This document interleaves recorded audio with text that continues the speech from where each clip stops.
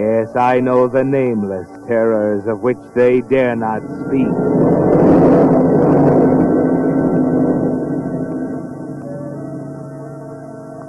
Hate can be a weapon to use against the world, or it can be a slow and deadly poison that shrivels the human heart.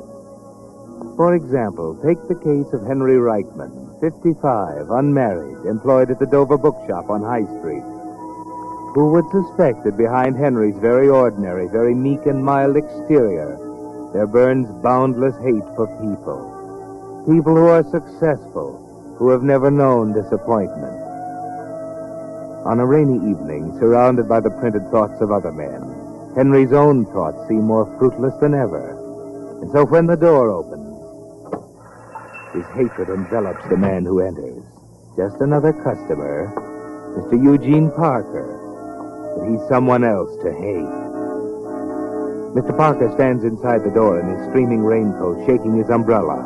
A jeweler by trade, no bigger than Henry. But he has a house of his own, a sense of his own importance in the world, and a nervous manner Henry always finds annoying. Good evening, Mr. Parker. Oh, hello, Henry. Hello. Nasty weather. Very ugly weather. Yes, sir. So where's Mr. Dover? At his desk, back behind the partition. Henry, will you come back here a moment? There he is now. Yes, Mr. Dover, coming. I'll come with you, Henry. Yes, Henry, come in. Henry, it just occurred to me Why, good evening, Mr. Parker. Hello, Dover. Hello. I thought I'd get in out of the rain. Well, I'm glad you did. As a matter of fact, you look as if you ought to be home right now. Yes, that's where I'm headed, but I stopped at the doctor's and he gave me another prescription to get filled. So I thought I'd do that first before I took a cab home. Only trouble is, I didn't know that the weather would be so bad. Is it your old trouble? Yes, it is. But the prescription will fix me up, if I get it filled. Why, Henry could do that for you easily enough. You just wait here and he'll run down to the drugstore. Well, I'm sorry, Mr. Dover, but I didn't bring my raincoat with me today. Oh, you could use mine, Henry. Of course you could. You're both about the same size. And my umbrella, too, if you'll be good enough to do it. Of course he will. Won't you, Henry? Yes, sir. Oh, good. Here's the prescription and the money. It's always exactly $4. Thanks very much, Henry. Yes, sir. You're entirely welcome, sir. Now, you must take care of yourself. Yes, indeed.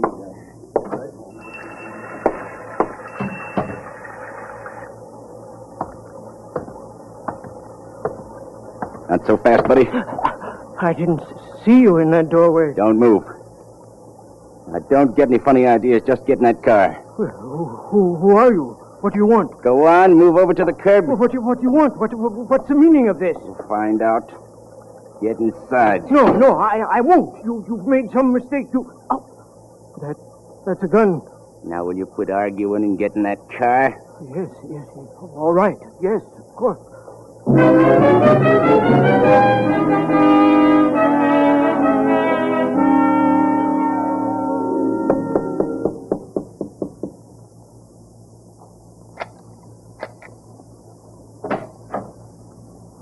Okay, Floyd. Come on in. You heard him. Get inside.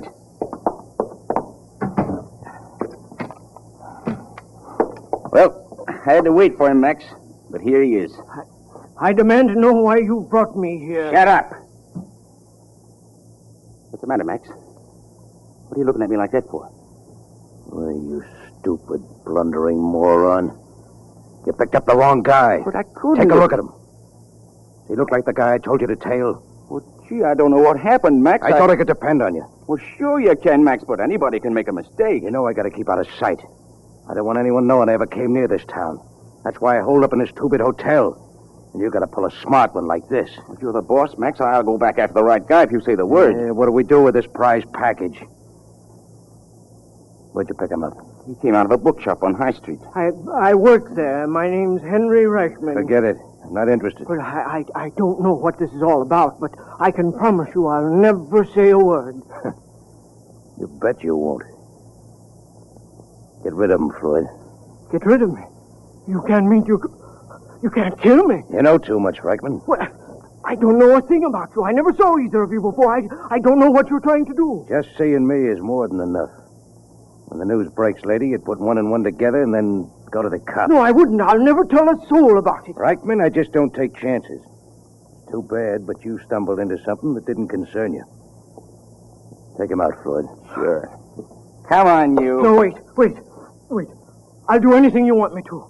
Anything at all. Quit stalling, buddy. You put us behind schedule No, already. please, listen to me. I'll make a bargain with you. I'll kill the man I was mistaken for. You... what? I'll kill him for you.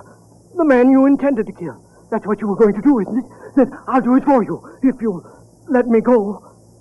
What do you say? Is it a bargain?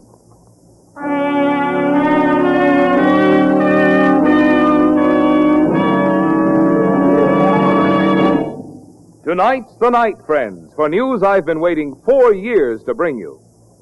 New Signal Ethyl is here. Post-war Signal Ethyl, the gasoline of tomorrow that you can enjoy today.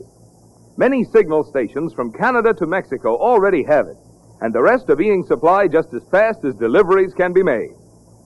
I could tell you about the pep and pickup and anti-knock of new Signal Ethyl. Oh, but that'd be spoiling the surprise. Just get a tank full of new Signal Ethyl and make that wonderful discovery for yourself. Touch your foot to the accelerator and feel that old motor get young again. Feel that performance you never dreamed was built into your car. Oh, there's real driving fun. New Signal Ethyl driving.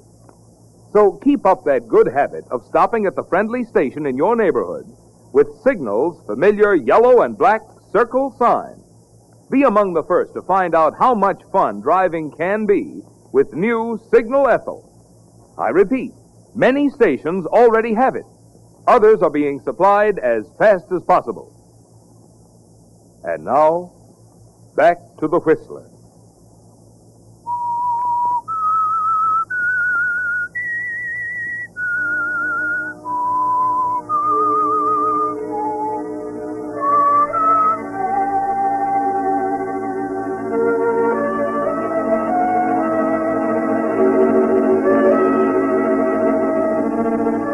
Standing there in that cheap hotel room, facing the young gunman Floyd and the tall, gaunt man called Max, you hear your own words with horror, don't you, Henry?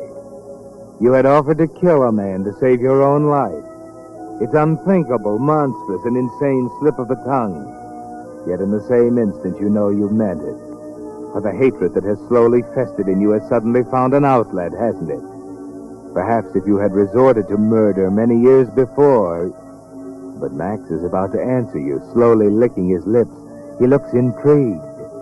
Maybe he's the kind of a guy who will take a chance on a proposition like this. You're not very funny, Reichman. I mean it. I'm quite serious. How long you going to listen to him make with the words, Max? Let me do it. I'm a failure, I'm a coward, a nobody, but now for the first time in my life, tell me the name of your victim. You going to listen to him all night, Max? You've got to tell me. Tell me his name. I don't think so. You know too much already. Then what harm will it do? After all, if you're going to kill me anyway. Yeah. There's something to that. Of course there is. If I'm going to die, I have the right to know why. Whose place have I taken by accident? You ought to be able to figure that out for yourself. No. Tell me. Why do you think Floyd picked you up? Well, I've already told you I don't know what this is all about. Whose raincoat are you wearing? That's the answer. You mean Mr. Parker? Sure. Mr. Eugene Parker. But that's impossible. Why, he's a respectable man. Mr. Parker's a jeweler, repairs watches, things like that. And things like that are what got him into trouble. He's a double-dealing little weasel. Oh, I'm sure you made a mistake. Everybody knows Mr. Parker. He dropped into the store tonight because he didn't feel well. Say he didn't feel well. He knew I was tailing him. But he couldn't. He asked me to go to the drugstore to get a prescription for him. It's right here in my pocket. Never mind. But I just don't understand. I think you do, Reichman. Mr. Eugene Parker knew Floyd was following him, so he ducked into your place and lent you his raincoat to throw Floyd off. He knew Floyd would stop you or pick you up, maybe even plug you and run. But that means he knew I might be murdered by mistake. Little thing like that wouldn't stop Parker. His own skin always comes first. How do you know about him? What's your connection with him? You know what a fence is? A receiver of stolen property? That's Parker. But his arithmetic isn't too good. In fact, it's so bad we came into town to subtract Mr. Parker from our scheme of things. Let me do it for you. I've a reason now. Are we gonna listen to this chump all night, Max? Wait a minute, let him talk. He interests me. You understand why, don't you? He was willing to let me die in his place. Now I have a right to kill him. Okay. Let's say we let you do it. Then I'm free to go. I saved my own life. It's a double cross, Max. I better take care of him. But you haven't anything to fear. The risk is all mine. Why, do you think I dare tell anyone about you? I couldn't. It'd mean my own neck. Sounds pretty good, Reichman. Oh, it's ideal for you. You have nothing to lose and everything to gain. You'll eliminate him at no risk to yourself. He's right, Floyd. It'd put us in the clear. Nobody could touch us. Yeah? How do you do it with Parker still back in that bookshop? Well, let me call up the shop. I'll see if he's still there. Keep away from that phone. Well, then, call the number yourselves. The Dover Bookshop. Look it up in the directory, Floyd. I can tell you what. I'm not taking any chances. Look it up, Floyd. What do you want to waste time for, Max? I'll take him out and then go find Parker. Get that number, I said. We'll find out where Parker is first. Then we'll decide what to do.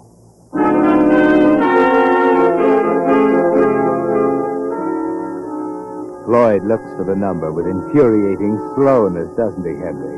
You could have dialed it in a moment, but they don't trust you. Of course, Mr. Eugene Parker trusted you. Trusted you to die in his place. Strange, isn't it, Henry? And a little frightening how all the passive hate you've ever known seems to shrink and harden and focus on that respectable citizen, Mr. Eugene Parker. That pompous little man, that would-be murderer. But perhaps it isn't wise to want to rush towards murder. What's the matter? No answer? Oh, not yet, Max. Want me to keep ringing? Yeah, hang on a second. I suspect Mr. Dover decided to close up for the night. Hey, he'd expect you back. You got Parker's raincoat and umbrella. Well, maybe Mr. Dover left a note tacked on the door for me. What about Parker? He's going to take a cab home. Maybe he got tired of waiting. Yeah, I guess you're right. All right, forget it, Floyd. Now what? I think maybe we'll make a bargain. You're nuts. I don't think so. Come on, Reichman. We'll make sure they've left already. We're driving back to the shop.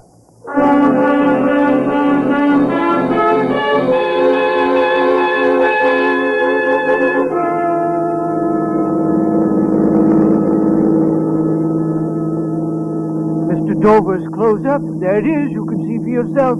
The lights are out. Pull up, Floyd.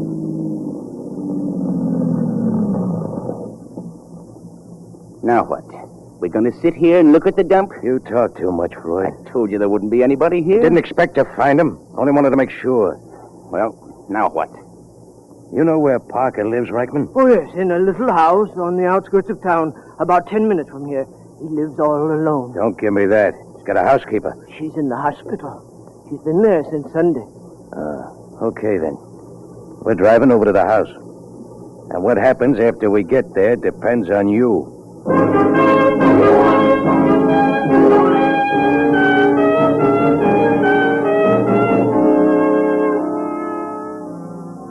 You're on the way to Mr. Eugene Parker's house now, Henry. But you've made your bargain, Henry. Your life or Eugene Parker's. And you intend to keep your life, don't you? If only there was some way you could get rid of Parker and not have to pay the penalty. And at the same time save your own skin. But that's just wishful thinking.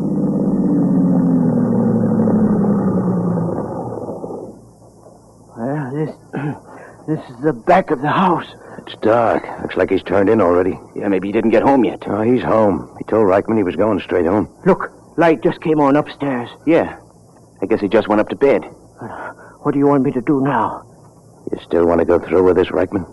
If I say I don't... Brother, that's just too bad. I didn't ask you. Don't give me none of that. Easy, Floyd, easy. Not trying to back out, are you, Reichman? Oh, no, of course not. But you must promise me. You're not in any position to make demands. Take care of Parker. That's all. Where's the gun I'll use? Give me a shoulder automatic, Floyd. It's got a silencer. You're nuts. If I slip me my rod, you'll start pumping us so full of lead we won't know what hit us. Take the clip out first, you moron. Go on, unload it. What for? Do what I say. What good will an empty revolver do me? I don't take chances, Reichman. You can load it inside the house. Now, come here. Watch the way Floyd does it. He's like this. And this here's the safety catch. All right. I understand how it's done. Well, now it's empty. Give it to him. Max, I still Give it to him. All right. I'll leave just one cartridge in the clip. Why, just one? We're not taking any chance on you barricading yourself in there and using that on us. Put it in your pocket, Reichman. All right. Now, listen to me. Floyd will get you in the back of the house. Are you sure? The door will be locked. I know it'll be locked, but Floyd will get you in. We'll give you 5 minutes to do the job after Floyd comes back into the car. But that may not be long enough. I won't know my way around the house. I'll have to move around pretty carefully. All right, here. Here's a flashlight. You can use that. Thank you. Just 5 minutes? It'll be enough. If you're not out, we're coming in after you. And the cops couldn't get clear out here in less than 15 minutes. Remember that. I'll do it. You don't have to worry about me. Just worry about yourself, Reichman. Don't try any double-crossing. You've seen what happens to double-crossers like Parker. I know what to expect. I know our bargain. See, you don't forget. Okay, Floyd. Get him inside.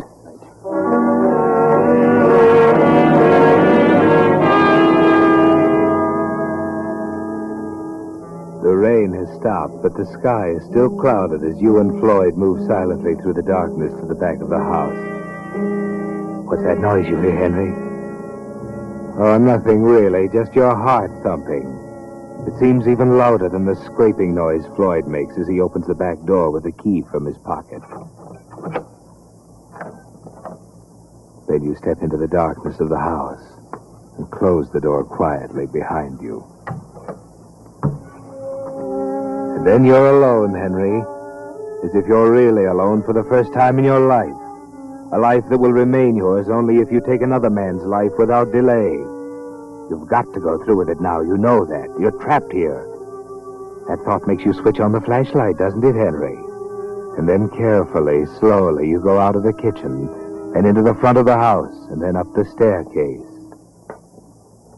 Softer, Henry, softer. Suppose Mr. Eugene Parker should hear you.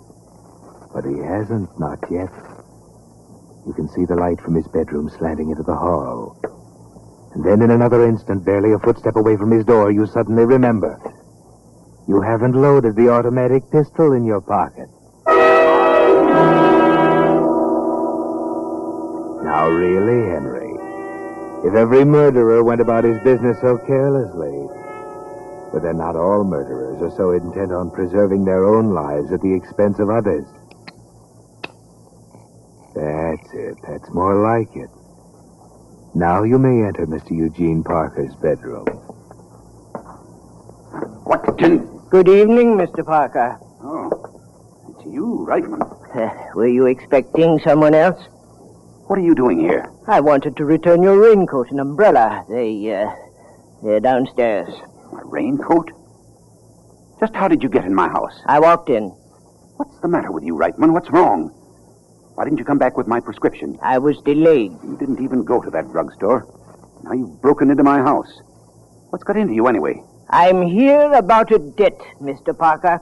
Well, if it's the $4 you mean, I could have picked them up from you tomorrow. I'm not thinking of your $4. Well, what do you mean? What kind of debt are you talking about? I'm here to collect a debt, not repay it. What kind of nonsense is this? You don't know what you're saying. The debt, Mr. Parker, is your life. Your life or mine. I've listened to enough of this. I'm going to call the police. I wouldn't advise it. I said I would not advise it. You think you can... Where did you get that revolver? From certain friends of yours.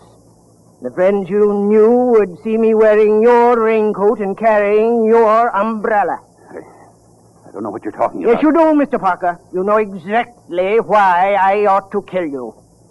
Kill me? Well, does that surprise you so very much? Well, I don't know what you mean. I can't imagine what's got into you. You only waste time by lying, Mr. Parker. You see, I've met Max and Floyd. You do know them, don't you? What are they? What have they told you about me? They've told me enough to make me want to kill you. No, you can't. You can't. Why shouldn't I? You'll be caught. You have no reason to kill me. Well, you expected Floyd and Max to murder me. No, I didn't. I swear I didn't. All I wanted was a little time. I knew they'd learn their mistake right away. And you knew they'd rectify their mistake by killing me? Or perhaps you hoped they'd kill me and not realize they'd made a mistake. That was it, wasn't it? No. That's exactly what you were counting. No, I was desperate. But I didn't mean you any real harm. When I came into the shop, I thought I could slip out the back way, and Dover insisted you get the prescription for me. I didn't really think about you, Henry. Yes, I know. You can't gain anything by killing me. Not a thing. I stand to lose my life if I don't. If it's money you want, No. I'll pay you well. I know Dover pays you starvation wages. I'll give you enough so you can leave the bookshop. You won't have to work there again. I don't want your money, Mr. Parker. Don't be a fool. Nobody need ever know about tonight. I'll certainly never tell. $5,000, Henry. I'll give you $5,000 if you'll simply walk out of here now. $10,000. I have the cash in the house. I can get it for you now. Don't move, Mr. Parker. But if you'll only let me get it Don't for move. you can't shoot me, Henry. You can't do it. You can't. I think I can, Mr. Parker. Because I must. No, Henry. I'm a sick man. You know I'm not well. If you had any mercy, No!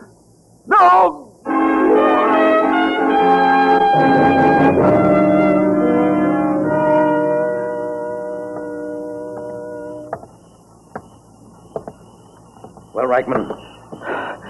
He's dead. All right, get in the car. But you promised me. I'm still keeping my bargain. I'm making sure you don't get picked up till we're out of this burg. But he's dead.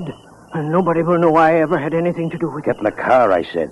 And give Floyd the gun. All right, here you are. Thank you very much. What's so funny? Well, you expect me to mourn the saving of my own life? We can talk about that at the hotel. Let's go, Floyd.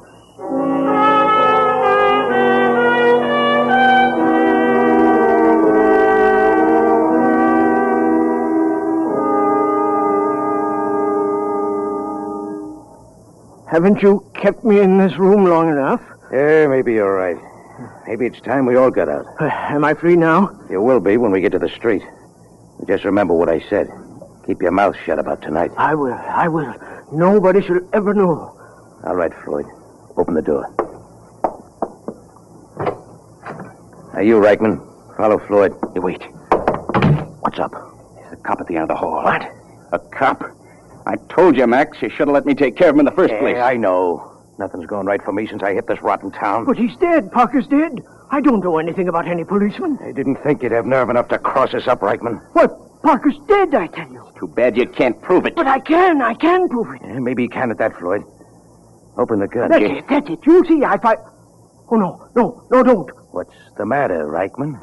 You've got to believe me. Sure, we'll believe you. Pull the clip out of the gun, Floyd. How about it? Double-crossed us. No, he's dead, I tell you. This rod hasn't been fired since I gave it to him. No, now wait, let me explain. Kind of late to explain, Reichman. You made a deal with Parker, didn't you? No, he's dead. Sure, without a shot being fired. Yes. You had him call the cops. And now they're outside. Max, I told you. No, he couldn't have called the police. He was dead. You turned us in, Reichman, but it's the last double-cross you'll pull. Wait a minute, Floyd. Wait, nothing. With the record I've got, No, I'd kill this. Please don't.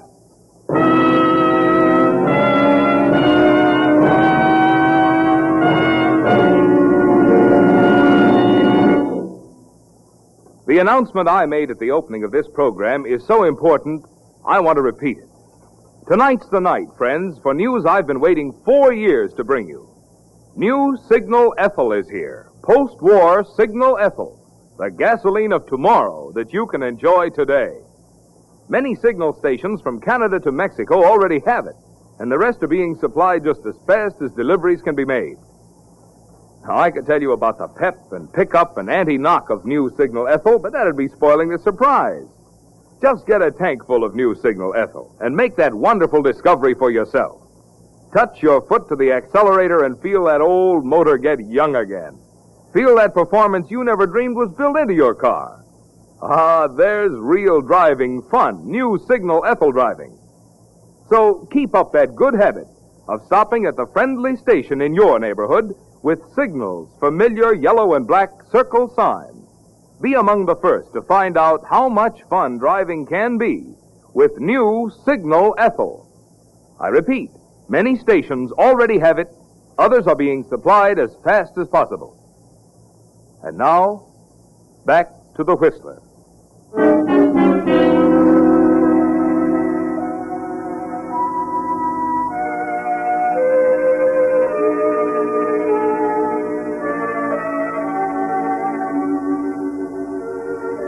Well, Henry, the police broke down that door, but not quite soon enough for you, did they?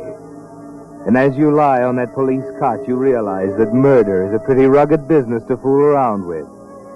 You're dying, Henry. Dying. And all for what? A murder you didn't commit, a misunderstanding. Yes, it was a misunderstanding. You didn't kill Mr. Parker. Well, not with a gun, anyway, but he was dead.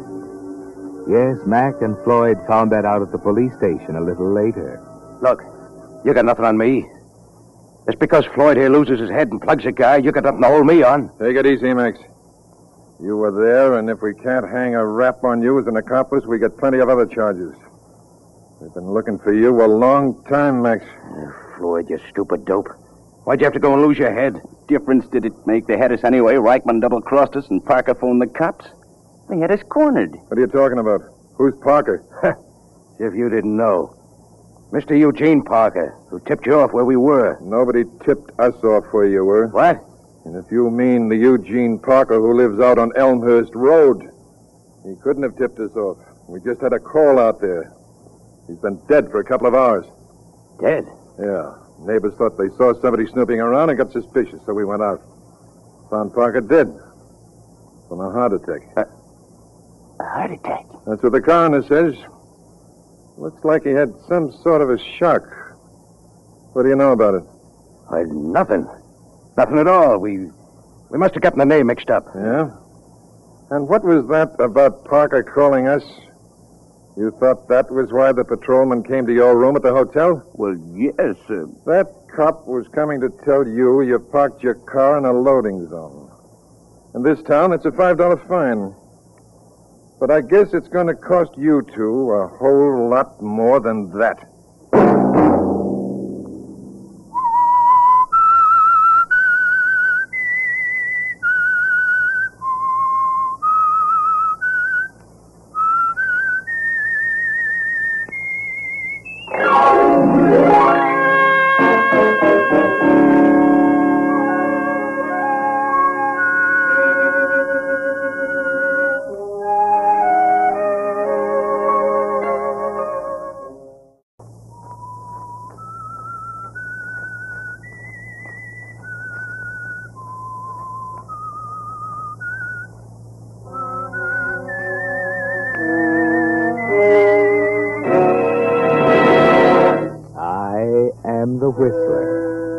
And I know many things, for I walk by night. I know many strange tales hidden in the hearts of men and women who have stepped into the shadows. Yes, I know the nameless terrors of which they dare not speak.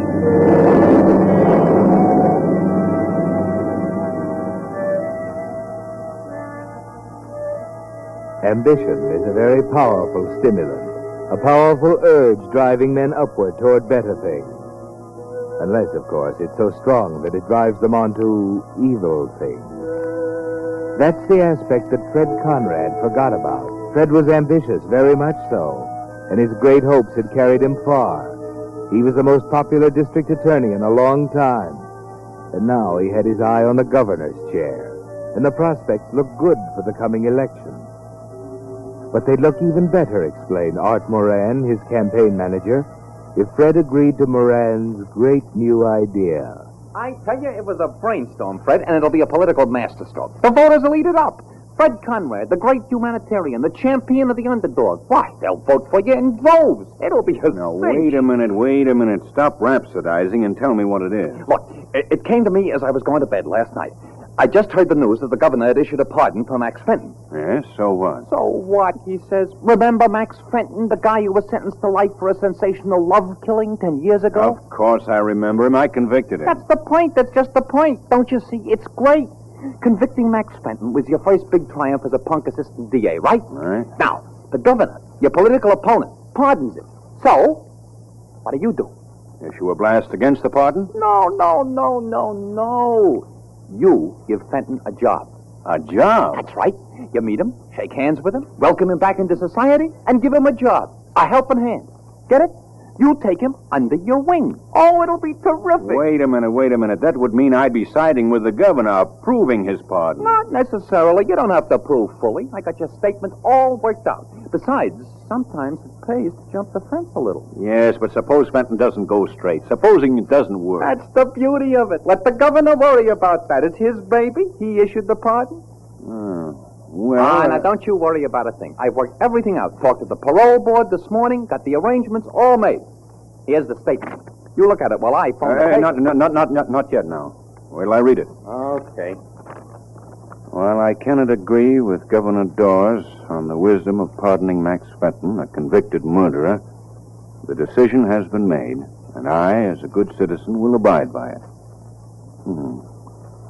Furthermore, I believe it my duty to give whatever assistance I am able to Fenton in his readjustment to the society to which he has paid his debt. Therefore, I have decided to employ Fenton in my home and to offer him every opportunity of once again becoming a useful member of the community. How do you like it? Not bad. I'll do it.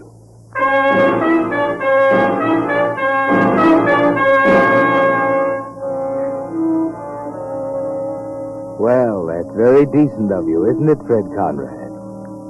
That is, it would be if you were doing it for a sincere motive, but you aren't. No, it's only your selfish interest you have at heart. Even when you meet Fenton at the gates and shake hands with him and he thanks you with tears in his eyes, even then it's the newspaper photographer you're watching. And you're thinking about the stories that will appear, Noble Decision, the human side of Fred Conrad, District Attorney, editorials lauding you to the skies. You're thinking of Governor Dawes up at the State House, who's wondering what's behind it, getting nervous about your new political popularity. It all comes true, of course. The newspaper is the governor. But publicity can attract attention lots of places, Fred Conrad, places you'd forgotten about. For instance, at the bar of the Club San Moritz. Hiya, Millie. What'll it be? Make it the same, Barney, but double. Double? Coming up, bourbon straight. Thanks. Something bothering you, Millie? Why? Why do you ask that? Just curious. You never ordered the double before. Oh. Yeah. Something's bothering me. Now, that ain't right. A good-looking doll like you. A swell singer. You knocked him with that last number. That guy down at the end of the bar there, for instance. He sat there with his mouth hanging open like he hadn't seen a good-looking woman in years. Yeah? He's not bad himself. If you like the type. Anyway, he likes yours. He's sure been staring at you. Know who he is? No, you want us to find out? You know better than that. The boss blows his top if I got guys hanging around here. Okay. Fill it up again, Barney. You mean another double? That's right. Yeah, you really are stewing. You want to tell old Barney about it? It might help. It might. Barney, did you ever hate a person so bad that all you wanted to do was hurt them? Somehow, anyway, hurt them? Well, now I don't know. Well, I have. So it eats you up inside. But you don't do anything. You keep it all inside of you. And one day, this person does something. And he's a big hero, talk of the town, great guy. Maybe you'll get elected to something. You wouldn't mean Conrad, would I'm you? not saying who I mean. But he's no hero, and I can prove it. He's a heel. suddenly all this you got inside you has to bust loose. You feel like you gotta get it out, get your revenge, or else. What are you going to do, Millie? I'm not sure yet, Barney. But I got a feeling that a certain hero in this town is going to be sorry I'm alive before very long.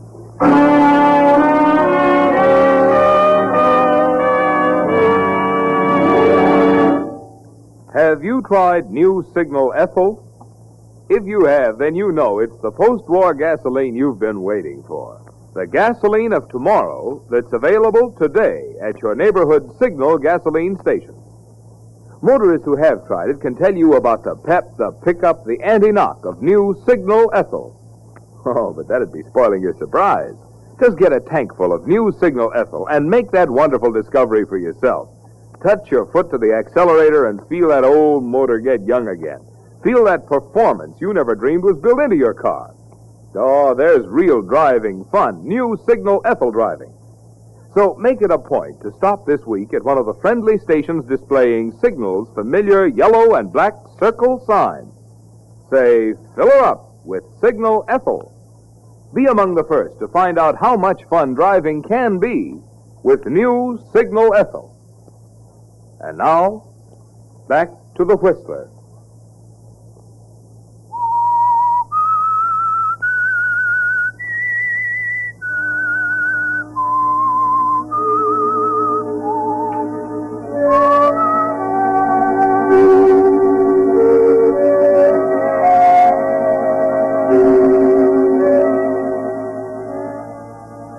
Frederick Conrad, public benefactor, great humanitarian. Too bad that opinion isn't shared by everyone. Of course, one person couldn't keep you out of the governor's chair. Or could she? Better get a grip on yourself, Fred Conrad, while you sit at your desk talking to Mrs. Christie, your housekeeper, as she cleans the room. Yes, sir. It's as certain as I'm here in this room, you'll be in the governor's mansion in 2 months. Well, thank you, Mrs. Christie, but, well, we'll take things as they come, eh? And believe me, those who've helped me, stood by me through the lean years, won't be forgotten. The little people who've served so faithfully, like you, Mrs. Christie. Oh, if that isn't just like you, Mr. Conrad, always thinking of others before yourself. Then, you're always doing someone a good turn. All those prodigies, for instance, like Mr. Fenton. Protégés, Mrs. Christie. Oh, yes, of course. Well, that's just my little hobby. You might call me a speculator. I invest in people, and the dividends are well worth it. Probably one of your investments to make another touch. Are you in? Yes. And before you open the door, get rid of that dust mop, will you please? Yes, sir. I'd like to see Mr. Conrad, please. Just a minute, now I'll ask if he'll see you. Mr. Conrad, it's a young lady. Never mind announcing me. He'll see me all right. Well, I never. Hello, Mr. Conrad. Remember me? Millie. It's Millie, all right. And I'm no ghost. Mind if I sit down? Well, no, please do. Good Lord. This isn't possible. All right, put your eyes back in. I told you I'm no ghost. I'm little Millie, Mildred's daughter. Remember me, Uncle Fred? Little Millie? Mildred's little girl? Well, of course, Millicent. Yes, Millicent. Now that we've got that settled, suppose you close the door. I'm here to talk business. Well, of course. You may go, Mrs. Christie. Where? Well, now, where have you been keeping yourself? Did you say something about talking business? Yes. And I don't like snoopy housekeepers. There, the whole thing. There. Well, my friend, you've done all right for yourself now.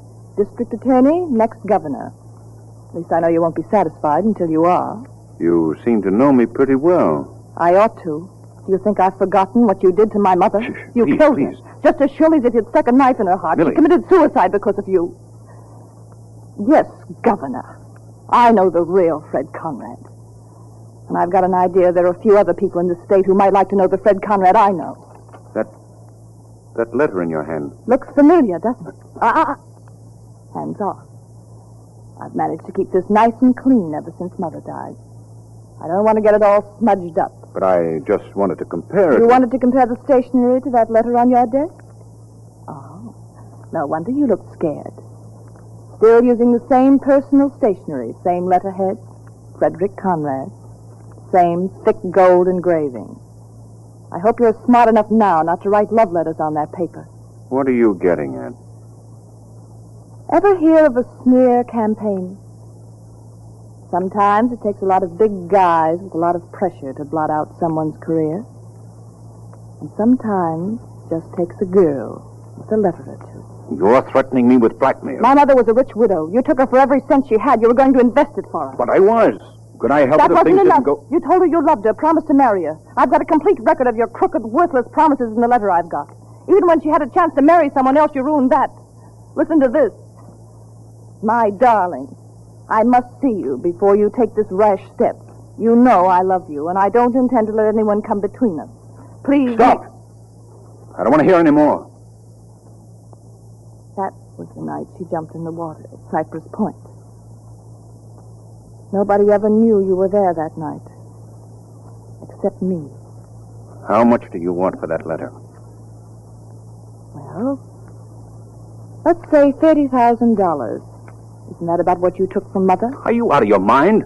I don't have that much money in the world. Okay, I'll take it on the installment plan. And we'll start with $5,000 by next Wednesday. Oh, you cheap little blackmailer. Cheap is hardly the word. I think you'll find me rather expensive before I'm through with you. Wait. Who's there? Me, Mr. Conrad. I brought the car. Oh, I'm sorry. I didn't know you had company. It's all right, Max.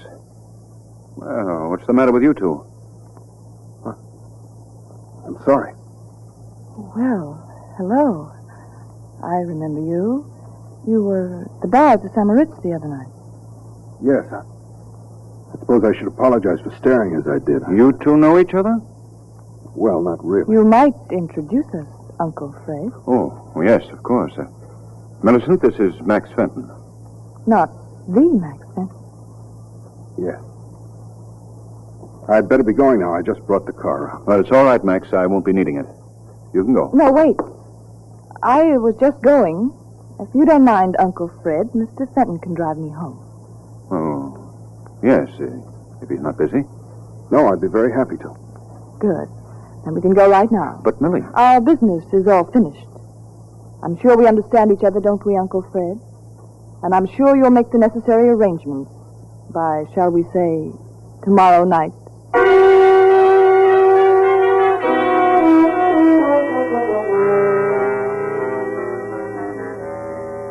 Well, Fred Conrad, the road to the governor's chair looks a little harder than it did a few minutes ago, doesn't it?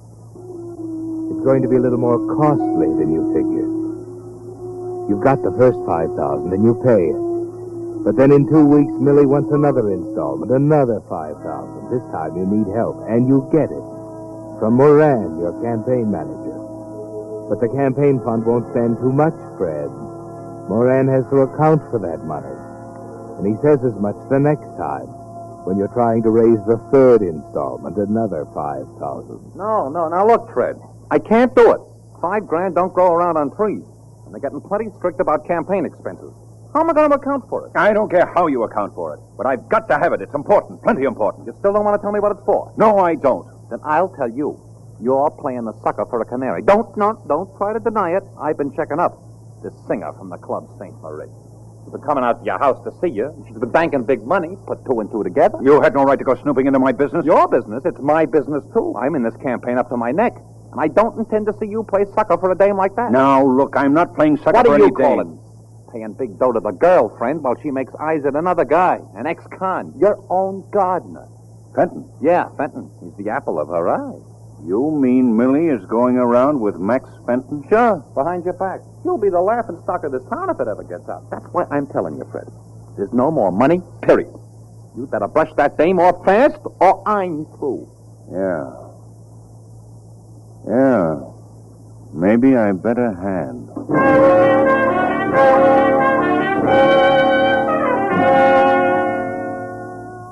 Now, Fred, what's going through your mind? When Moran told you about Millie and Fenton, a great idea burst in your mind, didn't it? A great idea. But wait, Mr. District Attorney. You're thinking about murder. Murder, Fred Conrad. You know all about that. You know what happens to murderers. You've sent them there many times yourself. So if you're going in for anything like that, you'll have to be careful, plenty careful. Set it up carefully, Fred. Well, Max, you certainly have the green thumb. The roses haven't bloomed like this in years. Just what I've been telling them, Mr. Conrad. Would you look at this basket of Cecil Bruner's? My, aren't they beautiful? Where'd you learn so much about flowers, Max? I took care of the garden. You know where. Oh, yes. Yes, I see. We'll have to hurry if you want some of the zinnias, Mrs. Christie. It won't be light much longer. Why, it'll be light for another 2 hours. What's your hurry, Max? Now, Mr. Conrad, it'll take him a good 2 hours to get cleaned up for his date tonight. How'd you know I had a date? Oh, I may be dumb, but I'm not blind and deaf.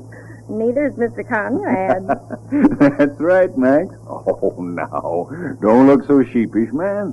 You've got a fine girl in Millie. And a mighty good looker. Yes, sir. There are plenty of young swains who'll testify to that. What do you mean by that? Well, Max, I do believe you're jealous. Just look at his face, Mr. Conrad. A regular thunder. Give me that basket. I'll get you zinnias. Why, land sakes, the man must be silly in the head to get so upset over a little thing like that. Oh, I was a fool to make that remark. Not at all. It wasn't your fault. The man is just crazy jealous, that's all. You're right, Mrs. Christie. It's very obvious. I just hope I haven't made a mistake. Why, what do you mean, Mr. Conrad? Oh, nothing except, you remember why Max Fenton went to prison? Why, yes, it was... Yeah. He killed his girlfriend in a jealous rage. Oh, no. I only hope I haven't made a mistake.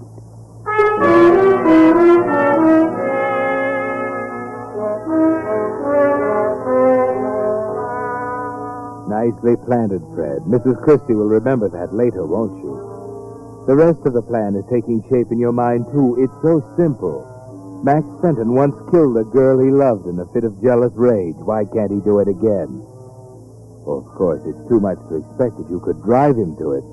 But it wouldn't be hard to make people believe it if Millie were found dead, would it? Not hard at all. Of course, that means that you personally must do the job. But, well, ambition has carried you far, Fred, and you're not going to give it up now. No, not Fred Conrad. Now all you have to do is set up the scene. And Max Fenton helps you with that when he comes in to apologize. I just wanted to apologize for that scene in the garden, Mr. Conrad. I don't know what came over me. I guess I acted pretty stupid. Oh, don't worry about it, Max. A man isn't responsible for anything in this heat. I don't know what's wrong with me. It's just that when a man's gone through what I have, his past just won't let him be. I guess sometimes I'm afraid of myself. Does that sound crazy to you? No, it doesn't, Max. But you've got to exercise some control over yourself, man. Snap out of these neurotic fears. You're a free man. You've paid for your crime. Face the future with courage. You'll need it. What do you mean? Just this. Unless you're prepared to face things as they are, you're licked.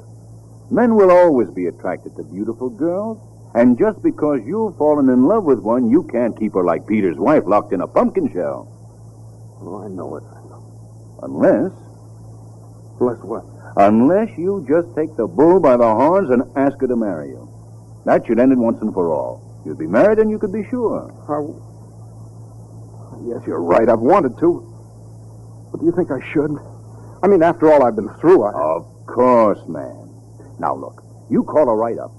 Make a date to see her tonight. Take her to some quiet, secluded spot and ask her and get it over with. By golly, Mr. Conrad, you're a brick. You make me feel like a new man. I'll do it. I'll go out and get the engagement ring and make a date to meet her at Cypress Point tonight after she gets off work. Thanks, Mr. Conrad. Thanks a lot.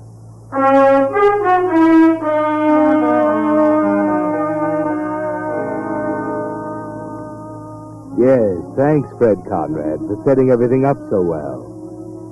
If Max Fenton only knew how well. It's going just the way you planned.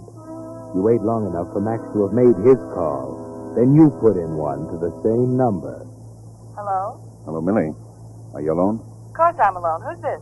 It's Fred Conrad. Listen, I'll have that money for you tonight. Well, tonight's only Monday. It's not due till Wednesday. But you don't understand. I'll have all of it. So what? Hey, you mean the whole amount? Yes.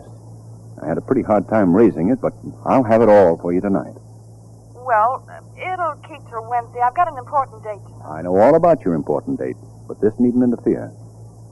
I'm not keeping that much cash on me any longer than I have to. I'll get it to you tonight, and you see that you have those letters. Look, I told you, I can't... What time is Max meeting you at Cypress Point? 11:30. I'll be there at 11. I'll give you the money, get the letters, and be gone in 10 minutes. Say, what are you trying to pull? The setup sounds phony to me. I'm getting fed up with this business, Millie. I'm going to wash my hands of it once and for all. Either you'll agree to my proposal, or we'll just forget the whole thing. You can go ahead and carry out your threats. At this point, I'm beyond caring. Okay. Skip the dramatics. Meet you tonight at 11. And see that you're on time. I will be. And see that you remember to bring those letters.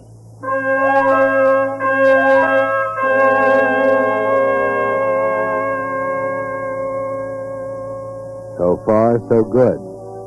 The plan is thoroughly formulated in Fred's precise legal mind. And as the time for action approaches, he carefully reviews each step in the plot. By 10:30, Mrs. Christie will be asleep. He can slip out without her ever knowing.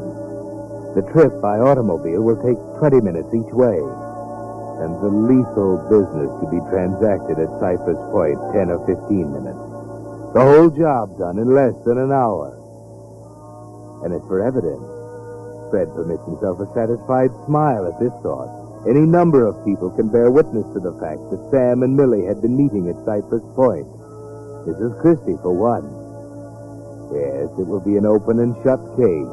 That's what Fred keeps telling himself as he makes his last-minute preparations before getting the car out of the garage.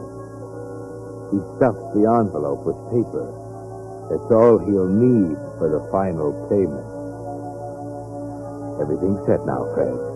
So you drive out to the point in exactly 20 minutes, park carefully behind a row of shrubs, and climb up the incline to the little park overlooking the water. It's very quiet and lonely looking. There doesn't seem to be anyone here. Until suddenly you see her, lying on the ground. Millie! Good Lord! She's dead.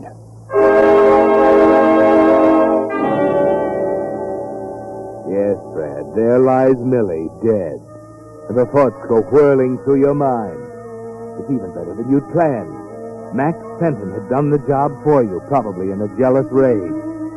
Maybe Millie refused to marry him. Somehow you don't stop to wonder about the fact that Max wasn't due until 11:30. But you should have, Fred. But now it's too late. Your thoughts are rudely interrupted. Yeah, she's dead. Uncle Fred. Max! What have you done? That shouldn't interest you so much as what I'm going to do. Max, no! No, stop! Max! What are you doing, Max?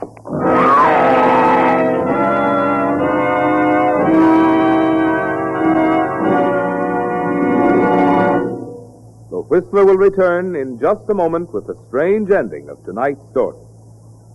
Meantime, a word about the gasoline you've been using this week. Has it had quicker starting, faster pickup, higher anti-knock than any gasoline you've ever tried? It has, if it's been new Signal Ethyl. For Signal Ethyl is that new post-war gasoline drivers are buzzing about, as superior to pre-war gasoline as the jet plane is to propeller power. Yes, no matter what year that car is you're driving, it'll seem years younger when it takes its first power-packed draft of new Signal Ethyl. Oh, but wait a minute. You needn't take my word for this superior performance. There's a better way. Just stop at the friendly station in your neighborhood, displaying Signal's familiar yellow and black circle sign, and let a tank full of new Signal Ethyl talk for itself. See if you don't agree with me that there's an entirely new thrill in driving when the gasoline in your tank is new Signal Ethyl. And now, back to the Whistler.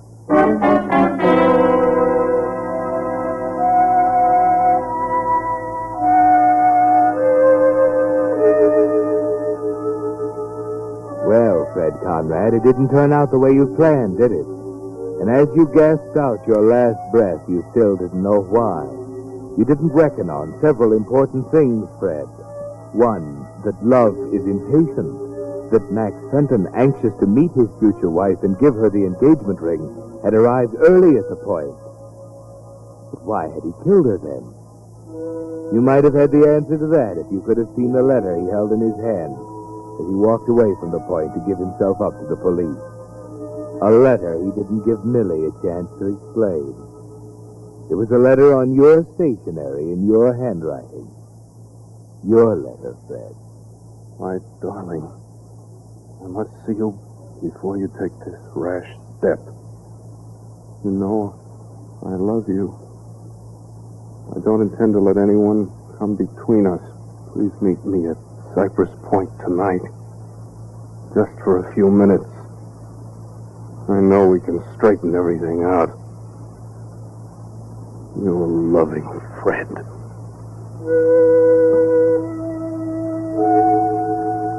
Yes, Fred, the letter you wrote Millie's mother long ago. The letter you were going to buy back with murder. The irony of it was you wouldn't have had to. You see, Millie was in love, too. She decided you'd suffered enough. Her revenge was complete. She intended to give the letters back to you tonight and keep the $10,000 she already had as a wedding present from you to her and Max Fenton. Too bad, Fred. It might have worked out so well.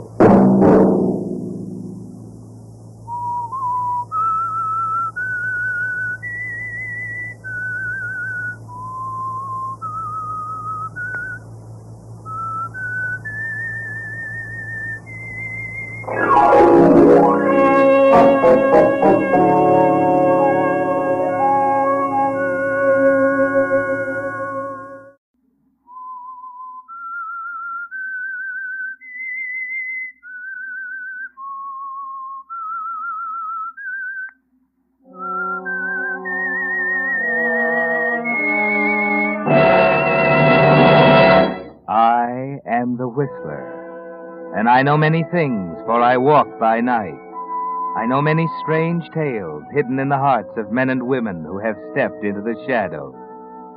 Yes, I know the nameless terrors of which they dare not speak.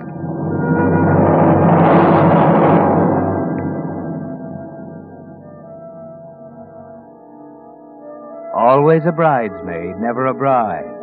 You know the old saying. But have you ever thought how that thought must rankle in the minds of women to whom it is applied? Ellen Livesey, for instance. Ellen always seemed to lose out with the men she set her cap for. And who can say what emotion plagued her now that she could no longer be called a young woman? She didn't show it, of course, even when men came to her about their troubles with other women, like Glenn Reed. It's maddening, Ellen. What am I going to do about her? There's nothing much anyone can do when a girl falls in love. Don't say that. She's not in love with Paul Carroll. She can't be. Glenn, pull yourself together. I'm sorry. I know what Sheila means to you, but you can't deny reality, Glenn. The fact is, Sheila's met someone else, and there isn't anything you can do about it. 2 months ago, she was going to marry me. I didn't know that. Well, not a definite promise, but until Carroll came along... What has she told you about him? Glenn, you can hardly expect me to tell you You've what... got to tell me, Ellen. I've got to know. I don't think I have to violate a confidence for anyone. But you said she's in love with him. How do you know? Did she tell you? Yes, she told me. I don't believe it. Really, Glenn, if you're going to behave this way... I know I'm a fool. But, Ellen, if you knew what all this is doing to me... I think I know. Ever since Sheila met Paul Carroll, she's been infatuated with him. And I can understand why. But why can't she see her money's made a hit with him, too? Oh, Glenn, lack of money doesn't mean anything to Sheila. I've certainly never been wealthy. Why, the jobs I've had. Dime store clerk, telephone operator, stenographer, and now secretary. Yet Sheila and I have always been close friends. Very close. Ellen, I'd do anything. Humiliate myself, anything, if she'd only let me talk to her. Do you want me to call her for you, Glenn? Oh, no. No, I wouldn't want you to do that. Yes, you would. When you called me this afternoon, I knew that's what you wanted me to do. I'll call her right now. Well, all right, if it isn't too much trouble. You know it isn't. Oh, that's a silly thing to do. I started to dial the wrong number. Well, good heavens. Hello? Why, Sheila, what a coincidence. I was just trying to get you. Sheila, what is it? What's the matter, Ella? Sheila, I can't understand you. Sheila! Sheila! Ellen, what's wrong? What's happened? I don't know exactly. She seemed terrified. Something about someone trying to break into her apartment. And then her voice seemed smothered, and we were cut off. Oh, good Lord, we'd better get over there. Well, I'll call the police. Maybe they can get there quicker.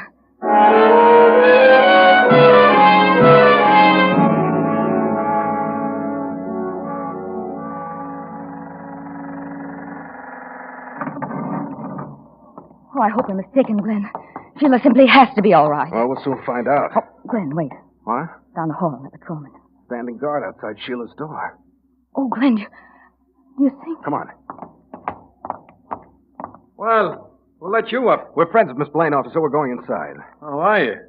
Well, I don't know how you got by downstairs. Nobody tried to stop us, officer. We simply came right up. Why can't we see Miss Blaine? What's happened? Just a minute now, just a minute. What's going on in there? What's wrong? I said hold your horses, young fella. Wilson, get downstairs and... Who are these people? Well, sir, that's what I was just My about... name's Ellen Livesey. I called police headquarters about Miss Blaine. Oh, yes, Miss Livesey. I'm Captain Hazlitt of the Homicide Division. Homicide? Captain, what's happened? Sheila Blaine has 2 bullets in the back of her head. She's dead.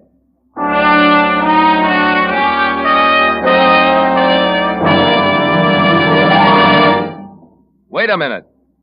Have you tried new Signal gasoline? That new super fuel that offers you premium performance at no extra cost? If you have, you know what an amazing new motor fuel it is. Not just pre-war quality, not just an improvement on old-style gasoline, but an entirely new type of super fuel that embodies in one giant stride the amazing advances of wartime chemistry. For Signal is the new gasoline you can prove is superior. With new Signal in your tank, you immediately notice 1, quicker starting the moment you touch the button. 2, faster pickup. You actually feel it. 3, higher anti-knock. Just listen to that old motor purr, even on the steepest hills. And 4, you'll find you go farther than ever on new Signal, because you'll be shifting less, enjoying more economical high-gear miles.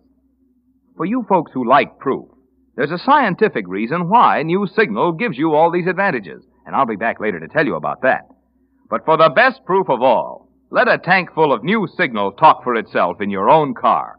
That the quicker starting, faster pickup, higher anti-knock, and longer mileage show you why new Signal is the new post-war gasoline you can prove is superior. And now, back to the Whistler.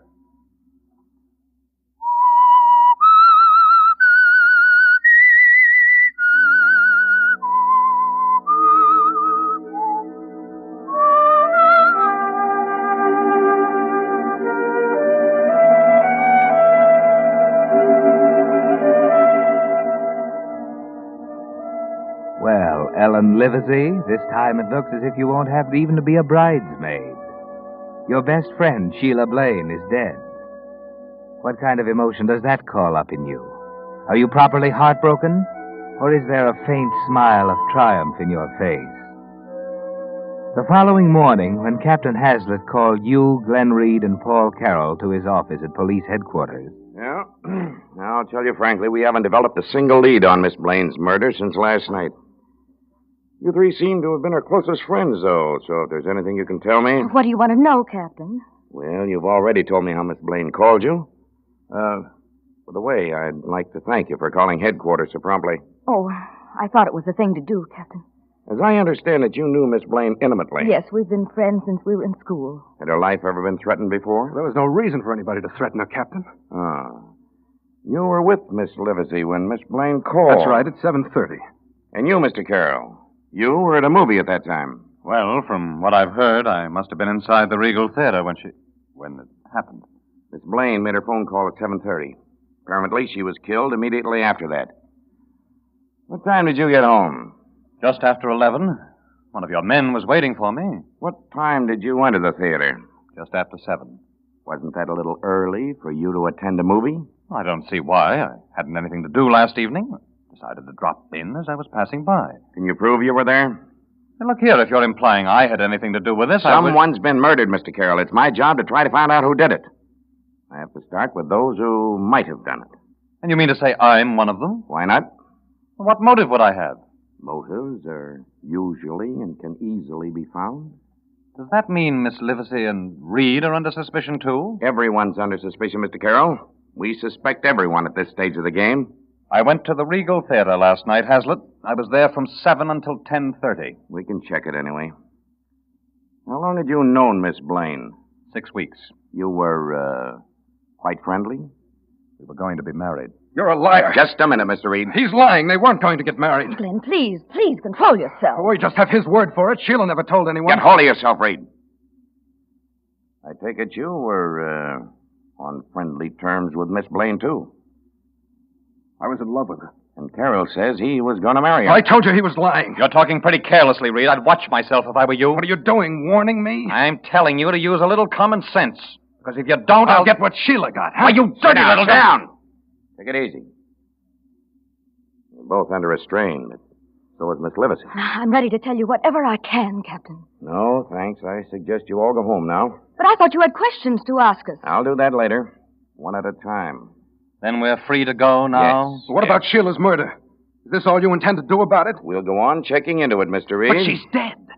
Don't you understand that? Somebody's killed her. Somebody's got to pay for that. We'll go on checking, Mr. Reed. Haven't you any ideas or theories at all? Right now, I'd say the coroner's jury will have to hand in a verdict of homicide by person or persons unknown. We get those cases every so often. Sneak thieves, intruders, surprised by their victims. Kill, get away. Sheila wasn't killed by any sneak thief. How do you know? Well, I don't know for sure, but it couldn't have been that. Go home and get some sleep, Mr. Reed. I'll call you if I want you. Thanks for your cooperation, everyone. Thank you, Captain. Paul, Yes, Helen. will you be good enough to take me home now?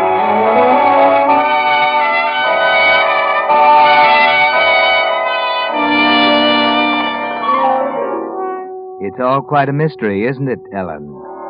The police get nowhere, and soon it's almost forgotten. Yes, even you almost forget it.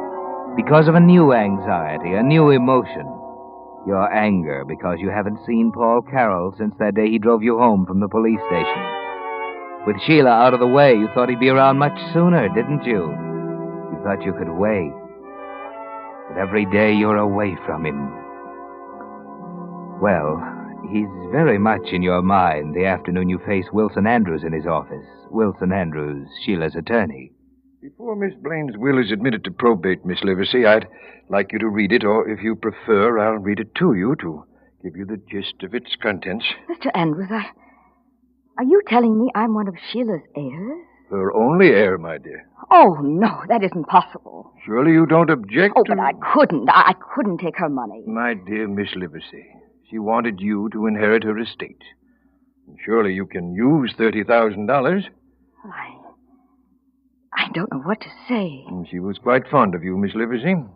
I'll always remember her great glee in describing how surprised you'd be. Yes, I can imagine. If there are any questions you wish to ask, why... I think not, Mr. Andrews. Very well. Oh, yes, there's one question. When will I come into the estate? Almost immediately, I'd say. I hope this bequest will bring you much happiness, Miss Livesey. Happiness? Why, yes, perhaps it will. Perhaps it will.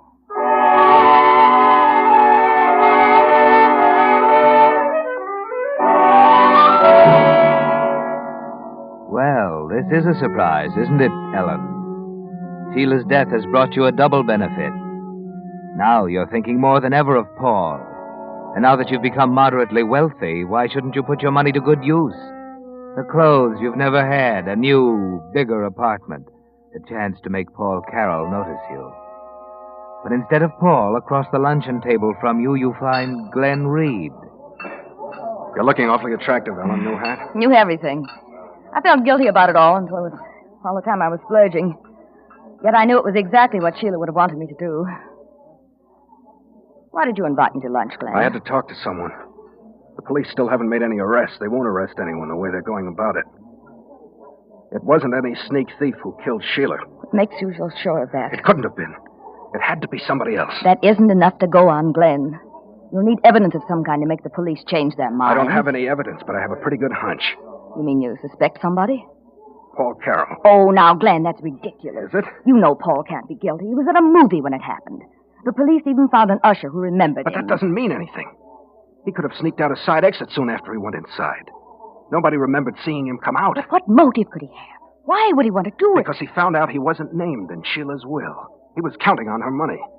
Then he found out how she really felt, so he killed her. But Glenn, by the same token, I'd have a motive for killing her because I knew I'd inherit her money. But you didn't know you were named as her heir. Oh, yes, that's true. Besides, we know neither of us killed her. Carroll's the only one who had both the motive and the opportunity. Glenn, he was at that theater. So he says. Well, what are you going to do about it? You're going to go to the police? I don't know yet. All I know is I won't let Sheila go unavenged. I'm going to find out who killed her. And when I do... Please don't do anything rash. Now, promise me you won't do anything you might regret later. Promise me, Glenn. I'm not promising anything. Oh, don't tell anybody what I've just said. I'll take care of this in my own way.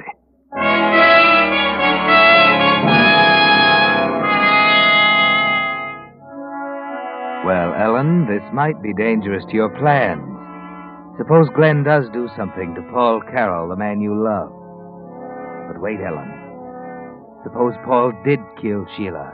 You wouldn't want the murder of your best friend to go unavenged, would you? Or would you? Love is a very strong emotion, even when it's one-sided. You haven't seen Paul for weeks. He hasn't called you up at all. Never mind. Now you have an excuse, Ellen. An excellent excuse for seeing him. You like my hat, Paul? Oh, yes. Very nice. The very first time I've worn it. Oh, is it? You've never noticed anything I've worn, have you, Paul? What? What makes you say that? Oh, no reason. Why did you want to see me, Ellen? Well, because we both loved Sheila. And because I haven't seen you since it happened. Well, I meant to call you and congratulate you on inheriting her estate, but somehow I didn't get around to it. Shall I consider myself congratulated now? If you like. You've changed, Paul. You're not the same at all. Maybe I've good reason for it. Were you so much in love with her? I don't know. What does that mean? Well, you knew Sheila as well as anyone. You know what she was like. She was beautiful and capricious, unpredictable, provoking. You found that out in 15 years. I knew her for 6 weeks. During that time, there were hours when I adored her, and moments when I could have killed her. Not a very good choice of words, is it? I know what you mean, Paul. Now she's gone. My world's pretty much upside down. And yet, if she'd lived, I don't know how long we'd have lasted together. Were you really going to get married? Well, I'd have persuaded her to.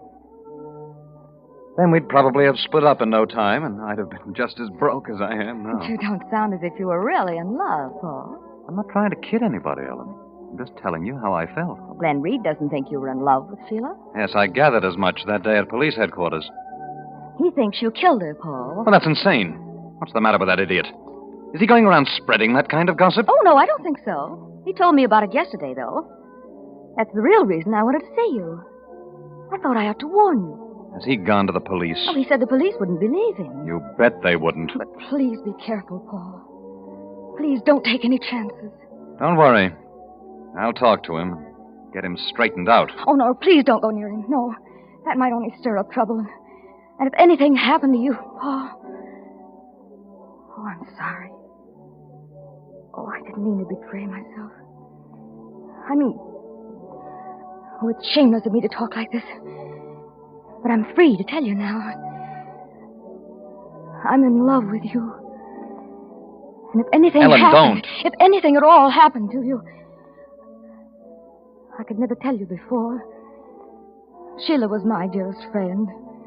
But just like Sheila, the first time I saw you, I fell in love with you, too. Now you know. Oh, I'm a fool for telling you this way. But I don't care. I have money now, Paul. We can share it together. I'm not ashamed of myself. I'm proud. I want to stand up here and tell everyone. Ellen, I think we'd better go. Oh, Paul, please. Please let me finish. It wouldn't do any good, Ellen. Oh. I'm sorry. I don't know what else to say. There's nothing else to say, Paul. Shall we go?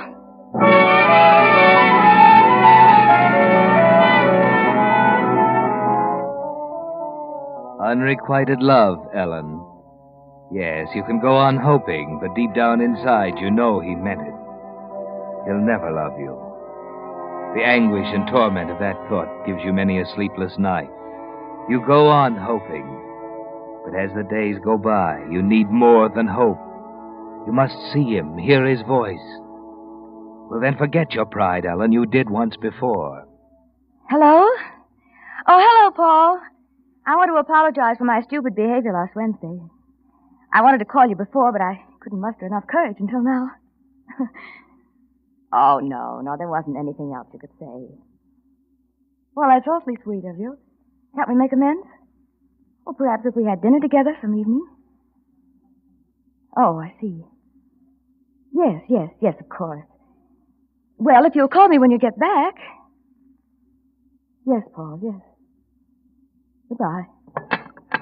When you get back. When you get back.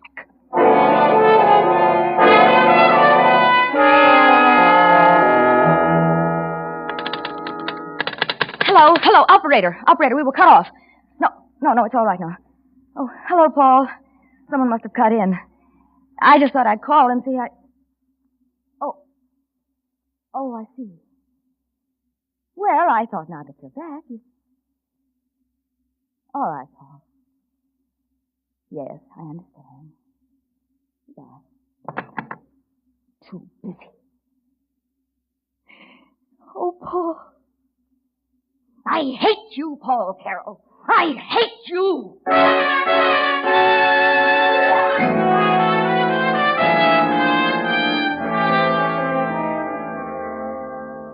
You never thought you'd say those words, did you, Ellen? You didn't remember that love is an emotion very close to hate. But now you know. Paul Carroll doesn't love you, never will love you. He's avoiding you. He's too busy. You hate him now, don't you, Ellen? You're going to take that hate out in action, something drastic, aren't you? Hello, Glenn Reed? Oh, hello, Glenn. This is Ellen. Yes, I know. I haven't seen you for ages. Did I see you tonight, Glenn? Really important. About Paul Carroll. No, I can't tell you now. Can you come to my apartment tonight? Oh, say 8 o'clock. All right. I'll be expecting you.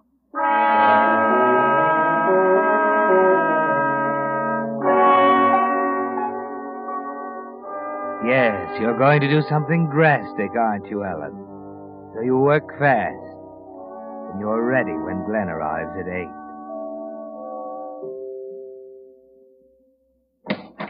Why, hello, Glenn. Do come in. Thanks. You haven't seen my new apartment before, have you? No, I haven't. It's pretty swank. Said you had something to tell me about Paul Carroll, Ellen. What is it? Well, please sit down first. You make me uncomfortable I think standing I'll that stand. way. What's happened? Well, it's a little hard to tell. Especially after I wouldn't believe you. My suspicions about Carroll, you mean? Yes. I saw Paul several weeks ago, just before he went out of town. He acted rather strangely at that time. Then I talked to him on the phone today, and... Well, now I'm inclined to think you're right. Something he said aroused my suspicions. What was that? Well, we were chatting casually, something about radio shows, when Paul mentioned a certain program. And he suddenly changed the subject. Later, I realized why. He talked about a program that was on the air while he was supposed to be at the theater the night Sheila was murdered. Are you sure of that, Ellen? I wouldn't have called you if I weren't. First, I thought of calling the police, but then I could see the evidence would seem so flimsy to Captain Haslett. Yes, you're right. If we could see Paul alone, just the two of us with him, and trick him into confessing. How? Well, I could invite him to the apartment tonight. I'd tell him you're here, and then when he That arrives... wouldn't do any good, Ellen. I think it would. I'll give him a ring. I wouldn't do that, Ellen. Nonsense. We both want to avenge Sheila's death, don't we? But if you'll only listen to me... Oh, always making that mistake. I keep dialing Sheila's old number. Oh, good heavens, that startled me. Hello? Oh, well, hello, Paul. I was just about to call you. Yes, I wanted to invite you over. Oh, don't say you can't come. Well, I suppose I could. Mm-hmm. All right, Paul. Yes, I'll be there. Goodbye. Well, that wasn't hard. He won't come here, but he'll be glad to see me at his place. He won't expect to see you with me, so we may be able to surprise him. I don't think so, Ellen. Why not? We're not going to visit Carol. I thought we'd agreed. Let me have the phone, Ellen. Glenn, what in the Let world? me have it. Really, Glenn? Very well. What in the world are you... Glenn, I demand an explanation. Why don't you answer it?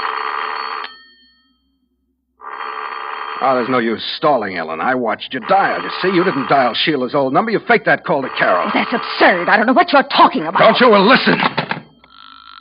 There's nobody on the line, you see. Because the 4 numbers I just dialed make your own phone ring. You didn't talk to Paul Carroll just now. Really, Glenn, I'm not going to sit here and You let couldn't you have tell... talked to Carroll. I know that, Ellen. You see, I've already killed him.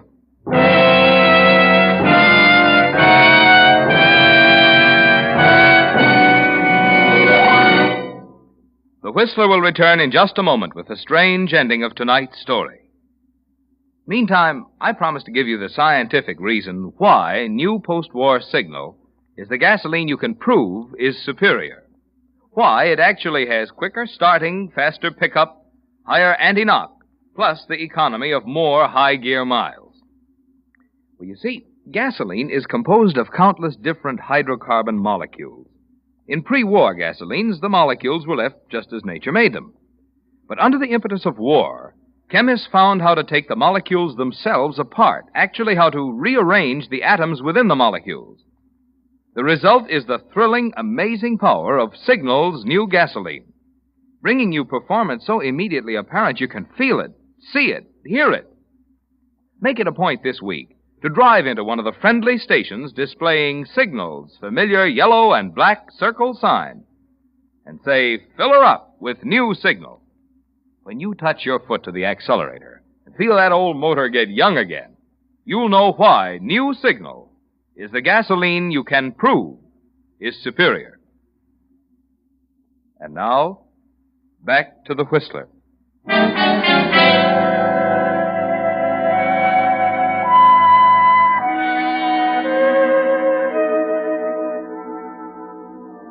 The unexpected can be a physical blow, can't it, Alan?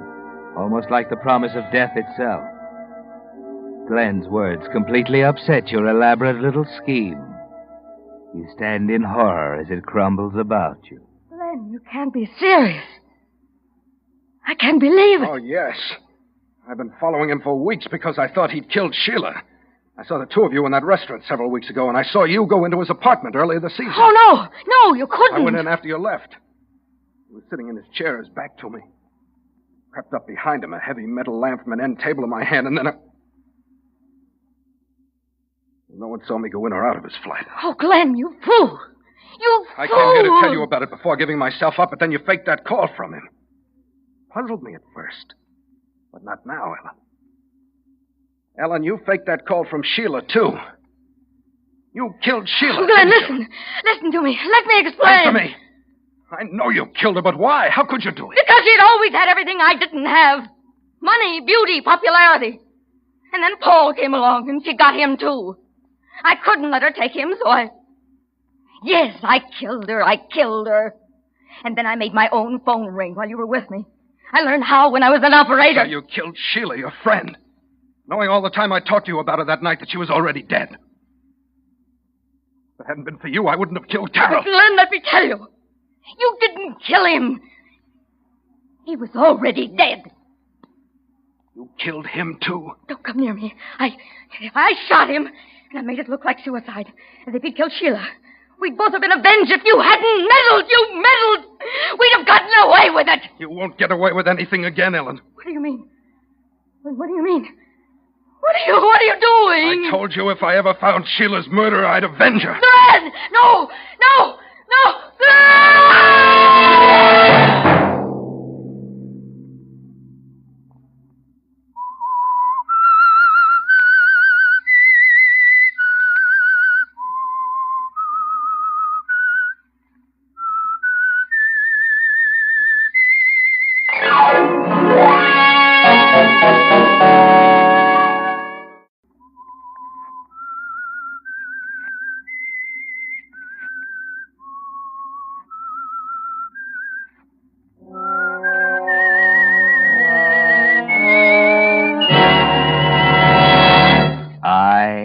am the Whistler. And I know many things, for I walk by night. I know many strange tales hidden in the hearts of men and women who have stepped into the shadows. Yes, I know the nameless terrors of which they dare not speak.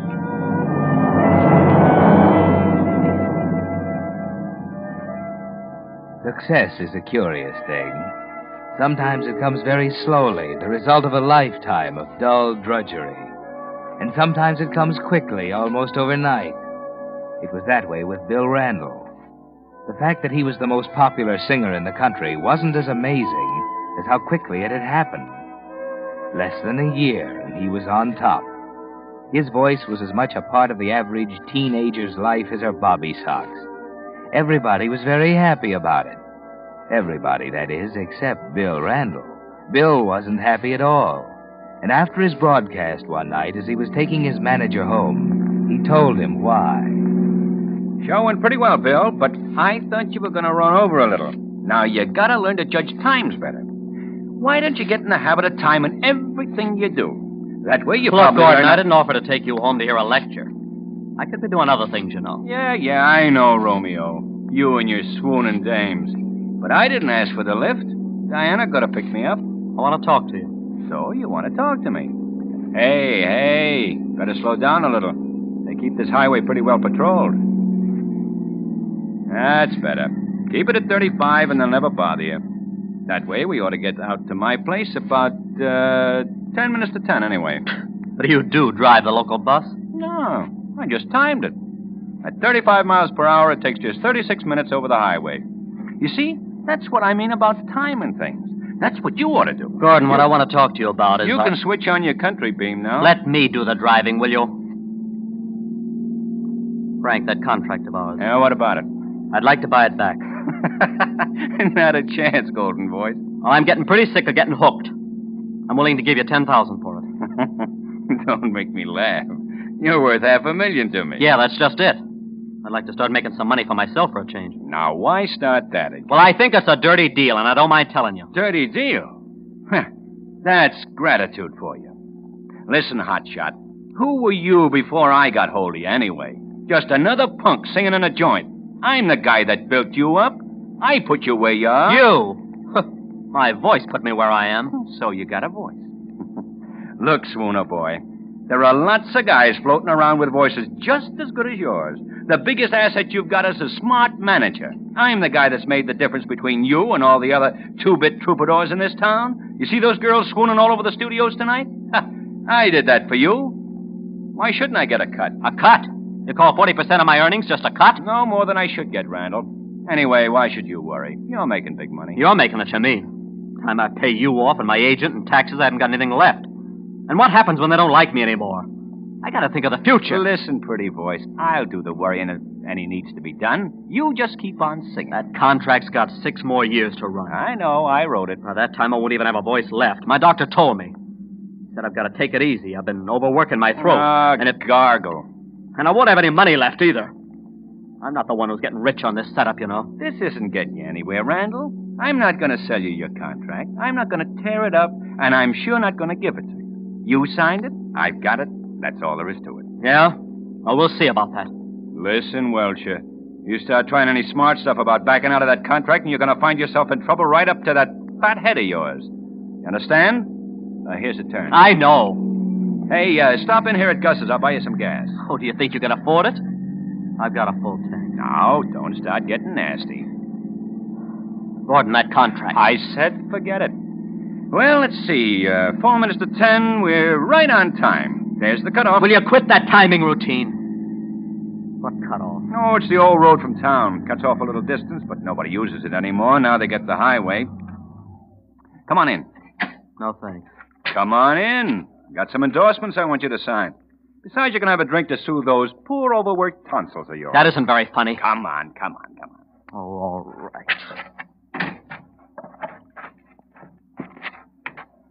I guess Diana stayed home tonight. Hello, Dad. Oh. Hello, Bill. Hello, Diana. You have any luck finding a housekeeper today? No. Guess I have to carry on a while longer. Well, it's not going to hurt those delicate hands of yours. I got those endorsements in my desk, Randall. Come and take a look at them. What are you going to do? Make me sign them? What do you mean? That gun in the drawer. Oh. No, Glamour Boy. I don't think I have to use a gun to handle you. I just keep it because it's a good idea to have one. Living way out here, you know. Well, here they are. Look them over.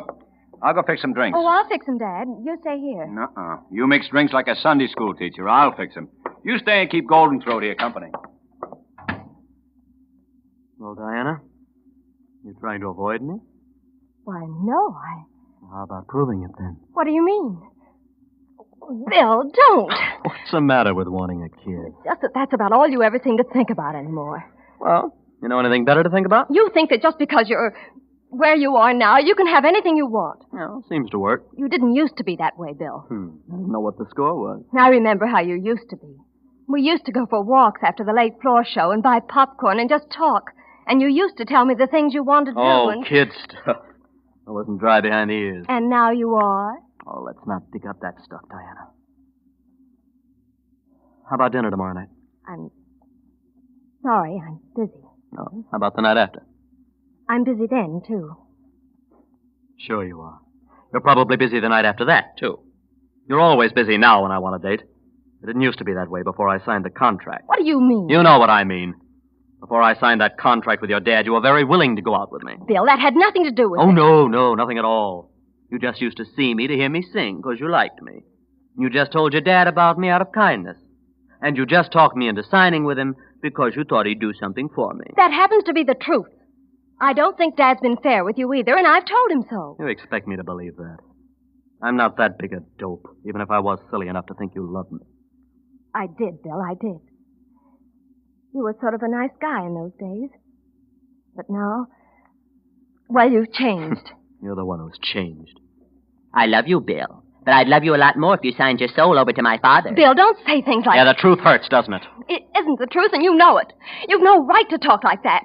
You've got that idea in your head, and you won't listen to anything else. You've gotten so bullheaded, so conceited that you just All can't right, say... okay. It doesn't matter anymore, I guess.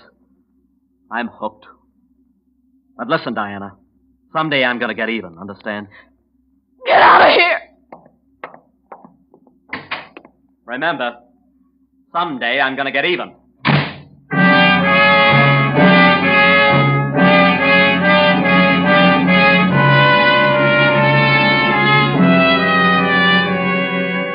Well, Bill, that wasn't exactly a tender love scene between you and Diana, was it? Those things she said about you, how you changed, how conceited you were, they didn't set very well, did they? They made you pretty angry.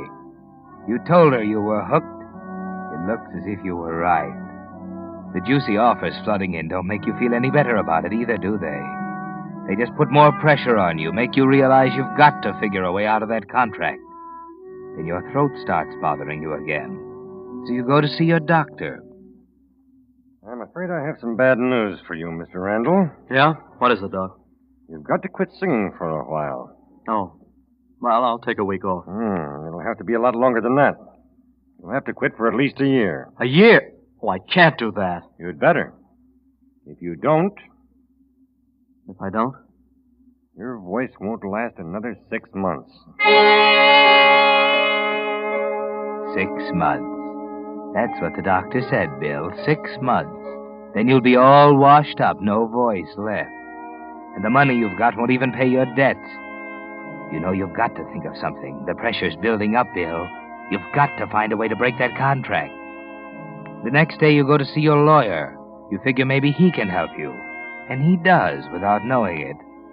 As you sit listening to him, an idea starts coming to you. No, Bill, I've been over that contract a dozen times. There isn't a loophole in it. It's airtight. Look, Steve, suppose I tried to prove that I didn't realize what I was signing. No, I'm afraid not. You did know what you were signing, and you could never prove you didn't. You just didn't realize it was going to mean so much money. No, you might as well give up and serve out that 6 years, because as long as he's alive and kicking, he's never going to let you out of it. Yeah. As a matter of fact, even if Gordon should die, his share would go to his daughter. He's seen to that. Yeah. So they're both holding the whip hand over you, Bill, both of them. Yeah, I'd have to get rid of both of them. Well, I'm glad you still have a sense of humor. Yeah. Well, Steve, I'll be running along. Thanks for everything. I'm sorry I couldn't help you any. Let's get together soon for a little golf, huh? Okay. So long. So long, Bill. Yeah. Yeah, I've got to get rid of both of them.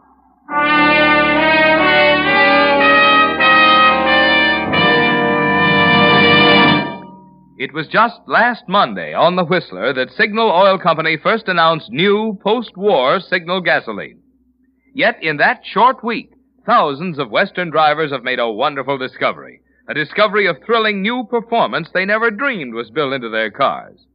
For new Signal isn't just another gasoline, not just pre-war quality, not just an improvement on old-style gasoline, but an entirely new type super fuel that embodies in one giant stride the amazing advances of wartime chemistry. Yes, new Signal is the new gasoline you can actually prove is superior. Prove it in 4 ways. 1, with quicker starting the moment you touch the button. 2, faster pickup. You actually feel it. 3, higher anti-knock. Just listen to that old motor purr, even on steepest hills. And 4, you'll find you go farther than ever with new Signal. Because you'll be shifting less, enjoying more economical high-gear miles. Really now, wouldn't you like to discover just how much fun driving can be? The way to do that, you know, is to drive into one of the friendly stations displaying Signal's familiar yellow and black circle sign and say, fill her up with new Signal gasoline. And now, back to the Whistler.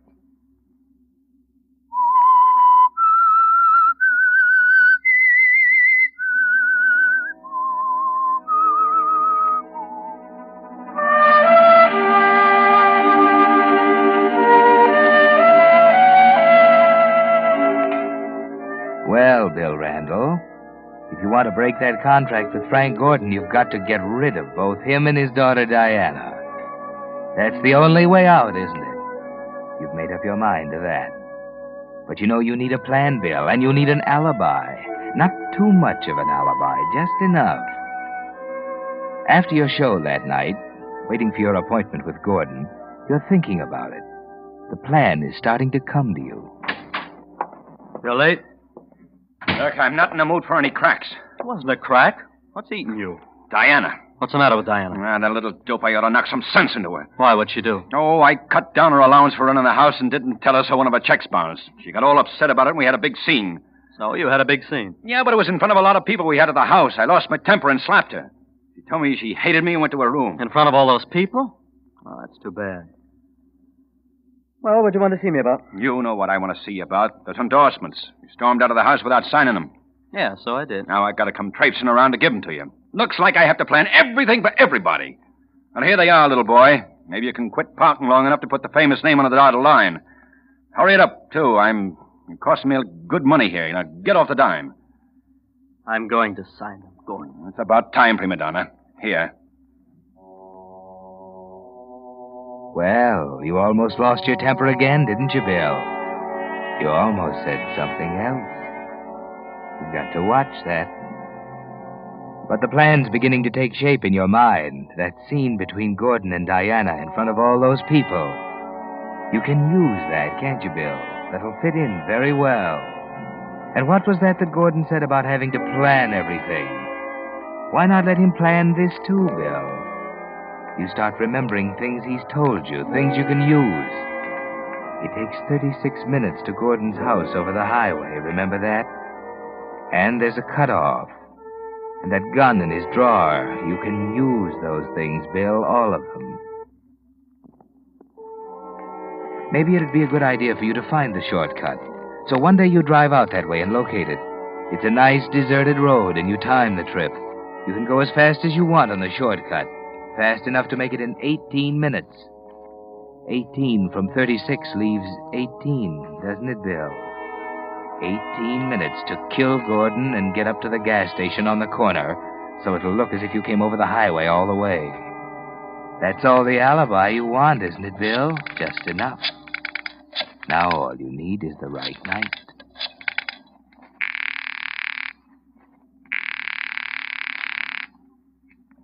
Hello? Hello, Diana. Oh. You want to speak to Dad? No, you. Look, Bill, I thought we'd settled all that. I don't see why you keep calling up every night for a date. I've told you there's no But, Diana, I want to see you, to tell you that told me enough the other night. I don't think there's anything more to say, and I wish you'd stop calling. Suppose you're busy tonight. Yes, I am. Anybody I know? That's another thing I wish you'd stop asking. It doesn't happen to be any of your business. No, I just want to know who the lucky guy is. It isn't a guy. I happen to be going over to Dorothy King's house for the evening. Is that all right with you? Yeah, sure. Have a good time. Thank you. Goodbye. Oh, say, Diana. Yes. As long as you won't go out with me, I might as well take care of some business tonight. Would you tell your dad I'll be out around 10 to talk over some things? I'll tell him. Thanks, Diana. Bye. Goodbye. Dorothy King's, huh? That's 3 miles the other side of Gordon's. Just right. Okay, tonight's the night.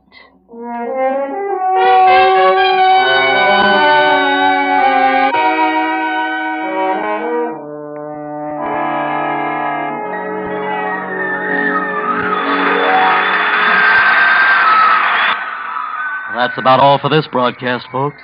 This is Bill Randall thanking you for listening and asking you to be around same time tomorrow night. Is it a date?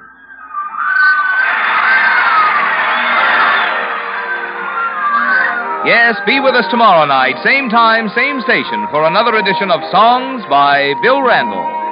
And don't forget, this is National Safety Week.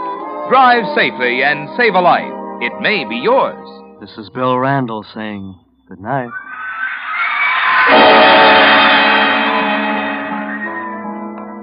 You ducked the autograph kids, and you're out of the studio now, hurrying toward your car. You knocked them dead again tonight, didn't you, Bill? But you're not thinking about that now. All you're thinking about is your car waiting for you, and your time schedule for the next 45 minutes. It's all timed, Bill, timed to the minute. And here's your car. Hi. Are you Bill Randall? Yes, officer. This your car? Yes, it is. Well, what's the trouble? I'd like to check your brakes. This is National Safety Week, you know. We're checking cars. Oh, well, officer, would you mind if I got it down the road away? I've got an appointment in that direction, and I don't want to be late. Well, I guess okay. Only don't forget to do it. You'll probably be stopped anyway. Thanks, officer. I'll take care of it.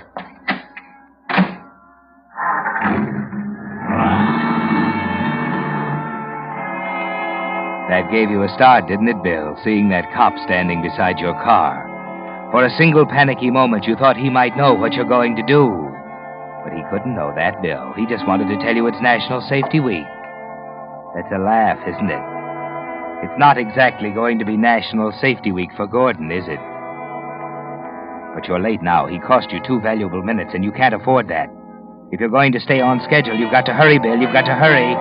You're on the back road now, speeding up. The minutes are sliding by. 10, 11, faster down the back road. 13, 14, your foot's pushing the pedal to the floor. 16, 17, the car's wide open. You're going to make it, Bill.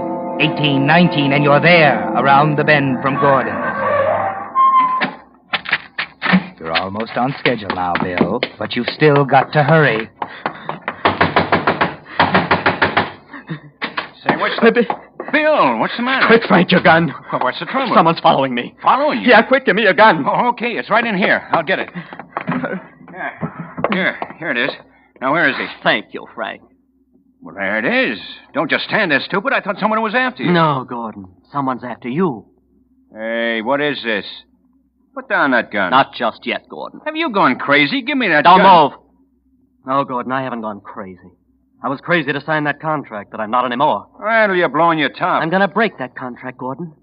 I'm going to use your gun to do it. Don't be a fool. You can't get away with it. They'll find you. I don't think so, Gordon. They'll be too busy pinning it on someone else. Well, Randall, say, maybe we better talk a little. Shut up. You've talked enough. I'll get on that phone and call Diana. Diana? I don't know where she is. Oh, quit stalling. You know she's at Dorothy King's. I'll pick up that phone and dial Crescent 2417. Tell her to come home immediately. It's an emergency. And nothing more. You understand? Okay. Hello? I'd like to talk to Diana, please. This is her father. Now, for the last time, Bill, will you... Shut up. Hello, Diana? Listen, baby, come home right away. It's an emergency. She ought to make it in about 5 minutes, huh? Yeah, I guess so. Well, that gives you about 30 seconds more to live. Now, Randall, You listen. know, Gordon, you used to tell me I couldn't judge time, didn't you? Well, I've gotten better. This is timed to the minute. But, Bill, for pity's sake... You might be interested in knowing just how well it is timed. Diana's going to get here in a few minutes, and a little after that, the cops are going to walk in and find her standing over your dead body. I think they'll jump at the obvious conclusion. Diana, why? You're not going to drag her Quite into the this... fun parent all of a sudden, aren't you? Yes, I'm going to drag her into it. And when the cops hear about that scene between the two of you the other day, and when I show them something I've got in my pocket, I don't think they'll have much trouble establishing a motive for her. Pretty neat, don't you think? No, Bill, no. Now, listen, please. Let's talk this over, huh? You Yes, won't... Gordon. Don't, no. Yes. No!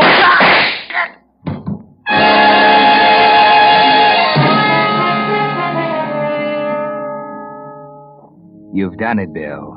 There he is, and you're not even nervous. Your plan has worked beautifully so far. It's 20 to 10, Bill. That gives you 5 minutes to make a phone call and get up to the service station on the corner.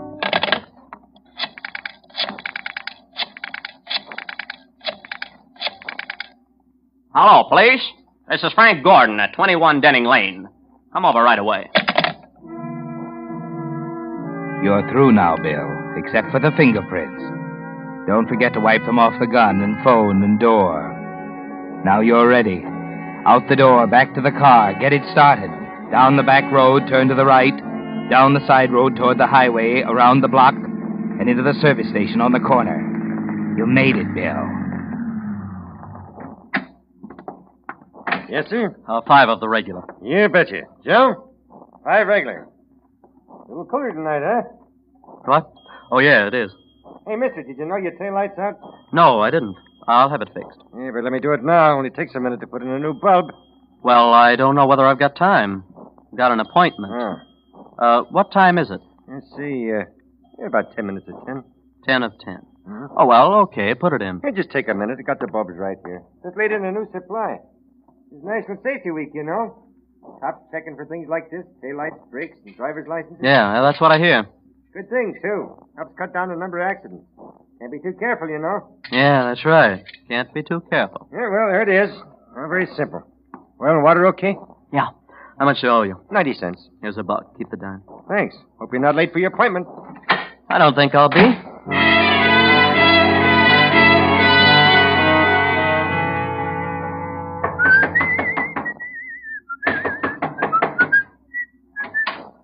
Oh.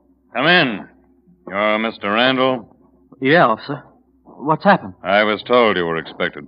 What's the Diana. Oh, Bill, dead. What? Mr. Gordon is dead. Dead? Oh, how? What happened? He was murdered. Murdered? Why are you looking at me like that? Oh, no, Diana. Of course you didn't. Mr. Randall, we'd like to ask you a couple of questions. Why, sure. You had a 10 o'clock appointment with Mr. Gordon. Yes. Did you see him earlier? Why, no. Did you talk to him over the phone? Not today. What was your appointment about? Why, it was just some business. What kind of business? Well, I'd rather not say. It might look like... Let's have it, Randall. Well, all right. It was about this agreement I have here. Gordon was going to sell me his interest in my contract. This was the agreement. I was going to give him $10,000. Here's the check. What? Well, he said he told you, Diana. I asked him especially because you stood to inherit your father's interest in my contract if anything happened to him.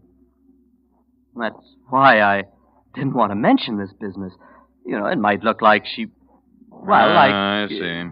You've been a big help to us, Mr. Randall. Oh, but I'm sure you can account for Diana's whereabouts throughout the evening, officer. Yes, we can. We know where she was a little after the time Gordon was murdered. She was right in this room. And with what you've told us, I'd say the case was just about wound up.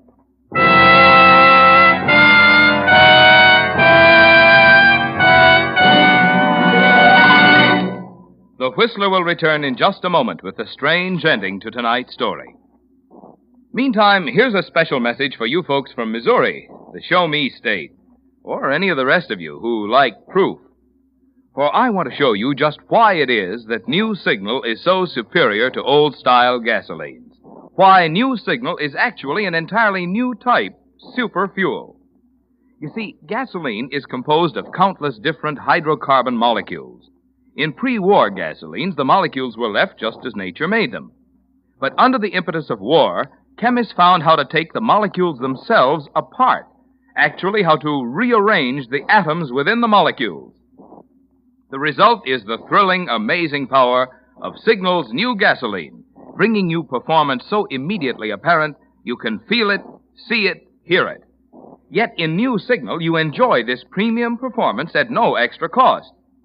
Now, if you have that Missouri trait, I can hear you say, "You gotta show me." And that's just what we want to do. Next time, fill up with new Signal.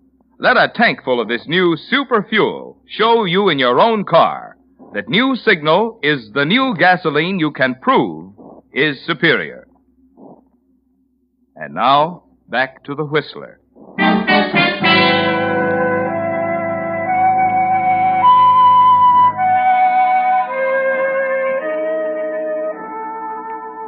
Yes, Bill, the case is just about wound up.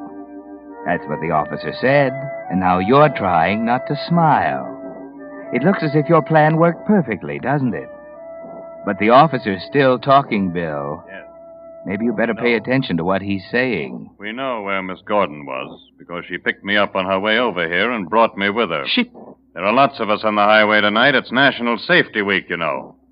You see, that telephone call she got from her father sort of aroused her suspicions. She hadn't told him where she was going tonight. As a matter of fact, you were the only one who knew. Hmm? Anyway, when we got here together and discovered the body, and I checked up with the people Miss Gordon had been with, I knew she couldn't very well have done it. But I don't... Randall, can you account for your whereabouts? Why, yes. Yes, I can. I left the studio right after my show at 9:15, drove out here on the highway, stopped for gas at the corner. I think I got there about 10 of 10. I see. Anything unusual happen on the highway? Why, no. I just drove along at my usual speed. That's very interesting, Randall. Very interesting. I told you it was National Safety Week. So happens we've been stopping everyone on the highway since 8 tonight, checking driver's licenses.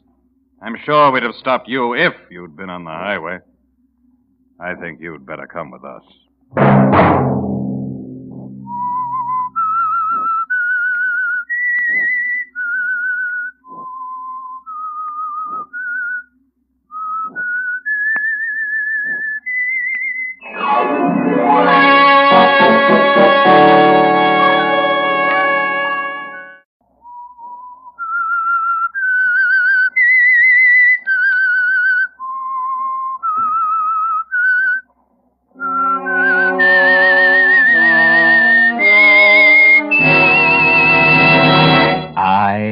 The Whistler, and I know many things, for I walk by night. I know many strange tales hidden in the hearts of men and women who have stepped into the shadows. Yes, I know the nameless terrors of which they dare not speak.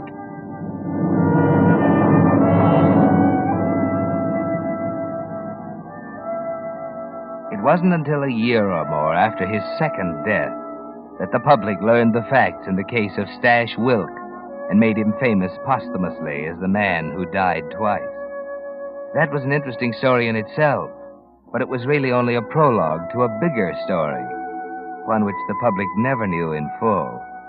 4 people were involved: Stash, his brother John, his lawyer Ben Maddow, and his girl Edie Shelby. But the real central character in the story was an oil drum containing $400,000 in currency, buried near a lonely highway. Yes, Stash Wilk, if you hadn't been stupid, if you hadn't killed that bank guard, you might have made it. But there's no use crying over spilt milk, is there? You're in the state penitentiary now, in the death cell, 48 hours from the gas chamber. And all you can think of is the $400,000 buried in the oil drum near the highway, safe. Only you know where it is, Stash. Maybe that's why Ben Maddow, your lawyer, is trying so desperately to get you a reprieve. But listen to reason, Stash. I tell you, we saw the governor. They all turned us down. There must be some other way. Where's Edie? I gotta see her. She's coming with John. Hey, my brother? What's he doing here? Trying to help. You mean he's money hungry too, like the rest of you? Please, Stash, don't you see? You've got to tell us where that dough is so we can put it to work for you. Oh, you low down. Let me go, you crazy idiot. That guy's coming. Nobody gets a smell of that dough till I'm out, see? Yeah, Stacy. Yeah. Now, let me go. Yeah. Well, thanks. I'd straighten your tie. They're coming. Miss Shelby and your brother to see you, Wilt. 10 minutes. Stash. Oh, Edie. Oh, I missed you, baby. Hope you miss me, too. I have, Stash. I have. It's getting so I figure everyone's got his eye on the dough. Even you. Oh, please. Okay. What's on your mind, Johnny? Ben, did you ask him about... I just told Ben exactly how I feel about the dough, Johnny. Just so there won't be no mistakes. You see, there's one thing worse than walking to that little green room tomorrow. That's walking there knowing someone else is making free with that $400,000. In other words, John, he doesn't trust us. Right. Once I'm out, it's a different story, of course. Of course. Well, that leaves us just one alternative. What's that? It's a long shot, Stash, but that's about the only kind we have left. It'll take money. Now or later? I think you'll be satisfied with later. Who? The doctor. Are you kidding? What good can a doc do me? Let him talk, Stash. It's this way, Stash. With the right injections, a man who's been gassed to death can be brought back to life. Brought back? What are you giving me? What kind of a double cross is this? Are you all crazy or something? Relax before you have the guard here. I'm telling you a plain fact. A man who's been gassed and pronounced dead can be revived, providing you get him to the right doctor fast enough. Now, cigarette, anyone? Yeah, I'll have one. Thanks. A little less noise now, huh? Yeah. Well, Stash, you ready to listen to details? Don't have much choice, do I? Okay, Johnny, I'm listening. But get this straight, the three of you. I don't do no talking about the $400,000 till I'm out of this pen. And you can figure how much talking I'll do if I come out dead.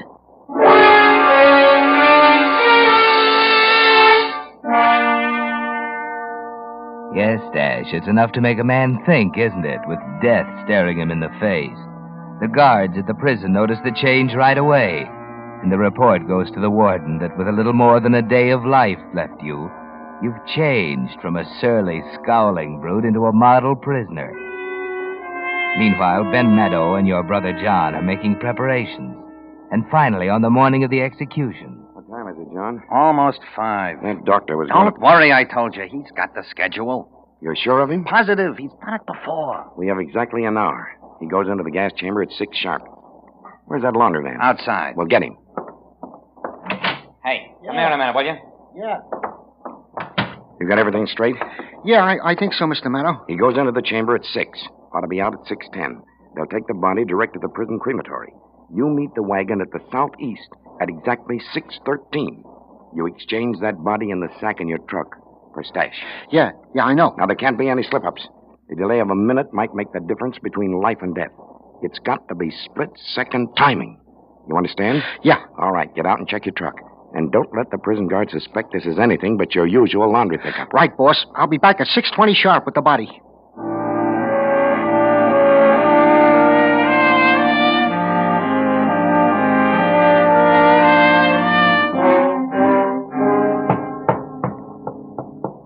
Laundryman. Good, I'll give you a hand. Right through here. Okay. Right here. On the table? Yeah. Yeah. Here's your money. Thanks. Remember what I told you.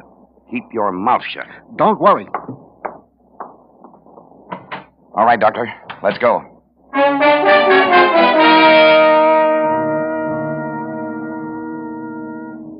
Methylene blue. Here it is. Needle? Right. There. Oxygen on. It's on, Doctor. Heart? Not yet. More methylene.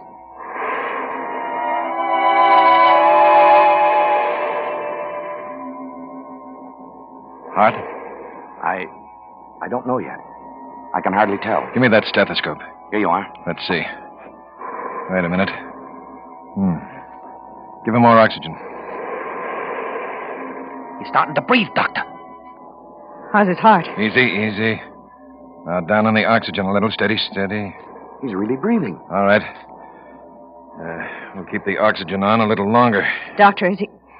Yeah, he's out of the woods. He'll live? He has an excellent chance. Cover him with a couple of blankets. How long before he'll wake? There's no way of telling yet. The main thing now is that he's alive. If his constitution is as strong as I think it is, he'll come through.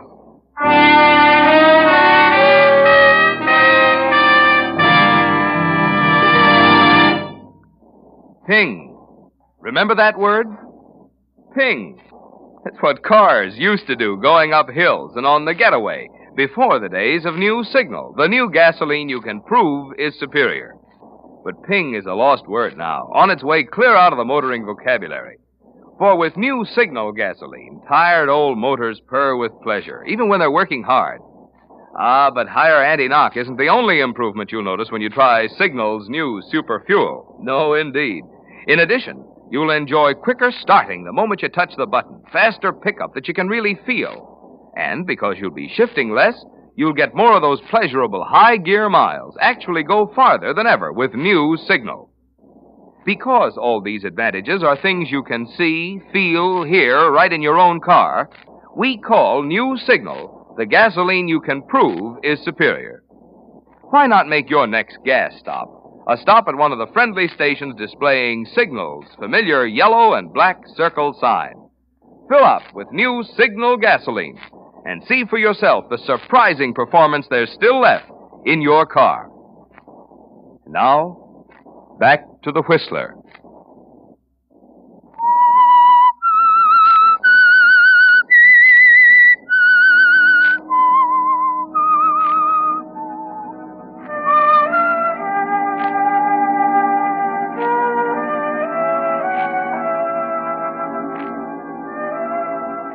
$400,000 is a lot of money, isn't it, Stash? It brought you back from the dead.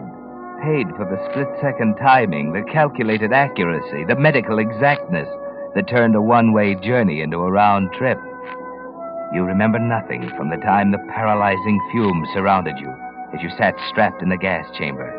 Nothing, except a feeling of strangulation, the sudden stabbing of a million knives at your chest. And then darkness, a limitless ocean of darkness, in which you lost all sense of time and space and being. Then all of a sudden there's reality again. There's light coming in windows without bars on them. And Edie's here beside you. I can't believe it, Stash. Yeah, why not? I'm here, ain't I? Oh, I was scared. You were scared. And help me up, baby. Try out these pins of mine. Yeah. There. Think you can walk? Walk? Maybe I can fly. Watch. Oh, take it easy. I'm okay. Boy, he's walking. Huh? Hey, well, look at that. Not bad for a corpse, But huh? it's great, Stash. Hiya, fellas. Well, when we getting out of here? We're not getting out of here until we make sure there won't be a slip-up. What do you mean? We're going to find you a new face. Huh? A plastic surgeon, Stash. Now, wait a minute. It's the only way. Your picture's been in every paper in the country. You'd be spotted in 2 minutes if you left this house. Will it be much of a job? $30,000 worth. He must be good. He is. Okay, pay him. Let's get it over with. He wants it in advance. Well, lay it out. What's the matter? Ain't my credit good for 30 grand? Hey, take it easy. We worked hard to get you this far, and we want to finish it, but we're broke. What are you giving me? What do you want? An itemized statement of how much it cost to buy your skin? All right, here it is. $5,000 each for the 2 attendants. $1,000 for the other stiff. $1,500. You'll get it back with interest. You know that. Sure. We trust you, Stash. Then what are you after? It isn't what we're after. It's what we've got to have. That $400,000, or enough of it to buy the plastic surgeon and then get us all out of here. But it ain't safe for me to go after it. You said so yourself. That's right, I did, but what about one of us? Or don't you trust us yet? Oh, I don't know.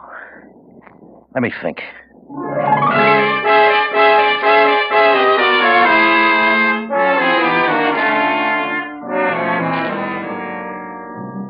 And you don't trust them, do you, Stash?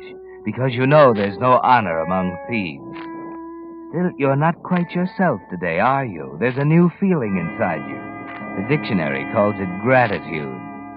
You don't recognize it, but it makes you feel a little like a heel doubting these people after they saved your life. But perhaps you can squirm out of it gracefully, Perhaps your brother. Johnny, how about you? Can't you raise 30 grand for me? Right now, I couldn't raise yeast. I'm already out on a limb for part of the expenses. There's nothing we can do, Stash. We've gone through every cent we Ah, have. you said that. What about raising it? I tell you, my credit's good. It won't work. Who is this Doc? Martin, he's a friend of mine. Why won't he work in the cuff? He wouldn't believe me when I told him about the money you buried. Wouldn't believe you. Why not? I had nothing to show him. Why should he? You still don't trust us, do you, Stash? Wait a minute. You think you could convince this Doc if I drew you a map? Now you're talking. I ain't finished. There's strings on this. Nobody does any digging till I'm ready to go with you. After the operation. But what about paying the doctor? I think I can sell him on it if I've got a map. He's afraid Stash will walk out on him. He's taking quite a chance, you know. It's all right with me, Stash. What about you, Ben? Nobody goes till I go with you, right? Okay. All right. Give me a paper and pencil.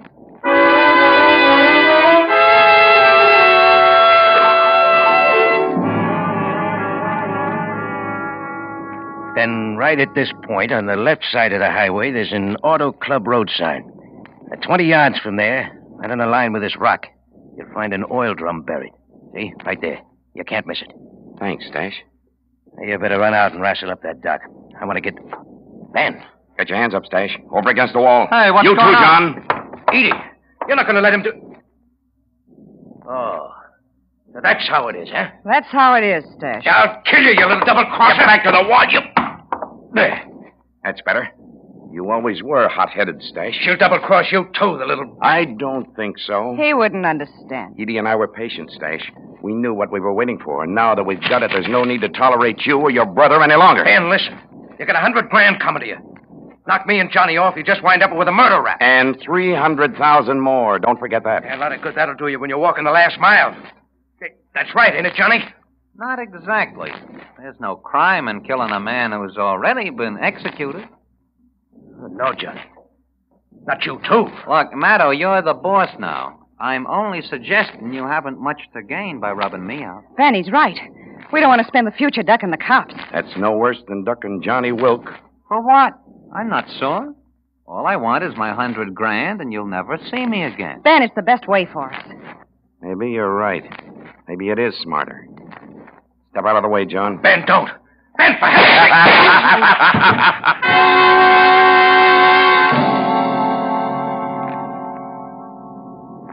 So Stash Wilk died twice, reducing membership in the corporation to 3. Ben Maddow, John Wilk, and Edie Shelby, each with one eye on the 400,000 and the other on their partners. They're all jittery that night on the way to the spot Stash marked on the map. What are you trying to do, Edie? Kill us all? Don't jump at me. I saw the car. Well, don't drive so fast. You want to get there, don't you? Exactly. I want to get there. I can wait until tomorrow if I have to. Look. Why don't we just take it easy, huh? We can stop at a roadside hotel. I think it's crazy. You're outvoted. May as well slow down. All right. That better? You know, it's funny, Ben. Someday you'll probably fall and break your neck in a bathtub.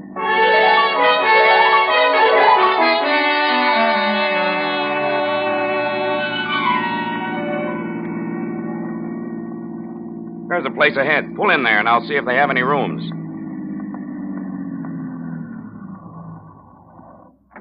Be right back. He knows better than to leave it. Leave what? Oh, don't give me those sheep eyes, Edie.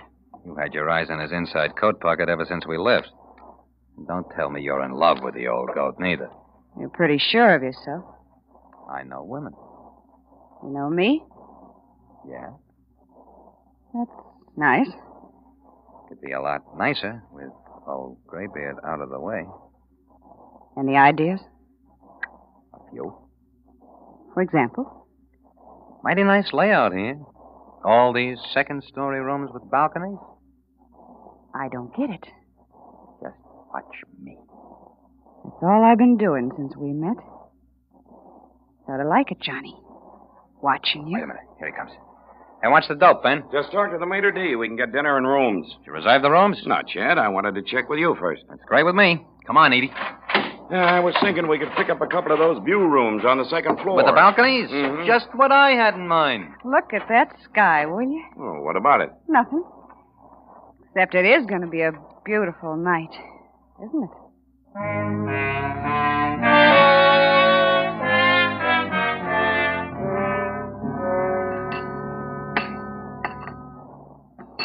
Shall I serve some more wine? You, John? No, thanks. Mr. Maddow and I'll have some more. Yes, ma'am. Now you're talking to me. There you are. Hey. Will that be all? Yeah, that's all. Hey, wait. Just leave the bottle, huh? Yeah. Yes, sir. If you want anything else brought up, just ring. How's about another glass, everybody? We got lots to celebrate tonight. Edie will keep you company. I'm going to stretch my legs. Okay, Johnny. Just careful, Ben. You're spilling. Yeah, it's a pretty elegant suite. Venetian blinds. French windows. Pretty fancy, huh? Yeah. Private balcony. Yeah. Nice and private. Well, I'll see you two later. Sure you won't have another drink? No, thanks. Oh, by the way, Edie, you were right about it being a beautiful night. You two really ought to have a look outside. I don't know why, but that guy gives me the woolies, Edie. I'm beginning to think I shouldn't have listened to you. Oh, forget it, Ben. Tonight we celebrate, remember? Sure, that's right. What do you say we walk out on the balcony, huh? I'm comfortable here. I'm just... Knocked my glass over. It's all right, though. I emptied it first. Come on, Ben. A little fresh air will do us both good. Here, I'll take your arm. No. I feel fine. It is pretty out here, isn't it? You're pretty, Edie. You and me. We're going to have a great time, aren't we, huh? Why not? We'll have $300,000 to keep us warm, Edie. Anywhere we want to go, we go there. Anything we want to do, we do it, huh? I've been waiting a long time for a setup like this. So have I. Here. Oh, Ben, look. Right in our backyard, a deer. Yeah? Oh, that's nice. Oh, look at him, Ben. He's cute. Huh? I don't see anything. Here, get where I'm standing. Right by the rail. Huh? I still don't see anything. He's down under our balcony. You'll have to lean over to see him. You sure it's not an elephant? A little pink one? You're seeing things, Edie. Maybe we'd better go... Hey, God! What are you... Ah!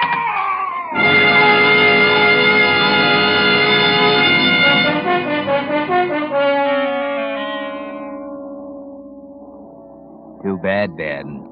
You turned your back once too often, let your guard drop for one fatal instant, forgot for a second that you were dealing with big leaguers, members of the 400 Grand Association. Of course, John and Edie testified the next morning before the coroner's jury. And of course, the verdict was... The deceased, Benjamin Maddow, met his death from an accidental fall while under the influence of alcohol. And, of course, the other guests of the hotel understood when Ben's fiancée and his best friend left immediately after the inquest. Of course. After all, Edie, you couldn't bear to remain around the scene, could you? Not with Stash's 400,000 buried 50 miles away. We're going to have to be back there tomorrow. Huh? Why? We're not acting like a couple of grief-stricken friends. Somebody's got to claim the body. Yeah, maybe you got something. How much farther? About a mile. Oh, we'll be there soon. Not at the rate you're driving. Oh, nice, isn't it? Two of us alone. Yeah. There's a lot ahead of us with that 400 grand. There's a lot behind us, too. We can forget it. You think so? It'll be easy with you. You're a pretty interesting character, John Wilk. Yeah? Yeah. You've been in the racket, same as the rest of us, but you've never gotten your fingers dirty. How come? I used my head, I guess. For example, see this road? What about it? That's where we're going. I'm using my head. I don't get it. Well? Why are you turning off the highway? This isn't the place. Johnny, what are you doing? Answer me, Johnny. There's nothing here at all. Stop, Johnny. You'll drive us over the edge. See what I mean about using my head, baby? Johnny, why are you getting out? Release the brake. Johnny, you can't. You heard me. Release the brake. All right.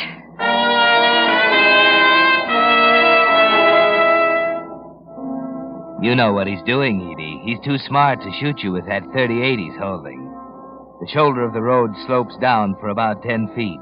Then the cliff. They'll find you in the wrecked automobile, and there'll be no telltale bullet holes. You're thinking fast. You've got one chance, haven't you? There, he's behind the car now to start it rolling down the slope. That's it. Into reverse, quickly. Run him over. I got him. You're going to have to turn around. It's narrow, but you've got to make it, Edie. That's right. Now into reverse. You have to back close to that edge.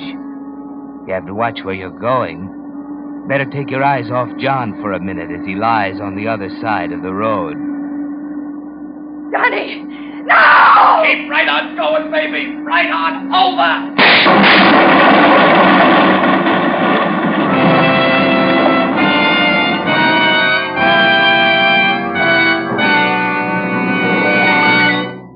The Whistler will return with the strange ending of tonight's story in just a moment. Meantime, let's take a quick look inside the refineries where new signal gasoline is made. It looks like the movie version of a chemist's dream. For here are some of the most amazing devices ever known to science, where the atoms in gasoline molecules are actually separated, then put together in an entirely new way, creating an entirely new type superfuel. That's why New Signal isn't just a pre-war quality gasoline, not just an improved old-style gasoline, but a completely new post-war motor fuel. And that's also why New Signal is packed with amazing new power and performance that's so immediately apparent you can feel it, see it, hear it.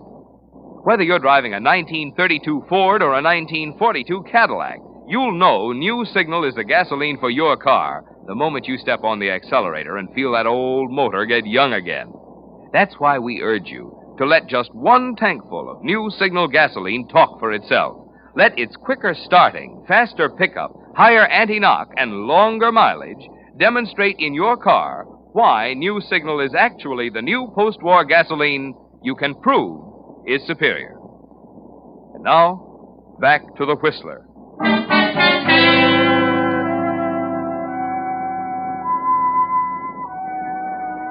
So the corporation is finally cut down to one.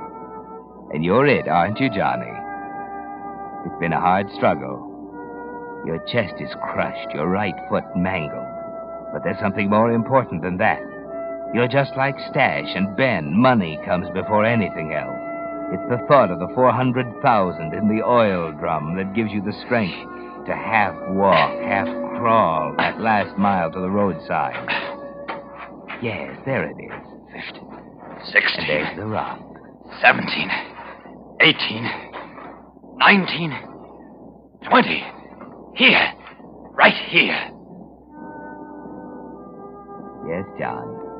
This is the spot you've lied and betrayed and killed to reach. You don't care whether you live or die now. All you want is the sight of those greenbacks, isn't it? You look for something to dig with, a stick or a sharp stone. There's nothing. So you dig with your fingers, claw at the dirt, forget the pain in your hands. Every breath feeling as if you've inhaled a load of razor blade. But at last you reach it. The oil drum, just as Stash had said. The top comes off easily. There. Now. Can't feel it. Light a match. Now. What's this? Where's the... Empty. No, I'm wrong. Can't be. Here. A piece of paper. Just like Stash. Must be another map. The dollar bill. Map, it must be a map. Sure, he's written directions. Whoever's double-crossed me, keep this buck for your trouble. The rest of the 400 grand, I leave to the worm. Fish.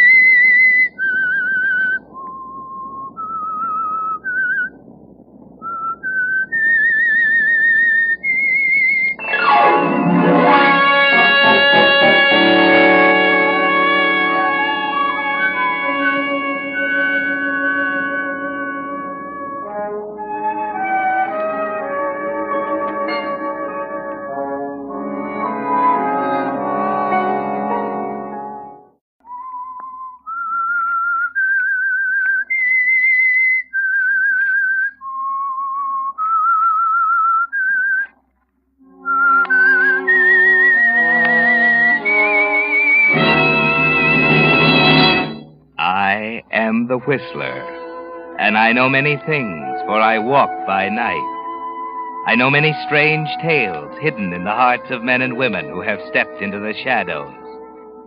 Yes, I know the nameless terrors of which they dare not speak.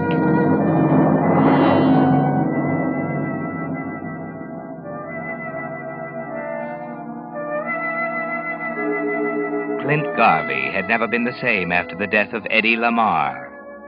Eddie was his closest friend. They'd gone to school together, come up from the streets into the big time side by side. Their partnership had been a profitable one. Eddie had plenty of money. There were no domestic troubles. His health was good. And Clint had always seemed puzzled as to why a man like Eddie would commit suicide. It just wasn't in the cards. Still, no matter how much pressure Clint put on the police department, their answer was always the same. Forget it, Garvey. It was suicide. The coroner says so, the police surgeon says so, and I say so. You could still be wrong. Oh, look. It's been a year now. 1 year this month since we went on the case. We've gone into every angle. We know Lamar's past like a book. The records fill 2 file drawers down at the bureau. And everything we've got says it's suicide. Why won't you forget it? Because I knew Eddie Lamar better than all of you, and I know he wasn't the kind of a guy who bumped himself off. That's why. What do you know about the inside of his mind? We got a million cases just like it.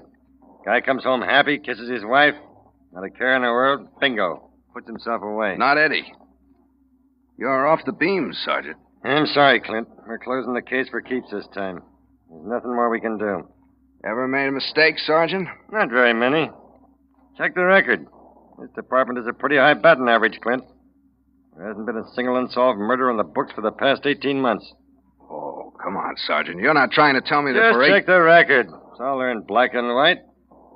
Well, I better get going. Do at the desk in 20 minutes. I'm sorry, Garvey. You're a smart boy in your own line. But you better let us make the decision when it comes to murder. It's our business. So long. So long.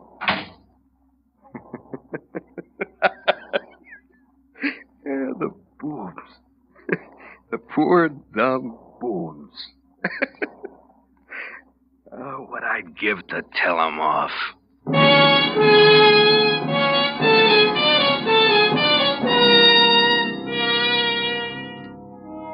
Yes, Clint. If there were only a way you could tell them off, show them what blundering saps they are.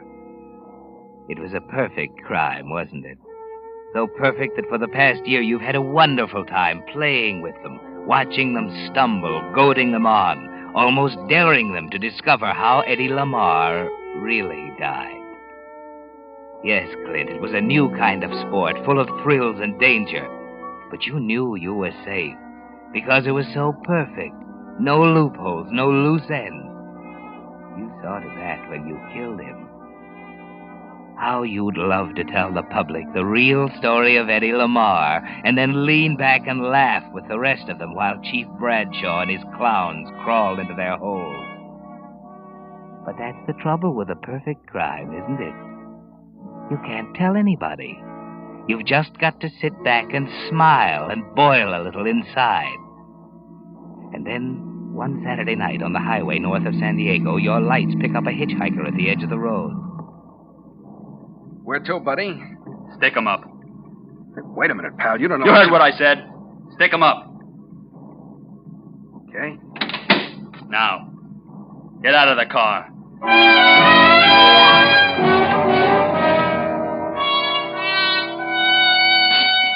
He took everything, your watch, your ring, all your money, except that $100 bill you always carry in your right shoe. Left you on foot 10 miles from Chalmers Cove, the nearest town. Nothing to do but wait for morning in a haystack near the highway. You were boiling mad, weren't you, Clint? Didn't feel much like talking when that breezy truck driver picked you up the next morning. Right, Bud. I'm always glad to give a guy a lift. Against company rules, of course, but, well, you know, it gets darn lonesome pushing one of these six-wheelers all day. Always manage to find a ride of nights, too. That's when you need a guy to talk to. Yeah, it keeps you from dropping off like that guy did last night. Huh? What guy? I just heard about it back at the station. Guy must have fell asleep at the wheel. Drove off a graded curve. Yeah, killed him dead. Car burned to cinders. Some guy from Frisco. Mention his name? Yeah, Garvey. Made a note in my mind without thinking. Garvey. That's gravy spelled backwards. See? Wait a minute. Hold it. I think I'll go on to San Diego. Change my mind. You can let me off here at Chalmers Cove.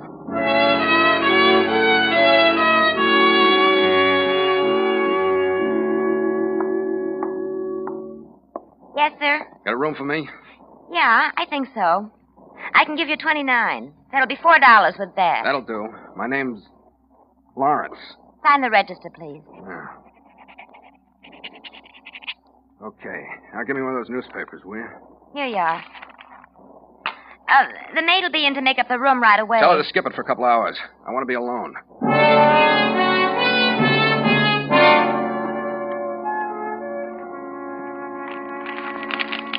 The body was burned beyond recognition, but police confirmed identification of Garvey through articles of jewelry discovered in the wreckage. The car, a 39 Buick Coupe, was purchased by the victim in San Francisco. I'm dead. What do you know? I'm dead.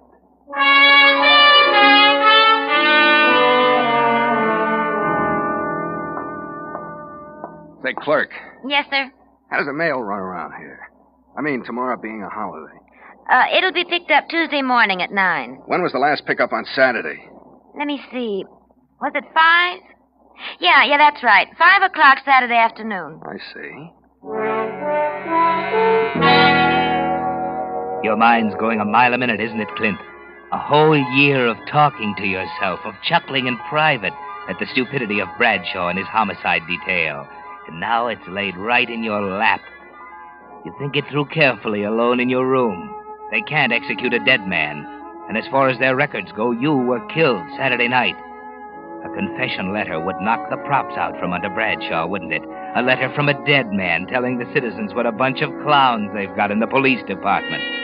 A letter mailed to Jerry Slade of the San Francisco Times-Star, Bradshaw's #1 enemy. Beg your pardon, clerk. Oh, yes, sir. Where'd you say the mailbox is? There's one down the road at the next corner. Right by the Signal Oil Station. Thanks. You can leave it here at the desk if No, you like. No, I want to put this one in the box myself. Kind of important.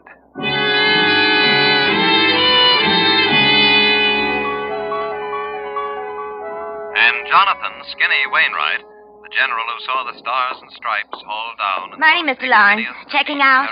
Checking out? It's Tuesday. You said... yeah, and I changed my mind. Think I'll hang around a while longer. Changed your mind, huh?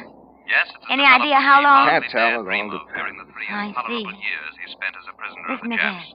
It's the greatest day of all in the life of Skinny Wainwright. Well, Now, here's a late that's item it. from San Diego. Better turn it off. Police reveal a new development in the case of the automobile which crashed on the highway north of San Diego late Saturday night, when they announced examination of the death of the charred victim proved him to be not Clinton Garvey, but one Joseph Castro, an itinerant wanted in Salinas for robbery. It is believed that the car, registered to Garvey, had been stolen. Police are puzzled by the fact that Garvey has not yet appeared to report the theft and are checking on his whereabouts. And that's the news to this What's the matter, Mr. Lawrence? Your reporter is What time is Lyle it? Craig. 9 o'clock. Stay tuned to this station for latest The mailbox mail's picked up at 9. Mailbox? Say, what's the matter, Mr. Lawrence? Where are you going? There's something wrong with that guy. I bet he's changed his mind again.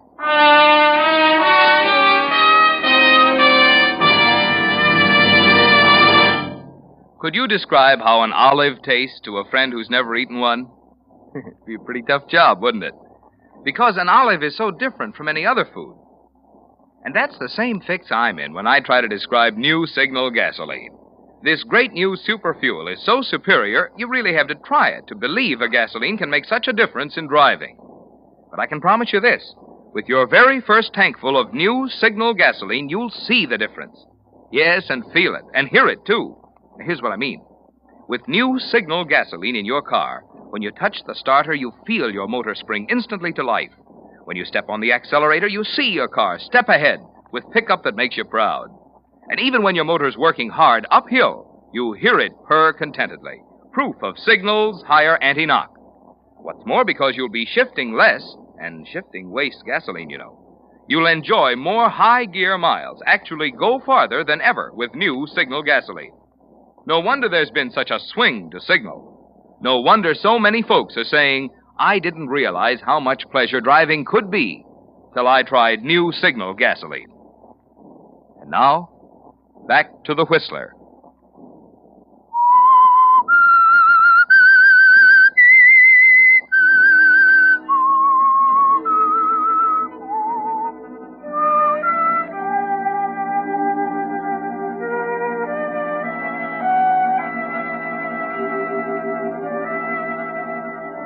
Well, Clint, the shoe's on the other foot now, isn't it? The laugh won't be as loud or as long as you'd hoped if that letter ever reaches San Francisco.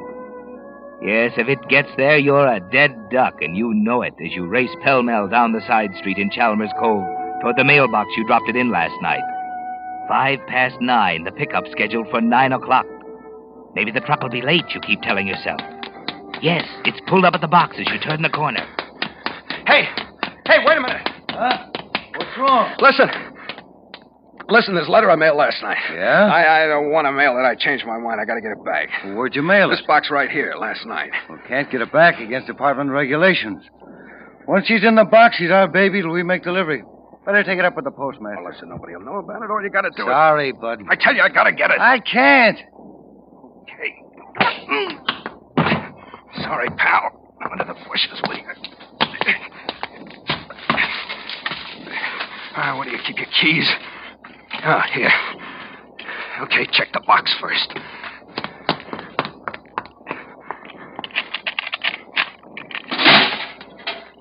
Empty. Oh, he's already got it in the truck.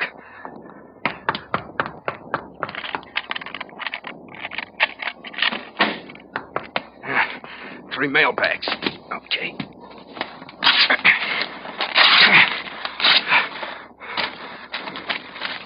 Canceled. It's all incoming. Oh, maybe the others.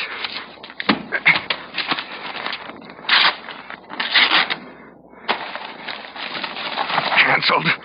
Incoming. Better be in this one.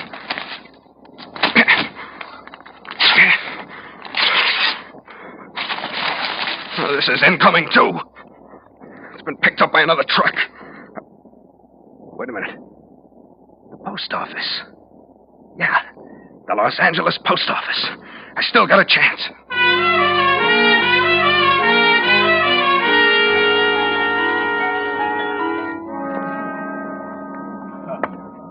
Just a minute now. Now, what was that again, ma'am? You say you left a request at home? He's writing me each week for 6 weeks, wanting always 1 can mixed nuts. Yeah, but you gotta have the letter with you on all overseas packages. Pardon me, Chief. There's something I want to ask. Yeah, wait your turn, will you, pal? What was that, lady? Well, it'll only take a second. I just want to I said wait your turn. Now, lady. 1 package mixed nuts I'm sending in weekly to Okinawa Island. Yeah, I know. But you can't send a package that size without a written request. It's home, I'm telling you. Today my husband Look, is Chief, you gotta tell me... Say, what's eating you? Take your time, will you? Now, look, lady. Who'd you give the nuts to here at the counter last time? Over there. Him. Oh. Hey, Kelly. Hey. Oh, he's on the phone. Wait a minute. He'll be through. Yeah? What do you know? Well, just a minute. What's the matter, Ed? This woman here wants to send a package overseas. Says you took one from her every week. You left a request at home, she says. Oh, yeah, she's okay. Go ahead, take it. Okay. Okay, lady. Let's see, it'll be 27 cents. Thank you. Next time I bring the letter. Right. Now, what can I do for you, pal? Listen, I sent an airmail letter this morning from Chalmers Cove to San Francisco. What plane will be on? What time did you mail it? It was picked up at 9, maybe a little before. I'll be on Flight 6 out of Burbank. Leaves at noon. Thanks. Thanks a lot. Oh, what do you know about that, Ed? What? I had a mail robbery down the line this morning. Yeah? Where? Chalmers Cove. Chalmers Cove. Hey, wait a minute. Now, where'd that guy go to? Oh, what's the matter? Take the window, Kelly. I got a phone call to make.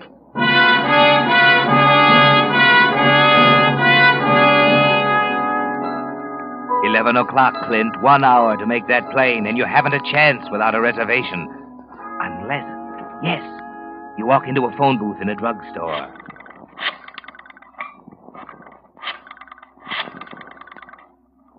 There's a chance it might work.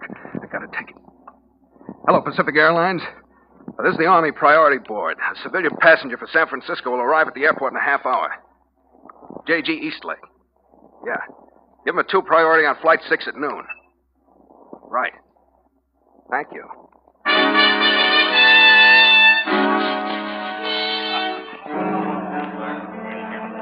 Passengers Noble, Gray, and Hackett on Flight 10 to Las Vegas. Please report to reservation desk. Flight 8 to Phoenix, All right, El Mr. Paso, Stark. and Eastern Baggage Point. checked at 42 pounds. Priority 3. Pardon me, clerk. Just a moment, sir. Be right with you. That's Flight 10 to San Francisco. Change for the Reno plane at midnight tonight. There you are. What can I do for you? I want to leave on Flight 6 to San Francisco. I see. Your name? My name is... Excuse me just a minute. You're Miss Gregg? Yes. I'm Reynolds. Oh, yes. How do you do, Mr. Reynolds? Has he checked in yet? No, he called here about half hour ago. Naturally, we confirm all calls from the priority board by calling back. They've never heard of him. I see. Well, I'll be in the lobby here. All you have to do is give me the eye. Right. Thanks, Mr. Reynolds. What was that name again? Name is Vickers. Howard Vickers. You say you're on Flight 6? I'm trying to make it. I don't have a priority. Oh, I see. Well, there may be a cancellation, of course. Will you wait here in the lobby? Take off in 15 minutes. Yes, I'll wait. You'll have a pretty fair chance. As it happens, we're running 2 sections on Flight 6. 2 sections? Yes. That's a break for you, isn't it? Yeah. Quite a break.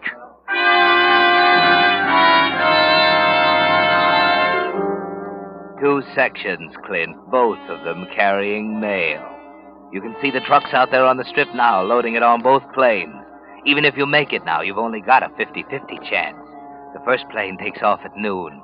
Finally, at 9 minutes past 12. Mr. Howard Vickers, please report to reservation desk. We have your reservation on Flight 6, second section. Mr. Vickers, please. If you knew how to pray, Clint, you'd be praying now. Praying that the letter that means life or death to you is in one of the sacks you saw them load into the tail compartment of the plane you're riding on. Yes, and that you can follow it from the airport in San Francisco, tail the postman who takes it to the office of the Times-Star. But if it's on the first plane, Clint, if it's delivered before you arrive, you're just as dead as if you'd stayed in Chalmers Cove and waited for them to come and get you. You need a break, Clint, a good, healthy break. Then at 1:30. Fasten safety belts, please. There's nothing to worry about. Fasten safety belts. Fasten safety belts, please. We're going to land. There's absolutely no danger. We've simply run into a storm and we're landing until it blows over. But where are we? We just passed over the Salinas. It may be necessary to spend the night here. A company limousine will pick you up and take you to a hotel. Just relax. We're landing now. Stewardess. Yes, sir? What about the first section, up ahead? Well, I couldn't say, sir. They may be through the storm. They'll arrive in San Francisco before we do? Well, maybe. I don't know. I'll try to find out for you later.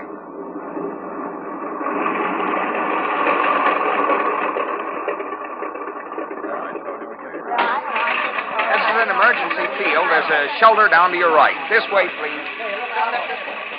What's the matter, sir? Why, I don't know. Well, you'd better come along, sir. I don't feel well, stewardess. It was a pretty bumpy landing.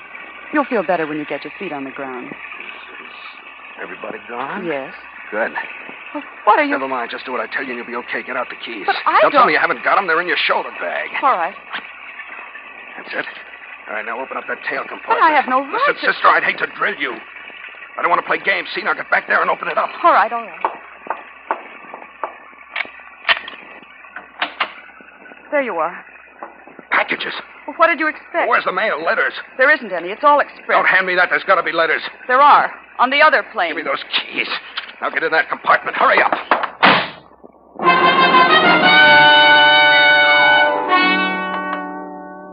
You're pretty panicky, aren't you, Clint? There's no way out of it now. For once, you don't know what to do. And just as you're about ready to give up... A train. If I can make that train. It's a quarter mile along the edge of the field of the tracks. A car is pulled up on the highway at the grade crossing. That's a better idea, isn't it, Clint? A car. Hey! Hey, you! Hey! Yeah? What's up? Wait a minute, will you? Wait a minute! Sure. What's the matter, mister? Had a wet, ain't you? Never mind that. Get out. What you talking I said about? get out or I'll blow your head off. Hurry up. Oh, yeah, sure. I didn't see All that. right, beat it. Yeah, mister, sure, I'm going. I'm going.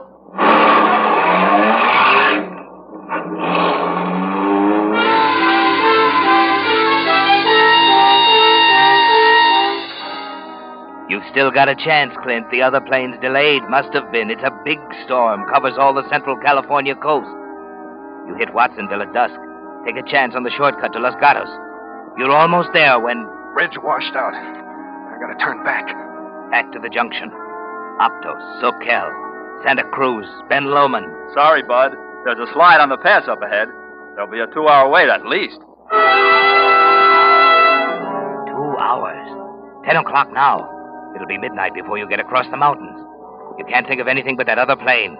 If it were delayed long enough, the delivery would be held over until morning. That's the one you're counting on, isn't it, Clint? Then finally, at 4 a.m, you're there. You leave the car on 3rd Street and take a taxi the rest of the way to the Time Star building on Mission Street. There's a one-armed coffee joint across the way where you can telephone.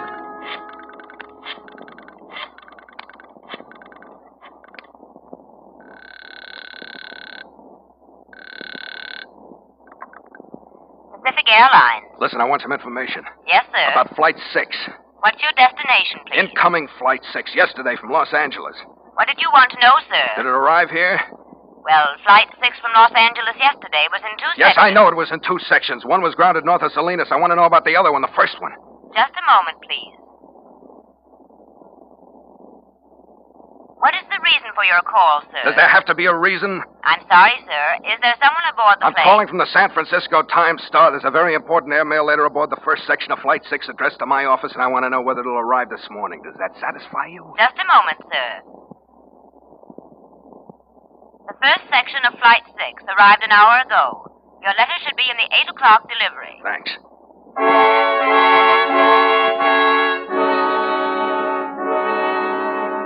3 hours to go. 3 miles of pacing up and down Montgomery Street, over to Kearny, up Market to 7th and back again. 5 cups of coffee. You're going on your nerve, Clint. Your hands are shaking so you can hardly light a cigarette. Then at 5 minutes of 8, a mail truck drives up to the rear entrance of the Times Star building. And you're ready for it, waiting on the platform. Hello there. Is that our mail? This is for the Time Star, if that's what you mean. Great. Everything here? Yeah, it's all in that sack. Well, I'll take it up. Save your trip. Well, thanks a lot. Hey, better take her by the cord here. Okay. It's heavier than it looks. Yeah. I'll see you later. So long. Oh, we're gonna phone booth. Yeah. Well. What? What would you be taking that mailbag into a phone booth for, Mr. Garvey? Away from me, I'll Give me it.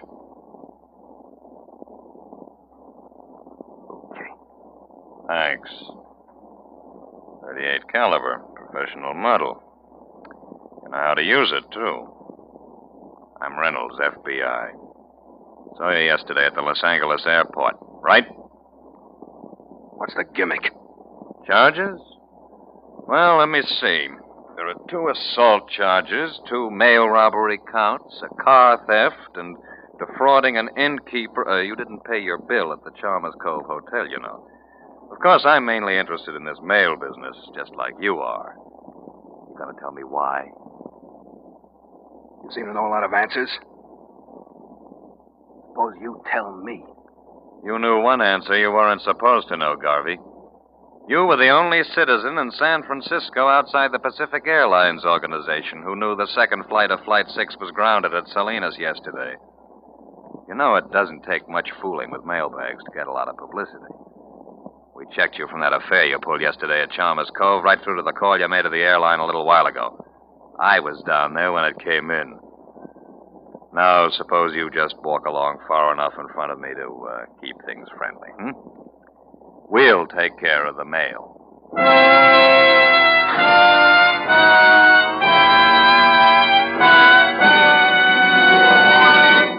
The Whistler will return with a strange ending to tonight's story in just a moment. Meantime, a word about two important items that have been making news recently. One, the atom. And two, new signal gasoline. No, I'm not going to tell you there's atomic power in new signal gasoline. But recent developments in atoms actually did make possible this great new motor fuel. And I'll tell you what I mean. You see, science has long known that gasoline is composed of molecules, and each molecule is an arrangement of atoms.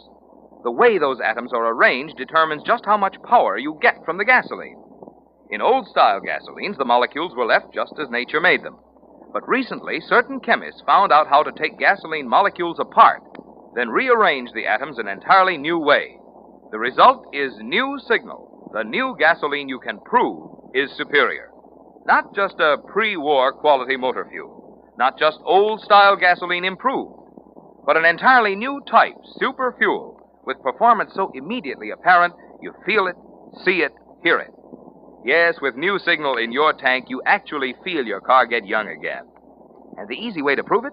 Just drive into one of the friendly stations displaying Signal's familiar yellow and black circle sign and say, fill her up with new Signal gasoline. Now, back to the Whistler.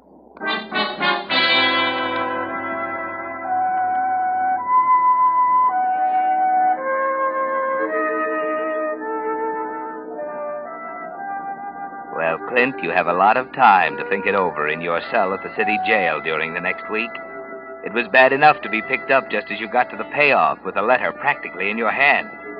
But worse than that is the fact that you were outsmarted.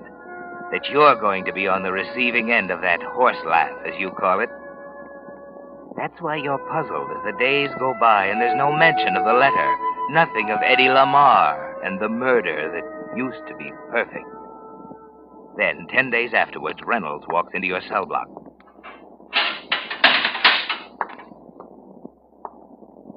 Hello, Clint. Oh. We got it. What? The letter. Took you long enough. Yeah. Slow service. Why you been holding it?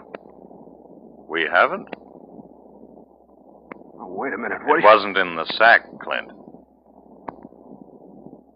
Where was it? Back at Chalmers Cove, the hotel. What? You're a little behind the times, Clint. The airmail rate is 8 cents, not 6.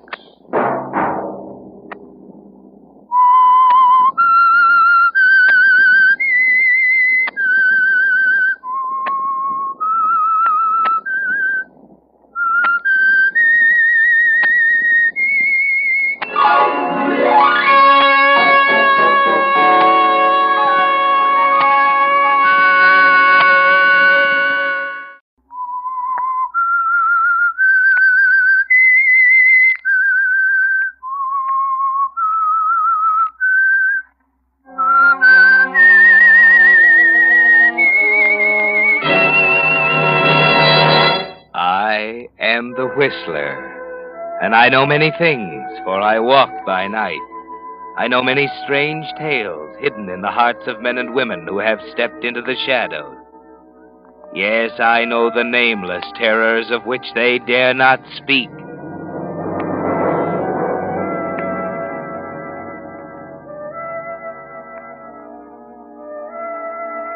Sometimes weakness results only in failure and disillusionment. Sometimes it's much more serious than that. It can take a sinister turn, sending its victim down the spiral that ends only in death. That's the way it was with Harold Phillips on the day he and his wife, Muriel, rented the house on Sycamore Road from old Sabina Fielding. It wasn't much of a house, but it was destined to be the most important element in Harold's life.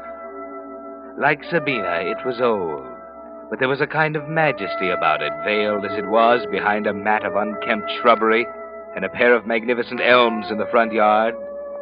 Muriel had objected to it, of course, but there was no other alternative. Rents were sky high, and the house on Sycamore Road was the only answer. As they stand talking with Sabina in the front hallway, Muriel is a little impatient. Well, that just about covers everything, Mrs. Fielding. Yes, I think we'll make out very comfortably here. It's hard to leave. Never thought I'd mind it this much. Of course. It's been in the Fielding family for now. Let me see. Well, there was Rodney and Lisa. Yes, 5 generations. 5 generations? Yes. I do hope you young people will be happy in it. A fine house in its time, you know. A proud house, just like the Fieldings. Yes, we're a proud family. None of us ever had money, excepting Richard, of course. That's my grandson. Richard had money, but it didn't do him any good. Well, even he's gone now. I'm the last now, the last Fielding. And I'm afraid I haven't much longer. Oh, I wouldn't say that, Mrs. Fielding. Oh, no. I'm an old woman, Mr. Phillips. Yes, it's hard to leave. Oh, that clock. I can remember when my daddy bought it. Let me see now. Was that 68 or 69? Mrs. Fielding, Harold will be glad to drive you into town. 68 or 69? Eh? Oh, yes. Well, I'd better be going. Well, I'd be glad to take you. Oh, well, it's only 2 blocks to the bus stop. I can still walk that far without any trouble. I really think it'll be easier for you now, having just one room in town, and you'll be closer to everything. Yes, so I'm told. Are you sure now you don't want me to drive you? Oh, you're very kind, and I do like to see that in young people. But I can manage, thank you. Well, goodbye, Mrs. Phillips. Goodbye. I know you'll be happy here. I'm sure of it, Mrs. Fielding. Goodbye. Goodbye, young man. Young people, she says. We'll be very happy. Heaven's sakes, Muriel, she'll hear you. I could scream my head off in here and she wouldn't hear me. Come to think of it, screaming wouldn't be a bad idea. Will you quit it? That old crone is probably laughing herself silly right now after pawning off this old barn on us. But, Muriel, you know as well as I do it's the best we can do right now. Where have I heard that before? Well, I'm getting sick of it, Harold Phillips. I'm getting fed up with shabby substitutes. Well, I've got a job. I don't know what else you want. Classified advertisements on a stupid hometown paper. What kind of a job is that? Well, it's the best I can do, and this house is the best I can do. You may as well make up your mind to it. I know. I've been through all that before. But I'm not getting reconciled to it. You can make up your mind to that. Anything else? Yes, you. I can't say it's very inspiring, living in a moth-eaten shanty with an ink-stained nobody. Muriel. And this flock of antiques. That old clock she's so proud of. Listen to it.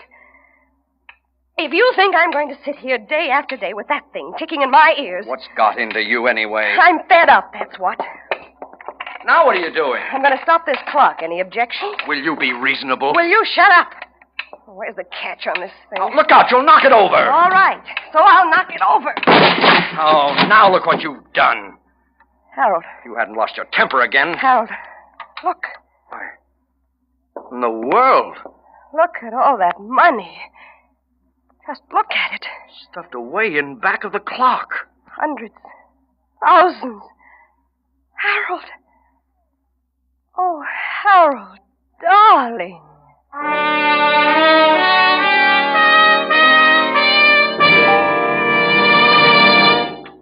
As you sit listening on Monday nights to Signal Oil Company's program, The Whistler, has it ever occurred to you how many millions of persons around the world have never even heard a radio? Missing a lot of pleasure, aren't they? Oh, but wait a minute. Before you start shedding tears for those folks, just consider the pleasure you yourself may be missing if you haven't yet tried new Signal gasoline. No fooling, folks. You'll never know how much driving pleasure there's left in your car till you try Signal's new Super Fuel. For new Signal gasoline is packed with performance that's so apparent you can actually feel it, see it, hear it. Here's what I mean. With new Signal gasoline in your car, when you touch the starter, you feel your motor spring instantly to life. When you step on the accelerator, you see your car step ahead with pickup that makes you proud.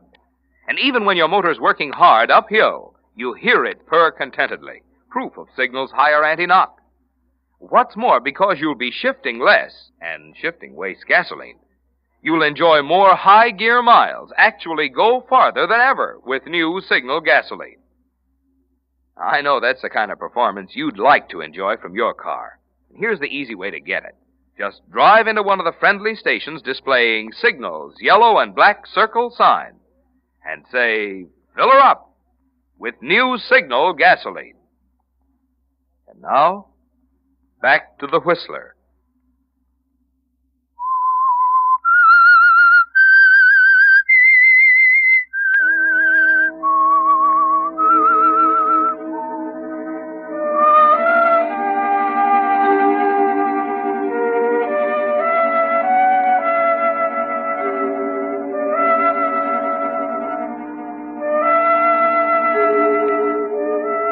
It's almost like a dream, isn't it, Harold? You and Muriel kneeling on the floor of Sabina Fielding's old house, literally surrounded with the money that spilled from the old clock. Muriel's in seventh heaven, as you counted. She even called you darling, didn't she? You work automatically, sorting the bills, 20s, 10s, 5s, into small, neat heaps on the scarred hardwood floor. How much is it, dear? How much altogether? Wait, let me finish. I simply can't believe it. 80, It's like a dream. 90, 100. There, that's the last 100. How much altogether? It hardly seems possible. How much, Harold? Tell me. $50,000. Oh. 50,000 in currency, small bills. It's probably been hidden away in this compartment behind the clock for years. $50,000. Never thought I'd see this much money all at once. The things we'll be able to do. All the marvelous things I've always dreamed of. All the clothes. Maybe go abroad. Who in the world? Harold, who can it be? I don't know. We can't let them in, all this money. We won't answer it. We won't let them in. Well, we'll have to. They can see the lights are on. But all this money. Well, stay here and hide it. I'll see who it is. All right, then. All right, but don't let them in. Nobody must see this money. Nobody must know we have it. Yes? Huh? Who are you? Looking for someone? I figured maybe the old lady fell asleep and couldn't hear me. Old lady? Sure. The old girl, Mrs. Fielding. Oh, well, Mrs. Fielding doesn't live in this house now. Now, wait a second, No, she doesn't Jack. live here now. She lives in town. Who are you? My wife and I are renting the house. Who are you? Well, I think you might do well to tell me who you are first. Okay. I'll come in and we'll talk things over. No, please, wait a minute. Now, listen, Jack. Look, you see, my wife is very ill. We can't have any visitors. I don't want to talk to your wife. I can't talk to you now. I'm very busy. Good night. Okay, mister. But I'll be back. So long. Who was it, Harold? Harold? Who was it? What did he want? Wait. Well, why are you snooping from behind those curtains? Well, I want to make sure they... Yeah, he's getting in his car.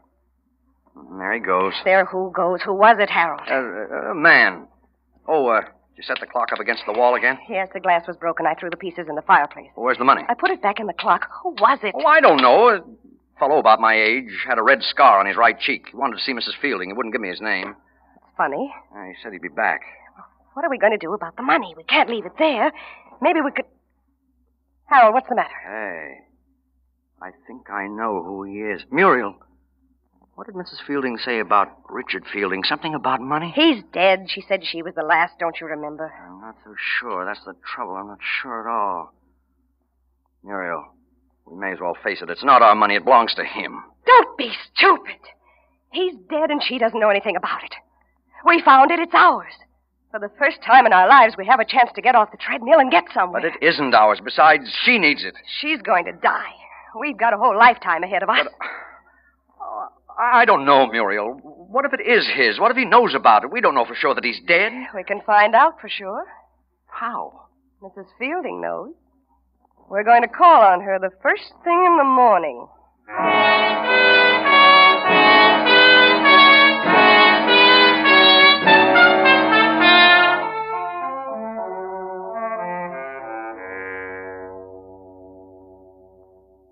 It's quite a problem, isn't it, Harold? You know it's wrong to take this money, but $50,000 is enough to set you staggering. Muriel didn't make that decision, did she? You would have made it all by yourself. Yes, Harold, there's only one thing that keeps you from taking it. The thought that someone else may be in on the secret. The man with the scar on his face, for example. You can't sleep all night thinking about him. And neither you nor Muriel stop for breakfast the next morning. At 9 o'clock, you're both talking to Sabina Fielding in her furnished room in town. Sorry I can't be a better hostess. Feeling mighty poorly. Oh, I'm sorry, Mrs. Fielding. We just thought we'd drop by and see if you were settled yet. Oh, well, thank you. Thank you. You're so kind. I'm really very happy you came. I don't get many visitors, you know. No one cares much about an old woman. Of course, we don't want to tire you. Oh, fiddlesticks. You're a little like part of the family now, living in my house. You do like my house, don't you? Oh, we're in love with it, Mrs. Fielding. It's a lovely old place. Oh, I'm so glad. You see, I didn't want it to go to anyone who wouldn't understand it. Houses are like people, you know. They have to be understood. Not everybody understands my house. It certainly has atmosphere. That clock is a beautiful thing, isn't it? Oh, you like it? It's always been my favorite. I'm happy you like it. I guess you understand my clock, too. Richard always wanted it, but he didn't understand it, so I never gave it to him. Why did he want it, Mrs. Fielding? I never knew. Richard and I never got on together. Always said he had bad blood in him. Oh, he could have been such a nice boy.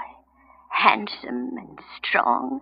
Until the accident, at least. Accident? Yes. He was never the same after the accident. He had it coming, though, Richard had. There was bad blood in him. I don't like to talk about my grandson. Do you ever hear from him? I don't want to talk any more about him. No, not anymore. Would you have some tea? It's a little early. I wish you'd tell us about Richard. Have you any idea? Muriel, I'm afraid Mrs. Fielding's tired. We'd better be going. Oh, but I'm sorry to be this way. Now, perhaps some other time, when I'm feeling better. Yes, of course. Yes. Come along, Muriel.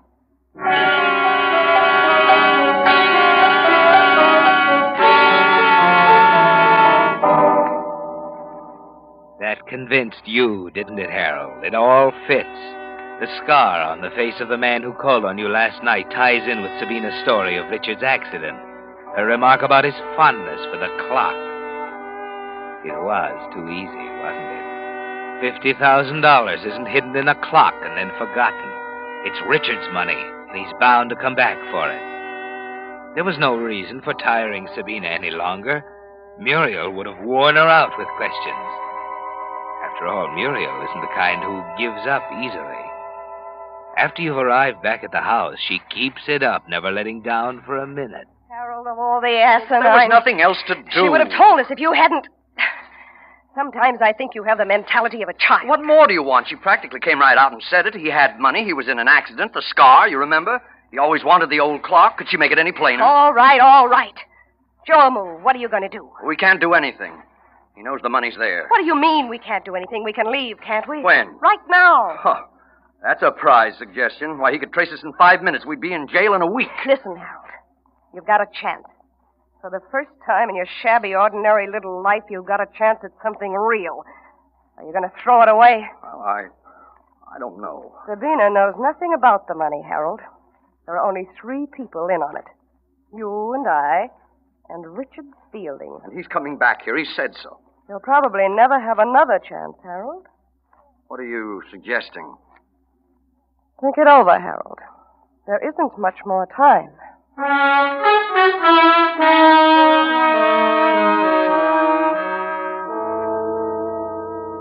Yes, think it over, Harold. Is she right? You can see her point, can't you? You will never have another opportunity like this as long as you live. Just more of the same, day after day. Thousands more classified advertisements. Scrimping, pinching pennies, trying to make $5 do the work of 10. And only Richard Fielding stands between you and everything you ever wished for. Only Richard Fielding. What's that? Someone's at the door. It's too late. He's come back. Well, What are you waiting for? Let him in. Huh? He's getting impatient, Harold. Let him in. But he's come for the money. Why, Harold, what's the matter? You said it belonged to him. I don't know, Muriel. Nothing else we can do, is there? We can't take it. You said so. We'd be traced. Oh, no, you're right. He can't take it away. It's the only chance we'll ever have. There's no other way, Harold. Or is there? Why, what do you mean, Muriel? It might be difficult, Harold. There's the poker beside the fireplace. No, I couldn't. All right. Give the money back to him. But it's mine. He can't. Harold, get hold of yourself. Muriel. Harold. Get the poker. Yes, Muriel. The poker.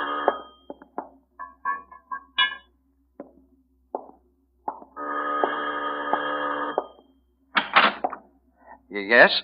Hi, I'm back again. You remember me, don't you? I was here the other night. Sure. I remember. What do you want? I'd like to come in for a minute. My car's stalled outside. All right. Come in. Yeah, I got this far from town, then my jalopy stopped dead on me. I didn't even know it was your house till I found myself on the steps again. Well, come in the living room. I've been poking up the fire. Yeah, I noticed. Who is it, darling? Oh, Hello. good evening. What's the matter? What are you looking at? Didn't you ever see a scar on a man's face before, Mrs. Phillips? How do you know my name? I've been in town today asking a few questions. He's the one, Harold. It's he. Now, wait, Jack. Now, Harold. Wait.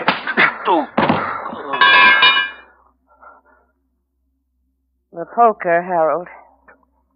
Pick it up. I think I'm going to be sick. Pick the poker up. Put it back where it belongs. I've killed him. I've killed a man. Harold, stop it. Get control of yourself. I'm going to be sick. Stop it. I don't feel any better than you do, but it's done now. We've got to go through with it. I've killed him. Maybe you haven't. You better see. No, I can't. You've got to, Harold. Think of all that money. He's out of the way now. We don't have to worry. See if he's dead. Well? Yes. Yes, he is. Go through his pockets. Oh, I can't. You've got to. See if he had a gun, his identification. There's an automatic in his shoulder holster. You see, he would have killed us. A wallet. $15 in it. That's all. It has to be more than that. His identification. Oh, there's nothing else in it, Muriel. Handkerchief in this pocket. Nothing in this. Nothing here.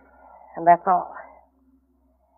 Well, we've got to get rid of him now. Rid of him? We can't leave him here. Take him out to his car. It's stalled. That was just an excuse to get in here. Where are those chains? Chains? The ones you had in the car, are they still there? Oh, yes, I think so. All right. Weight his body down with them, and we'll drop him in the river. We can leave his car somewhere. They'll never trace him. No identification. And then what?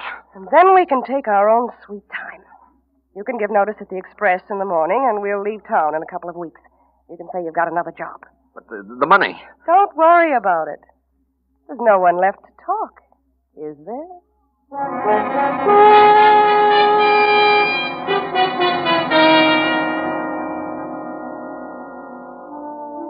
You've killed a man, Harold. It stopped you for a while, didn't it? But after that first wave of nauseating panic, you can think more clearly. The weighted body goes into the river, the car left on a lonely road. Then during the next few days, you try to appear normal at work while you wait for the news to break. It's hard to concentrate, isn't it? Mr. Gardner, your boss, has to call you on the carpet because of absent-minded errors you make in the daily classified section. The others notice you aren't eating at lunchtime. 5 days, 6 days, a week. Nothing happens. They must have found the car. They couldn't miss it parked down the highway 10 miles. Finally, you deliberately stroll into the city hall and look up Chief of Police Norton. Well, hello, Harold. Sit down, have a chair. Where have you been keeping yourself? Missed you at the lodge meeting the other night. Oh, I've been pretty busy. How about you? Never a dull moment around here. You know, police work's funny.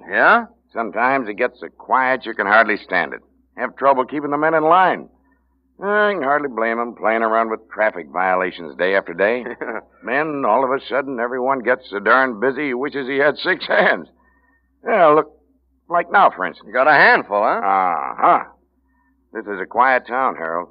Too quiet sometimes, almost like a snake coiling up ready to strike. Last week, nothing but traffic violations. Well, maybe a bunch of wild kids breaking a store window somewhere. This week, stolen automobiles. Yeah? Mm-hmm. Just gave the story to one of your boys. That isn't all. We got a murderer on our hands. Huh? Uh-huh. Somebody right in town, too.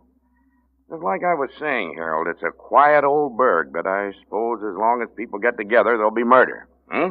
Yes. Well, what was it? Just like all those nosy newspaper guys, aren't you? Sorry, Harold. We can't say anything until we get him. You, got any leads? Sure. There's always leads. Don't worry. We'll get him.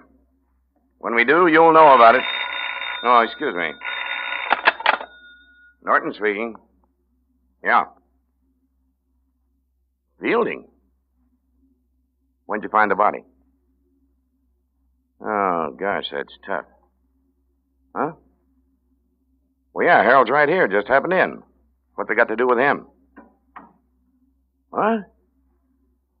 Well, that's a funny one. Wait a minute. I'll get Phillips. Say, Harold, what did... Hello? He just ducked out the door. I'll get hold of him for you.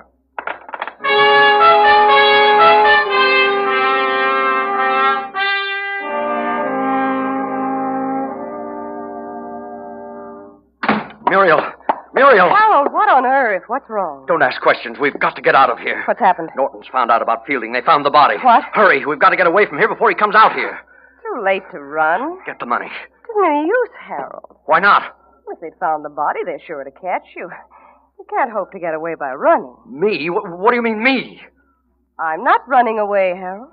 You're an accomplice. You think so? Well, you're just as guilty as I am. Why, if you hadn't been so... Oh, no, you don't. It's your word against mine. I had nothing to do with it. You had everything to do with it. I told you I was tired of being married to a failure. You failed again, Harold. You even failed at murder. You won't get away with it. What about the money? What money? In the clock! The clock! I didn't know there was any money in the clock. And I'm sure no one will find any there, even if you tell them to look in it. You've hidden it. You've hidden that money somewhere else. Have I, darling? You're going to take it all for yourself when you're rid of me. That's why you said there was no hurry. You planned it this way, didn't you? Perhaps. Well, you won't get away with it, Muriel. You won't. I don't know how you can stop me at this point, darling. You see?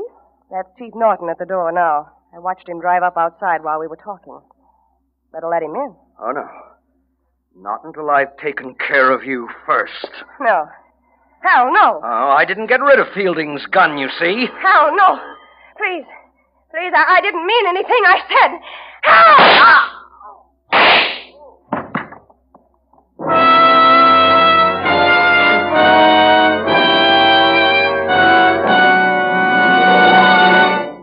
The Whistler will return in just a moment with the strange ending to tonight's story. Meantime, let's take a look at a few of the new post-war products we've all been waiting for. According to news releases, the first of the new nylon hosiery will be of pre-war quality. The first new automobiles will be 1942 models with improvements added. But when it comes to gasoline, new Signal gasoline, that's another story. For new Signal is not just pre-war quality gasoline, not just old-style gasoline improved, but an entirely new type of motor fuel with performance features that until recently were reserved for war. You see, science has long known that gasoline is composed of molecules, and each molecule is an arrangement of atoms. The way those atoms are arranged determines how much power you get from the gasoline. Well, in old-style gasolines, the molecules were left just as nature made them. But recently, certain chemists found out how to take gasoline molecules apart, then rearrange the atoms in an entirely new way. The result is new Signal, an entirely new type super fuel with quicker starting, faster pickup, higher anti-knock, and longer mileage. Because these are all features you can actually feel, see, and hear, we urge you to let just one tankful of new Signal gasoline talk for itself. Let its performance in your own car show you why new Signal actually is the new post-war gasoline you can prove is superior. Now, back to the Whistler.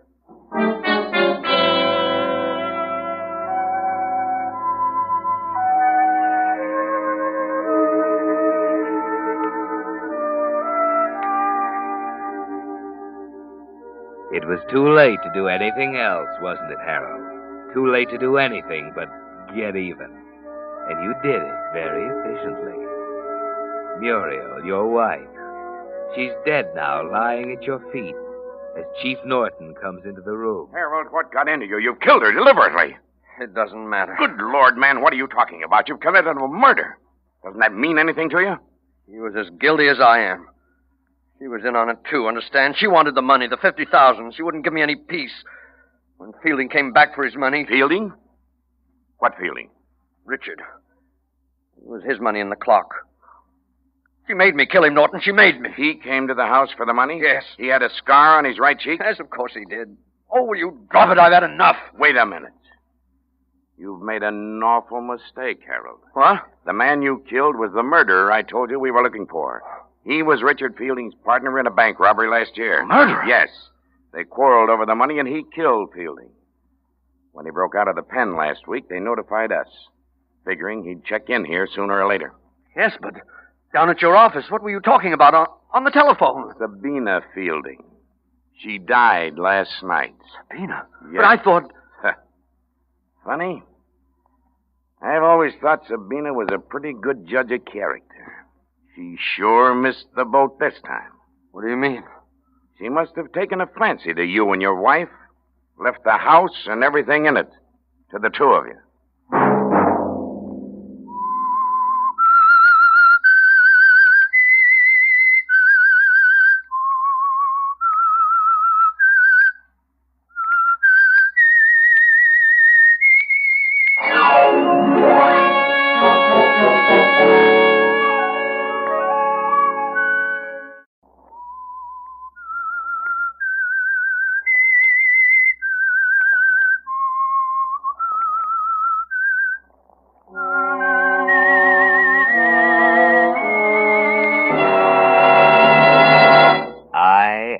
Whistler, and I know many things, for I walk by night. I know many strange tales hidden in the hearts of men and women who have stepped into the shadows.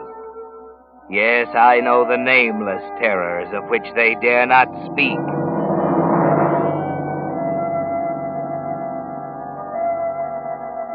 They say there's always a woman in the life of every successful man. A woman who inspires him, or pushes him, or nags him from obscurity to fame. Yes, a woman can be a man's destiny. If it hadn't been for Sylvia, Alex Kirby would have worked his life away at one of the open hearth furnaces of the Williston Steel Company, and the state would have lost one of its colorful political figures. But fate had something else in store for Alex Kirby. Something that had its beginning at a high school prom he attended one night with his friend, Leonard Evans.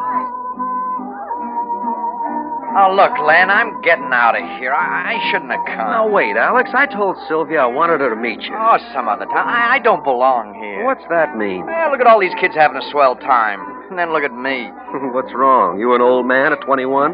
Len, I never went to high school. That's the answer. I don't want to kid myself I belong here. I suppose I do. Sure you do. You went to high school, to college. You know this Taylor dame. She's not a dame, Alex. She's a teacher. That's what I mean. They're all dames to me. I don't belong here. Well, it's too late to back out. Here's Sylvia now. Hello, Leonard. Hope I didn't keep you waiting. Oh, no. Sylvia, this is Alex Kirby. You've heard me talk about him. Oh, yes. Alex, Sylvia Taylor. How do you do, Mr. Kirby? Hello. Have you gentlemen been dancing Oh, yet? as a matter of fact, Sylvia, Alex was just saying... Hey, now look, Len. How about it? Why don't you two take this dance? Well, if Mr. Kirby... Of course he does. Go ahead. I'll go sample the punch bowl.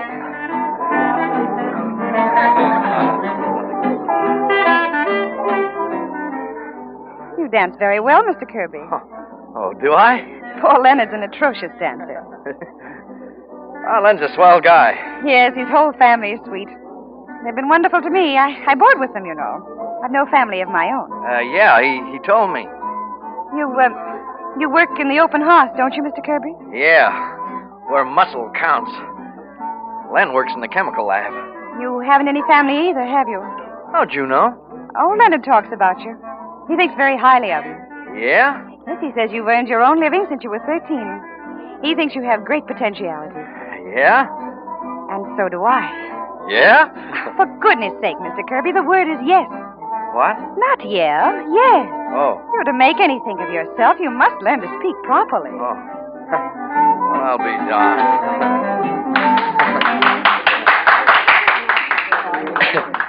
Hey, you like to know something? Something. Okay, something. You're the first girl who's ever corrected me. Kind of hopeless, though, don't you think? Oh, I don't know. Mr. Kirby, I'm beginning to think you have possibilities.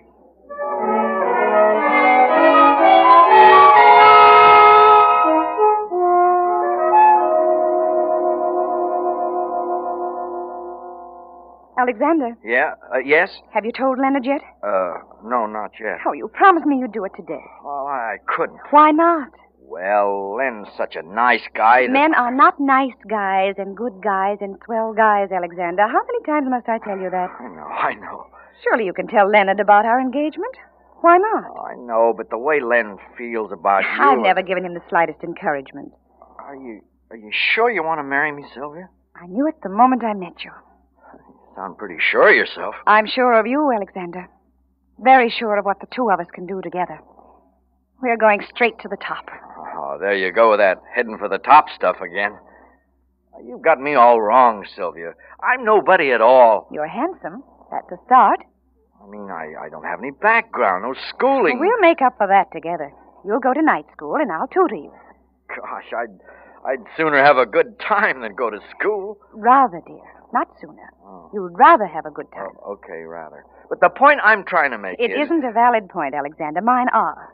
You're handsome, you're well-liked, you have native intelligence, and you have the qualities of leadership. Everyone who meets you knows it. And we're going to capitalize on those gifts. Are you inferring again? The word is imply, not infer. But I'm doing more than imply. I'm telling you flatly. We're going into politics. But I don't know anything about politics. You will. You're going right up to the top. Where's that? The governor's mansion. You know, Sylvia, this is the first time I've ever heard you crack a joke. Oh, I'm not joking. Well, I'll be darned. Hey, you mean it, don't you? Of course I mean it. We're going to do things in this world, Alexander. Someday we'll leave this scrubby little steel town, but it can give us something now. Small and cheap and shoddy, but it's a start. Oh, don't you see, Alexander? You can have anything you want, if you want it badly enough. The only thing that can stop you is death.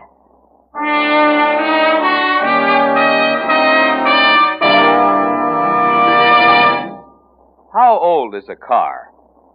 Well, in years, the average car on the road today has passed its 7th birthday. But like most folks, a car is really only as old as it feels. And many cars today feel much younger than their birthdays, thanks to that amazing new super fuel, New Signal gasoline. Here's what I mean. With New Signal in your tank, you touch the starter and instantly you feel your motor spring to life. As you step on the accelerator, you see your car step ahead with a pickup that makes you proud. And because of New Signal's higher anti-knock, you hear your motor purr contentedly, even on steep hills. It's because of these features, which you can actually feel, see, hear, that we call New Signal the post-war gasoline you can prove is superior. But while you're enjoying this improved performance, you'll be interested to know that you're also enjoying an extra bonus in extra miles. You see, because New Signal's amazing power means you'll find less need for shifting into second or low gear, and shifting is the demon that wastes gasoline, your speedometer will tell you it's a fact. You actually go farther than ever with New Signal gasoline. And now, back to the Whistler.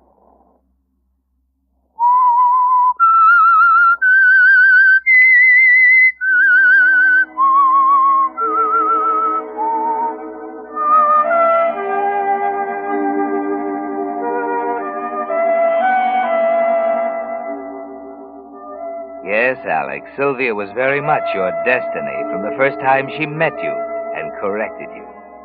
She was never a pretty girl, was she? In fact, when you married her, all the lively little Polish girls you danced with and made love to wondered why you'd chosen a cold fish like Sylvia. They didn't know a man can't run away from his destiny, did they, Alex? At the time, nobody could guess that 6 years later you'd be the most important man in that grubby little steel town. Thanks to Sylvia. Yes, thanks to the books she made you study, the ambition she instilled in you, her untiring correction of your mistakes in grammar and speech and the social niceties. You were able to run for mayor and win the election. And on election night, after everyone had finally gone home, everyone but Leonard Evans. Will somebody pinch me now? I still can't believe it. I never had any doubts about the outcome, did you, Leonard? No. You can never be sure about an election, Sylvia. I'll admit I wasn't worried about the mill guys, the labor vote, but when the other side of town poured in for me, too, my gosh, it was a landslide. Sylvia told you it would be, Alex. Well, I know, but anything can happen in politics. Now, like I told that reporter. As you told that reporter. Oh, now, Sylvia, can't I relax when nobody's around? School isn't out yet, I see. Well, I guess I'd better run along. I have some packing to do. Packing? What do you mean, Len? I'm leaving town tomorrow, Alex. Oh, you're kidding. No, I'm not. Ask Sylvia. Leonard told me 2 weeks ago, dear. But you didn't tell me. You let me think. I thought it could wait until the election was over. I didn't want to worry you. Oh, I'm a child. Is that it? So I'm a kid who has to be shielded from everything. Now you're being absurd. Okay, Sylvia. Okay, skip it. Well, where are you going, Len? The West Coast. I'll be up to my neck in chemical engineering. You sure you won't change your mind? Oh, sorry, Alex. I can't. I've got to get away. Well, I hope you'll make a hit at whatever it is. Thanks, Alex. I know you'll be successful. You'll always be. As long as Sylvia's beside you.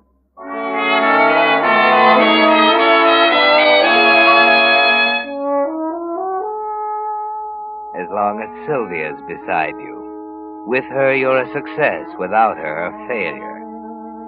Leonard's right, isn't he, Alex? As the years go by, she's there beside you, like your right arm, writing your speeches, standing quietly in the background as you move up the ladder, higher and higher. It's inspiration at first, and slowly, subtly, it changes to desperation. She never lets up, eternally nagging, pleading, insulting, anything to keep you moving up higher and higher. Sylvia! Sylvia! Yes, dear, I hear you. In here. Sylvia, it's all set. What's all set? The nomination. I had lunch with Ed Stevens today. He said it'll be automatic. I'm as good as on the ballot as the party's candidate for the 48th district. That's not bad, huh? It's very good. Well, aren't you going to congratulate me? All right. Congratulations. You're not very enthusiastic. Is it because you didn't have your hand in it for once? Because I somehow managed to swing it without you? I don't want to disillusion you, Alex, but Mr. Stevens and I had it all settled last week. What? Yes. Furthermore, the one reason they selected you, according to Mr. Stevens, is the fact that you had nothing to do with the Preston machine, and I think you'll agree that was my decision. Am I right? Yes, Sylvia. As usual.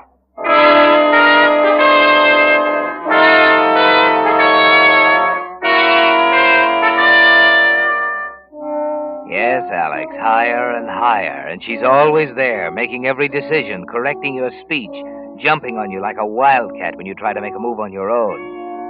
And the trouble is, she's always right, isn't she? She has a genius for being right. You wonder if there's any escape, if she'll ever be satisfied. Washington, a seat in Congress. Still, she's there, picking away, goading you on. Then, at a smart embassy cocktail party, a girl walks into your life. A girl who represents everything Sylvia has denied you. So you're Alexander Kirby. I've been wondering when I'd meet you. Did you expect to, Miss Rowland? Oh, yes. Dad's talked so much about you, you see. About me? You don't know who I am, do you, Mr. Congressman? Well, I'm Senator Rowland's daughter. Oh, I get it now. Of course, Senator Rowland. Sounds surprised. Well, I never expected the senator... Well, frankly, I never imagined the senator having such a pretty daughter. Of course. Dad has other accomplishments besides bellowing on the Senate floor. If you're only one of them, he's a very remarkable man. Very potent champagne, isn't it, Mr. Kirby? I don't think it's the champagne. Maybe the atmosphere? Maybe. You have the bluest eyes I've ever seen. You're not going to take inventory of me, are you, Mr. Kirby? Oh, I know I'm clumsy at this sort of thing. It's been a long time. I don't think you could be clumsy at anything you do. Ah, now you're laughing at me. No, it's a defense mechanism. I always talk this way when I'm scared. Scared? Can't you tell? I'm scared to death. Why? For the same reason you are. Vivian. Silly, isn't it? We're both trembling. Vivian, when can I meet? Wait. Somebody's watching us. Oh, where? Over there. The woman in that frightful dress. See her? Yes. She's my wife.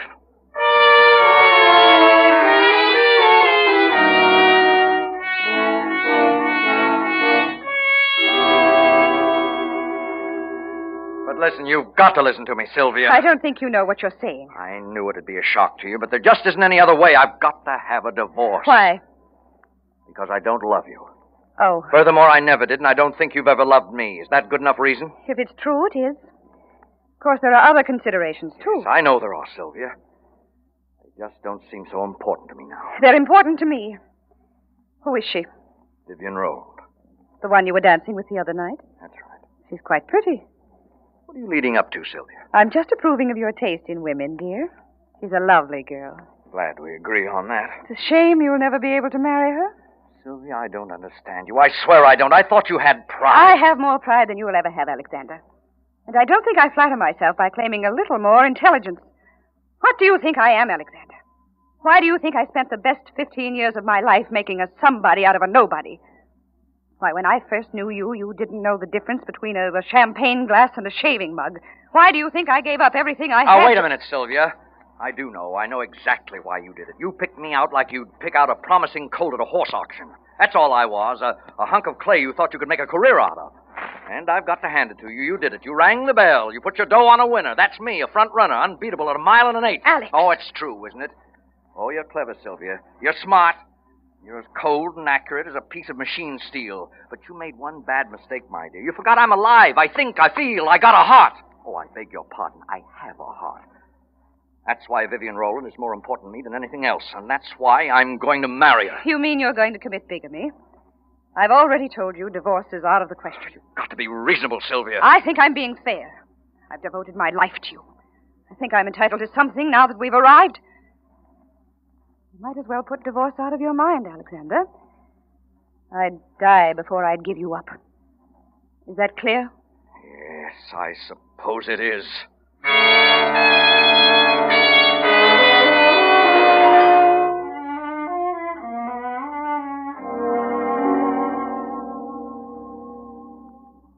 Alex. Huh? Have you told her yet? No. You said you'd do it last night. I will, Vivian. Tonight, for sure. You do love me, don't you? If I could only tell you, Vivian. Oh, I can't wait to let Daddy in on it. He doesn't suspect anything, does he? Oh, of course not, silly. Nobody knows about it. What do you think he'll say? Oh, he thinks you're smart and ambitious, and I think you're handsome.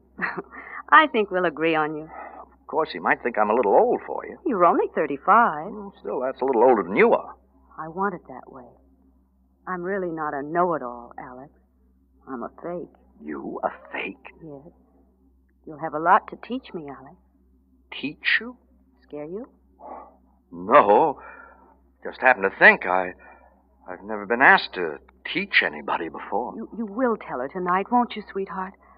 I'm getting awfully tired of waiting. All right, Vivian. I'll tell her tonight.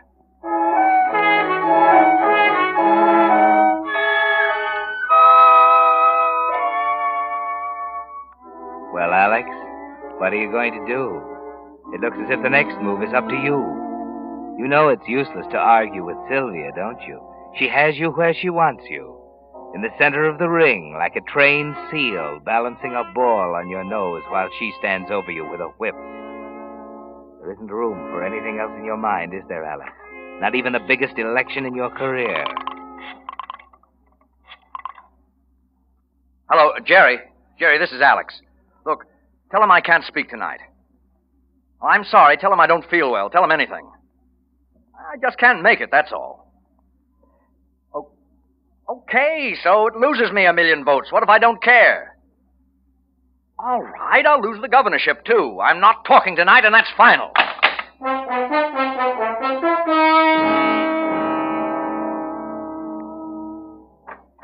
Alexander, why aren't you down at the auditorium? I'm not speaking tonight, Sylvia. What's the matter? Just wasn't up to it. You know what it means? Yes, I know what it means. How long are you going to keep up this silly brooding? Sylvia, won't you listen to reason? You're not happy the way things are you? I don't suppose I am. Well, why won't you... I'm sorry, Alexander. Believe me, I'm sorry. It's a horrible situation. There's no way out for you, and there's no way out for me. You see, I'm just as determined to go to the top with you as you are to get rid of me. Listen, Sylvia... Look at my side, Alexander. Does it seem fair to you to toss me aside after I served your purpose? You're a sort of a work of art, dear. You're something I made with my 2 hands and my brain. You're like a picture I spent a lifetime painting. When you're gone, there's nothing left for me, don't you see? There'd be no reason for me to go on living. All right, Sylvia.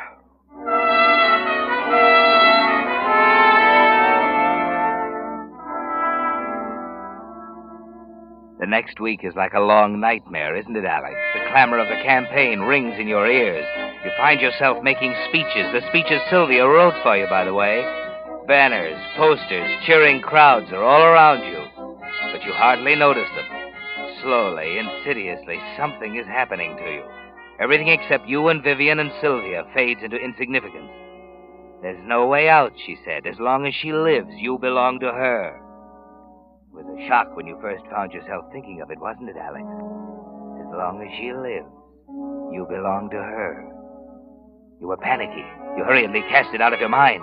But it came back again and again, each time appearing less terrifying and more logical. And then finally... Sylvia. Oh, you startled me. I didn't hear you come in. Come on, get your coat. We're going out. What for? Never mind what for. We're going out. We're going to decide this divorce business once and for all. Now, let's not go into that, Alexander. Okay. How many times must I tell you okay is vulgar? You've told me for the last time, Sylvia. What do you mean? You've corrected me for the last time. I'm going to kill you, Sylvia. Alexander, if this is a stupid attempt to frighten me... Nothing stupid about this revolver. Alexander, you're not yourself. You can't get away with this. Don't worry, I'm not going to do it here. That's why we're going out. Can't be serious. I was never more serious in my life. For that Roland girl, And for me, too, for my own salvation. You're throwing it all away, aren't you? Everything we spent 15 years building. Maybe if I'm caught. You will be. You're as stupid at this as you are at everything else. Or you'll never get away with it, Alex. All right, I won't get away with it. So what? I said I'd rather die than give you up, didn't I? Something like that. Maybe it is worth dying for. What do you mean? You can't understand it, I guess. I don't suppose anyone could understand it. That's the trouble, you see. No one can know how I feel about you. It isn't love exactly. It's a lifetime of work and worry and sleepless nights. Years of mustering every ounce of strength I have to make you great. That's what you're throwing away, Alexander. And I won't let you do it. I won't. Listen, Alexander. If you're going to kill me, you can do it right, at least. You can let me help you here, too. What are you talking about? I'll write you a note, Alexander. I'll write you a suicide note.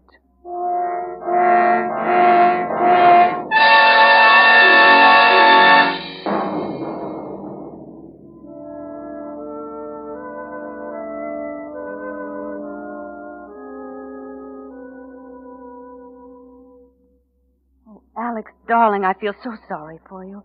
It's been such a shocking blow. Yes, I know, Vivian. You have everyone's sympathy. No one ever dreamed she would kill herself. The last thing in the world I expected. I thought it was because of us. Oh, no, Vivian. You mustn't think that. After all, there was her note. Yes, that note. Oh, let's think of the future, darling. You've everything in the world coming your way. And now we'll both share it. Always. We can't get married for some time yet, though. Oh, I know that. But after the election... Yes. I won't see you much until then. I'm going back into the campaign this week. But afterwards. We'll always be together, dear. Forever and ever.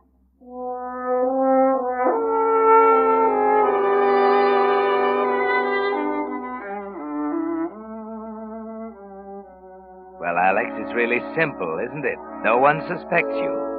Everyone's most sympathetic, and Vivian loves you. You go back into the campaign in earnest. No time now for anything but politics. Your own politics this time, your own ambition. You forget all about Sylvia and the ugly, sordid past. Until one night a few months after the murder. What in the world can that be? Hello, Alex. Well, Len. Well, for heaven's sake. I thought you were on the coast. I was. Well, sit down. Thanks. How'd you happen to come east? Business. Been a lot of water under the bridge since I saw you last, Alec. Yeah. Tough about Sylvia. I'd like to talk about it, Len. Funny thing. You never knew how I felt about Sylvia, did you, Alex? I loved her, you know. Always had until I introduced you to. Then it was all over. I'm sorry, Len. Yeah, so am I. I've been reading the newspapers. They gave the story quite a spread. Yeah, I know. Natural, of course, with you a political bigwig and all. Yeah. Well, what business brought you back here, Len? Sylvia. What did you think? What do you mean? Very simple, Alex. I'm going to kill you.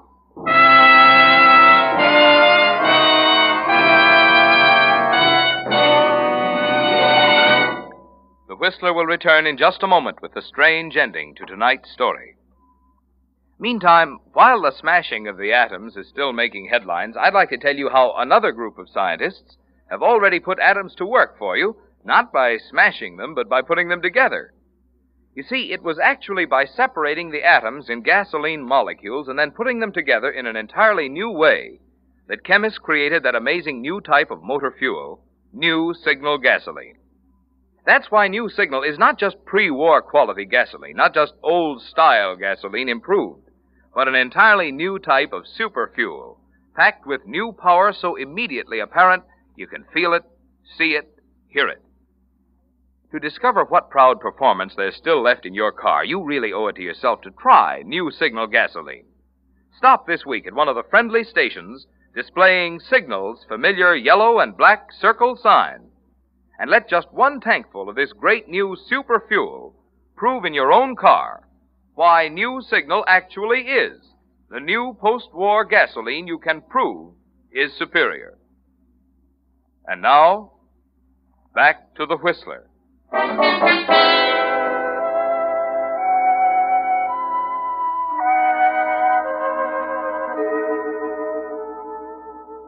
Well, Alex, you try to talk, but all you can do is jabber. And it's no wonder with your old friend Leonard Evans calmly sitting on the Davenport toying with a .38 automatic. Oh, wait. Yes, Alex. Wait. It's enough to make anyone jabber, isn't it? Don't be a fool, Len. Put that gun down. I will later. May put it in your hand, in fact, just as you did with Sylvia. Why did you kill her, Alex? What? Why did you kill her? She killed herself. It was suicide. Everybody said so. The coroner, the police surgeon, the papers. You're not giving a statement to the papers now, Alex. You're talking to someone who knows you. Why did you kill her, Alex? Can't mean what you're saying. It doesn't make sense. You got tired of being pushed, didn't you? Thought you could get along without her. I don't know, Alex. Maybe I'm jealous. It couldn't have happened to me, you see, no matter how hard she pushed. We never could have reached the top of the ladder. And she wanted the top so badly. Well, that's beside the point, I guess. Why did you kill her, Alex?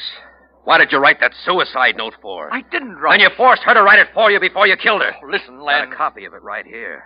Took it out of the paper. Let's see. Here it is.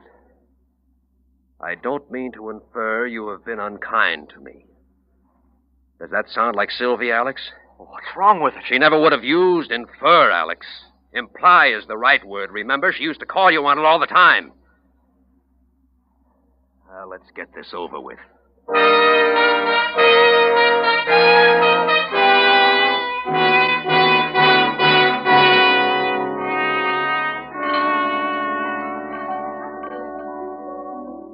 Hello, Joe. Oh, hello, Mr. Evans.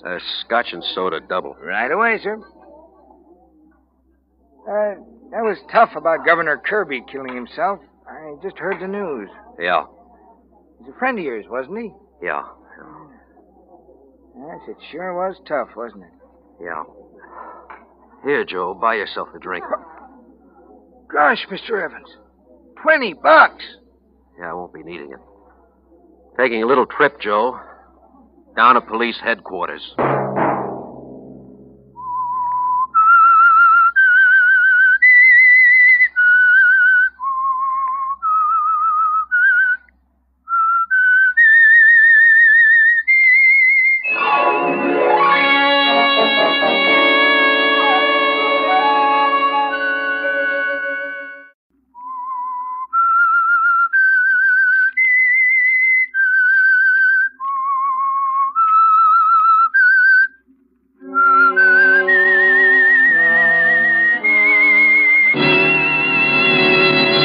I am the Whistler, and I know many things, for I walk by night.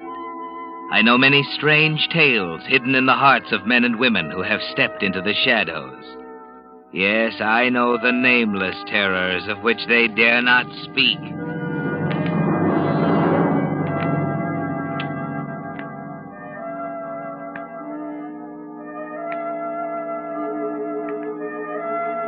It wasn't a large farm, but it wasn't small either. It kept 2 strong men busy from sunup to sundown taking care of it. And they did a nice job because the farm prospered. Mort Grant owned the farm and lived in an awkward-looking unpainted farmhouse with his wife Nellie. Jim Hayward was the hire man and lived in a spare bedroom. But actually, he'd been there so long that he was more like one of the family than a hired hand. And that's what worried Mort Sanders. Mort! Scared me half to death popping in the kitchen door like that. Did I? You certainly did. You know, I'm nervous enough without you acting like a cat chasing a mouse. I've gone and broke one of my best dishes. Hello, Jim. Hello, Mort. Kind of ambitious, aren't you? Well, I surely wish that you were a little more ambitious around the house. I could use a little help now and then. A woman's work is left to the women. Men have enough to do with their own work. That right, Jim? Well, I guess it is, Mort, but Nellie looked a little tired, and I thought it wouldn't hurt anything if I stepped out in the kitchen and helped her a mite with the dishes. You should rest quiet a while after eating supper. I'd like to see the day when I get any rest after supper. I'm not really tired, Mort. I don't mind helping out a little extra bit. Well, if you don't mind, you can be as foolish as you want, I guess. Nobody's being foolish. I think it's downright generous of Jim to want to help. We ought to help each other more around here instead of living like 3 hermits. I don't see you out plowing. Come on, Jim. Leave the old lady to her work. If you don't mind, Mort, I'd just soon finish what I started. No, I don't mind, Jim. Not at all. Suit yourself. Suit yourself.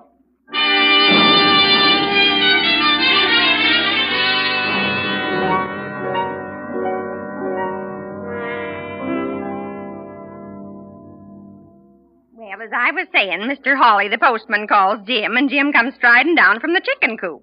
And Mr. Hawley tells him the good news. You'd think he'd had the baby instead of his wife. Well, then, he gives Jim a cigar, and you know what Jim says? I couldn't guess. Well, he says, seeing as how you're the mailman, I suppose your baby comes special delivery. Can you tie that? Well, don't you get it? Special delivery. Well, that's Jim. Doesn't sound very funny to me. Huh. If you'd said it first, you would have thought it was funny. Maybe so. But if I said it, you wouldn't have thought it was so funny. Mort Sanders, if I hadn't been married to you all these years, I'd think you was jealous. I'm not jealous. But you do seem to enjoy Jim's company to mine. I'm only your husband. All I hear from you is Jim did this, or Jim said that, or Jim says and does the funniest things. Why don't you pay attention to me once in a while? Oh, Mort. I'm running this farm, and I'm tired of hearing what Jim does. Will you do me a favor and talk about something else?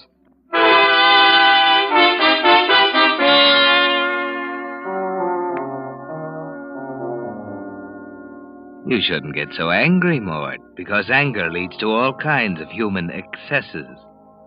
You might even do something you'd be sorry for later. And regret isn't worth the time you take to indulge in it because it's always too late. Of course, if you try to get along with Nellie a little better, you wouldn't have to worry about Jim. But you can't see that, can you, Mort? So at supper time, you're the same old Mort, suspicious and foolish. Supper ready? Not for a few minutes yet. Jim won't be in for a while. He's working on the tractor. Well, if he can't make supper on time, that's his tough luck. Well, just the same, it isn't ready, so you'll have to wait. Well, don't you notice anything different? No. Well, look around. I still don't see anything. What's it all about? Well, if it had teeth, it'd bite you. Over there in the corner. Bookcase. Where'd you pick up that thing?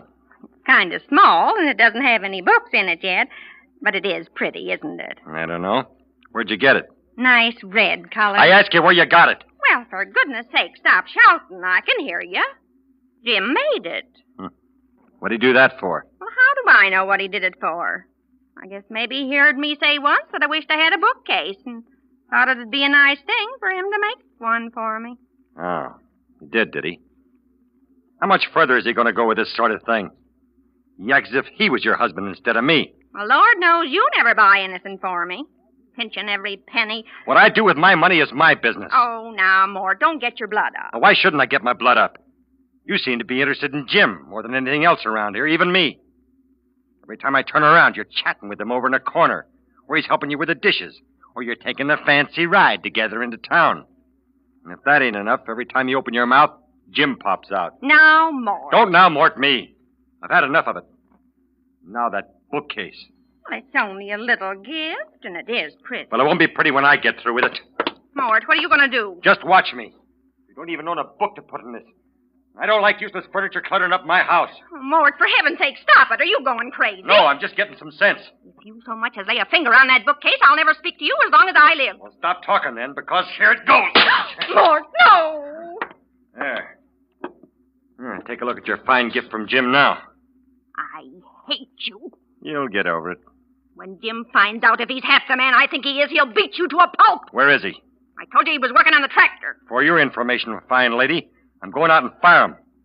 I don't want any wife stealer working for me.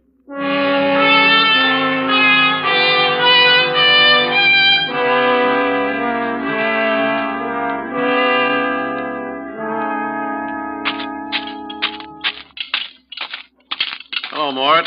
Supper almost ready? Almost. I won't be able to finish this tractor tonight, I'm afraid. Turned out to be more work than I thought. The wrist pins... Never mind. Give me the wrench, Jim. Oh, you want to take a hand at it? No, but you won't be needing this wrench anymore. What do you mean? Hand it over. All right, Mort. Anything you say. Here it is. Thanks. Now, what's it all about? You look like you've got something serious on your mind. I just come out to tell you I won't be needing your services around here anymore. Huh? You can leave as soon as you get your things together. I'll pay it at the end of the week. Oh, you can't mean that you're firing me, Mort. That's exactly what I mean. But I don't get it. I've always worked hard. Why, I always thought of this place as sort of like home. That's the trouble, Jim. You've been acting as if you owned the farm instead of me. Oh, now look, Mort. If I said anything to make you mad, I'm sorry. I don't mind you taking a big interest in the farm. But when you start moving in on my wife, that's where I draw the line. Your wife? Yeah. What? I haven't done anything to your wife. Why, Nellie and I, well, we get along. That's the trouble. You get along too well. Every time I look around, you're with her, telling her stories or taking her someplace or making something for her. And I don't like it. I don't want to see any more of it. So get your clothes together and get out. Now, look, Mort, you're talking kind of rough. I'll talk any way I want to. It's my land, my farm, and my wife we're discussing. I'm sick and tired of having a dishonest, wife-stealing, backstabbing farmhand around here, so get out before I throw you out. Those are big words. You want some bigger ones? If you think you're big enough to say them. As a matter of fact, there's a few things I can say myself. I never worked for such a miserly, selfish old coot like you before. Won't even trust a bank with your money. That's enough out of you, Jim. There's one more thing I always wanted to give you before I left. A punch in the nose. Stay away from me, Jim. Put him up, Mort. I'll give you a chance to back up them big words of yours. All right. You asked for it. Mort, put down that wrench. Try and make me. I'll be taking it away from you. There. You got the wrench, all right. Jim. Jim, you'll be okay in a minute. Jim, wake up. He's dead.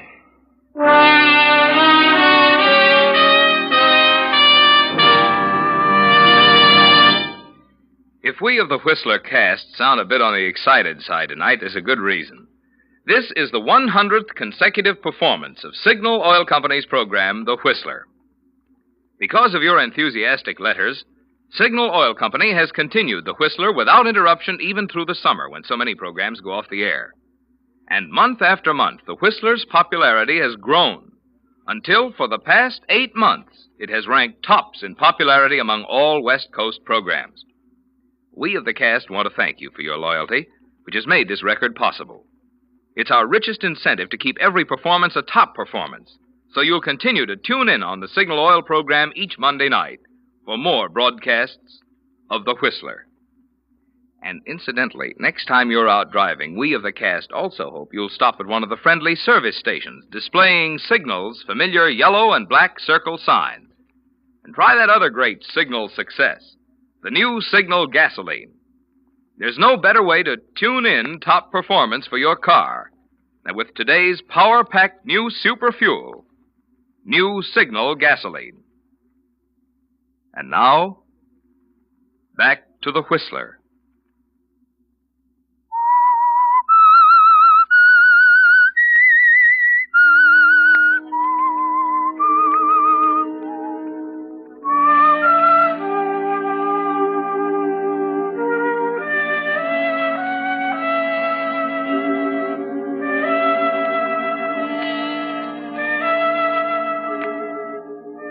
Well, Mort, it seems you've reaped a bigger harvest than you ever imagined from the little hatred you sowed.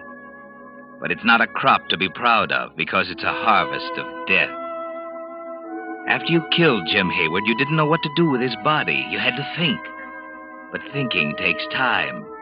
So after finding a temporary hiding place in the barn, deep in the soft, fragrant haymow, you turned back to the house for supper. Supper ready? It's all ready. Sit down. Coffee or milk? Coffee. Sit still. I'll get it. Here. Well, what's the matter? Oh, yeah. You startled me, I guess. Where's the sugar? Where's the sugar? For land's sake, it's right in front of you. What's the matter? Can't you see? I didn't notice it. Well, isn't Jim coming in? I said, isn't Jim coming in? Not right away. Well, he can't work much longer. It'll be dark in a few minutes. The potatoes will be cold if he doesn't come in soon. I knew you wouldn't fire him. You couldn't fire Jim, not after he's been with us all... Cut it, will you? All right, Mort. I took care of the bookcase. I finished breaking it up, and I put it in the stove. When Jim comes in, I'll say, Jim, I got some bad news for you. But I expect you can take it. Seems I fell up against the bookcase. It wasn't very big anyhow, you know, and I broke it. Mort, you're not eating a thing. Huh? Oh, I was listening to you. Well, it's about the first time you ever were. Jim should be in here by now. I think maybe I'll look out the window and wait for him to come in and eat his supper. Mort. What? It's getting dark, and I can just barely see the tractor, but I can't see hide nor hair of Jim. Can't see anything moving out there. Sit down and eat your supper. Jim's old enough to take care of himself. Well, I suppose he's putting the tools away. Jim's always the careful one. Mort, you're still not eating. I'm not very hungry. I bet Jim's got a big appetite tonight. Will you stop talking about Jim? Well, for heaven's sake, Mort, what's got into you? You don't have to shout like that. You scared the living daylights out of me. I asked you before to stop talking about Jim. I was just trying to be sociable. With you sitting there like a mummy, a body could go crazy for something to do. Well, if you want to know, Jim won't be having supper tonight, so you can stop waiting for him. Why won't he have supper tonight? Because I did what I said I was going to do. You mean that you fired him? Yes, I fired him. Well, of all the Nellie, selfish... I don't want to hear one word out of you about it. It's done, that's all, and there's nothing you can do to change it. All right, Mort, if Jim's fired, he's fired, but I don't... Shut up. Well, at least he can have one more meal before he goes. Can't he? Jim's gone. Gone already? Yes, he's gone already. How many times do I have to say it? Well, it seems funny he didn't say goodbye to me. He didn't even come after his clothes and things. Oh, he can't be gone yet. I told you he was gone. Gone for good. He won't be back. Did he ask you to send his clothes to him? No. Well, didn't he tell you where he was going? Look, he just left. He didn't tell me anything. Was he angry? A man who gets fired isn't exactly happy. Well, aren't you going to give him a character reference or something so that he can get a job someplace else? Where he's going, a reference from me isn't worth a thing. Oh, then you do know where he's going. You said before that you didn't. I don't know. All he said was that he thought he might go north, maybe to Canada. That's all he said. Well, it's funny he left late in the day like this. You'd think he'd wait until morning and get a fresh start. Can a man do what he wants with his own life without you analyzing the whole thing? But I thought I knew Jim. I thought I could tell just what he'd do. Well, you couldn't, so forget it. Well, it seems to me the whole thing's all very funny. It's all very funny.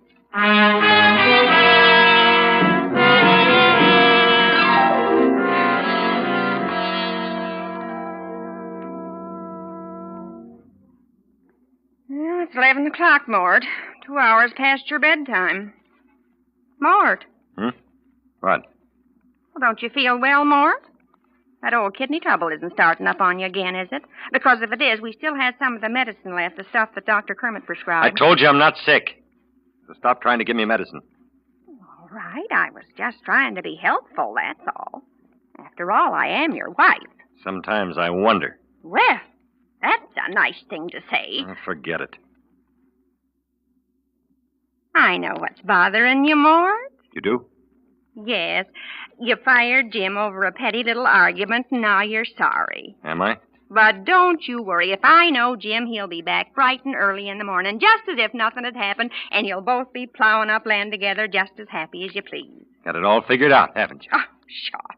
Jim couldn't stay away any more than you could have him stay away. He's just like one of the family. He probably just went into town, had a few drinks to help him forget things for a while, but he'll be back as happy and friendly as ever. You wait and see. How many times do I have to tell you Jim won't be back? He's gone, for good. Oh, not Jim. I tell you he's not coming back. I wish you'd stop talking about it. All right, Mort. All I can say is wait and see for yourself. Why don't you go to bed?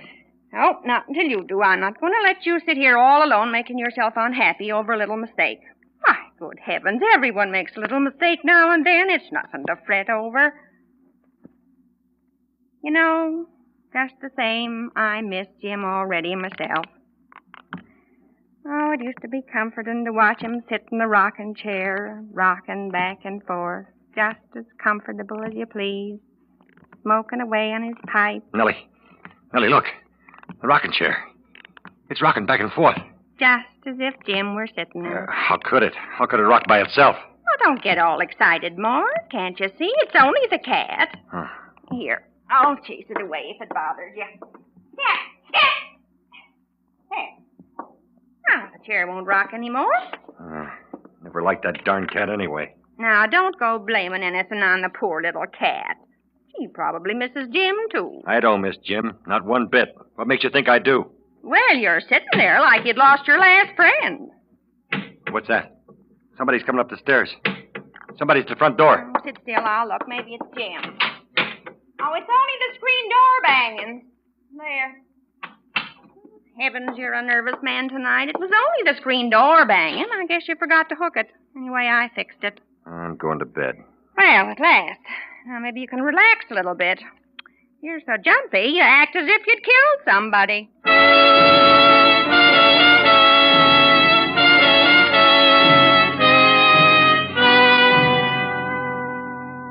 Nellie comes awfully close to the truth sometimes, doesn't she, Mort? Uncomfortably close. But never mind. She doesn't really know what happened to Jim Hayward. So you go upstairs to try to sleep and forget the whole affair. If you can. Perhaps you'll even think of something to cover up your tracks forever.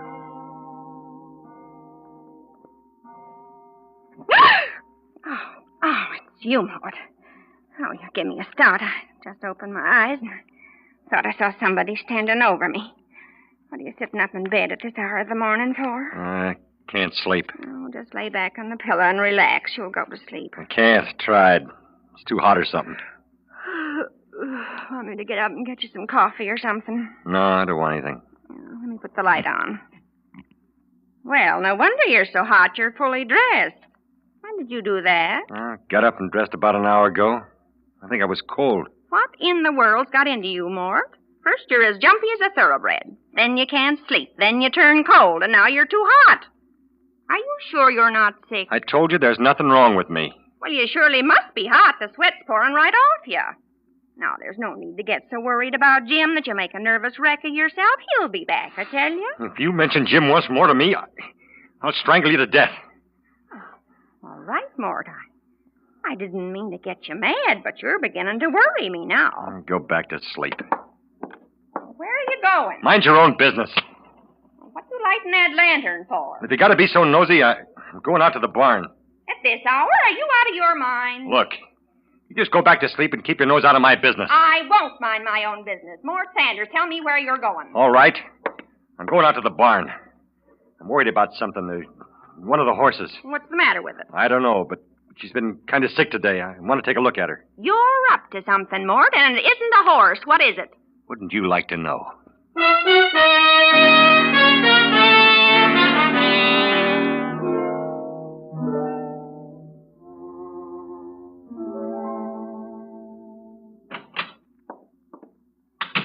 I took you long enough. So you're up.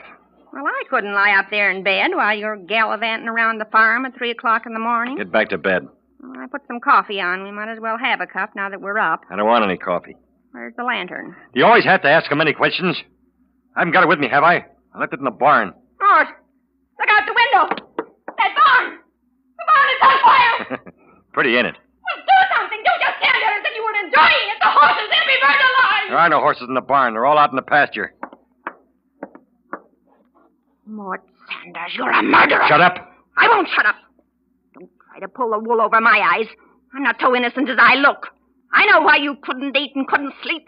I know why you were cold one minute and then hot the next. You didn't know I knew, did you? I told you to shut up. I was looking out the window when you fired Jim. I saw you hit him with a wrench. Jim's dead, and you killed him. If you ever say that again, I'll kill you. You don't frighten me. You hid Jim's body in the barn, and now you're burning it to get rid of him. You're as much to blame as I am. Jim had no right to be fooling around with my wife, and you had no right to let him. At least he was human, not a grouchy old man who wouldn't talk half the time. Go on up to bed. I won't. You want to know something? I was in love with Jim, and he was in love with me. We were going to run away together. And here's something else. I don't want to hear it. You'll want to hear this. Yesterday, I took all the stocks and bonds that you'd bought with the money that you've saved in 15 years, the whole $20,000 worth. But you were too afraid to leave in a bank, and I gave them to Jim. Are you telling me the truth? If you're lying, I'll kill you. I'm not lying. Jim had the oilskin pouch with the bonds in his inside pocket when you murdered him, and now they're burning up. I don't believe you. If you don't believe me, look in the steel box on the desk. You did. You did, you thief. You gave him all my bonds. Told you I did. Won't do you any good slapping me. They're burning up right now. I'll get him. There's still time, and then I'll get you. Hurry, Mort! Hurry! You lose your power! I'll get him. I'll get him. Don't worry. Hurry, Mort! Hurry!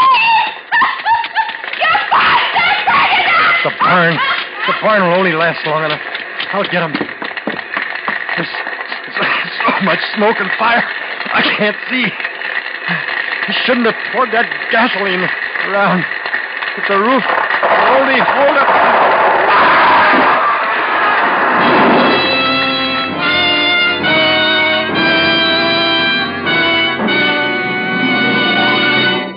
The Whistler will return in just a moment with the strange ending of tonight's story.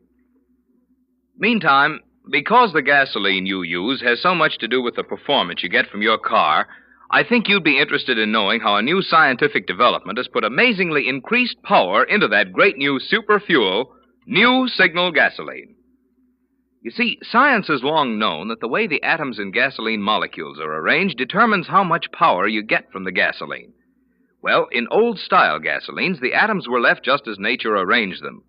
But recently, certain chemists found how to rearrange the atoms in gasoline molecules in an entirely new way.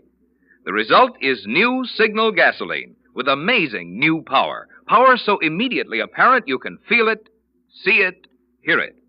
It's because of this superior performance you can actually recognize the moment you step on the accelerator that we urge you to let one tankful of new signal gasoline talk for itself. Let its quicker starting, faster pickup, higher anti-knock, and longer mileage demonstrate in your own car why new signal gasoline actually is the new post-war gasoline you can prove is superior.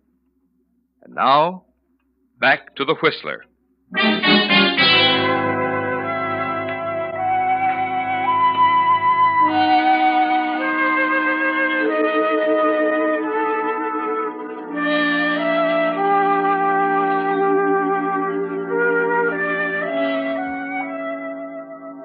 So for once you listened to your wife, Mort. For once you took her advice and hurried into the burning barn. And to death. Of course, the flames lighted the night sky and brought a crowd of neighbors, but there wasn't much they could do. They stand outside the house watching the last glowing embers, talking in hushed tones. But you can't hear them, can you, Mort? It's awful. Awful. Both of them at once this way. Constable figures Mort must have gone in to try to save Jim. Jim was almost like one in the family, you know. Yes. What about Nellie? Is she all right? She's just sitting in there in the rocking chair by the window. Stunned, I guess. Oh, poor soul. I'd best go in and see if I can comfort her.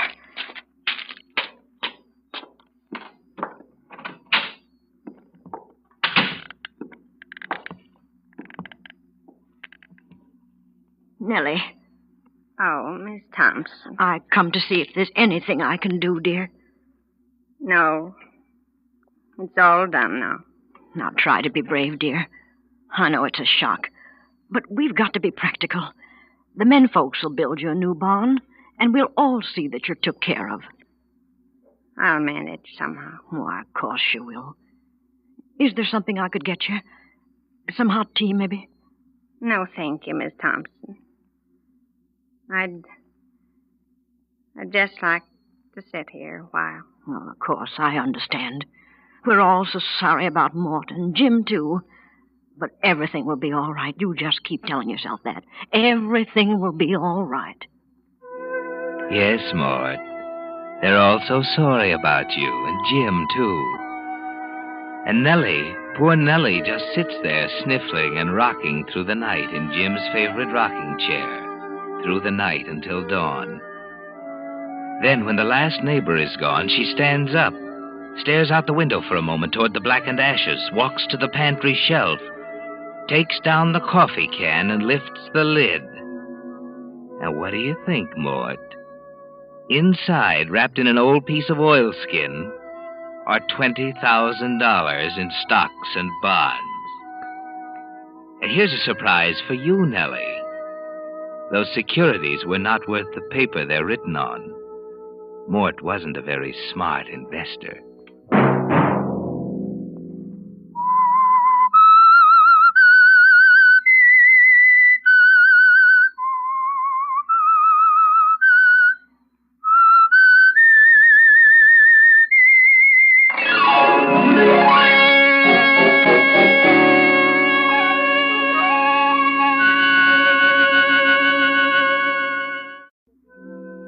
And now the Whistler's strange story.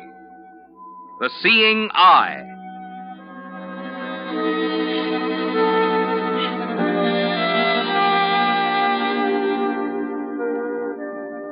There was only one love in the life of Captain Martin Quiss. It wasn't money. He'd long since made more than enough to retire comfortably. And it wasn't women or liquor or self-indulgence. Captain Quiss was part of the sea. It had been his home and his life since the day in 1907 when he signed aboard a purse seiner out of New Bedford as an apprentice seaman. But a love as strong as that of Captain Quiss for the sea can be dangerous. It can blind a man to more important things like human decency and justice. It can lead to compromise and ruin. The closing chapter in the career of Martin Quiss began on a stormy night off the Florida Keys, aboard the steamer Carson City out of New Orleans, bound for Portland, Maine. The night wind, pushing up strong from the east, had reached gale strength when the cabin door burst open. What's the matter, Grant? What are we running here, a ship or a nursery? Now, wait a minute. You wait a minute. Well, address me properly or not at all. All right, Captain Quiss, sir. That's better. Now, what's the matter, Mr. Grant? The first mate's drunk again. He just ordered me off the bridge. That's a serious charge, Mr. Grant. I'm not making charges, Captain. This isn't the Pink Tea at the Mariners Club. We're in dangerous waters. Ryder is perfectly capable. I tell you, he's drunk. He has no right to be on that bridge. If you don't believe me, call him. Very well, Mr. Grant. Bridge. Ryder? First mate Ryder in the bridge, sir. Lights are bright, all's well. Ryder, Grant has a watch until 8 bells. It's all right, Quiz. Got everything under control. Tell Grant to turn in. Listen, Ryder. Never mind, Quiz. Don't worry, little head. I'm in charge here. Yep. I'm in charge. What did he say? Mr. Ryder's in charge. He's perfectly capable of standing the watch if he chooses. Now, wait a minute. Let's skip the double talk. It's my watch. My name's on the log. It's my responsibility to see that this ship stays on its course for the next 3 hours. You'd better go to your quarters, Mr. Grant. Captain Quist, don't you care what happens to your ship? Mr. Ryder's been sailing for 15 years. Yeah, and every time he gets a few drinks under his belt, he thinks he's Columbus. This isn't the first time, Captain. He's done it before. I can't understand why you let him get by with it. You're here to take orders, Grant, not to tell me how to run my ship. Now get down to your cabin. He's got something on you, hasn't he? Huh? What do you mean? Nothing. There just ought to be a reason why you let Ryder get by with murder. Why he has complete command of the ship 3 days running while you sit in your cabin. Get out of here, Grant. There's something wrong, isn't there, Captain? Get out of here before I throw you an iron. All right, Captain Quiz. I'm just trying to do my duty as an officer. If you want to trust your ship to a rum pot, go ahead.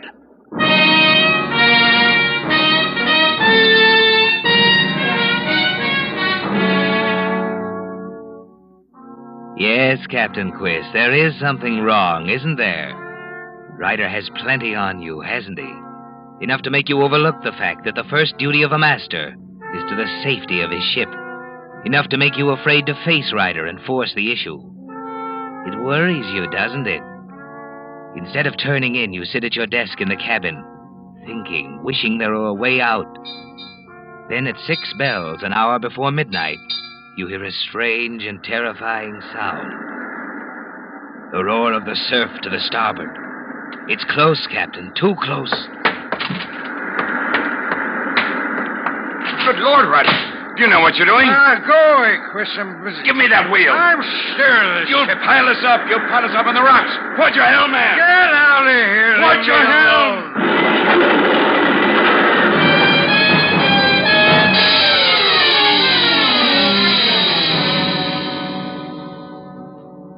Well, Quiz, Grant was right, wasn't he? The Carson City did pile on the rocks, a total loss. 2 sailors dead, a valuable cargo gone. But there is an out, isn't there? Ryder's name doesn't appear on the log. Nobody knows he was at the wheel but you. And Charles Grant, second mate.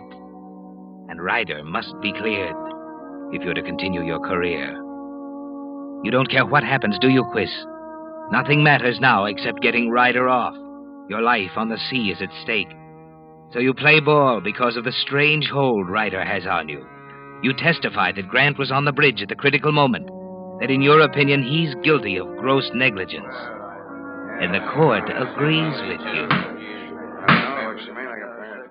Second mate Grant, will you rise and face the court?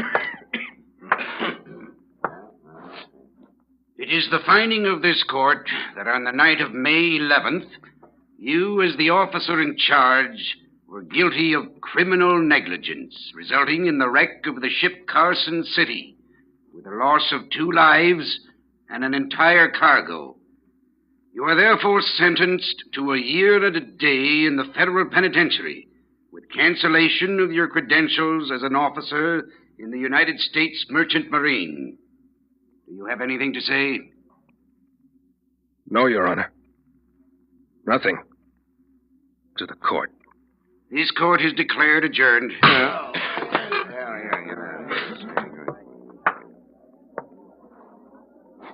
Congratulations, Captain. I'm sorry, Mr. Grant. I was right, wasn't I? Ryder does have something on you. I said I'm sorry, Mr. Grant. Perjury doesn't come easy. There's got to be a reason. I'm sorry, too, Captain Quiz. I'm sorry for you. Because if it takes me a lifetime, I'm going to hang this wrap around your neck and watch you sink.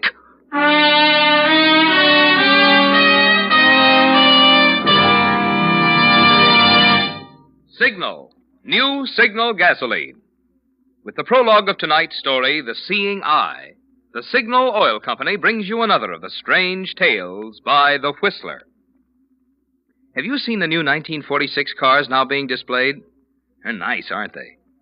But if you've also inquired about delivery dates, you know you're likely to be driving your present car a good while longer. No need to wait any longer, however, for the fun of improved driving performance. No, sir. For with new Signal gasoline in your tank, you actually feel your present car get young again, right now. And that's because new Signal isn't just pre-war quality gasoline, not just old-style gasoline improved, but an entirely new type, super fuel. There's a long scientific explanation about how chemists actually rearrange the atoms in gasoline molecules to put quicker starting, faster pickup, higher anti-knock, and longer mileage into new Signal gasoline. But for the easy way to prove these advantages, just drive into one of the friendly stations displaying Signal's familiar yellow and black circle sign. Get a tank full of new Signal gasoline. As you step on the accelerator, your own motor will show you why new Signal gasoline actually is the post-war gasoline you can prove is superior. And now, back to the Whistler.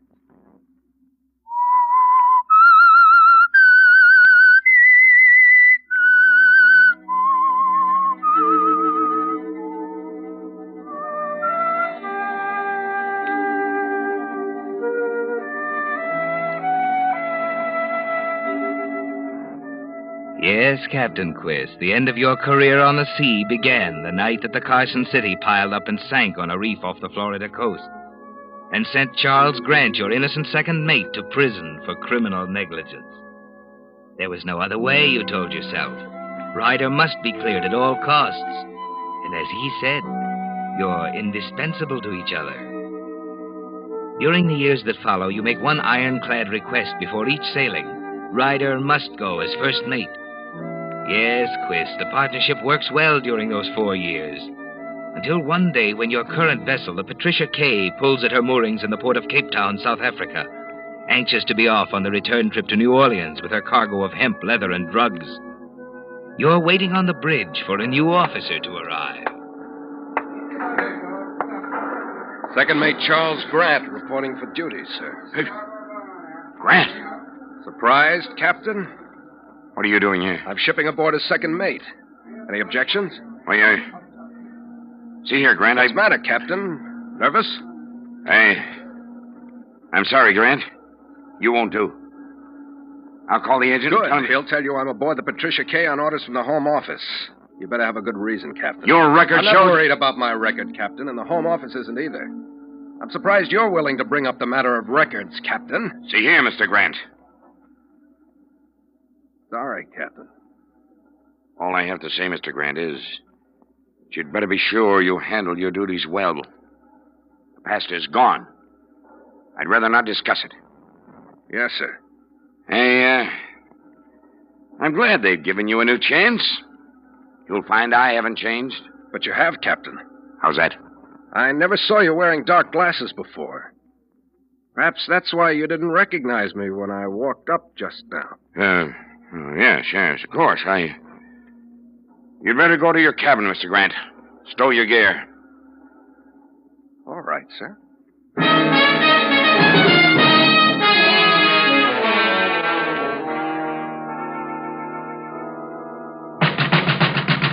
Ryder! Ryder, open up! Yeah, what's the matter? I don't know. Wait a minute now. Take it easy. Look out there. Oh, I'm sorry. You're sorry. It was a fifth of my best bourbon, you stupid stumblebum. Why'd you hang out a sign? I didn't see it. Of course you didn't see it. One more like that, and I'm going to hand you a white cane. Where's your sense? Told you to stay on the bridge till I came up. What do the men think when they see you stumbling around on deck? Listen, Ryder, I'm through listening. You're falling to pieces, Quist. I'm tired of playing seeing eye for you every time you have one of these spells. If I had the brains I was born with, I'd make you retire. I'd kill you first. You know, I think you would. Come on. We'd better cast off. Got a half hour to clear the port. The new second mate aboard? Yes. Who is he? That's why I came here. He's not a new second mate, Ryder. Oh, who is he? Grant. Grant? What are you talking about? You heard what I said? He's been in stir. He hasn't got a license. He's here on orders from the Home Office. Nothing I can do. What do you mean there's nothing you can do? That guy can't sail. That's all there is to it. I called the agent. The agent. Good Lord, why didn't you have him shanghaied? I tell you, that guy's not going to sail. I'm going up there. Now, wait a minute, Ryder. Shut up. I'm going up Ryder! I'm still in command of the ship. And I want you to remember that. If there were anything I could do, I'd do it. But unfortunately, there isn't. Grant's on board for the voyage, and we've got to make the best of it. All right. I'll make the best of it. I'll make the best of it when we get to New Orleans, too. Oh? Whether you like it or not, Quiz, this is your last voyage. I'm through hanging on to a guy who's fallen to pieces. What does that mean? Grant isn't dumb, and he isn't here for the trip. If you had the brains you were born with, you'd have seen it and brushed him off. It wasn't possible. I don't care whether it was possible or not. Had to be done. And if we're lucky enough to keep him guessing this trip, you're going to decide to retire when we get to New Orleans.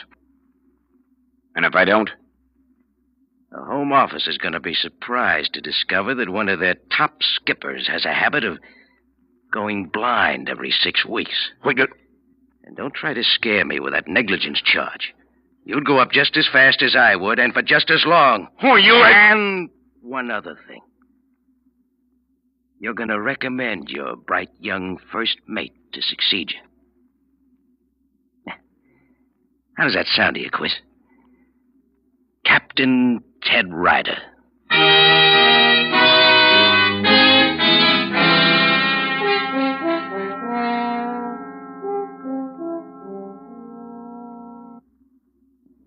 It's hard to take, isn't it, Quiz?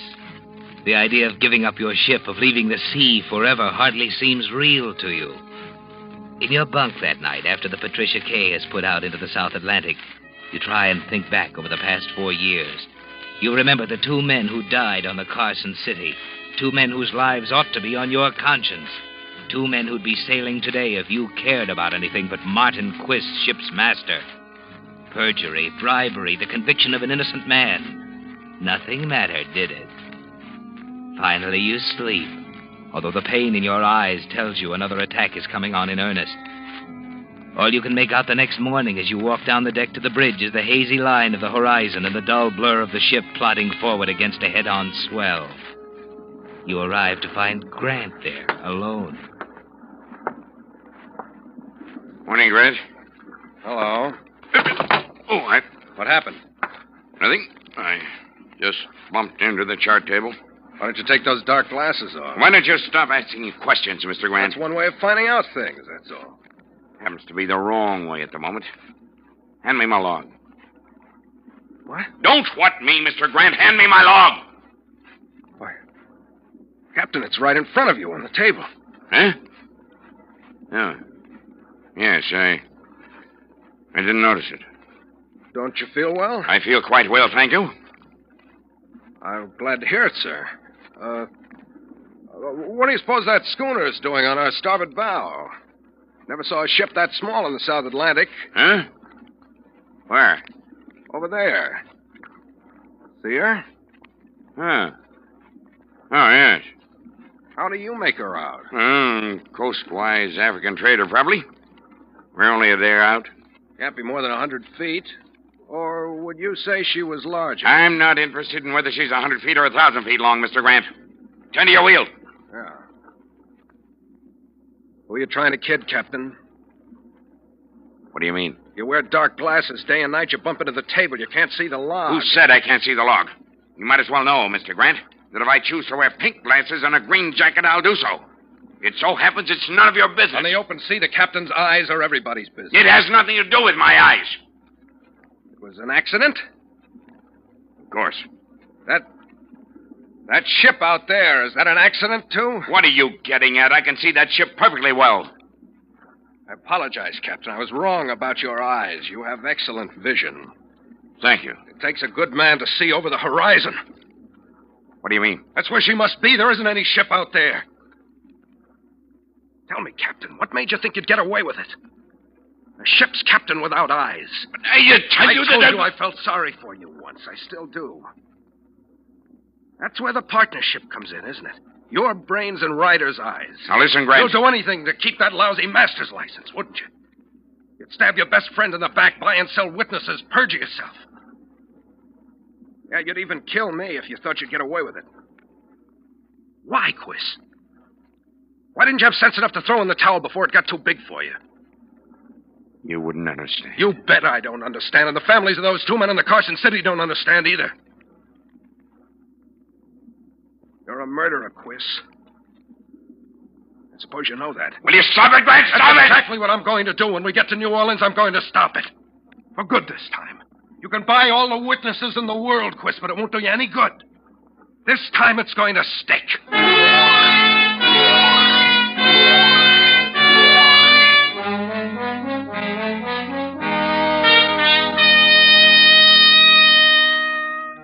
Yes, Ryder was right, wasn't he, Captain Quiz? You should have done anything to keep Grant off the ship. But it's too late now. He knows your secret. Each day brings the Patricia K closer to New Orleans in the end. You decide to play for time, order the course of the ship change, sending it north to Cape Verde, 4 days out of its way, hoping your eyes will improve. That by the time you arrive in New Orleans, your vision will be sharp and clear and defensible. But it continues to get worse, until finally 10 days out of New Orleans, you can't see at all. And then one night, out of a clear sky, something happens. The opportunity you've been waiting for. As the ship approaches the Florida Keys, not far from where the Carson City foundered, you hear a scuffle outside your cabin. All right, now get away from there. Right? What's going on here? Kelly, come here. Try and pull it again, will you? Kelly! Okay, I'll let you. There. Now. All right, get up, Ryder. Mr. Grant. This is none of your business, Quiz.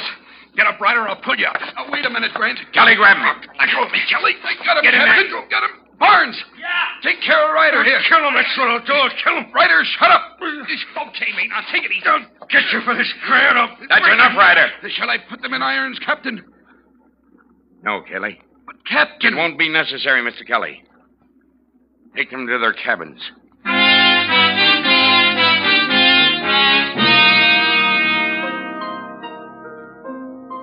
That gave you an idea, didn't it, Quiz? There's a way out after all. You feel your way back into your cabin and think. Ryder was up to his old tricks again, drunk, trying to take the wheel away from Grant. It was timed perfectly, wasn't it, Captain? 2 competent witnesses present, 2 reliable supporters, both of whom heard Ryder swear he was going to kill Grant. The men are puzzled as to why you didn't throw them in irons. But there's a good reason. They have to be free to come and go as they please during the next night.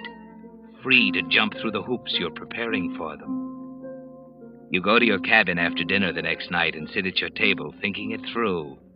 Then at 7 o'clock, you call Grant. Did you want to see me, Captain? Oh, it's you. Yes. I've been standing here for some time. Grant, I've been doing a lot of thinking lately. Perhaps you wondered why I didn't exercise my authority when you and Ryder had that scuffle last night. I didn't expect Ryder to get it, if that's what you mean. As a matter of fact, I've come to the conclusion you're right. What do you want? When's your trick at the wheel tonight? I'm on at 8 bells, replacing Ryder. I see. I've decided to clear you, Mr. Grant. I'm going to put it in writing. As a parent, I'm not much good on the sea anymore, and at least I can try to right the wrong I've done. What? I know it's hard to believe, but I'm going to ask you to keep it to yourself until we arrive. Ryder mustn't know about it.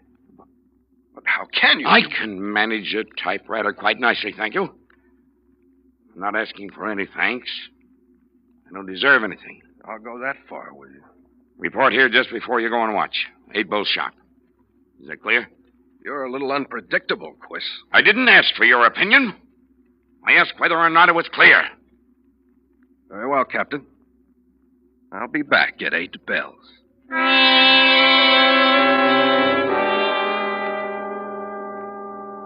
You were afraid of that one, weren't you, Quiz?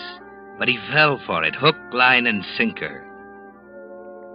You'll be ready for him at 8 bells with Ryder conveniently alone, unseen on the bridge. You can tell he's alone. Anyone going to the bridge must pass the narrow strip of deck outside your door. Quietly, you feel around in the drawer of your chest.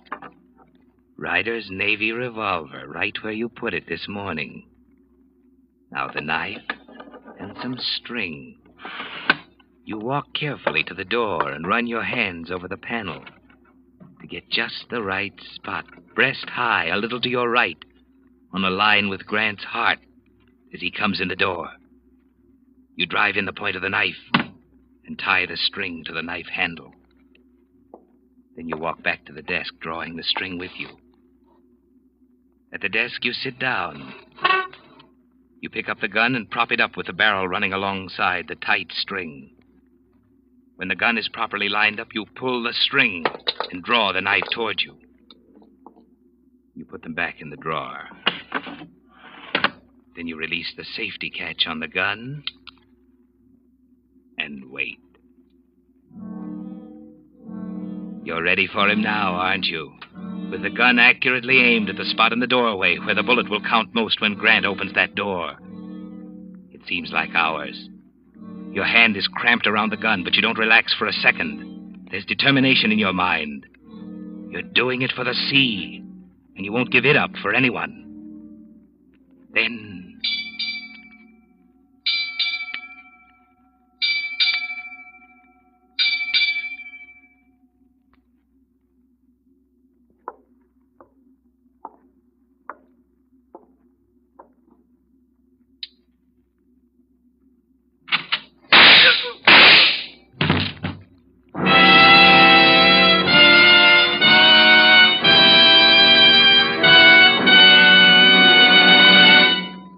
Whistler will return with the strange ending of tonight's story in just a moment. Meantime, with chill winter weather definitely here, don't forget that you're not the only one who'll be needing winter clothes and a winter diet to keep feeling fit. It's just as important for your car to have Signal's winter diet to keep wear down when the thermometer's down. For the transmission and differential, that means draining, flushing, and refilling with Signal winter gear lubricant. If it's been 5,000 miles since your front wheel bearings were serviced, now's the time to have them removed, thoroughly cleaned, and repacked with Signal long-life wheel bearing grease. And for your motor, it's high time to drain out summer weight oil and refill with real winter protection. Refill with Signal Pen, the pure Pennsylvania oil with the famous fighting film that flows freely even on coldest mornings. With this complete Signal diet, your car has the cold weather lubricants it needs to help keep it purring through another winter. And the place to get it is at that friendly station displaying Signal's familiar yellow and black circle sign. Your neighborhood Signal gasoline dealer. And now, back to the Whistler.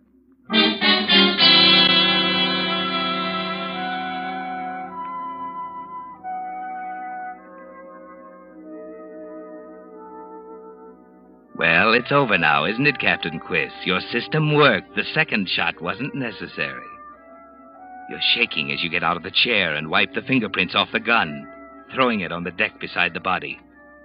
Then you call the engine room and order Kelly to the cabin. You're ready for him when he arrives. Good Lord, what's happened? You were right, Kelly. I should have put them in irons. Sees that Ryder just shot Mr. Grant. What? Where is he? Ryder? Yes. Yes, throw him in the brig immediately. But Captain, are you blind? What do you mean? Why, this is Ryder here, on the floor. What? I didn't know it. All I heard was a scuffle and Wait a minute, Quiss. Grant! I'm in charge now, Kelly. Put Captain Quiss in irons. Captain! He's lying. I'm in charge here. You're even more stupid than I thought, Quiss. Take him away, Kelly. Wait a minute. You know why Ryder came here, Quiss? Because I didn't show up for my trick at the wheel. I didn't show up because I've been here, right in this room, from the time you called me in here an hour ago. It was quite a show you put on for me, Quiss. I'll want the knife and string. May need them to illustrate my lecture when we get into New Orleans. Grant, no! No! Lock him up, Kelly. I'm sorry for the poor guy.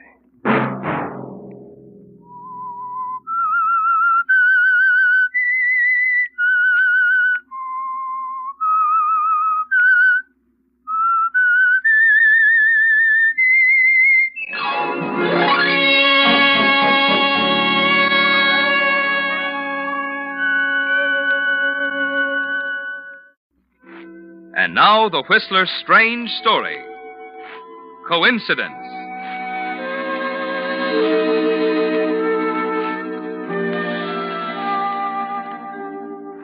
Coincidence can kill a man, and do it as effectively and brutally as a professional murder. Yes, coincidence can be a murder weapon, particularly when it falls into the hands of someone like Francia Legrand. It began shortly after her sister Elise had separated from her husband and moved to the Strathmore apartments on the west side of Manhattan. And naturally, Francia didn't know at first that coincidence was working behind her. But it was there one night when she returned from an errand. Did you go to the drugstore, Francia? Yes, here you are. But that isn't what I want. I'm sorry, Elise. It's the best I could do. They were out of the other kind. What are you writing? A letter. You can take your hand off it, dear. I won't look over your shoulder. Cigarette? No, thanks. You are wrought up, aren't you? Shall I sit down? If you like. I seem to be as welcome as the Black Plague. I'm sorry, Francia. Oh, don't apologize. I understand perfectly. You don't want to see anyone. Your husband is gone. Life isn't worth living. Please, Francia. Ross isn't coming back this time, Elise. I know he's gone. You don't have to tell me. You're afraid to face it, aren't you? Why don't you admit it? You've made a mess of your life, Elise. You had everything you wanted and you chucked it out the window. There's no one to blame but yourself. Francia, stop it. Why do you keep throwing it up to me over and over again? What difference does it make to you? It's my life. It's my marriage. That's where you're wrong. Not yours anymore. What do you mean? It's my turn now, Elise. Your turn? I'm not going to make the same mistake you did. Why? You love him, don't you? Of course I love him. Well, take him. He's all yours. You don't have to tell me I've made a mess out of my life. I know it. I've always known it. But I couldn't do anything about it. Don't you see? I'm no good. You're right. Everything you've said to me over and over again is right. Now get out of here. Go on. Get out. Just a minute. I want you to know Ross had nothing to do with it. There's never been anything between us. I know. I'm sorry, Francie. It's all my fault. And I admit it. Perhaps you can make him happy. He deserves it. I hope so. Now, please go. Annette? Annette? Yes, madame? Please get Miss Legrand's things. She's leaving. And, do you suppose that you could spend the night with your sister? But of course, madame, if you wish. I'd rather you would. Tonight, I'd like to be by myself.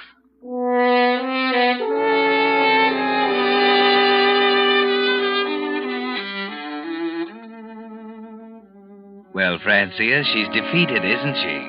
It's taken 5 years, 5 frustrated, maddening years. And now, at long last, you've accomplished what you set out to do. That's why you're elated as you go into a phone booth in the lobby downstairs.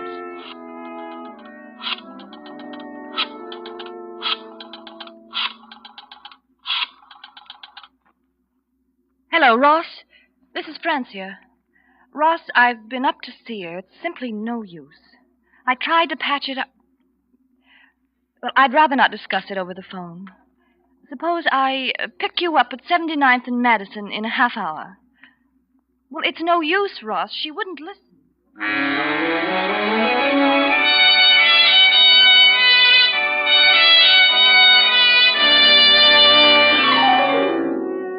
It was at that moment, while you stood in the phone booth talking, that coincidence moved into the picture, Francia. First in a taxicab pulling up to the main entrance. Take the side entrance, driver. I can't park here, Chief. Don't argue with me. Pull around the side entrance. Yeah. Okay. Second, just 1 minute later in the elevator, not far from the booth where you're talking. 12-4, mister. What do you mean, 12? I told you 10. Oh, I'm sorry. I wasn't thinking. Don't hand me that. Take me back to 10. I haven't got all night. Yes, sir.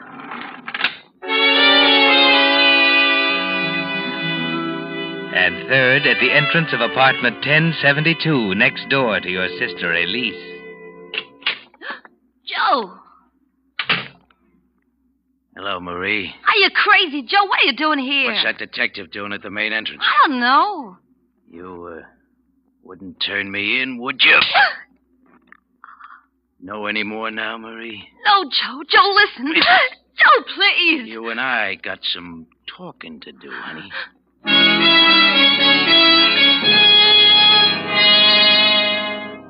Yes, Francia, that's where coincidence moved in. When Joe Fortescue, gambler, fugitive from justice, walked down the corridor to apartment 1072, next door to your sister Elise, the machinery of coincidence was in full motion. But as you drive through the park, you have no way of knowing that now.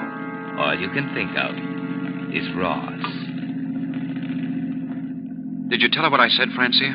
Yes, she wouldn't listen. Maybe it's just as well. What did she say? It's all over, period. Just that? Just that. Oh, I knew it'd never work out, Ross. She's not your kind of a girl. She never understood you. Maybe I expected too much. No, it wasn't that. It's hard to figure out what it was, looking back at it now. Maybe it was those awful, ugly quarrels. You know, Francia, it almost seemed as if I were married to two different women. I know. Yeah, I guess you do.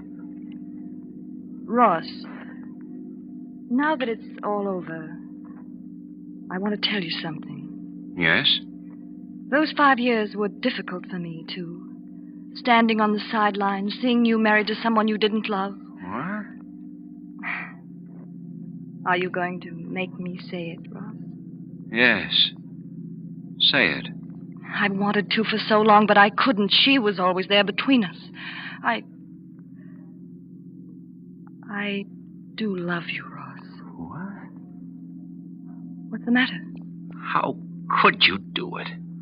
What do you mean? The pieces all fit together now. It makes sense for a change. Ross. You were always there beside her, weren't you? The pal, the faithful sister. Oh, you're wrong. I didn't... Don't lie to me. I've got to hand it to you, Francia. You did a great job. Magnificent. Never made a slip. You don't understand. I'm afraid I do. She was two people, wasn't she? She was herself, and she was what you made her, with your vicious, insinuating remarks. I only hope I can put the pieces together again. Let me out. I have an important phone call to make. In the middle of the park? I don't care where we are. Pull over, will you? Oh, Ross, aren't you going to let me explain? You've explained enough. It wasn't only a stab in the back, sweetheart. It was an insult. I'd have to be pretty desperate before I'd fall in love with you. I could kill you.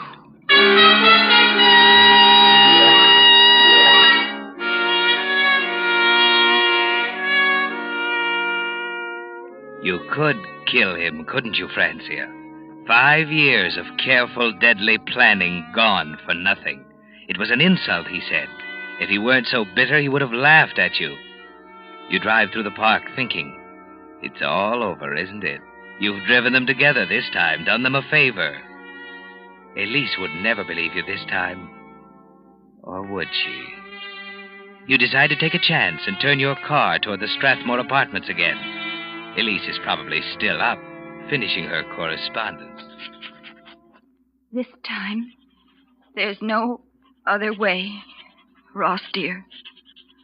Killing oneself is wrong. I know. I only hope you'll try to understand. Goodbye, darling. Elise.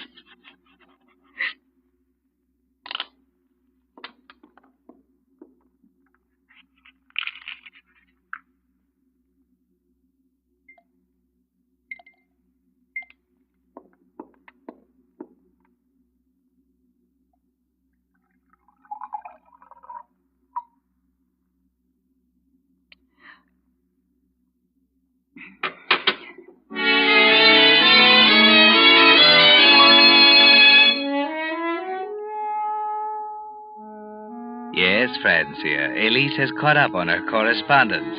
And now she stands at the window looking down into the street 10 floors below. The telephone rings in the bedroom, but Elise pays no attention. She isn't even conscious of the argument between Joe and Marie in the apartment next door. Nothing to do with it. I ought to kill you, you lying little rat. Why don't you admit it? I wouldn't double-cross you, Joe. Why should I? What good would it... What's that? Holy Christopher. Look down there. Oh. Somebody just fell out of a window.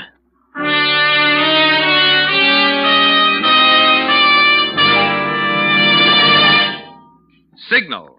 New Signal gasoline. With the prologue of tonight's story, Coincidence, the Signal Oil Company brings you another of the strange tales by the Whistler. If you drive a car, this timely warning from the National Safety Council is for you. During 1 year, 97,800 persons were killed right here in America in accidents. Of the deaths caused by autos, 1 out of 5 occurred when roads were wet or slippery. 1 out of 5 when drivers' vision was obscured. Fortunately, precautions can be taken to help prevent these two types of accidents. For instance, tires that are worn smooth tend to skid more readily. But a deep, heavy retread job, the kind Signal gasoline dealers are prepared to give your tires, will restore their grip on the road, help you stop more quickly. And if a worn windshield wiper is leaving streaks across your vision, Signal gasoline dealers will install a fine new Rainmaster blade while you wait. So have your tire tread and your windshield wiper checked the next time you're at your neighborhood Signal gasoline dealers. You'll feel a lot better, knowing your car is prepared for the wet weather driving ahead. And it may help save a life. Possibly your own. And now, back to the Whistler.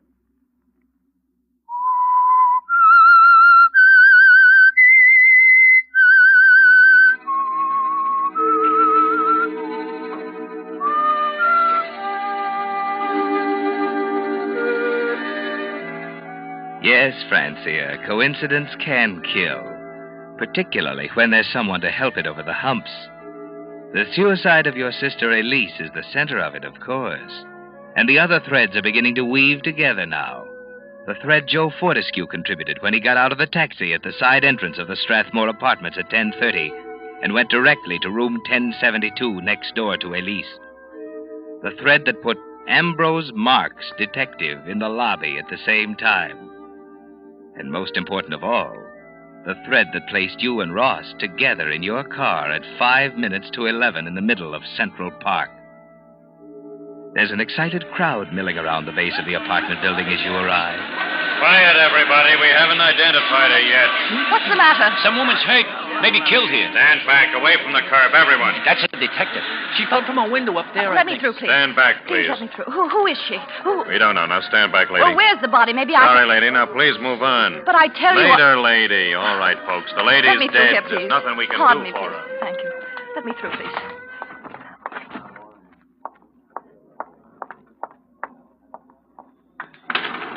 Going up? Yes. What floor, ma'am?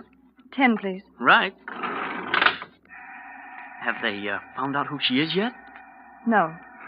Great guy, Detective Marks. Ain't even figured out what floor she jumped from yet. Or was thrown from. What do you mean, thrown? I got my own ideas. A guy came up here a while ago who looked like he was ready to put the fix on somebody. All bundled up with a scarf over his face. You mean it was murder? What else? What was that floor again? 10. Funny. That's where he got off, too.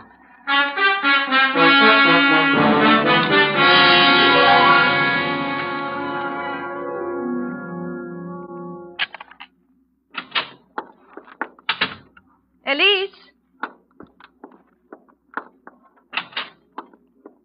Elise, are you in here? Lights, where's that switch? Oh, yes. Well, here's her medicine. That note she was writing. Ross, darling, I'm going to kill myself tonight, and I want you to know why. It's clear now that I can't live either with you or without you. It was Elise.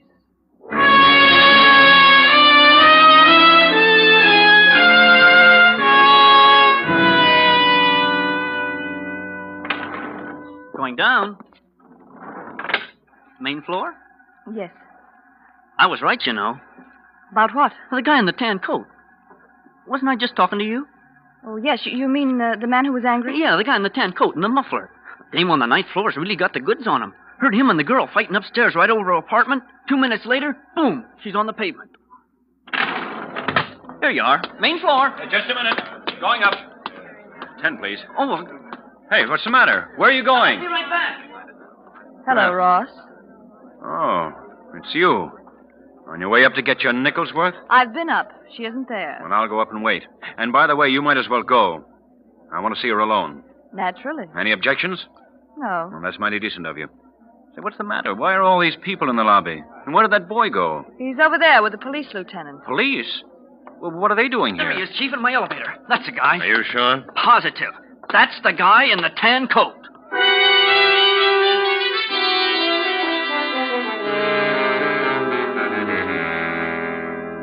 Well, Francia, that throws a new light on things, doesn't it? For the first time in your life, you have Ross where you want him. And you smile to yourself, thinking of the suicide note, tucked away in your purse. You could clear him in a second, couldn't you, Francia, if you wanted to? But you'd rather watch him squirm, stammering answers to Detective Marks's sharp questions, trying to fight his way out of the tangled mass of circumstantial evidence, piling up around him after you've both identified the body. All right, Mr. Mansfield. The taxi driver and the elevator boy have both identified you positively as the man in the tan coat who got off at the 10th floor shortly before your wife's death. The lady in the apartment downstairs says it was your voice she heard in the apartment overhead. Listen, Lieutenant, I tell you there's something wrong somewhere. Miss LeGrand, isn't it true that Mr. and Mrs. Mansfield had several serious quarrels during the past month? Well, Oh, Ross, what'll I say? I'm asking you, Miss LeGrand. I'd rather not answer. Oh, you'd rather not answer. You know how that sounds, don't you? All right, it's true. We hadn't been getting along. But that has nothing to do with tonight. All right, Mansfield. We don't seem to be getting anywhere. I'll ask you to be available to the DA's office on 15 minutes' notice until the inquest is held. That clear? Very well, Mr. Marks.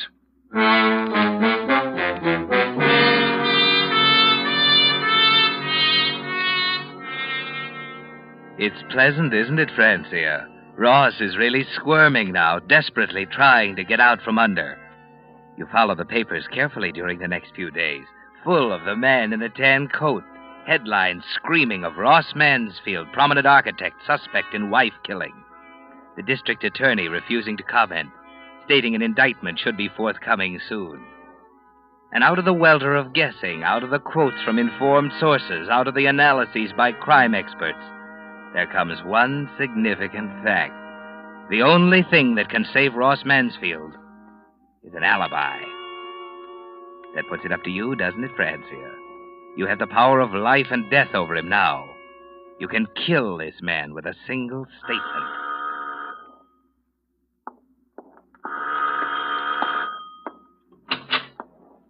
Hello, Ross. What are you doing here? It's rather important, or I wouldn't have come. All right. Have you, decided what you're going to say at the inquest tomorrow? Of course. There's nothing to worry about, Francia. All we have to do is tell the truth. Ross, do you still feel the same about me? How can you talk like that? Well, I'm only asking you. Skip it, will you? You don't have to jump at me. Francia, she was my wife. I loved her. She's dead. Does that mean anything to you? No, it doesn't, does it? It ought to, though. It ought to be on your conscience as long as you live. What are you talking about? They're right. She didn't kill herself. You murdered her. Just the same as if you'd shot her with a gun. That's where you're wrong. You killed her, Ross. Or, haven't you read the papers? Well, don't say anything. I'm going. See you tomorrow at the inquest.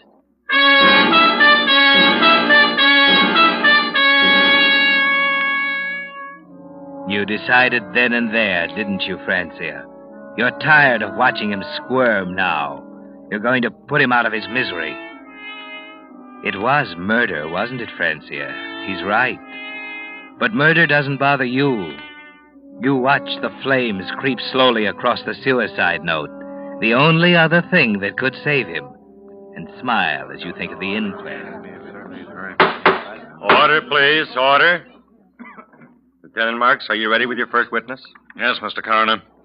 I'd like to impress on the jury the fact that the testimony of this witness is perhaps more important than that of any other in this case.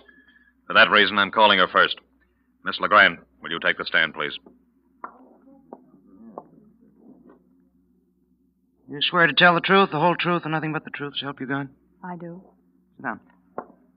Miss Legrand, what is your relation to the deceased? I'm her sister. Would you say that the marriage of Mr. and Mrs. Mansfield was a happy one? No. There were quarrels? Yes, lots of them. Have you any idea what caused them? I think so. What? Mr. Mansfield was rather fond of me. Francia, you know that's not true. Just a minute, Mr. Mansfield. Proceed, Lieutenant. Well, is it true, Miss Legrand? It is. He's in love with me. I see. Now, this is very important, Miss Legrand. Were you or were you not with Mr. Mansfield riding in your automobile in Central Park between the hours of 10:45 and 11:05 on the night of your sister's death? I was not. You realize you're under oath. I do. You realize the consequences of this testimony. Yes, I do. I didn't see him all evening. I swear I didn't. Is that enough? Yes, Miss Legrand. That's enough.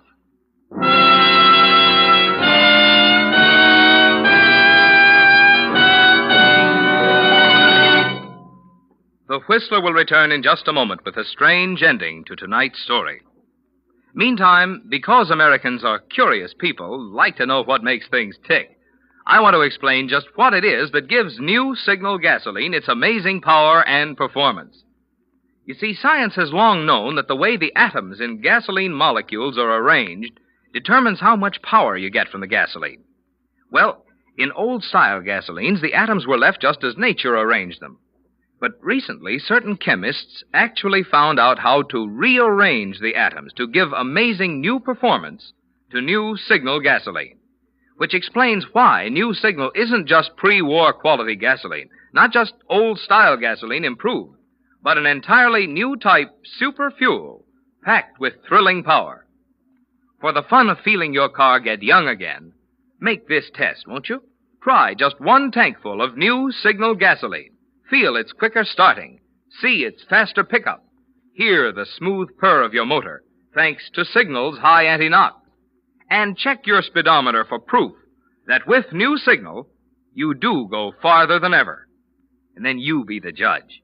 See if you don't agree that new Signal actually is the new post-war gasoline you can prove is superior. And now, back to the Whistler.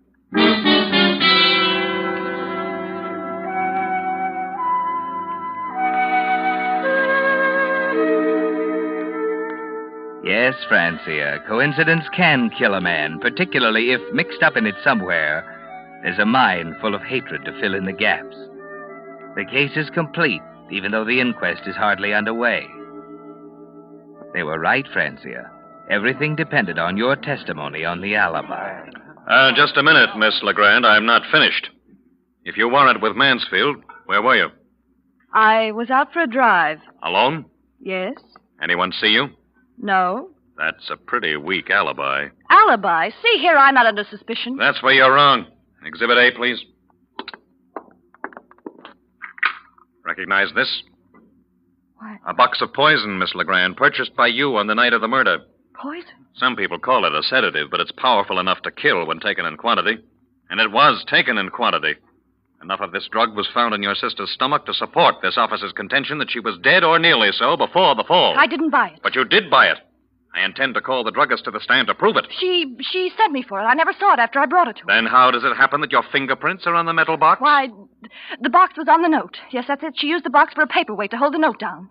What note? The suicide note. I burned it. Oh, there was a suicide note and you burned it. Why? I don't know. I see. You're asking the jury to believe that your sister committed suicide and that you deliberately went out of your way to incriminate yourself. I had no reason to kill her. You just testified you had every reason to kill her. You're in love with Mansfield. You implied as much not 1 minute ago. You hated your sister, didn't you? I didn't hate her. We got along beautifully. And I'm prepared to put your sister's maid on the stand to testify that you had a crucial quarrel with Mrs. Mansfield over her husband less than an hour before she was murdered. She wasn't murdered. What about the man in the tan coat? His name is Joe Fortescue. He's been in custody for 2 days. Wait a minute. You're wrong. You can't go ahead with this. You're accusing me of murder. Right. Murder in the first degree. Premeditated. Willful. Oh, you can't. They'll send me... Oh, no, listen. Lieutenant, you've got to believe me. That's Please, just believe what me. we're doing. We're believing you. We believe you when you say your relationship with Mansfield was not exactly platonic. I know. We believe you when you swear you weren't with him at the time of the murder. Oh, but I lied. Ross, tell them I lied. I couldn't have killed her. I was with you. Wasn't I, Ross? Wasn't I with you? You have anything to say, Mansfield? Lieutenant, Well? All right, Lieutenant. I was with her. There, you see, that proves it. I couldn't have killed her. It does prove something. What do you mean? It proves he loves you. As far as the murder goes, you're going to have to convince a jury. And believe me, it's going to take a lot of convincing.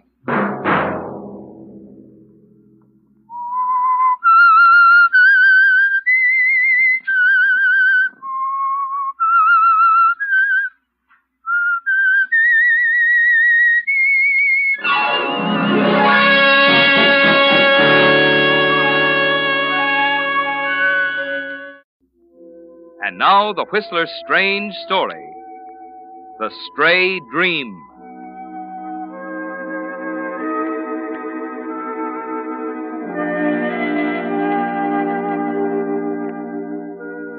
Chris Claggett was never meant to commit murder. He knew it the minute he did it. But of course it was too late then. The minute it was over and he looked down at Steve Robinson lying there on the floor, he knew that nothing would be the same afterward. That no matter how perfect it was, no matter how thoroughly he outsmarted the police, the big battle was going to take place inside himself, in the middle of his mind. He felt it even stronger 2 hours afterward as he paced the floor of his apartment, waiting for the telephone call that was bound to come sooner or later, trying to read and throwing the magazine aside, mixing drinks and pouring them down the sink, lighting cigarettes he was too nervous to smoke, waiting. Kathy was bound to call. She had to discover it sooner or later. 5 minutes of 2 the night before Easter, Steve working late at the florist's shop. But she'd know he couldn't be working that late. She'd go down to see what was keeping him. And then she'd call. Chris was ready for it an hour ago with just the right amount of surprise and shock. But now, at 5 minutes of 2, he didn't know. The waiting was getting him. And the silence. There it is, Chris. No, wait a minute. Let it ring. Now. Hello? Chris, this is Kathy. Oh, Kathy, dear, you know better than to call me at this time of Chris, night. listen to me. Something terrible has happened. Huh? What's the matter? Steve is... He's dead, Chris. What? He was working late tonight at the flower shop. When he didn't come home, I went down and found him. I just called the police. Police? Yes, he's been murdered, Chris. Good Lord. Can you come down right away? Of course. Let me call the night editor first. I'll be right over.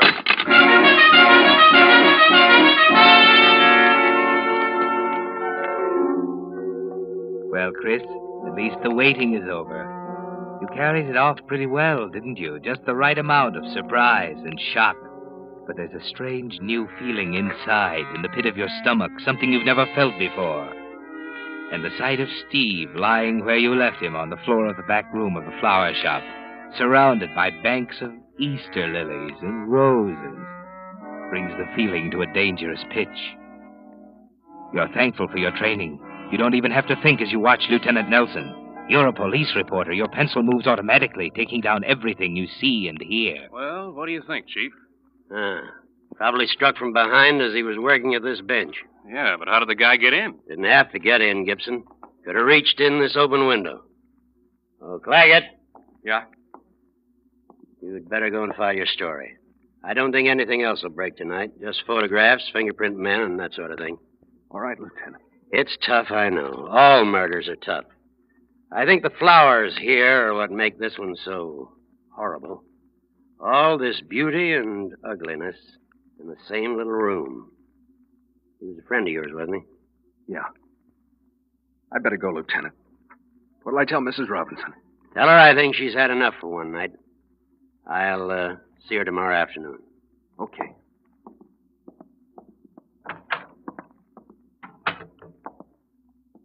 Well, Chris? It's pretty terrible, Kathy. What did Lieutenant Nelson say? You can go now. He'll see you tomorrow afternoon. Oh. I gotta file my story. That's something, isn't it? Me filing a story about Steve? Please, Chris. I'm sorry. I just... I know. Chris, I don't know what I'd do if you weren't here. I'll always be here, Kathy. Remember that, will you? Sure, Chris. I'll remember.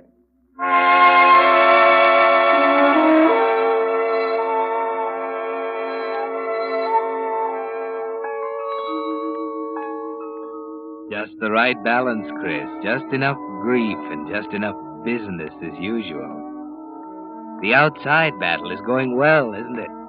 Tonight, the reporter, carrying on in spite of everything. Tomorrow, a little less grief, a little more business as usual. At the city editor's desk, for example. Oh, just a minute, Holloway. I tell you, I'm right, Chief. The door into the sales room was locked. You're sure? Of course I'm sure. Why? I remember. That's the trouble. You think you remember. Where's Chris? Over there at the counter? All right, we'll see. Oh, Chris. Yeah? Come here a minute. I'll show you what I mean, Holloway. What's the matter, Chief? Oh, Holloway here is doing a feature on the murder. He says the door into the sales room was locked. Check it, will you? Yeah, just a second. Let me see. Oh, here we are. The door had a Yale lock, but it was on the latch and the bolt above it was open. Yeah, see? Now, wait a minute. There was a triangular rubber doorstop against it on the workroom side, so it couldn't have been used as an exit. That's it. See what I mean, Holloway? He doesn't trust his memory. He takes everything down. Well, that didn't seem very important. How do you know it's not important? Take it down anyway. But I was so busy. So was Chris. Doesn't matter how busy you are. A first-class man makes notes without even thinking about it. Right, Chris? Yeah, I suppose so. You see, Holloway, that's what I mean by a reporter.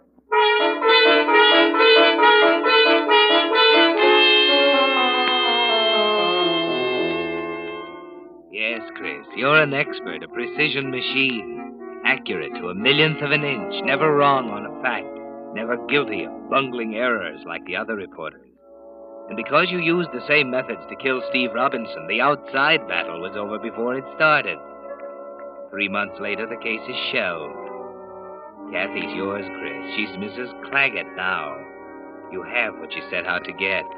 Why don't you forget about the battle that's still going on inside? Chris?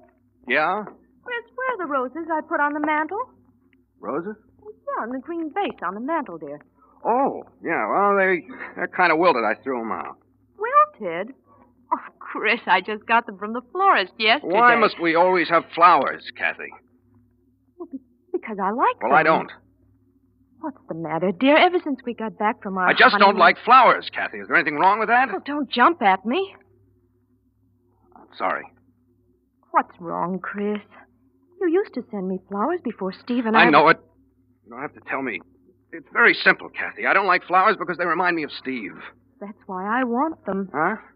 They remind me of Steve, too, Chris. I like to think of him once in a while. Why? Because I loved him. Kathy, don't you understand? I was fond of him, too. He was my best friend. But we're not living in the past. Keeping him in front of us all the time isn't going to help. Well, is that why you objected to living here? Of course. He's here in the house with us. Everywhere I turn, I see him. Knickknacks of his all over the place. His picture on your dresser. Well, I thought you understood when we were married. Yes, I didn't. Oh, excuse me, Kathy. I'm going to bed.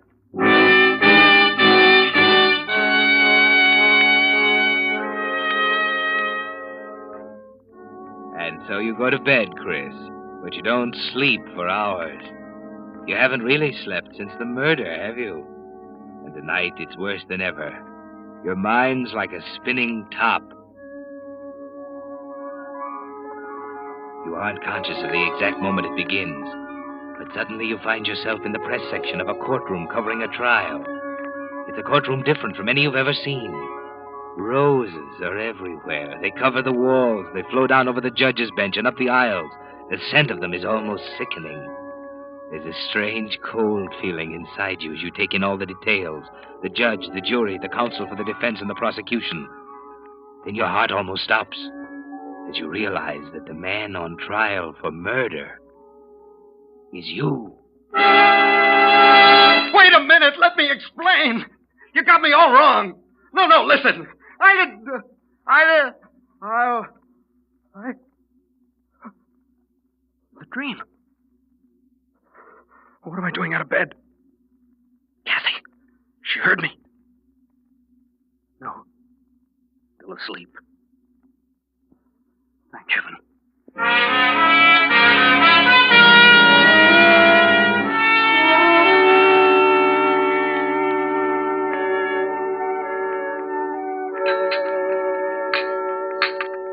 More coffee, Chris?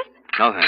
Oh, you usually have 2 cups. I think I'll cut down a little. I didn't sleep too well last night. Oh? Must have been something I ate. You hear me tossing around? No, I was dead to the world. I had the feeling when I woke up this morning I've been talking in my sleep. You remember hearing anything? No. You must have something on your conscience, dear. Yeah.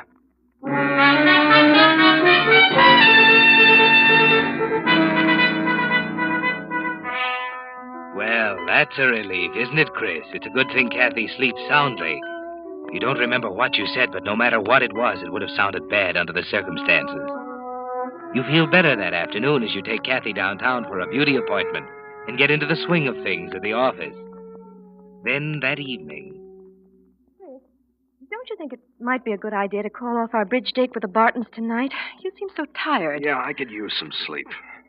You know, I've been thinking all afternoon about last night. Huh? What do you mean? This morning when you asked me, I didn't remember anything unusual, but this afternoon the strangest feeling came You mean you over heard me? Heard what? Well, you remember I was telling you I had some crazy idea. I'd been talking in my sleep. No, I didn't hear anything. Oh. I was just sitting here reading when I suddenly realized I had a funny dream. Oh, yeah? Maybe it's because of the roses. Roses? Well, yes, you remember we talked about them before going You to bed. mean you dreamed about roses? Well, yes, all mixed up with something about a trial and a courtroom. Court? Kathy, are you sure? What's the matter, Chris? Is that all? Well, that's all I can remember. Chris, what's the matter? I don't know.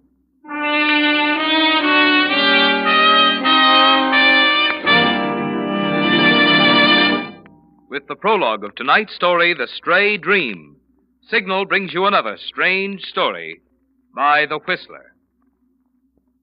In place of the message about Signal gasoline, usually heard at this time on The Whistler, Signal Oil Company has asked me to talk with you about something much closer to the heart. About someone you may have forgotten to put on your Christmas list. I'm talking about a serviceman. One who won't be able to be home with his family and friends this Christmas because he's in a hospital, recovering from wounds he suffered, fighting for his country and for you. Can't you imagine the happiness it would bring some serviceman on Christmas morning to receive a gift he wasn't expecting that would tell him, as nothing else could, that he hasn't been forgotten? It needn't be a large gift, but it should be something appropriate, something he could use. And the Red Cross is ready to help you by suggesting the right gift for the right man. Just call the Camp and Hospital Committee of your local Red Cross and tell them you'd like to send a Christmas gift to a serviceman. They'll give you the necessary information. And on Christmas morning, you'll be twice as happy because you'll have brought a ray of happiness to someone who gave so much to give us the best Christmas gift of all, peace. Remember, the place to call is the Camp and Hospital Committee of your local Red Cross. Don't put it off. Call tomorrow, won't you? And now, back to the Whistler.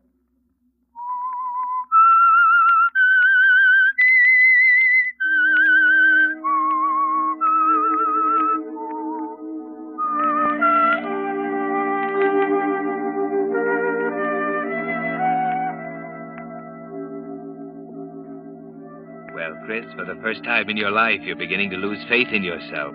The shadow of a doubt is slowly making itself felt inside you. You keep telling yourself it must be a coincidence. How else could you and Kathy have had the same dream at the same time? A courtroom filled with roses. Yet she couldn't have pulled that one out of the air. It's too fantastic. It can't be coincidence. Yet what else can it be? Once again you lie awake for hours trying to find an explanation. And then, just as before, it's all there in front of you, the same courtroom, just as you saw it last night from the press section. You're sitting there just as before, watching the witnesses, listening to statements by the attorneys. But this time, instead of roses, the courtroom is filled with Easter lilies. The same variety you found in the florist's shop. Then slowly it melts away, and you lapse into the restful blackness of sleep.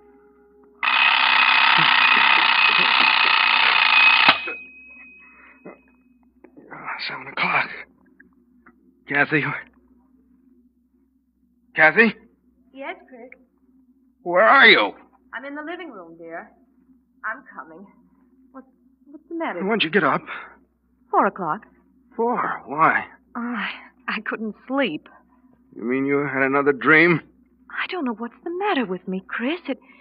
It's so real. Did you have another one? Tell me. Why, Chris. I'm sorry. Tell me about it.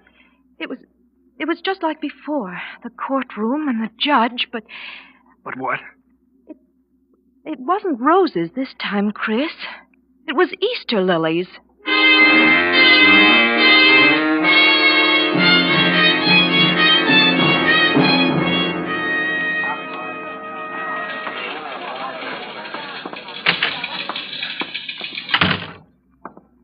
You want to see me, Chief? Yeah, I just wanted to talk to you for a minute. What's wrong, Chris? Huh? What's eating you? Well, I don't know. For years I point you out to all the Cubs as a shining example. Everything a star reporter should be. And suddenly your stuff starts coming in so garbled I can't use There's it. nothing wrong, Chief. Don't hand me that. I know you too well. Something's eating your heart out, and I want to know what it is. Well, it's none of your business. It is my business. When the best man on my staff turns in a story on the shake-up at the City Hall full of scrambled references to roses and Easter lilies, you can bet your shirt it's my business. What was that? You heard me. I guess I've just been working too hard. Is that all? Yeah. Yeah, Chief, that's all. I doubt it. You've been through a lot tougher grinds than this, and I've never seen you fall to pieces yet. What's the matter, Chris? You look like a ghost. I told you that there's nothing the matter. I just need a rest. All right, then, take one. A long one. How long? As long as you want, on full salary. And don't come back until you can write a straight story.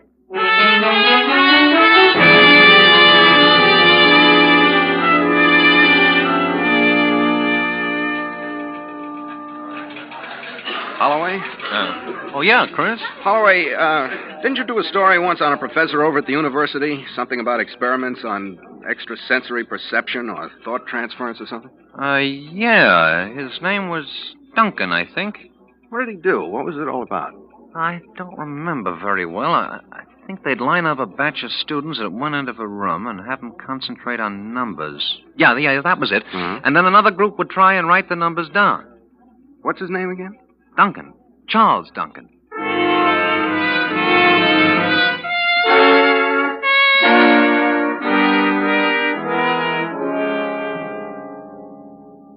I really don't like to appear too definite on this, Mr. Claggett.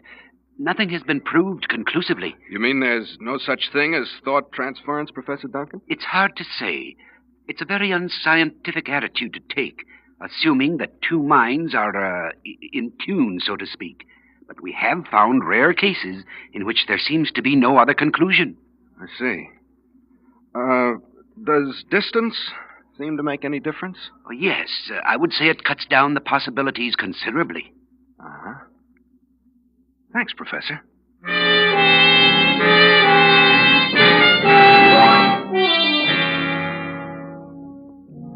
That's the only way you can explain it, isn't it, Chris? You and Kathy must be one of the rare cases the professor talked about. There's no other answer. It's maddening to have carried it off so perfectly, to have won the outside battle so completely. only to lose your grip on the secret while you're asleep and the bars are down. And there's only one defense, isn't there, Chris? He said that distance did make a difference. Hello, darling. Chris, what in the world are you doing home so early? Oh, I had a talk with Jones. He says I need a rest. Well, he's right. So how would you like to go away for a couple of weeks? Where? Oh, Tahoe, maybe? Why, I think that's a wonderful idea, Chris. Could you be ready this afternoon? Well, I don't know. It's a rush order. Oh, there wouldn't be much packing. We'd just knock around our old clothes. Well, I'll try. Great. I knew you would. What about you? Well, I was about to tell you. I'll have to join you later. There's some things I got to clear up, you know. Well, why can't I wait? We could go up together. Now, don't be that way, darling. I want you to have it all ready for me when I arrive. I'll get your reservations on the 3 o'clock train. How about it? Well, all right, Chris. Great. Well, gee, look at the time. We got to hurry. Come on, I'll help you.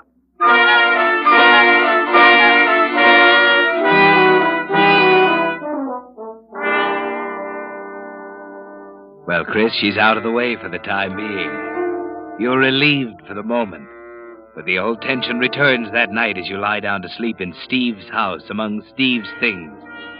She's at Lake Tahoe, Chris, 250 miles away. You keep telling yourself that distance will make the difference, just as the professor said. You try not to think of it as you lie there. Try to make your mind a blank. But the same impressions come back again and again. He's there, Chris. Steve is there in the courtroom with the flowers all around him. You sit in the press section, you can't take your eyes off him. He's smiling at you, Chris, as he gets slowly out of his seat and walks toward the witness stand, stepping carefully over the rows of roses and Easter lilies. You're going to talk, Chris. You realize there's no other way out now. Then you find yourself on your feet shouting your lungs out, telling the court you killed him. I killed him! I admit it! I can't stand this any longer. I killed him. Because I loved his wife. I thought I'd be happy, but I was wrong. I don't care anymore. I don't care. What? Good Lord. Oh, good Lord.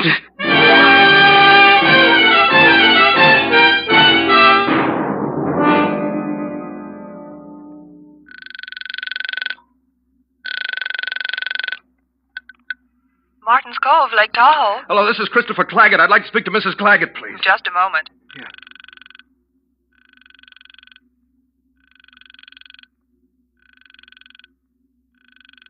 I'm sorry, sir. She doesn't answer. All right, I'll call back. She doesn't answer, Mr. Claggett. I'll tell her you called. Hello? Hello, Kathy. Hello, Chris. Where have you been, Kathy? I've been calling you since 8 this morning. It's 4 o'clock. I know it. Why didn't you answer? I couldn't. I was so upset by... Chris, I had the dream again. It was awful. You're lying. No, Chris, no. It's impossible. You couldn't have. It was your trial, Chris. Steve was there testifying. Stop it, Kathy. I tell you, Chris, it was real. I could swear I was right there in the courtroom. I said stop it. Listen, Kathy, listen to me. You've got to let me explain. Don't do anything. Don't see anybody. I'll be on the next train. It leaves Berkeley in an hour.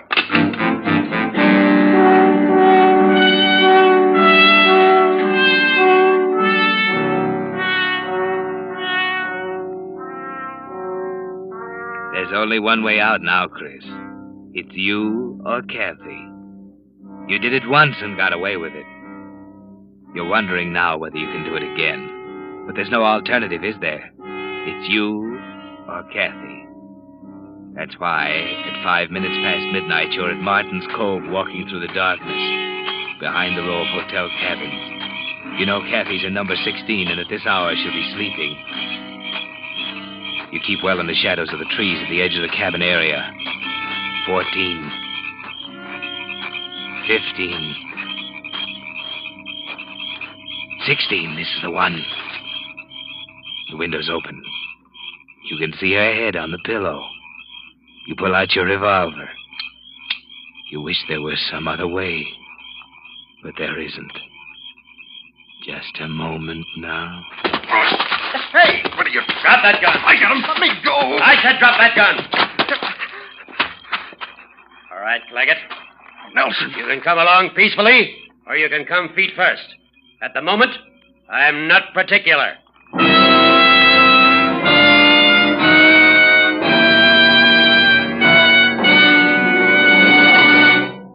Whistler will return in just a moment with the strange ending of tonight's story. Meantime, here's an interesting feature about the new 1946 cars. One of the leading sixes advertises 25 to 30 miles per gallon. And throughout the field, auto manufacturers are stressing increased mileage. This is being done not just as a matter of economy, but because mileage is the result of better performance, a proof of greater efficiency. Well, as you know, Signal gasoline has long been famous as the Go Farther gasoline. But here's the important point.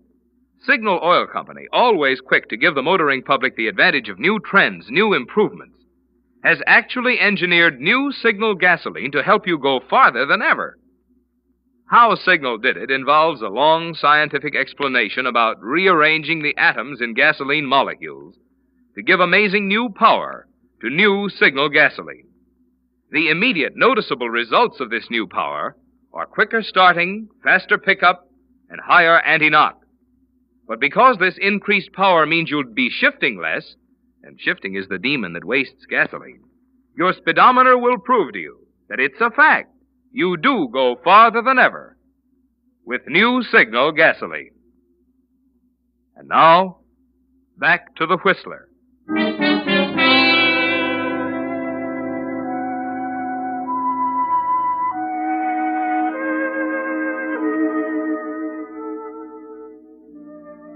So you finally lost the inside battle, didn't you, Chris?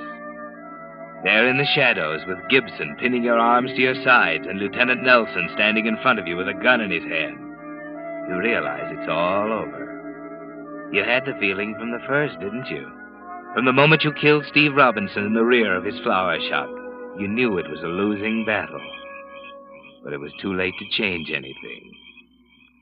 You should have known that it wouldn't go, Chris. How did you know? Your wife called us. Thought so. Not until you confessed, of course. Confessed? Yes, all written out pretty as you please. 10 pages of it in your own handwriting. Garbled up with a lot of nonsense about roses and Easter lilies. What are you talking about? You didn't really think that you and your wife were dreaming the same dream, did you? My error. You must have, or you wouldn't have tried to kill her. She wasn't asleep on that first night, Chris. She watched you get out of bed, take one of your spare notebooks out of the dresser drawer. I was writing. It was real. Well, the writing was real, at least. You almost had us stumped, though, when you sent her up here. We had to wait 3 hours until you went out for lunch to get into your house and find the notebook. She couldn't answer you when you called, of course, until we got to her by telephone and told her what she had dreamed last night. Well, that's it, isn't it? You were too good a reporter, Chris. A guy who can take notes without thinking should never take a crack at murder, especially if he walks in his sleep.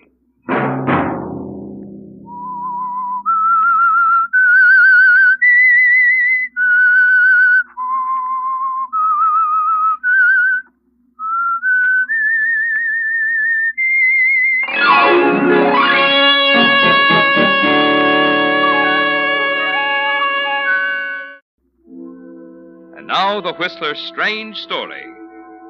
Poison is quicker.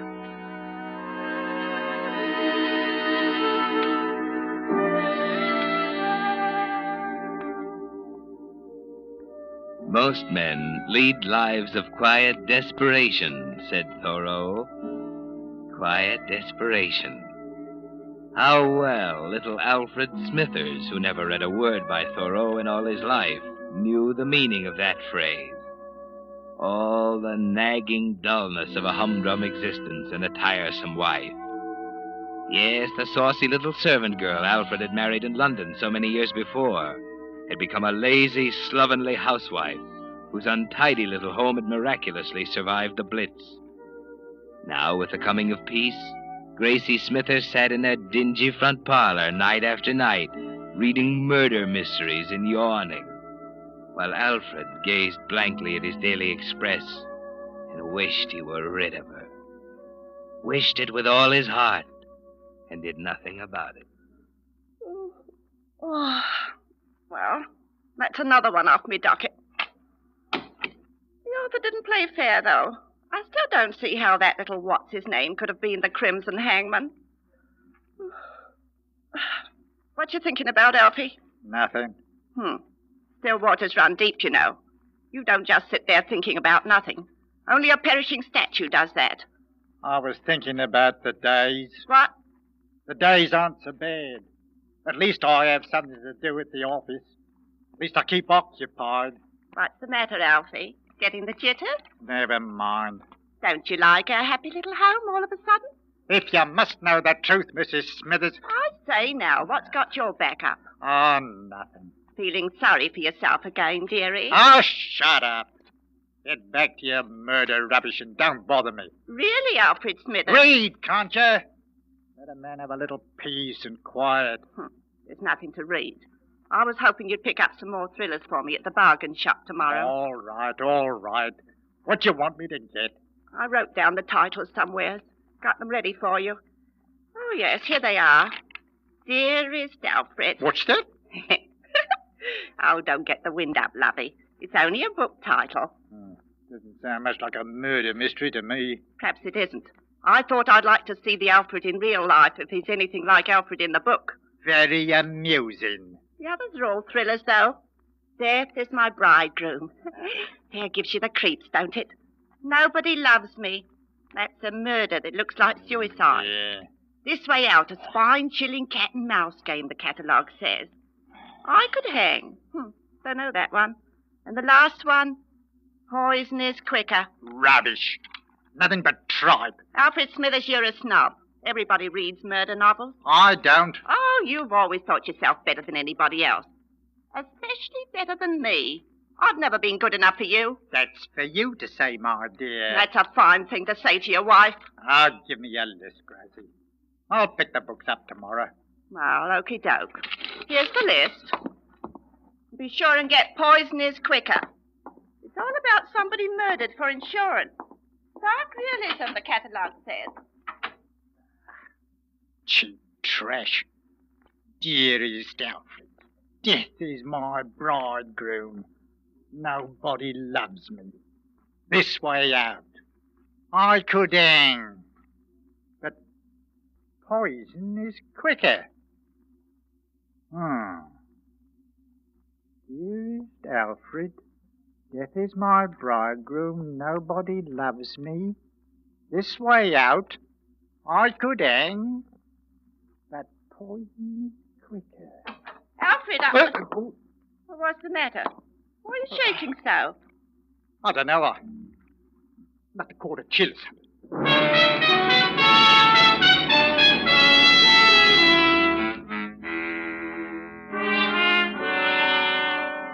Almost like a note to you, isn't it, Alfred? The barely coherent elliptical style of a suicide note.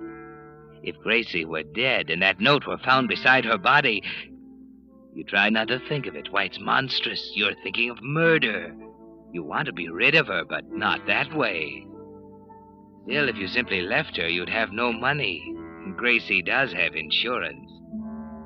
But poison is quicker, she said. Poison. That arsenic powder you used in the garden. The thoughts in your mind all that night and all the next day. It's coming out now from its hiding place deep inside you. And then when you return home that evening, it happens.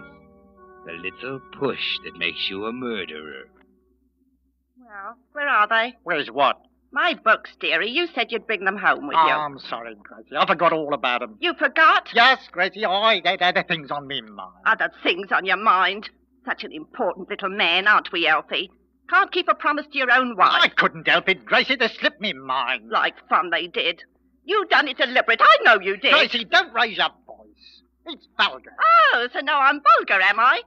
Well, if I'm not good enough to do things for, I'm not good enough to do things for you. You can make your own tea and toast tonight. Don't shout at me, Gracie. Don't scream. Oh, don't. I'm sick and tired of getting the frosty eye from you, dearie. You're not so high and mighty. Just a miserable little clerk in a dirty little office. That'll do. Oh, just a second, Your Highness. Gracie! Don't. You'll only upset yourself. I'll make tea for the both of us. You'll make none for me. That wishy-washy, weak stuff you'll brew for yourself. I'll make me own. All right. But once I'll do it your way. Eh? Tonight I'll make it the way you want it, Gracie. Just as strong as you like.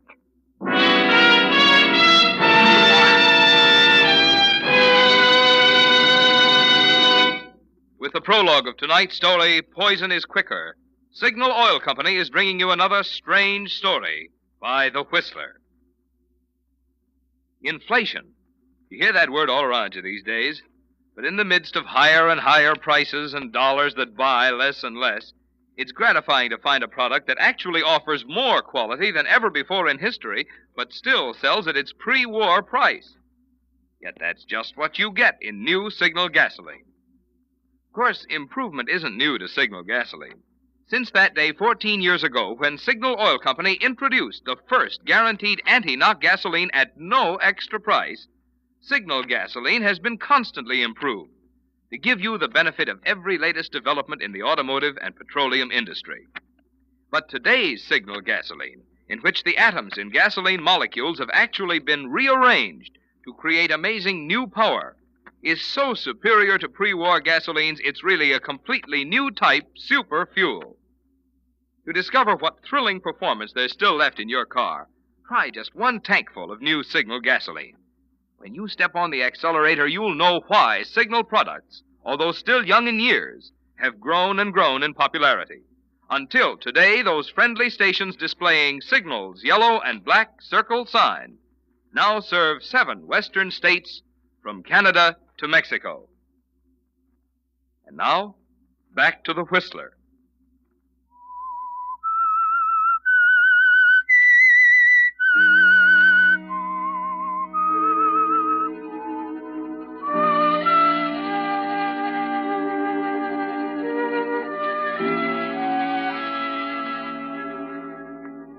But poison is quicker.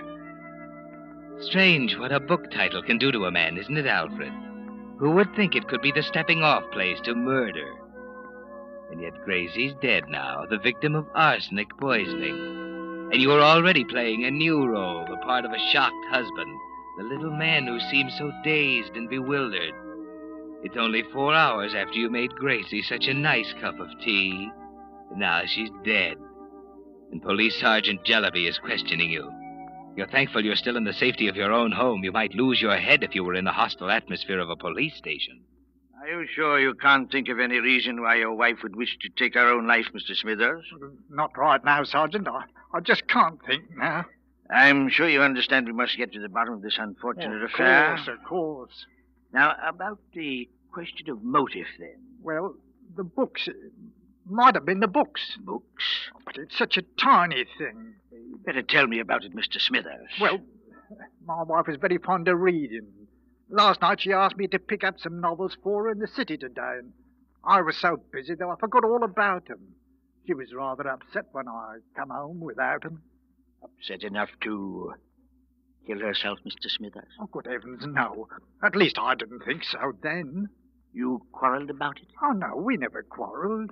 She was upset, as I said, and it disturbed me. In what way? I felt rather guilty about failing her, so while she was making our tea, Your wife made tea after your little incident? Oh, yes, she always done that. She said I made such horrible tea. Our neighbours can tell you that. Who are they? Well, there's Mrs. Applegate next door. She's a widow, and then there's Henry Small across the road. I see. Go on, Mr. Smithers. You said you felt guilty. Oh, yes, so I did. So while she was making the tea, I decided to surprise her. Make up for what I'd forgotten to do, like, you know. In what way? Well, I remembered the rental library on the Queen's Road might still be open, so I thought I'd better take a quick walk over there and pick up a few novels for her. I left the house without a word. Wanted to surprise her, like, see? How long were you gone? I left at 6:30. It was foggy, you know the way it gets this time of year. Mm-hmm. So I was longer than I'd bargained for. Over half an hour I was. And these are the books you got her? That's Embers of Desire and Love in the Desert. Sort of thing most women like to read. Did your wife read this sort of thing as a general rule? I don't know. I never much thought about the books she read. What books did she ask you to get for her in the city? Books? Yes, what titles? Oh, well, I know it's absurd, Sergeant, but I simply can't remember. Are you quite sure?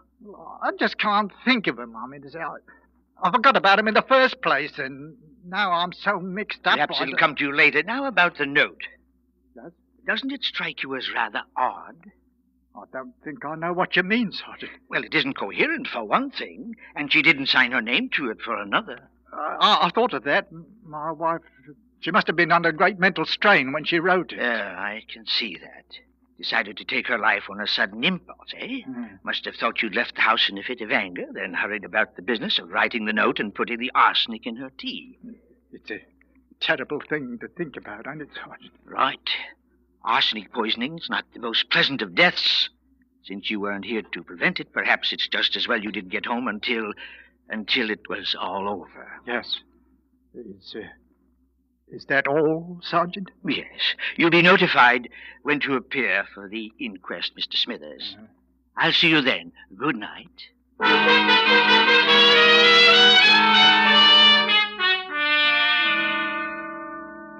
And so you've gotten away with murder, Alfred. Or have you? Is Sergeant Jellyby as stolid and blind as he seems? He certainly didn't seem too sympathetic. Was that merely his official manner, or does he suspect you? And was your trip to the rental library after you'd watched Gracie die as clever an alibi as you thought? You had to lie about the type of novel Gracie read. You deliberately brought home those trashy love stories to ward off any questions about the suicide note. But if Henry Small or Molly Applegate should remember that Gracie read mystery novels... you made a mistake there, Alfred. But it's too late to rectify it now. All you can do is attend the inquest with Molly Applegate and Henry Small on either side of it. A nasty business, this, Alf. It'll soon be over, though. I hope so, Henry. You'd think that the coroner's jury could have made up their minds by now. Can't see why they're taking so long about it. Well, it really isn't so long, Mrs. Applegate. They've only been gone a few minutes. An harrowing ordeal for you. That's what it is. I don't see how you could be so cool up there on the witness stand. The man can't reveal his grief in public, Mrs. Applegate. That he can't. You done yourself proud, Alf. Me, now, the few questions the coroner asked me, they had me shaking like a leaf. Pretty silly, if you ask me. How you mean, Molly? The few questions he put to you. Didn't really need to call you as a witness. Same goes for me as far as that goes. I'm sure I could have told a sight more if I'd been asked. Just what do you mean by that, Mrs. Applegate? They're coming back. The jury's coming out. Mrs. Applegate, I'd like to know what you... Now, here's the coroner. Members of the jury, have you reached a verdict? We have. How find you the case of the deceased Grace Smithers? In the light of the evidence disclosed, we find the deceased Grace Smithers is suicide while of temporarily unsound mind. Well, that's it, Elf. There it is. My, yes. Nothing to worry about now. What do you mean? Nothing to worry about. Well, really, Mr. Smithers. Well, what do you mean by it? Nothing to make you bite me head off, I'm sure. Only that it's official now. Oh, sorry, Mrs. Applegate. I'm not quite myself, you know. Well, I didn't mean to snap at you myself. You're right, of course. I haven't anything to worry about now. Nothing at all.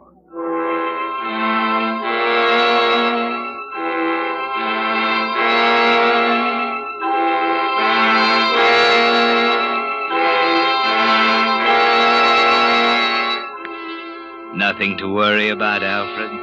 Then why is fear so clammy and cold inside you? You've always been afraid of so many things. And now you've actually killed Gracie, you're afraid you'll be found out. That's the greatest fear you've ever known. Murder was so easy, but that was only the beginning. What about Molly Applegate?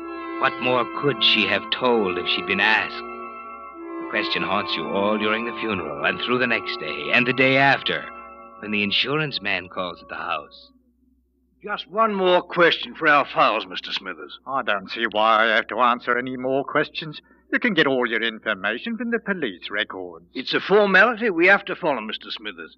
My company's not in business for its health, you understand. But surely I told you everything you want to know. Just one more thing. What really made your wife take her own life? That's in the evidence at the inquest. It's available to you. My instructions are to get it in your own words. You want your wife's insurance, don't you, Mr. Smithers? No sense in going to pieces, you know.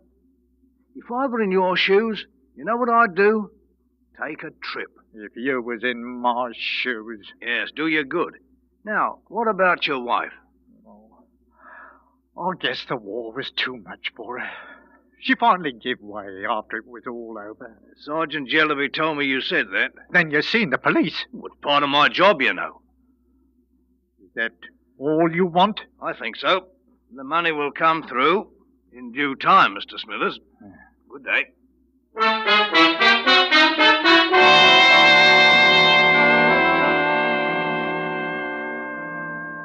Panic won't help you at all, Alfred. Still, Mr. Chatham, the insurance man, seemed much too suspicious, didn't he? Why all the leading questions? If he were in your shoes, he said, he'd go away. As if he knew that was already in your mind. But that's your plan now, isn't it? The moment you get your money, you'll go away, start all over again in another town, maybe even another country. You hold to that thought all the next day. And then you stop at the corner pub on your way home from the office and have a beer with your friend Henry. Well, here's to you, Elf. A long life and no slip-ups. No slip-ups? Accidents. Hope nothing ever goes wrong for you. Cheerio. Cheerio. Oh, that's a bit of all right, what? Yes, it is.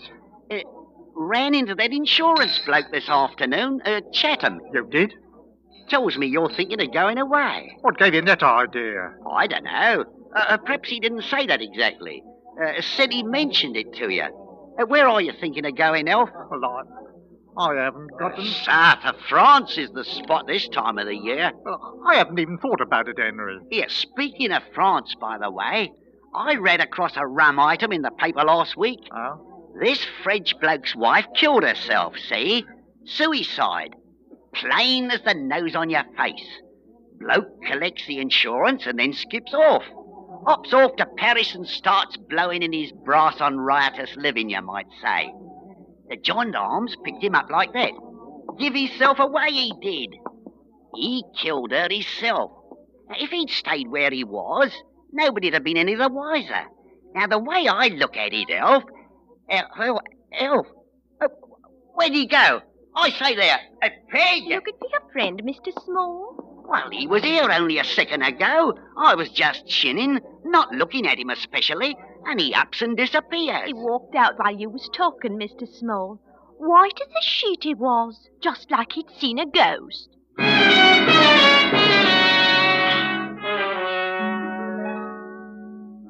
It wasn't a ghost you'd seen, was it, Alfred? Merely the folly of trying to go away. Henry Small's right. People would immediately start to talk. Wait, though. Henry Small never invited you to have a beer before. And why did he tell you that story about the Frenchman? It's very suspicious. As frightening as Molly Applegate's remarks at the inquest. What was the information she could have given the coroner? The question beats at your mind again as you walk home from the pub, trying to hurry through the fog that's come up. Mr. Smithers? Oh. I hope I didn't startle you, Mr. Smithers. Yeah, you did give me a bit of a turn, Mrs. Applegate. I didn't notice you waiting at the doorway. Thought you'd be along about now. I've been waiting for you. Waiting for me? I know how it's been for you since Gracie passed on. I thought perhaps you were tired of having your tea alone by now, eh? Oh. Well, I haven't thought about it much, Mrs. Applegate. As a widow, I know what it's like to be lonely myself. I just got some lovely fish and chips at the shop, and I left tea on at home. So if you'd like to come in... Well, really, I thought we might have things to talk about. Things to talk about? I'm a woman what keeps her eyes open. I know how things were with you and Gracie. What you mean? In our mystery books. Well, what about them? Believe me, I understand. Understand what? What is it to understand? You can trust me not to breathe a word to anyone. Mrs. Applegate, I'm sure I don't know what... Alfred, you've known me long enough now to call me by my right name. You can call me Molly if you want to. Oh, I'm sorry. I really must be getting home. Oh, but our tea. I don't want no tea. I'm not hungry, Mrs. Applegate. Good night.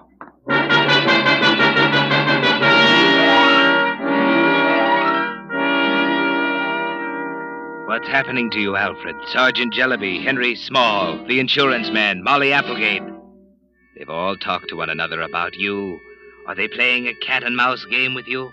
You've got to find out how much they know. Ask Henry Small. Question him skillfully, cunningly, so that he won't suspect anything. But get the truth from him. That's it. Invite him to the house. He's late in arriving, though. By the time he does get there, it's late afternoon, and fog is beginning to creep through the streets again. What did you want to see me about, Elf? Well, Henry, I'd like to apologize about the other night at the pub, you know. Apologize? What for? I suppose you thought it was odd of me going. I said, why are you looking out the window? Oh, nothing. What's up, Elf? I wanted to talk about something else, too. What's that? Well, I don't quite know how to say it. Something troubling you, Elf? Why do you say that? Oh, sometimes to get it off your chest. Like I was saying to Molly Applegate this Why morning... must you keep looking out that window? What's that, Alf? You expecting somebody? Is that it? Is that why you was late? Here he is. He's coming now. Oh, who are you talking about? Another minute and you wouldn't be able to see him for the fog. Oh, is it? Here. Let me see. Them uniforms don't keep out the cold in weather like this. No, he can't. What's up, Elf? He can't come here. What's he wrong? Can't come here. Look here, mate. Easy does it. Now, look, Elf. Is anything the matter? He's at the door, Elf. You better let him in. Elf, don't you hear him? You better go to the door. Elf! Elf! Good heavens. Elf, what have you done? Here, let me help you. You can let him in now, Henry. You all thought you were so clever. But poison is quicker.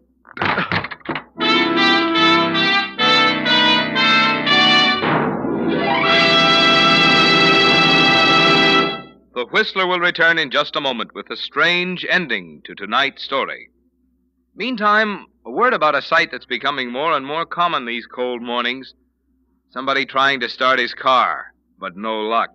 The reason? Another war-weary battery has gone dead. So that this can't happen to your car, I'd like to suggest that you take advantage of your Signal gasoline dealer's complete battery service. At least every 2 weeks, stop in to have him check the water level and remove destructive corrosion from the terminals. If your battery seems run down, your Signal dealer has the latest equipment to tell its exact condition, as well as to give you a thorough recharge job.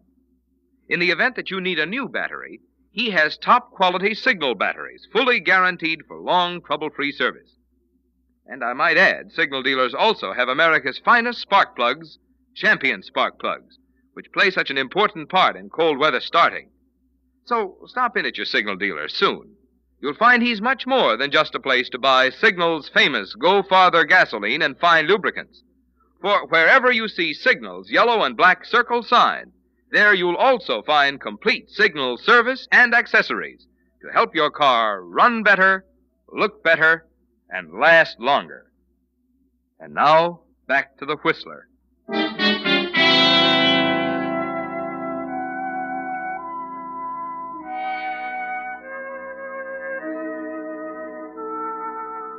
Yes, Alfred, poison is quick enough to kill you while that uniformed figure still rang your doorbell. The cat and mouse game is over. The moment you saw his vague form coming up the walk through the fog, you knew that giant paw was descending on you. The police had come for you at last. So now you lie dead in a huddled heap in your little kitchen, while Molly Applegate, aroused by Henry Small's outcry, and Henry talked to the newcomer about you. Terrible, terrible. How soon do you think the police will get here? Sergeant Jellaby ought to be here at any time now. Not that he can do anything. Nobody can now. What made him do it? Well, mate, the minute he saw you, he makes a dash for the kitchen. By the time I realized something was up, it was too late. Oh, poor fella. Seemed to go all to pieces after his wife died. I did what I could for him, too. Stood him a drink the other night. Ran out on me while I was telling him some yarn or the other. I must say I was wrong about him. Wrong? Well, I feel proper ashamed of myself now, but I got the idea she hadn't been a good wife to him. I tried to tell him so. Poor old chum. Ain't it funny how he jumped on the edge the minute I spotted you coming up the walk? Thought you might be bringing me a quid or two on the football pool this week. Instead, you called on old Elf. What gets me, why does he do it just when I'm ringing the bell? What was it you had for him, Mr. Postman? A special delivery letter, registered, from the insurance company. It's the money from his poor wife's policy.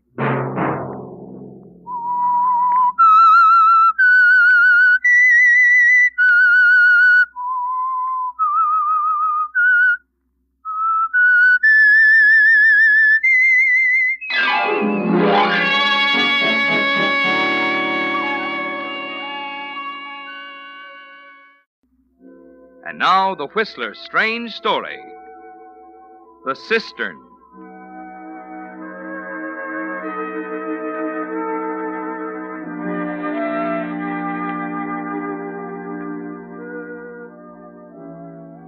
There was murder on Ronnie Hartfield's mind long before he discovered the Cistern in Round Valley.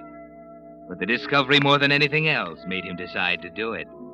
The groundwork had been laid, of course. He was a partner with old Hank Murphy in the gold-bearing ledge Hank had discovered on the shoulder of Sharp's Peak. $1 million in rich ore. And Ronnie owned 10% of it. That wasn't bad for a young metallurgist fresh out of college. But Ronnie wasn't the kind to think of his own 10%. No, his mind was on the other 90, and the inheritance clause in the partnership agreement. There had to be other things, of course, like the casual conversation he had one afternoon with Sheriff Dawson as they sat on the porch of the sheriff's office, looking across the lake. But that ain't what makes a law enforcement out here so much tougher than in the city. What's the first job in a murder case, for example? Find the body. Body? Yeah. Look at that lake. Look at that, Ronnie. What? The sun on that water. If I could move that lake to the coast, I could sell it for $1 million. Come around sometime during a rainstorm, and I'll close the deal for 10 cents. Why? Well, she ain't a natural lake, you know. But we've had to move this shack twice now when the water was right up the floor level. She ain't always as pretty as she looks now, blue and calm and shiny. I don't know. I think it's worth it. Well, you'll be a mountaineer yet, Ronnie. What was I saying a while back?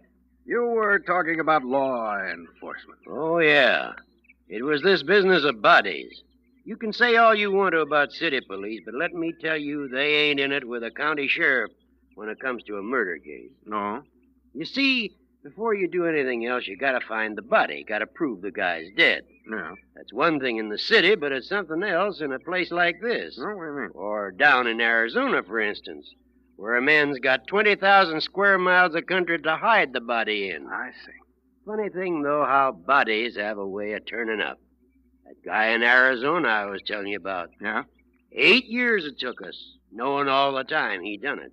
You found it, huh? Yeah. The wind uncovered it in a dry gulch 10 miles from town. Dry air has a way of preserving things. You could identify it? Sure, we hung him. Oh. But if it hadn't been for that wind... Well, it would have been something else. Sometimes it don't pay to go looking for it. If you just lean back and relax, it'll work itself out. Sometime.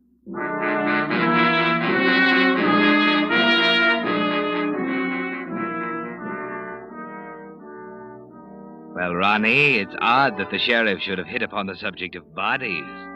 And it's a good thing he couldn't read your mind, because everything he said made you think of the Cistern in Round Valley, with the bare traces of a ruined cabin more than 100 years old nearby. You'd been exhausted the day you found it, after following a 4-point buck down the length of the ridge above and losing him there in the willows. Then, as you fought your way through the brush, your foot suddenly rang hollowly on the cover of the cistern. And there it was, deep and dark, completely lost in the tangled mass of trees. No desert wind there, was there, Ronnie? Once you dropped Hank into the cistern, he'd be there for keeps. Ronnie. Huh? Oh, sorry, Hank. You know what, Hank? I think Ronnie's in love. Well, what's the matter? I've just been talking to you for 5 minutes, that's all. Oh, I was thinking, I guess. Just like you, Hank. Comes into my store to buy groceries and goes to sleep by the stove. He's thinking about that hole in the ground. What? What's the matter? Marge knows all about the mine. Oh, yeah. You picked yourself a pretty good partner, Ronnie, if that ledge is as good as Hank says it is. Even Stephen. I got myself a good metallurgist, too. What with a stamping mill to be built and all, this ain't no pick and shovel project, you know. Gonna take money. Oh, don't worry about that. We got that all settled, ain't we, Ronnie? Soon as Mr. Coulter sees the plans Ronnie made up. Who's Mr. Coulter? Oh, fella down the city, old friend of mine. I'm going down below to see him next week. Alone? Yeah. Ronnie thinks he better stay around and look after things. Aha! What's the matter? Don't know about Hank alone in the city with all them saloons. Oh, go on, Marge. Well, last time Hank went down for a weekend, nobody saw hide nor hair of him for 6 months. If we didn't know him better, we would have thought he was dead. Oh, my. Better keep a close tab on him, Ronnie. You're right. I'd better.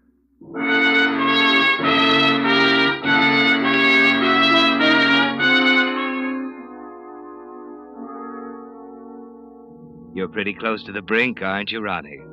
The cistern was in your mind then, too. And it keeps returning more and more frequently until it excludes almost everything else. Particularly at night, when there's no sound but the crickets outside. And you can lie awake and think of the ledge. $1 million or more in gold ore, almost on the surface. 1/10 of it yours, according to the agreement. Unless, of course, something should happen to Hank. It would be all yours then, wouldn't it, Ronnie? $1 million. And that kind of thinking always leads to the cistern and the willow thicket at Round Valley.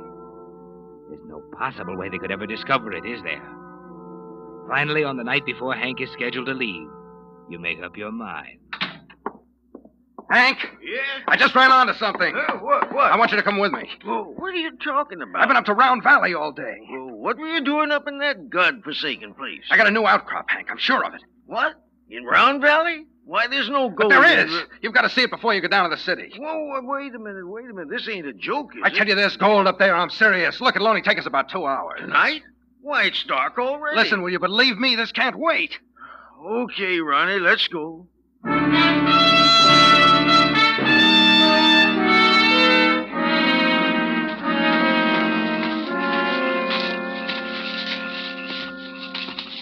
Hold the light up, Ronnie. I can't see where I'm going. It's not much farther. Why didn't we come up the other ridge? I don't see no sense in cutting across this infernal willow thicket. Wait up, will you? Over this way. Where are you? Can't you see the light? No! Went out or something. Ouch! Oh, these darn trees. I can't see a thing, Ronnie. Oh, doggone it. Where's the light, Ronnie? I can't keep my feet in this brush. Ronnie, where are you? Ronnie! Ronnie! Here I am, Hank. Oh, you... You scared me. Here's the light, Hank. Huh? Thanks. Oh! Now, the cistern.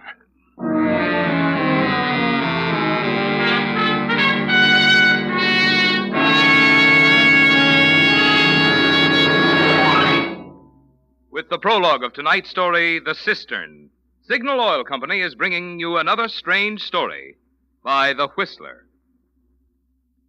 There's an old Hindu fable about the blind men and the elephant. Being unable to see an elephant, these blind men decided to feel one to determine what an elephant is like. Well, the first blind man, happening to grasp the elephant's ear, promptly exclaimed, "Why, an elephant is like a large leaf." But the second blind man, wrapping his arms around one of the elephant's huge legs, protested, "Oh, no, an elephant is like a tree trunk." And the third man, feeling the elephant's tail, shouted, "You're both wrong. An elephant is like a rope." Well, all three were right, but only partly right. And I'm always reminded of this story when I hear a motorist say, "Signal gasoline is outstanding for quicker starting." Or another say, "Signal is tops for faster pickup." Or a third say, "New Signal has higher anti-knock." Now, all three are right, but only partly right. For in New Signal, you get all three advantages: quicker starting, faster pickup, and higher anti-knock. But in addition, there's a bonus of extra mileage. For because of the amazing power in Signal's new super fuel that helps you get this greater efficiency, this extra performance from your motor, you actually go farther than ever with New Signal gasoline. And now, back to the Whistler.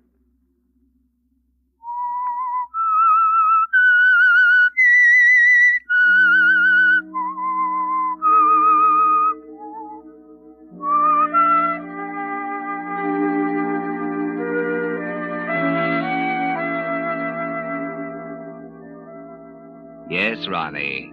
It took a combination of things to put the murder of Hank Murphy in your mind. The ledge on Sharp's Peak and $1 million in raw gold. The sheriff with his idle discussion on the importance of finding the corpus delicti. Marge's contribution about your partner's habit of disappearing for months at a stretch. But most of all, it was the cistern in the willows of Round Valley. The hiding place 1,000 men could hunt for without ever coming close.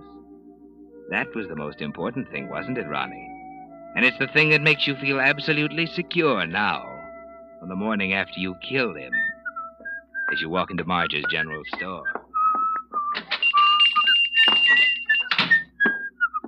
Morning, Ronnie. Hello, Marge. Now, wait a minute. If you're going to ask me how I am, the answer is awful. What's the matter? Coffee, no coffee. Forgot to pick it up last night. Yeah, I missed you. Missed me? Mostly Hank. He's picked up his groceries on Tuesdays and Fridays for as long as I've been here. Well, what'll it be, £1? Yeah, that'll do. Fine. Funny thing about Hank, he's an old galoot in lots of ways, but part of him is regular as clockwork. His drinking arm, for one thing. Yeah, and getting his grub for another. Last night, when he didn't show up, I says to myself, there's something wrong somewhere. You say you ain't had breakfast yet? No. Hank's probably cussing you out for fair, waiting for his coffee at this hour. Drunk or sober, he gets his breakfast at 7 o'clock. What do you mean? Ain't he waiting up in the cabin? No, he's gone. Huh? Yeah, he left for town this morning. Why, he wouldn't do that. Huh? What? Go off like that without... Tell me, what time did he leave? I don't know. When I woke up, he was gone. Well, that's a funny one. He swore on a stack of Bibles he'd take a package down to my niece in Sacramento. Oh, he had a few drinks. Probably forgot. Well, where'd he get the liquor? Why, I suppose he had it in the house. He didn't have a drop in the house. He told me yesterday when he came in here and tried to buy some. We were out, too. Far as I know, there wasn't a drop in town, and none come until Monday. Oh. Say, how'd he get out of town? The 6 o'clock bus, I guess. You know, I can't help feeling there's something fishy somewhere. Why? Well, there wasn't no 6 o'clock bus this morning. It's still at Kramer's bar with a broken axle. Say. What? You don't suppose old Hank sprouted himself a pair of wings, do you? I wouldn't put it past him. You can't beat that old varmint. I told you keeping a tab on him was no sin. It's funny, though, ain't it? What? About that package for my niece. Hank never done a thing like that, long as I can remember. Forgetting that away. You know, that's not like Hank at all.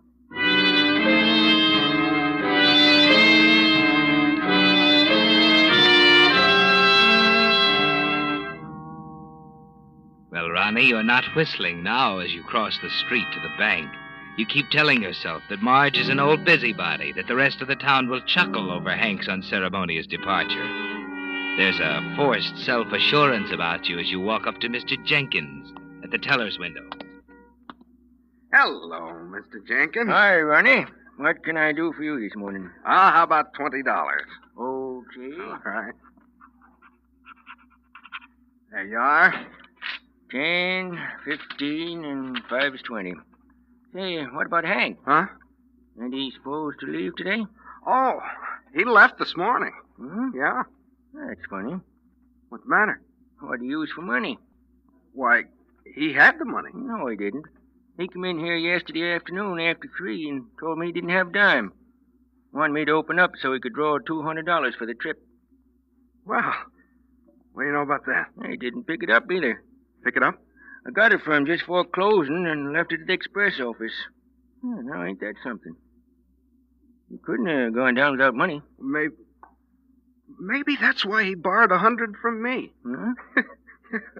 That's why I came in this morning. He took all I had. Now, wait a minute, Ronnie. Are you kidding me? No, why? Hank never borrowed a dime in his life. It's kind of a religion with him. Oh, I suppose since I'm his partner... Not Hank.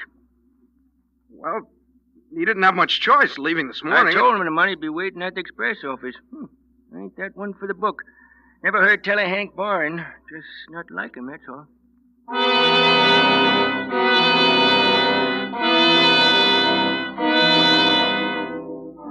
You're beginning to thank your lucky stars for the Cistern, aren't you, Ronnie? During the next few days, the town's curiosity about Hank doesn't die down. It changes first into wonderment, then into genuine worry. There's a feeling in the air that something is wrong. It hangs over the town like a cloud. And as the days go by, you begin to notice the conversation suddenly hushed as you approach, the penetrating, curious glances, the feeling of terrible doubt. Then, just a week after Hank's disappearance, you come home to the cabin to find the sheriff waiting for you. Uh-huh. Hello, Ronnie. Oh, hello, Sheriff. What do you want? Just dropped by to say hello. Getting a mite worried about Hank. Yeah, so am I. Are you? What do you mean? Nothing. Curious, ain't it, how a man can get out of town without transportation or money? He had money. Maybe. And maybe he could have got liquored up without liquor, too. I don't know where he got that. Kinda jumpy, ain't you? Well, I'm getting sick of this talk, all this insinuation behind my back. Nobody's insinuating, Ronnie. We're just a mite worried, that's all. I tell you, he's probably in San Francisco right now. That's just it, he ain't. Just picked up this wire from the telegraph office. Take a look. Huh?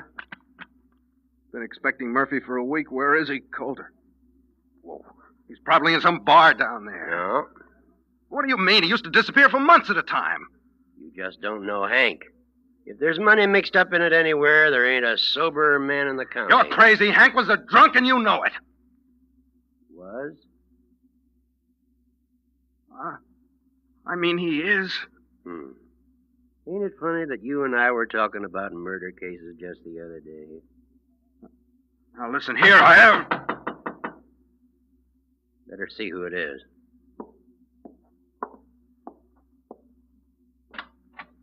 Hank Murphy live here? Yeah? They told me down at the hotel that the sheriff was up What do you want? Send him in, Ronnie. Come on in. You the sheriff? Yeah, what is it? I just happened to say something down at the hotel tonight, and they told me you might be interested. I was driving through here the other morning on my way to Sacramento. What morning? Friday. Okay. I picked up a guy on the road about 6 o'clock. What did he look like? Did he have on Just a minute, Ronnie.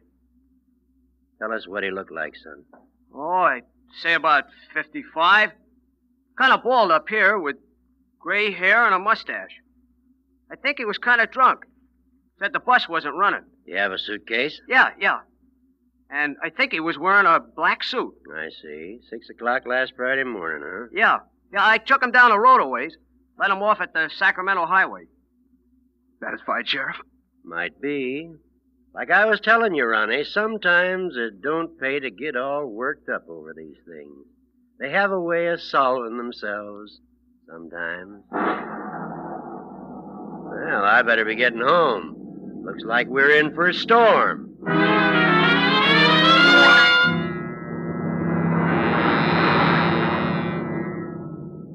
You have a lot of time to think during the next few days, haven't you, Ronnie?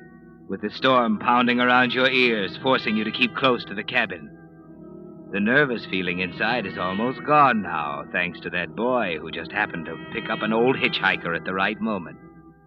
That was a lucky break, wasn't it? Most of the townspeople are satisfied now that Hank is off somewhere on another spree, and you finally feel it's time to call again on Mr. Jenkins at the bank. As a matter of fact, Mr. Jenkins, I'm beginning to wonder about Hank. It's been more than a week now. Yeah, that's funny. Him hitchhiking out of town that way. Listen to that. Bet we've had 10 inches of rain in this storm. Lake level's up 12 feet. Wouldn't surprise me if the sheriff had to move his office again. And now, let's see, you wanted to look over the agreement between you and Hank. Yes, you see, there's a lot to be done before winter sets in. We ought to settle that business with Mr. Calder, get our materials up to the site. And you're wondering if you can go ahead. Yeah. Looks as if Hank's in the driver's seat. Long as he's alive, anyway. Of course, in case of his death, you'll take... I didn't mean that. All I meant was we're losing a lot of time. Sure. No, you didn't mean that.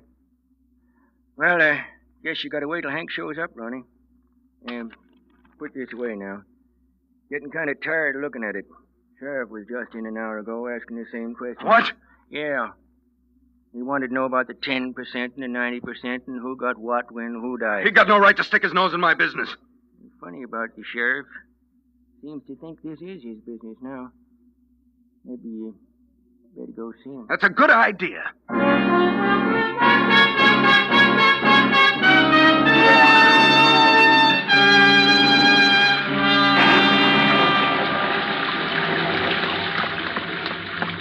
Well, Ronnie, kind of wet for you to be running around, ain't it? That doesn't seem to bother you, does it, Sheriff? That lake's beginning to bother me, I'll tell you. Look at her down there, 20 feet away. That's not what I'm talking about. Well, sit down on the porch here and tell me what's eating you. Let's go inside. Nothing doing. I want to keep an eye on that lake. Now, what's the matter? When are you going to admit you're wrong? About Hank? Yes. Well, I'll likely admit I'm wrong on the day that Hank walks up to this porch like he used to and says, "Howdy, Sheriff. Have a cigar." Trouble is, that ain't never going to happen. So I reckon I ain't never going to admit I'm wrong. That answer your question? He left town. Didn't that kid satisfy you? No. Could have been someone else. Who? Don't know. Too bad no one had a picture of Hank. Don't you see what you're doing with your stupid guessing? They all think I killed him. Well, what? They're right, ain't they? They're wrong, I tell you. He was gone when I Now, woke... wait a minute, Ronnie. Hank was nothing more than a hunk of clockwork. He never went off his schedule. You just didn't know him well enough. That's why I know you killed him, Ronnie. I know why, and I think I know how. But just like I told you, when it comes to finding a body, a county sheriff has a job on his hands. And, of course, we can't do nothing till we find the body. I tell you, you've got no right to Take talk... it easy, son. Now, wait a minute. If you're trying to bluff me, it won't work. I ain't bluffing, Ronnie. You see, all the time you and Hank were supposed to be inside your house having a few drinks before he took off, the house was empty, wasn't it? Because you happened to be off somewheres killing him at the time.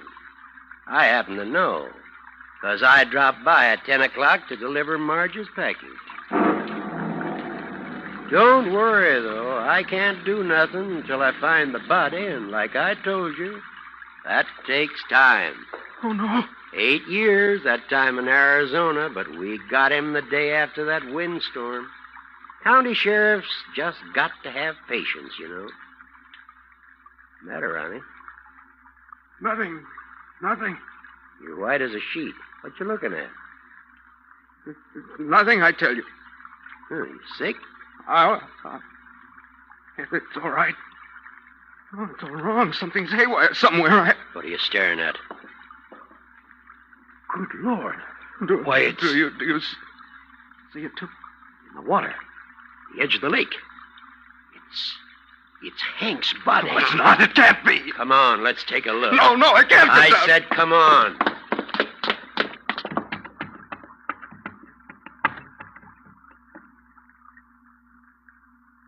Well, Ronnie?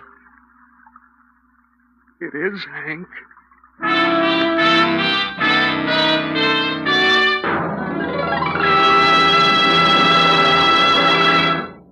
The Whistler will return in just a moment with the strange ending of tonight's story.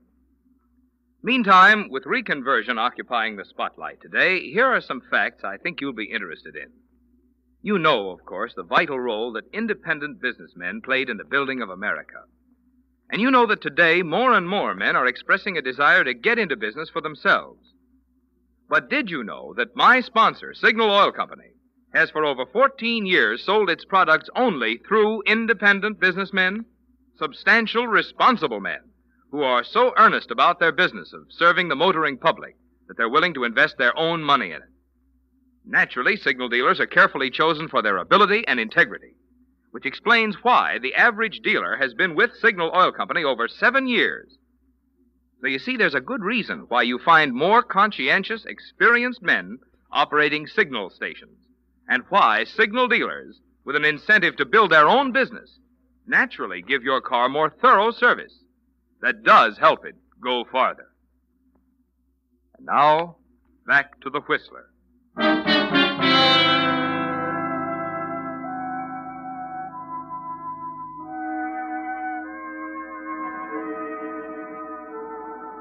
It's too much, isn't it, Ronnie? Too much after the tension of the past week to look down at Hank's body floating at the edge of the lake right under the rail of the sheriff's porch. Everything breaks loose at once. You're jabbering like an idiot, telling the sheriff it's impossible. Oh, don't lie to me. You found him, didn't you? You found him and brought him here. It was a plot, wasn't it? Wait a minute, Ronnie. Well, why did you have to drag it out? You knew it all the time. You just wanted to torture me. Shut up. Listen, I don't have... Shut up. That's better. Now, what in thunder are you talking about? Somebody brought him here. I put him in the cistern. Cistern? In Round Valley in the Willows. Cistern in Round Valley? There ain't no such Yes, thing. there is. In the willow thicket that runs along the bottom. Wait a minute. Did it have a square wooden cover on it? Yeah. Huh. What's that mean? Looks like you sent Hank back to us special delivery, Ronnie. What? It was dry, of course, until this rainstorm. It was dry when you put him in it, wasn't it? Yeah. You see, it ain't a cistern, Ronnie. It's an underground water flume. What? A water flume. Carries the water underground from the upper lake to this one. When she overflowed up above, the water just picked up Hank and delivered him right to my door. Like I said, Ronnie, sometimes it just don't pay a county sheriff to get all excited and go running over the hills. It pays to just lean back and wait sometimes.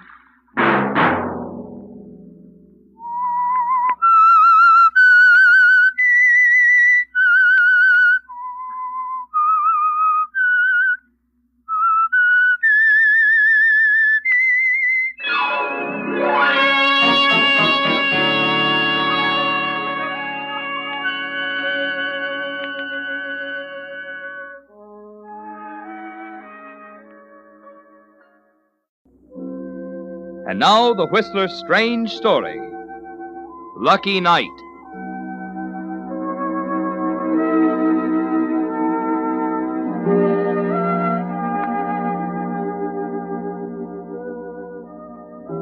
Cities are noisy, sprawling things, tentacled with streets and avenues, scarred by towers and ditches, built of shacks and mansions. They combine the beautiful and the ugly.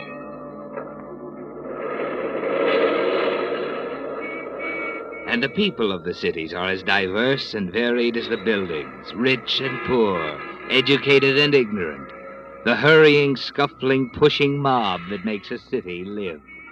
They are the principals in a million stories enacted every day in the city's streets and its buildings. Here, for example, is the beginning of one story. A man running down a street in the cheap section of the city just after nightfall. He darts across a narrow street without looking. He comes to the intersection of a street and alley, just as a car turns the corner.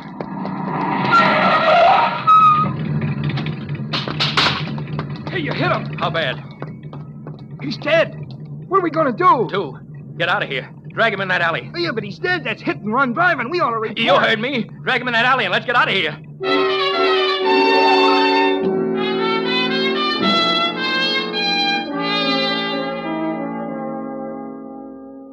Yes, the man lying dead in the alley marked the beginning of a story. A very important story to Mr. and Mrs. Crake, Albert and Carolyn. Two lovely people who run a boarding house a few blocks away. It's a vital story to them because it involves money. And anything that involves money is more important than life itself to Mr. and Mrs. Crake. And another thing, Albert. You gotta go up and see Mr. Sedgwick right this minute because he ain't paid his rent for next week. He's a new boarder, and it's best we show him right off that we ain't going to put up with back rent. Yeah, it'd be a lot better if we could get that Mr. Sedgwick out of here. I don't like the looks of him. Besides, he burns the electric too much at night. It's getting so two honest people ain't able to run a decent, respectable place no more. Yeah. Well, anyhow, you go right up and see that, Mr. Sedgwick. And if he ain't got the money, out he goes. I don't like the way he looks at me, Caroline. He has got a funny way of looking at people. But that ain't got nothing to do with the rent. And you tell him... Who's there? Your star boarder, Mr. Campion. Oh, dear, now what does he want? Good evening, Albert. Caroline. You ain't to call us by our first names. I told you that. A friendly gesture on my part, Mr. Craig. But I didn't descend into these charming quarters of yours to discuss the amenities of nomenclature. Now, you stop that fancy talk. And don't bring that cigarette in here. You ain't been smoking in bed now, have you? No, but it's an idea. At least the feeble glow would provide more light than the ceiling fixture. You're complaining again, and you're getting a good room at a reasonable rent. There ain't many boarding houses in the city where you No, get... you're right. There aren't many boarding houses in the city where the boarders have to race home at night to make sure they can get their evening paper. Or where the owners get up at 4 in the morning to steal the cream off the milk. Are you calling us thieves? No, I don't think so, Mrs. Craig. I'd have to qualify that. Sneak thieves, I should say. Oh, no, stop it. Let's don't argue about it. What about the hot plate in my room? What's the matter with it? It belies its name, Mr. Craig. It is no longer a hot plate. It has become a refrigerator. You broke it. In the passage of time, sweet Caroline, mechanical and electrical appliances get out of order. But we can't get parts, Mr. Campion. All right. Let's get to something else. The bedspread, for example. It has become one of the most exciting games I've ever played, to find a spot in the spread free from holes. It embarrasses me when I have guests. We can't afford a new one, Mr. Campion. We shall forget the bedspread and take up the subject of the ceiling fixture. That ain't broke. Well, not exactly, but it certainly is eccentric. It goes on and off, Mr. Craig, like a lighthouse. Though guaranteed to be untouched by human hands, yet it flashes ambitiously and energetically. You keep finding fault with everything. I am not alone. And now that I've registered my complaint, I shall retire to the damp chill of the crypt I occupy, and for which I pay $68 a month. If you don't like it, you can get out. That, Mrs. Craig, is a line which becomes you well. Good night. Young puppy. For 2 cents, I'd... Such extravagance. And from you, of all people. Good night. Well, I never. Albert, as soon as we can, we'll put him out. Carolyn, it might be hard to rent that room. And he does pay regular. Well... Oh, Mr. Sedgwick. You go right up there and get the money from Mr. Sedgwick. Now, Carolyn, maybe he'll bring it down. Night ain't over yet. You're scared of him. I don't like the way he looks at me. We'll both go. All right.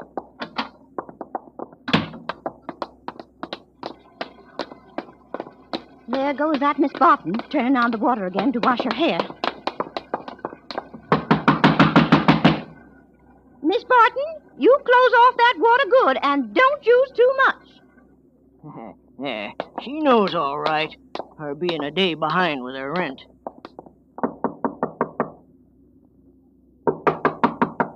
Mr. Sedgwick? Mr. Sedgwick! Your lovely knuckles, Caroline. You'll skin them. You keep quiet. Wouldn't you rather I told you that Mr. Sedgwick went out? How do you know? He went out the front door some time ago. Now go away and stop pounding. I have work to do. I'd like to slap that smart alecky Mr. Campion's face for him. Never mind, Karen. Let's go for our walk.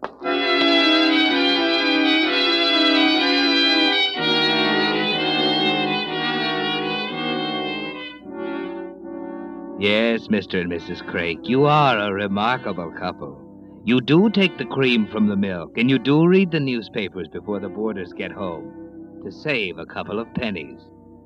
And now you go for your walk. Not for exercise, though. It's to save electric light bills. Every night it's the same, down the same street, past the warehouse, over to the brewery, and along the street running through the wholesale district, until you finally get sleepy and turn homeward. Albert, if that smart Mr. Campion tells you that he ain't using electric light in that lamp he bought, he's lying. Yeah, if we could just catch him at it. He's got enough light in his room. He don't need no more lamps. It's costing us money to put up with them. That's right, Albert. Money, we always got troubles. Wait a minute. That's a man laying there. Drunk, most likely. Yeah, that's right. Honest people have to slave for their money, and some no good like this drinks it up and then... I don't smell no liquor. Maybe I'm going to look closer. Keep away from him, Albert. Maybe it's a trap. He might be a hold-up man. Carolyn, it's Mr. Sedgwick. It is. Look. What's the matter with him? He's dead. Albert. Looks like maybe he got hit by an auto. What's that? His pocket. It's stuffed with money. And him owing us rent. Look, Carolyn, it's so much. Albert, what do you suppose... Shh. Ain't nobody in sight. What are you thinking? Huh? Me? What are you thinking? Nothing. I ain't thinking nothing. Ain't nobody in sight. But it'd be stealing. Ain't nobody in sight. Oh, Albert, it's so much money. Looks... he come by it bad. I never did like the way he looked. Like one of them gangsters. He wouldn't do no good with it. And he owes us rent. Yeah. It's his kind that spend it on some chorus girl. You and me, we... Albert, are you going to do it? Or ain't you? Ain't nobody watching. Ain't nobody saw him before us either. And there wouldn't be no money. Albert. Carolyn, come on. I got it.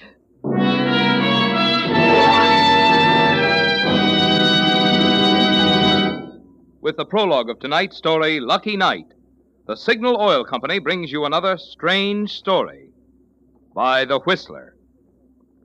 If you're a Whistler fan, you've heard me say that with new Signal gasoline, you now go farther than ever. But if you've gotten the impression that drivers interested in mileage are the chief buyers of Signal gasoline, you'll be interested in a little experiment I conducted this week at a Signal station, asking customers why they preferred Signal gasoline.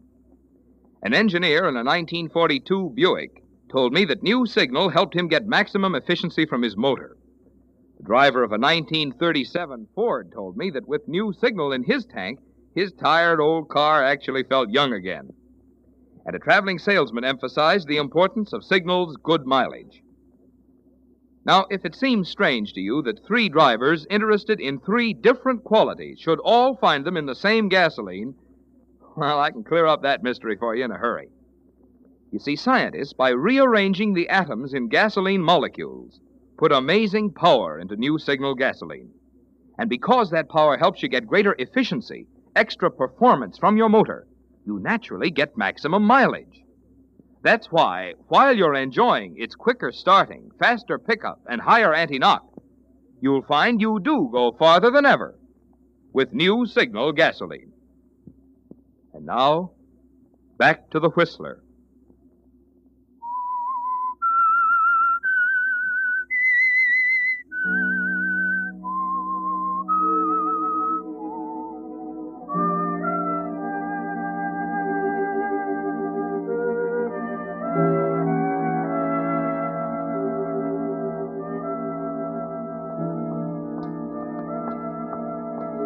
So you've taken the money from Mr. Sedgwick, Albert and Carolyn.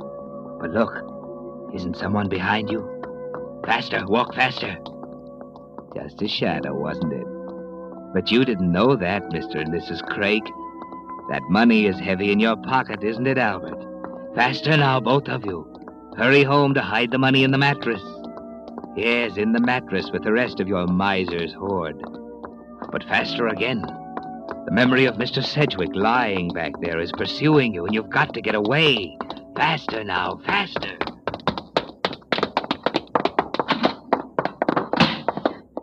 Carolyn, I... Lock the door. You didn't lose it, did you, Albert? No, I got it right here. You got to put it in the mattress with the rest of Well, welcome home. Back early, aren't you? Mr. Campion. Yes. Were you expecting someone else? No, I wasn't. Hey, what have you two been doing? Running? No. Why should we be running? You might have heard the nickel I dropped upstairs. Hey, you ain't funny, Mr. Campion. I wasn't trying to be funny, Albert. Now, look, what's the matter with you two? Mr. Craig ain't feeling good. He looks a little pale around the gills. Someone chasing you? No, nobody chased us. Why'd you ask that? Well, from the way you dashed in here, I thought perhaps you robbed a bank or something like that. We're honest people. To a certain extent, yes. Are you calling us thieves again? I explained that once before tonight. But you two certainly do look excited. And the only thing that could bring a flush to your careworn cheeks would be money. Perhaps left by a rich uncle? We ain't got any uncle. And that ain't no way to talk, Mr. Campion. Okay, we'll forget it. I'm going for a walk. A walk? Well, sure. Why not? The ceiling fixture gave up the ghost altogether a few minutes ago. Can't work anymore. Which way you walking? What? Does that make any difference? Well, of course not, but it's damp out. Yes. You might catch a chill. Your solicitude is absolutely amazing. Can this be the Crakes? The same people who all through the winter dole out heat by fractions of degrees? You want that light fixed, don't you? Unless I am to become a mole, light would be welcome, yes. Well, then you go along with Mr. Craik, Mr. Campion. Aha! What's the matter? I see. See what? Mr. Craik has... What have I got? Wire. Wire to repair the ceiling fixture. Oh. If I help him, it saves the electrician's fee for you. You're always poking fun at us. Oh, no, Mrs. Craik. Well, come along, Albert. You and I shall play Steinmetz to the ceiling fixture. Yeah, all right. Oh, but Mrs. Craik. Huh? I should still like to know what encounter brought you two home before sleep deadened your elfin steps and dulled those brilliant minds. You coming, Mr. Campion? Certainly, Mr. Craik. Yeah, certainly. Albert, you better leave that package with me. Oh, I forgot. Package? What package? In his coat pocket. Albert, give it to me. I ain't going to leave you alone with it. Mr. Campion. Yes, Albert? There's wire and stuff in the cellar. You get it yourself here. Here's the key to the basement. What wonder of wonders. The key to the Craik cellar. And shall I find vintage 1902 or perhaps the skeletons of former boarders? You fix the light, Mr. Campion. If there's anything you need, you can buy it tomorrow. We'll pay you for it. Numb. Absolutely numb I am. This is the epitome of surprise. The key to the cellar, an offer of payment by the Craiks, all in one evening. You gonna fix it or not? Certainly. Tomorrow may see the Craiks back in usual form. Therefore, tonight, I shall gather the golden fruits of whatever occasion this munificent behavior. You're a fool. You mentioned package and there ain't none. I want to see how much is there. We could have counted it later. How do I know you wouldn't have took it some from yourself? Oh, you shut up and come on. We'll count it in our room.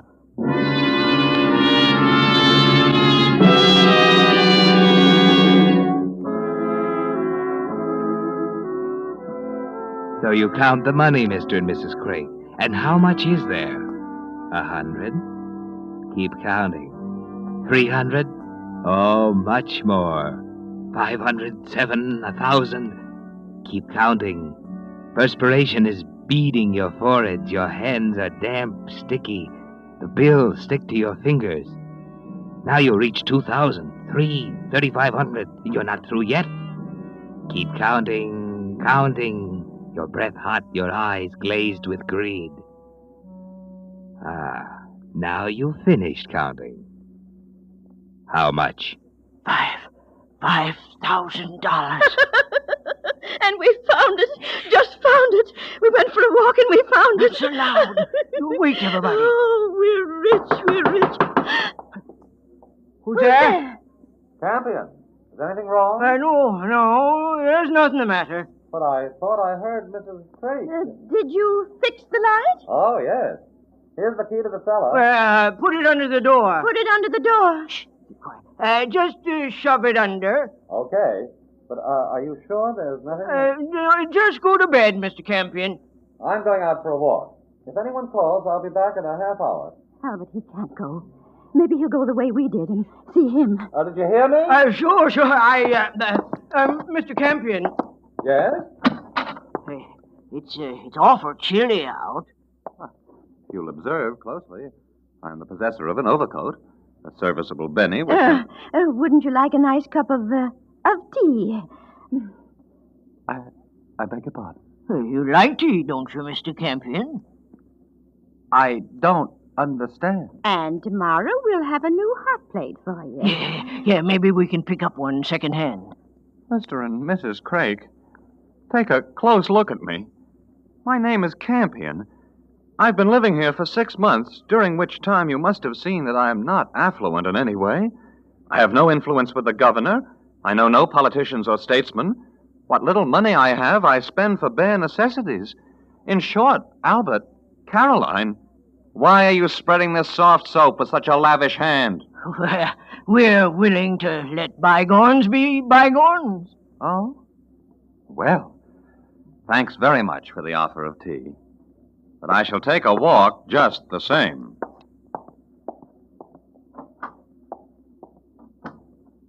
He'll go the way we did. I know he will. Forget it. Close the door. What if he does find him? All he'll see is that Sedgwick laying in the alley. We didn't kill him. Anybody could see it was Otto that done it. Campion can't know about the money. Cedric was only here 2 days. But we gotta hide it in case. In the mattress with the rest. We ain't got time. What if Mr. Campion does know about the money? What if he sees Mr. Sedgwick and comes back here? We ain't got time to open the mattress and close it again. Then what do we do? Put it in the fireplace until tomorrow morning. Then what? When the bank's open, you go clear over to the outer side of town. If it's a nice day, you can walk. Change one of the big bills into littler ones. You're crazy. What good's that going to do? You'll see. Now listen. Then go to another bank and put the littler bills in a bank account. We ain't got none. You can open one. Maybe do the same thing for a week until all the money is out of here. Ain't nobody knows us on the other side of town. Yeah, I see. Well, that's a good idea. And then, when we're good and sure nobody else knows about the money, we can take it out of the bank and bring it back here. See? Yeah. Well, that's smart. That's pretty smart, Carolyn. I bet even Mr. Smarty Pants Campion couldn't think of nothing like that.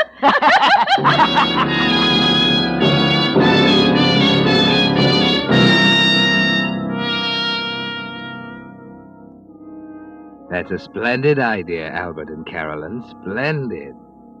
You hear Mr. Campion come back. Go to his room upstairs. He doesn't knock on your door. He says nothing. So you sigh with relief. But you spend a sleepless night just the same. What if he does know and guesses? Then it's morning. You leave the house, Albert. In your pocket is a $100 bill. You start for a bank across town, a bank where no one knows you. You reach the bank, give the bill to one of the tellers. He looks at you hard. Is there some suspicion in his glance? Is there, Albert? But he changes the bill, and you hurry out. You start for another bank blocks away. But before you get there, a newspaper headline catches your eye. You can't read it all, but 2 words make you start and turn pale. Bank robbery. You read as much as you can, but your lifelong miserliness doesn't let you spend a nickel, just 5 cents for that paper. Then one phrase strikes your eye. Marked money. Marked money. Now you hurry home. The other bank is forgotten. You should take a taxi, but you don't think of it, even though 5s and 10s are clutched in your pocket, the dampness from your hand making them a pulpy mass. Now you're home, safe. Pardon me, Mr. Craig. I can't stop now, Mr. Campion. Okay, so you can't stop. Don't you want to know why this policeman is here? Policeman? Where? Using the phone down the hall. It seems our good friend Mr. Sedgwick has some shady dealings. Sedgwick? Yes, you see, there was a little incident. I got to go to Carolyn. I went out to get some medicine. Oh, the law will wait, Mr. Craig. The law will wait. Carolyn! Carolyn! Is the policeman gone, Albert? No, he ain't. I saw him coming down the street while I was looking out the window for you. Why was you gone so long, Albert? Oh, never mind that. He came up the stairs and he rang the bell. I couldn't answer the door. I just couldn't, Albert. So I pretended I wasn't here. Then Mr. Campion came down and knocked on our door. Did he hear you? He know you was here? I must have made some kind of noise because he talked to me. I didn't say nothing. Then I heard the policeman and Mr. Campion talking. You tell me what they were saying. I couldn't hear it good. I put my ear against the door, but I couldn't hear nothing but low talk. And that's what it's for. That's what it's for. What are you saying? Where's the rest of the money? Still in the fireplace. Are they going to arrest us, Albert? Are they going to arrest us for taking money from Mr. Sedgwick? The paper said it was marked. Oh. The bandits took marked money from the bank. The serial numbers was all wrote down. Now we got it. That Mr. Sedgwick was a crook. We got to give it back. You're crazy. Then we got to tell him we stole it off Sedgwick. We got to get rid of the money. Albert, what are you doing? Burning it. Oh, no, Albert. Let go my arm. That fellow at the bank, he looked funny at me. It took me 20 minutes to get back here. He told the police before I got back. You burning it! Burning it! You shut up! Oh, don't burn it! No, shut up! Oh! Albert, you didn't have to hit me. You didn't have to hit me. That's a policeman. Shh. Quiet. That's a policeman. Now, you go keep him away. The money's nearly gone. And he can come in. Go ahead now, go ahead. Don't stand there like a fish. Go ahead. Who is it? Campion, with a stout minion of the law, his name is McCarthy. Just a couple of seconds more. Just a couple of seconds. I ain't dressed. Oh, come, Mrs. Craig. It's after 10. You were up early this morning. I heard you. It's done, Carolyn. You can let him in.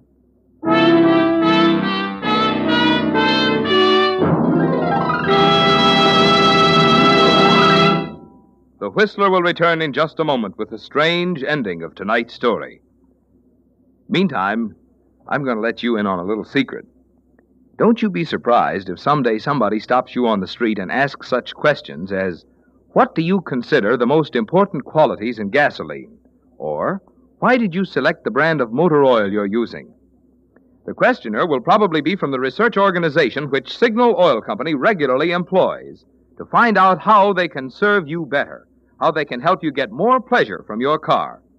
It's this policy of finding out what the motorist wants, then giving it to him, that has led to the development of ever finer Signal products, including that amazing new Signal gasoline that's so packed with power you can actually feel the difference and see it and hear it. Give it a try. The chances are you'll say Signal gasoline has everything. For after all, new Signal gasoline, like all Signal products, is the answer to what you, the motoring public, have told Signal's research people that you want. And now, back to the Whistler.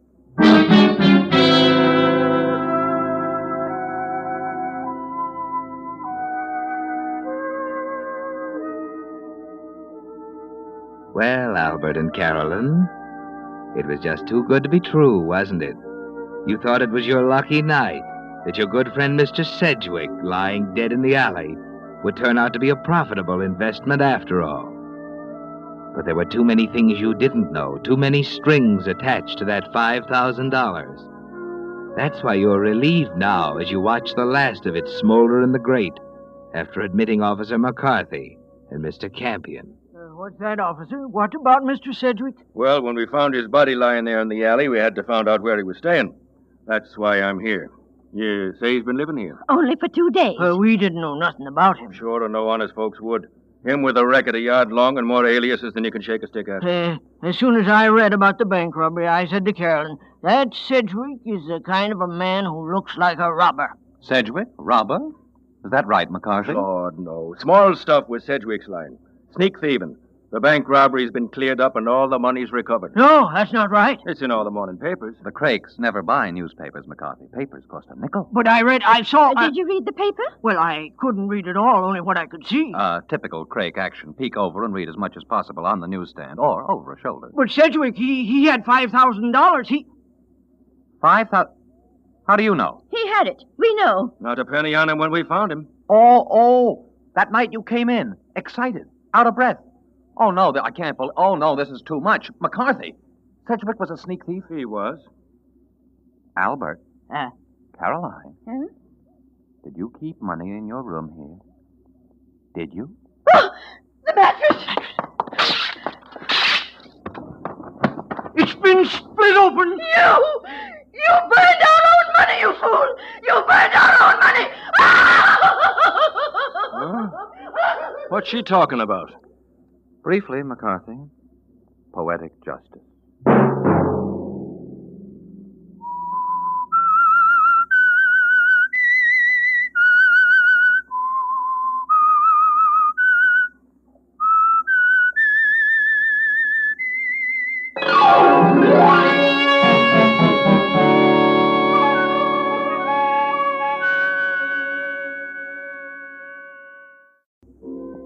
And now the Whistler's strange story, Miracle on 49th Street.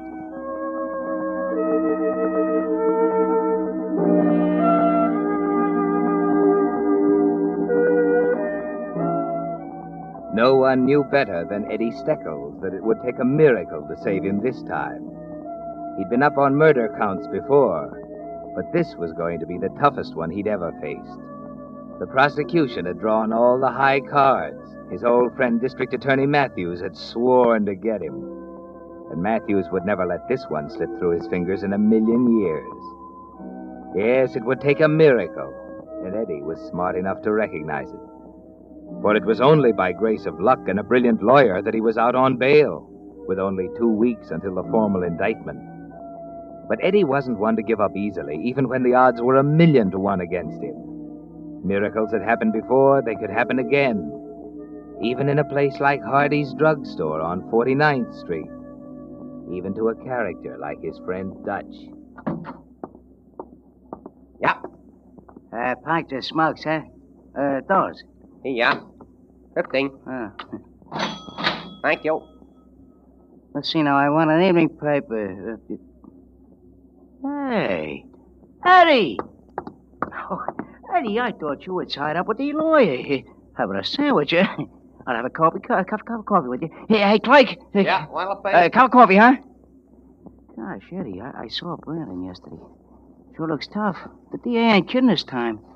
You know, I was telling Brandon that you... What's the matter, Eddie? Did I say something wrong? I'm sorry. Well, you see... I get it. Craig, huh? Here's your coffee. Cream?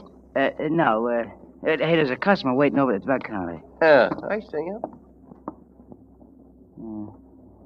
Sorry, Eddie. Always opening my big mouth in front of all the wrong people. You can take off the whiskers now. What? What voice are we using? If I'd have closed my eyes, I'd have sworn it was someone else. What about Brandon, Eddie? He's a good lawyer. There's a way out. You can bet he'll find it for you. I'm sorry. I don't understand. What's the matter? You ain't trying to kid me, are you? I'm afraid you've made a mistake. You see, my name is Oliver Littlefield. Now, wait a minute. You ain't trying to tell me. Listen, Eddie, I'm Dutch. Remember me, your pal, Dutch Watson? Oh, I'm happy to know you, Mr. Watson. This is rather embarrassing. You see, I am Oliver Littlefield. I don't know Eddie. I don't know you. I've never seen you before. Huh? Wait a minute.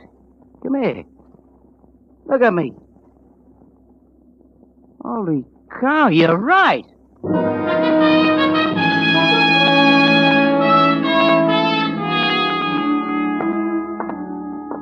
Why don't you sit down, Eddie? I told you it's all tied up in a hard knot. I couldn't get you out of it if you were the governor. You get 2 weeks, ain't we? Maybe. What, Brandon, what do you mean, maybe? You're a $50,000 lawyer. So is the DA, Eddie. And he's not playing for peanuts this time. He could recommit you tomorrow if he wanted to. What do you mean? I'm out on bail. Yes, today. Tomorrow you go back in if Mr. Matthews decides he has a case. And I think he has. I'm sorry, Eddie. You're sorry? You shouldn't have shot that cop. Ah, shut up. There's got to be a way. There's got to be something. Give me a cigarette.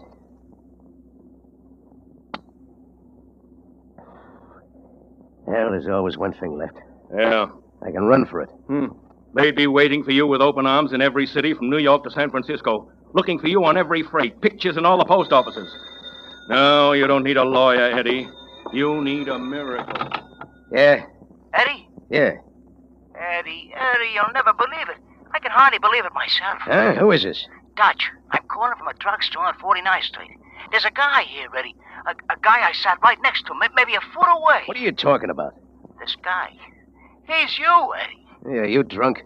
Honest, Eddie. I couldn't tell the guy from you if I was touching noises. I never seen anything like it in all my life. All right, so what? Is that all you called me for? Well, Shut up. I'm busy enough without having you blubber on the other end of a telephone line. So the guy looks like me, so what? Matter, Eddie? Nothing. Dutch. Yeah. Tell that guy. Don't let him out of your sight. But, Ed... He's still there, ain't he? Yeah, but why? Never mind why. Tail him. Follow him home, then get back here as fast as you can. Okay, Eddie. What was it, Eddie? Yeah. You hear anything? No. Good. You're all through, Brandon. You can go now. Huh? You heard me. Beat it. I don't want to see you again. Are you crazy? Maybe. Crazy enough to think you're right, Brandon. I don't need a lawyer. I need a miracle.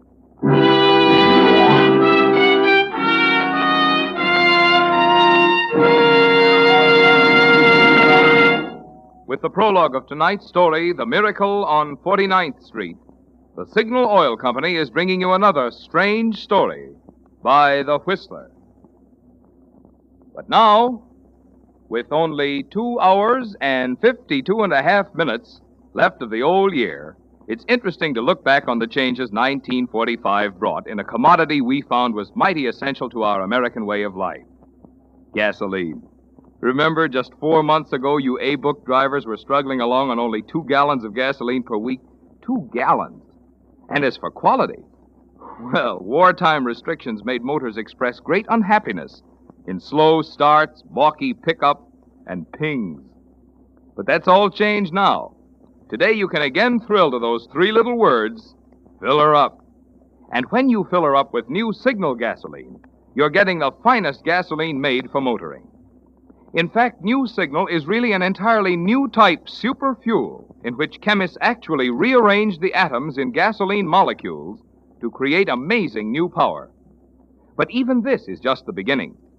For just as fast as still further advances are made in automotive or petroleum science, you will find them incorporated in an ever finer Signal gasoline that will continue to merit the public preference, which has made Signal grow in just 14 years from a mere handful of stations in Southern California to almost 2,000 Signal dealers serving 7 western states from Canada to Mexico.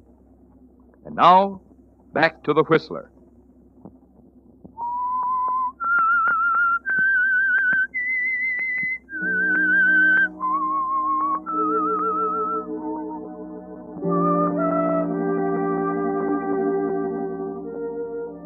Yes, Eddie, you're right. Your lawyer is no good to you now, with District Attorney Matthews piling up a murder case against you piece by piece like bricks in a wall. What you need is a first-class miracle, like the one Dutch ran into in the drugstore on 49th Street. A miracle in a gray tweed suit, 5 feet 10 inches tall, 165 pounds, sitting up at the counter eating a ham sandwich. Oliver Littlefield is a miracle, isn't he, Eddie? He makes you remember the old wives' tale about there being a duplicate of everyone in the world. It makes you believe it. You're not pacing the floor anymore, are you, Eddie? After Brandon leaves, you sit quietly in the chair for a while, thinking. Then you pick up the phone and call a friend of yours. Mike Castro? Mike, this is Eddie. Yeah, I'm out on bail. Hey, listen, Mike, got a job for you. Want to wire a joint for sound. Yeah, your dictaphones. Right. And we might need some recording equipment and a 16mm movie camera. You get over here in a half hour? Stanley Hotel. Okay, Mike, I'll be waiting.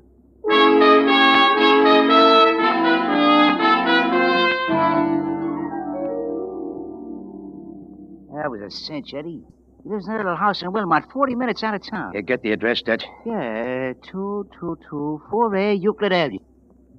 Oliver Littlefield. 2214 Euclid Avenue, Wilmot. What's the matter, Eddie? Oliver Littlefield. I love him like a brother, Mike. I was thinking about it, what I was telling him. It's quite a thing, ain't it? Yep, quite a thing.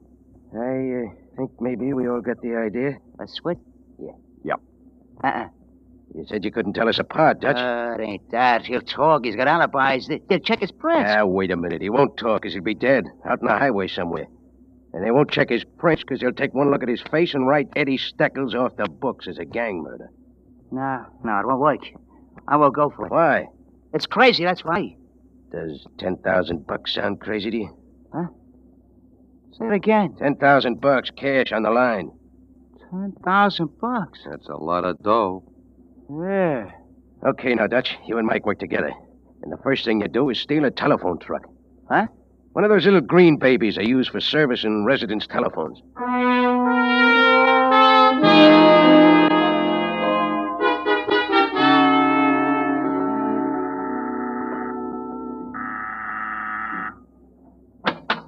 What do you want? How do you do? Are you Mrs. Littlefield? Yes? Telephone company. Came to check the wiring. What? Why, I didn't call Part of into... the service, madam. Every so often we have to check up. You know, connections get loose, insulation wears out. Well, that's strange.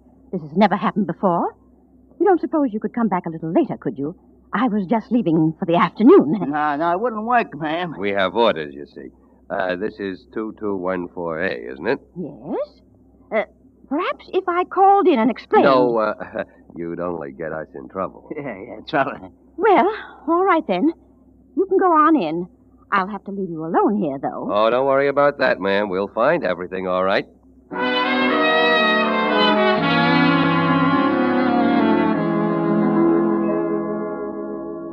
So you want a place to rent, huh? Yeah. It's awful tough. Haven't got a thing on my books except a shack over on Acacia Street. $50 a month. It's not worth 50 cents. That the one you advertised? 2225 Casey? Yeah, that's it. Backs up on Euclid Avenue, doesn't it? Mm-hmm. Okay, I'll take it.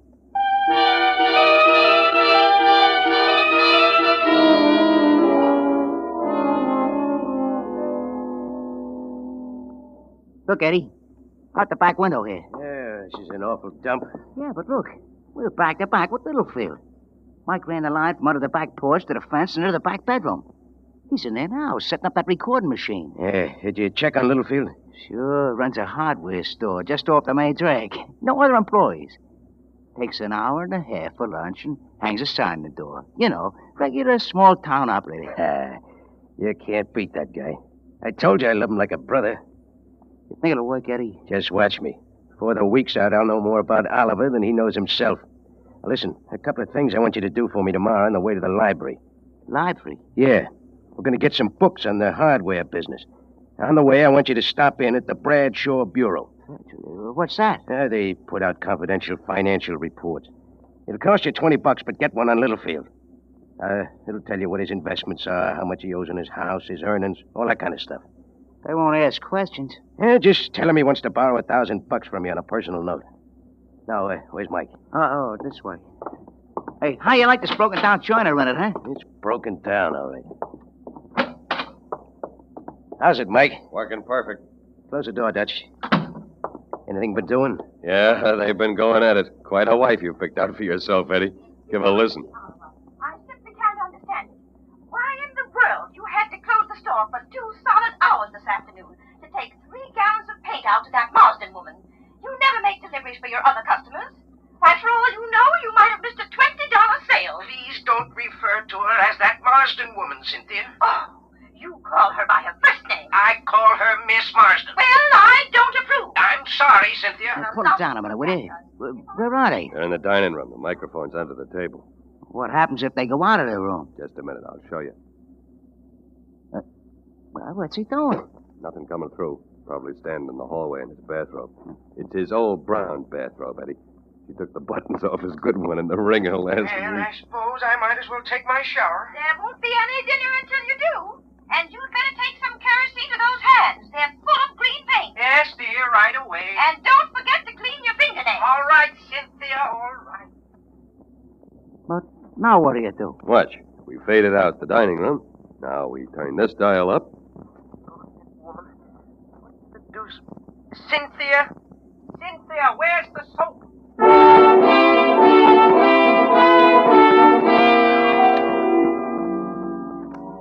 You have it all figured out, haven't you, Eddie? The smart way. You're determined to make the most of the miracle on 49th Street. For the next week, you sit at the speaker, listening to the voices of Oliver and Cynthia, picked up by the efficient microphones Mike Castro has installed under tables and behind pictures in the Littlefield house. You make records and play them over and over, learning the little details Oliver and Cynthia agree on, the things they argue about, practicing the inflections of Oliver's voice, absorbing his personality. Try it again, Dutch. From where? From the part about the roses. Okay. Oliver, I was talking to Mrs. Gray again today. She says we simply have to do something about those roses. They're all covered with mildew. Huh? What's that, Cynthia? Oh, you weren't even listening. I said the roses are all covered with mildew. I don't know how many times I've told you to bring home some spray. And that isn't all. The snails are in the pansy beds. I'm sorry, Cynthia. I forgot it again. I'll be sure to bring some spray home tonight. I don't know what's got into you lately. I'm getting tired of your nagging after all these years, Cynthia. That's what's got into me. All this picking and jabbing is getting on my nerves. Now, if you'll excuse me, I'll go to work. Why, Oliver! All right, Cynthia. I'm sorry. There you are, boss. What a day to be tied up to. Okay, read me the speech about the pansy beds. Oh, here. Oh, you mean I gotta put it on that dame again? Yeah. Oh, all right. I don't know how many times I told you to bring some spray home. And that isn't all. The snails are into the pansy beds. I'm sorry, Cynthia. I forgot it again. I'll be sure to bring some spray home tonight. I don't know what's got into you lately. I'm getting tired of your nagging after all these years, Cynthia. That's what's got into me. All this picking and jabbing is getting on my nerves. Now, if you'll excuse me, I'll go to work. Why? Oliver? All right, Cynthia, I'm sorry. Yeah, what's wrong with that? Oh, nothing. You're in the wrong racket, boss. It's perfect.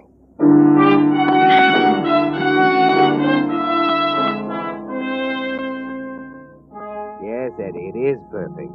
But you don't stop there.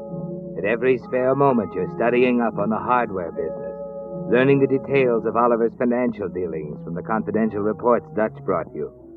And Mike has been busy, too, with a movie camera, photographing Oliver from an automobile parked across the street from the hardware store, or while he stands innocently on a street corner as Oliver hurries off to lunch. You study the pictures carefully, Eddie, capturing his walk, his nervous little mannerisms. But there's still something missing. You know practically nothing about his friends and neighbors, the people they play bridge with on Thursday nights, the members of Oliver's lodge, the things you'll have to know about. It worries you, doesn't it, Eddie? And then all of a sudden you get another big break. One afternoon as you're bending over your books, Mike comes into the room. Well, Eddie, I hope you can get by on the records we already made. Why? There ain't going to be no more. What's the matter? Machine breakdown? Cynthia left town last night on the 11:15 train. Going to visit her mother's. Huh? Heard Oliver telling the guy next door.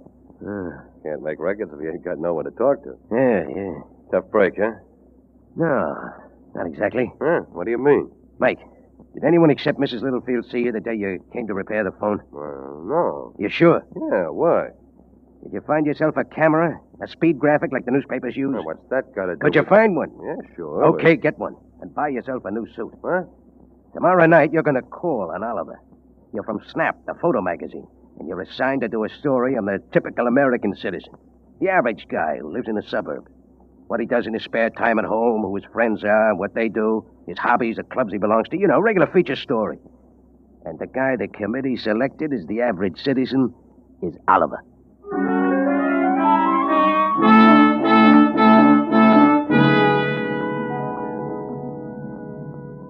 Now, see here, Mr. Dickinson, I don't know No, whether... Mr. Littlefield, there'll be nothing to it. You've come at a rather bad time. My wife is We away. can get pictures of her later, Mr. Littlefield, and of course, you'll get the usual fee of $500. $500? Yep, I can spend the afternoon with you here on the interview, and tonight we'd like to have a little party for you. At the magazine's expense, of course. We can invite all your friends and take pictures. You'll get yourself a lot of nice publicity. Do you a lot of good in the hardware business. How did you know I was in the hardware business? We went into that before you were selected. Always check up a little before we decide. Well, how about it, Mr. Littlefield? Well, I don't really want publicity, but... But you could use the 500, huh? Yes, as a matter of fact, I could. Good. I knew you'd be a sport. Now, suppose we get down to business, huh? First, I'll get a list of all your relatives, where they live and what they do, that kind of stuff, and then we'll check up on your...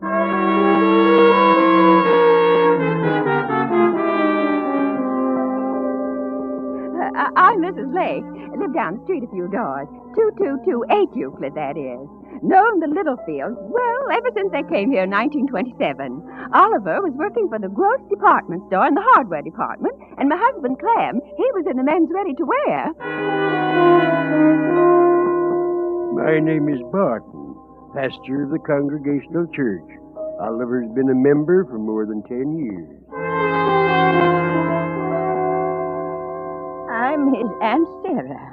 I guess when you get right down to it, I'm his only living blood relative.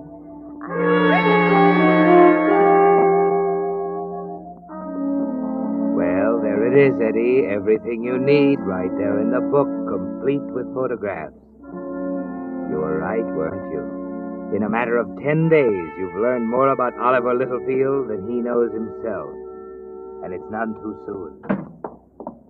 Eddie! Hey, Eddie, you seen the papers? What's the matter? Look. Eddie Steckles, fugitive from justice. They record your bail. When'd this come out? About an hour ago. Yeah, that's okay. Where's Mike? He's coming. Did he give Oliver the $500? No, he stole him off. Said he'd have a check for him tonight. The guy's getting smart. Beginning to think for himself. We better get it over with, Eddie. It don't look so good. Huh? But the neighborhood's full of patrol cars. Maybe somebody called a magazine office or something. Yeah, you get the jitters. Uh-huh. When Mike came out of Oliver's house tonight, he says there was a guy standing across the street that he could have swore was a plainclothes dick. Well, forget it. We gotta take a chance. It's tonight or not at all. Call Oliver and tell him we'll be around about 8 o'clock to pay him off.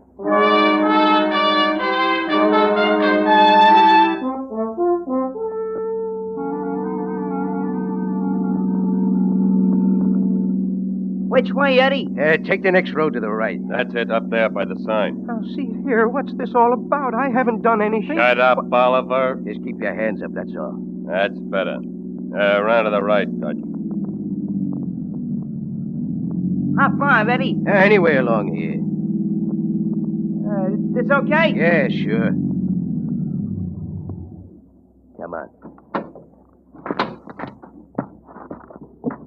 I know what you're going to do. You're going to kill me. Listen, let me explain. Shut up. Come on, Oliver. Eddie. Yeah, right behind you. He's all yours, Eddie. No, please don't kill me.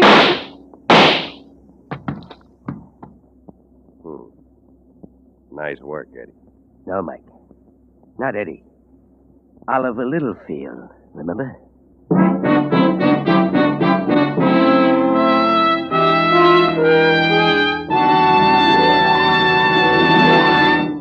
The Whistler will return in just a moment with a strange ending to tonight's story. But first, a word about the 248 people who were killed in auto accidents over the Christmas holiday. Reports already indicate that tonight's total will be even higher.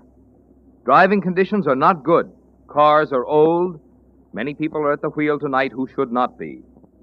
If you don't absolutely have to go out tonight, don't. But if you must drive, take it easy. I know that with new signal gasoline in your tank, there's great temptation to step on the accelerator. But don't tonight. Keep the speed down. Keep a sharp eye on the other drivers and the pedestrians. You see, your signal dealer isn't only interested in your business. Because he's your neighbor and your friend, he's also interested in you.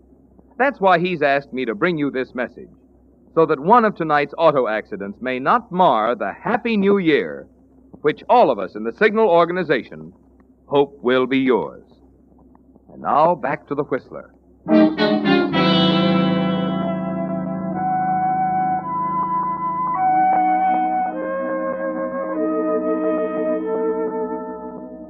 Yes, Eddie. It was a miracle that sent Oliver Littlefield to you at the exact moment when you could use him best. And you knew how to make the most of it, didn't you? You've already decided what's going to happen from here on. How you'll suddenly disappear from Wilmont one fine morning without telling anyone where you're going. There'll be gossip about Oliver Littlefield finally wearying of his nagging wife. But after a month or so, it'll die down. South America, the Pacific Coast, Canada, there's lots of opportunity, isn't there, Eddie? Plenty of room for the smart ones. You abandon the car, Eddie Steckel's car, on the highway and hitch a ride back to town. Outside of a slight pinch in the shoulders, Oliver's gray tweed suit fits perfectly. Almost as well as your clothes fit him back there in the trees on that side road. It's 11 o'clock when you finally get back to 1214A Euclid Avenue and fit Oliver's key in the lock on the front door. Now, there's that light switch. The way over the door. There. Now it. Who are you? Why, Oliver, don't you know me? Oh, I'm sorry. Of course I... Sure, you know me, Oliver. Your wife wanted some work done in the garden. She called last. Oh, yes. The spray. Yeah, the spray. And there was something else, Oliver. The spading. You didn't know about that, did you? See, here, My name's Bertoli, Oliver. From headquarters. What do you mean? You didn't know about the spading she'd ordered in the back of the yard. Or you wouldn't have buried her there the day before that class. Buried her? Sure. You shouldn't have killed her with arsenic, Oliver. Too easy to find in a post-mortem. Oh, that's it, huh? Put down that gun. Yeah.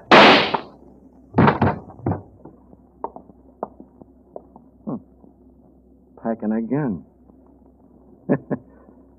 Who would have thought it of a punk like Oliver Littlefield?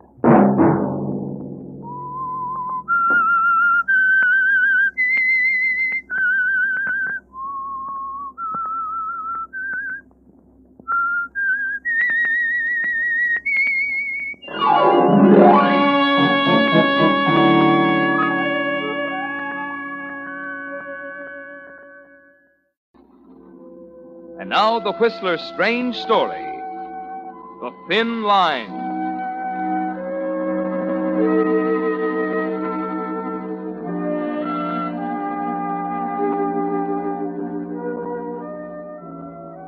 It's a thin line that separates infatuation from hate, so thin and fragile that one can change into the other in a split second. Mark Naylor would agree now that the line is a thin one, if Mark were alive. But he didn't discover it until too late. That was the trouble with Mark. He always discovered things too late. When he discovered that marrying an old woman for her money doesn't lead to happiness, it was too late. When he discovered he was in love with Artist Mayo, her pretty companion, it was too late. It's too late, Mark. There's nothing you can do. Of all the places people go for asthma, she has to pick this dried-up jerkwater town in the desert. Well, I'm going to put my foot down, Artist. I said it's too late. She's taken a lease on this place for 6 months, and she's going to stay here. But why did you agree in the first place? Well, did I know it was going to be like this? You really fell for the travel folders, didn't you, dear? A romantic mining town, the essence of the Old West. Yeah, that's a laugh. Why didn't you say something? Well, you're the head of the family, darling. I only work here.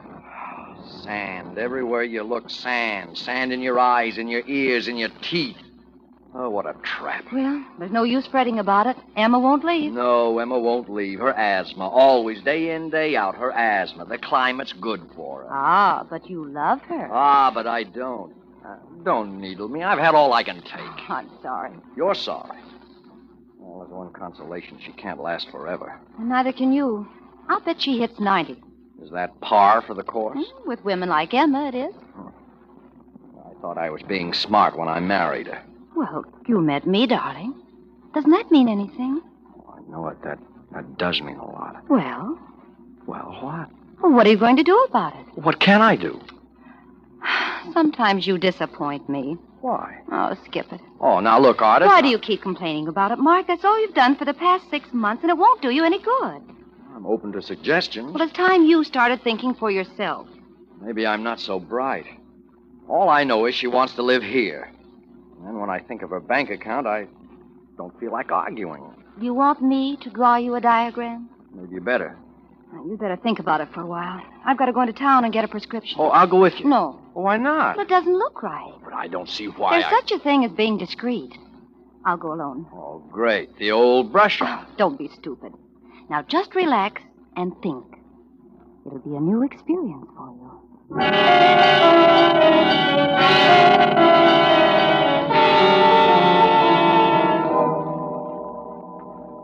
Artis has given you something to think about, hasn't she, Mark?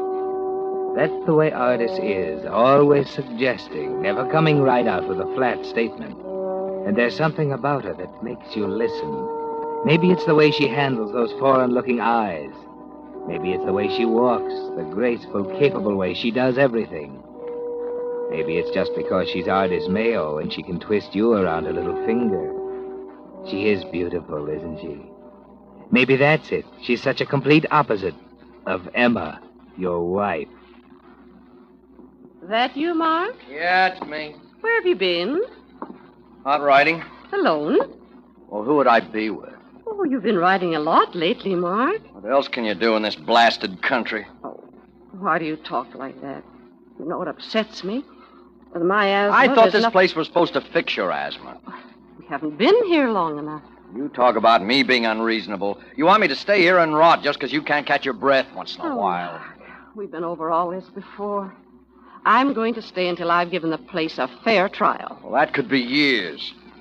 You know what it's doing to me, don't you? Mark, I'd give in to you if I could. But I can't stand living along the coast. You know that. I wonder. You wonder what? I wonder if your asthma's the real reason we left California. There's no community property law in this state. Mark. How can you be so unfair? I'm ill. I am, too. I'm sick of this place. And sick of me. No, I didn't say that. But you think it. Don't you, Mark? Now, what are you trying to do? Put words in my mouth? Mark, when we were married, I realized that it wasn't a normal thing to do. You really seemed sincere when you told me that you weren't the type to be happy with a woman your own age. So I went through with it. But now everything's changed. You're disagreeable and unkind. Well, I'm irritable because of this filthy country. Look at this place. Nothing but sand and heat. And nights with no sound but that wind. And you suffer because I go off the handle once in a while. There's more to it than that. Oh, now what? You said you were out riding alone this afternoon. You weren't telling me the truth, Mark. You were riding with Ardis. You've been riding with her quite often. You've fallen in love with her, haven't you? Now, in a way, I suppose it was my fault. I should have known better than to hire such an attractive girl as a companion. Look, I don't want to talk. You've got to talk about it. Our marriage was a bargain, Mark. You owe me something too, dear, in return for a promise of security. A promise that when I go, you'll have everything. I'm not kicking about our marriage, Em. It's just living here that's driving me crazy. I doubt it. You were conscious of her while we were living in California. I've been hoping that it was one of those affairs that would die out, but it hasn't. And I've lost your companionship. Oh. You've made me feel miserable and undignified. You made me feel as though I don't want to go on living. Now don't go into hysterics. Oh, how can I help Well, just take it easy. All right. If it'll make you any happier, I'll stop riding with Ardis. It's going to take more than that, Mark. There's only one way to straighten out this situation. I'm going to let Ardis go. You can't do that. It's the only way to settle it. And nothing is going to change my mind. Think what you're doing. Ardis is... Oh, what's the matter? Don't you trust me? Can't you take my word? No, Mark. I don't trust you. I'm doing this for my own peace of mind. Well, I won't hold still for it, Em. It isn't fair to Ardis. Oh, why can't you be sensible? Why can't you... It's no use, Mark. I'm letting Ardis go. And if you don't like it, you can go too. All right. All right, I will. Mark. You don't mean that. I'm in love with Ardis. I may as well admit it. If she goes, I go. Mark. How can you be so cruel? How can you be such a stubborn old fool? Oh, get out.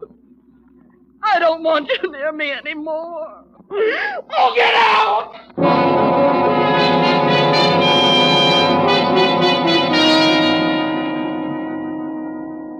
Well, Mark, that does it. It's over now. The 2 years of your life you gambled are wasted. Emma and her fortune are out of the picture, aren't they? You keep telling yourself it's just as well, that it was a mistake from the start, that you were a fool to think you'd get something for nothing. You can forget about your conversation with Ardis this morning. There's no need for that now. At least you're free. There'll be an efficient Nevada divorce, then you and Ardis can forget it. Yes, Mark, you're still on the same side of that thin line, aren't you? There's nothing in the world now, except Ardis. That's all she said? Yeah. Get out. Period. Well, what are you going to do? Get out. What do you think? Well, it seems rather foolish. You think she'll give you a divorce? Of course. Why not? You don't know her. Listen, Mark, she'll hang around your neck until the day she dies. Wait a minute, Ardis. Don't argue with me, Mark. I know her like a book. Look, if you're talking about the money, I don't care. Well, I do. You know, Mark, Emma's a very unhappy woman.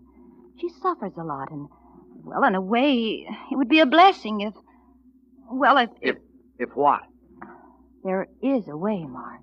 Stop talking in riddles. Now, I tell you, she's through with me. As a matter of fact, I'm glad of it. She can take her pot of gold and find herself another husband. She will if you're stupid enough to let her. If you're suggesting I go back to her, you're just wasting your time. I'm not suggesting you go back to her. Huh? I said there's a way, Mark. She's old, infirm. You're her beneficiary. Artist, you mean... Why, no, I couldn't, Artist. Oh, shut up. But listen, well, murder's one thing. Oh, you listen. Now, you can take your choice. Emma can have a nice, respectable automobile accident on her way to town. Or I leave tonight, alone. You can't be serious. I was never more serious in my life. We never get away with it. There'll be questions, 1,000 of them. The whole town knows about you and So me. what? We'll throw it in their teeth. So we love each other. So Emma gets despondent and commits suicide. People don't commit suicide by running automobiles into ditches. Oh, you don't know what you're talking about.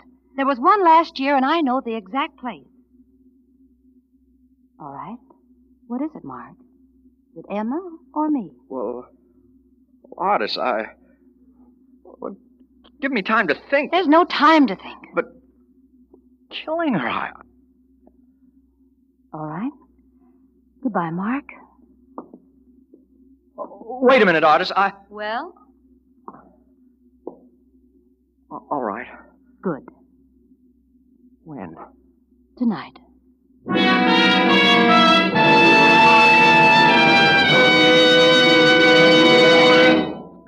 With the prologue of tonight's story, The Thin Line, the Signal Oil Company is bringing you another strange story by The Whistler. But now, what's the latest information about that new car you've been waiting for? Well, due to various reconversion problems, instead of the 500,000 new cars manufacturers had expected to produce by now, only 75,000 were actually made. You know what that means. That old car will no doubt be with us much longer than we counted on. It's going to take much better care than cars ever needed before if parts that have already gone so far must stand up under still more mileage. Just lubrication won't be enough. It'll take expert lubrication by a man who knows cars and is conscientious about getting every part, giving it its full share of the exact lubricant it needs, and never missing a single one. And where can you find such a man?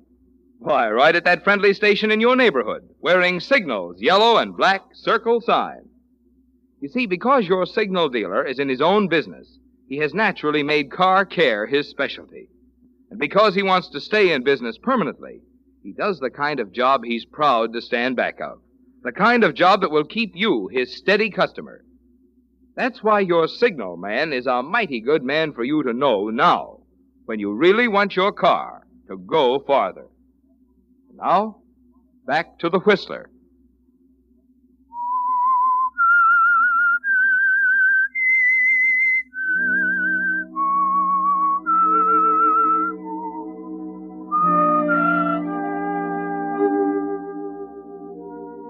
Well, Mark, the combination was too much for you.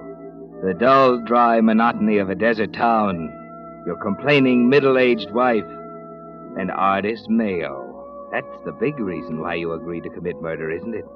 You forgot about the money in the desert. Nothing seemed important except Artist. And you found yourself agreeing before you knew what was happening.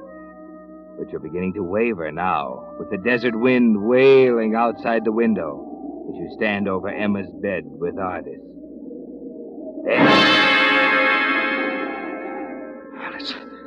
It's over. Listen to her heart.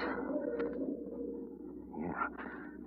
She's alive, still beating. Well, let's get her out of here before she comes to. Wait a minute, Artist. No, we're not going to get away with this. They'll catch up with us. I tell you. Oh, shut up, Mark. I know It's too they'll late catch up now. with us. Get a hold of Artist. yourself. You are going through with this. Do you hear me? Come on now, help me. All right, Artist.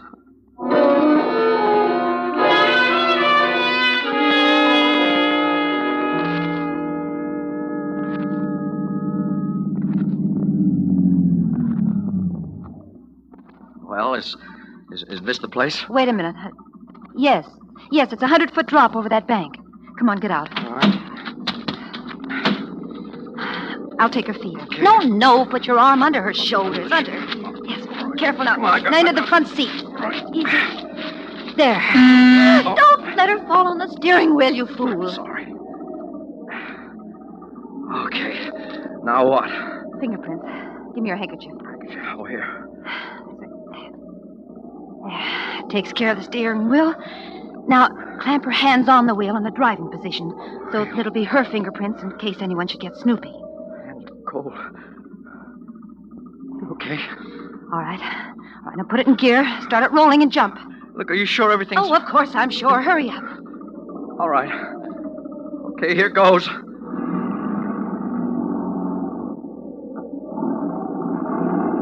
All right, jump.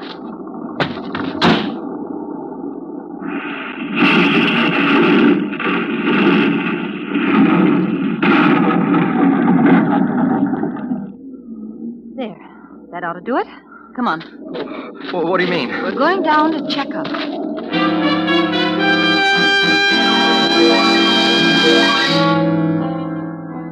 A very thorough girl, isn't she, Mark? The car is deep in the gulch. The one light still burning shows that. And you scramble down to it. The wreckage is quite satisfying, isn't it? And inside it is Emma Naylor. How about it? She's dead, all right. It's quiet down here, isn't it? Don't have that blasted wind whipping around. Let's go back. Where? To the house, to phone into town and inquire about Emma. She's been gone a long time, and we're worried about her. Then we come back here and we find her. We find her? Why not let them find her? With the ground full of our footprints up on the road and all around the car? Oh, no, Mark. We do the finding. Never thought about that.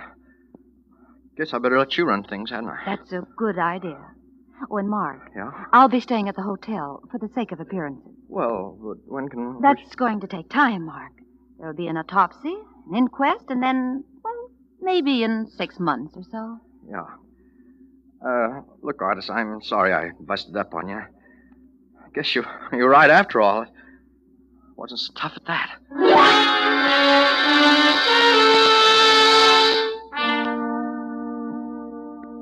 You're all set, aren't you, Mark? You've decided all your nervousness was imagination.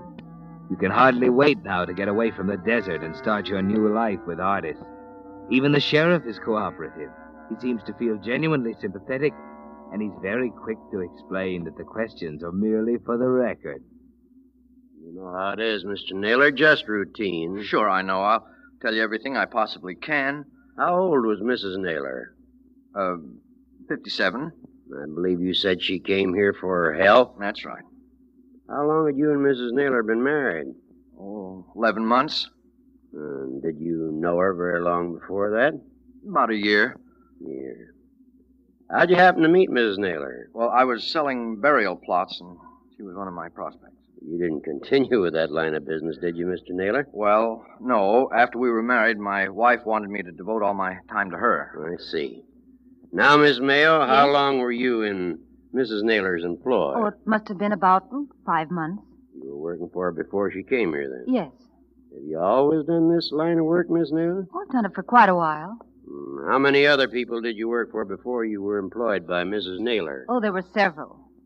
Are you married, Miss Mayo? No, I'm not. Have you ever been married? Yes, I'm a widow.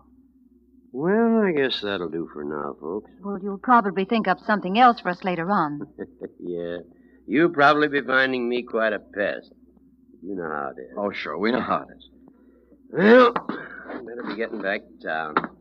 I'll see you later, folks. Goodbye. You never told me you'd been married. Never occurred to me to tell you. Well, I thought I knew everything about you. This is a new slang. Oh, you're not going to pout about it, are you? You never told me you were a tombstone salesman. I sold burial plots. What an intriguing way for Emma to meet her future widower. Don't kid about it. I'm in no mood for Oh, jokes. stop fretting, Mark. Everything is going beautifully.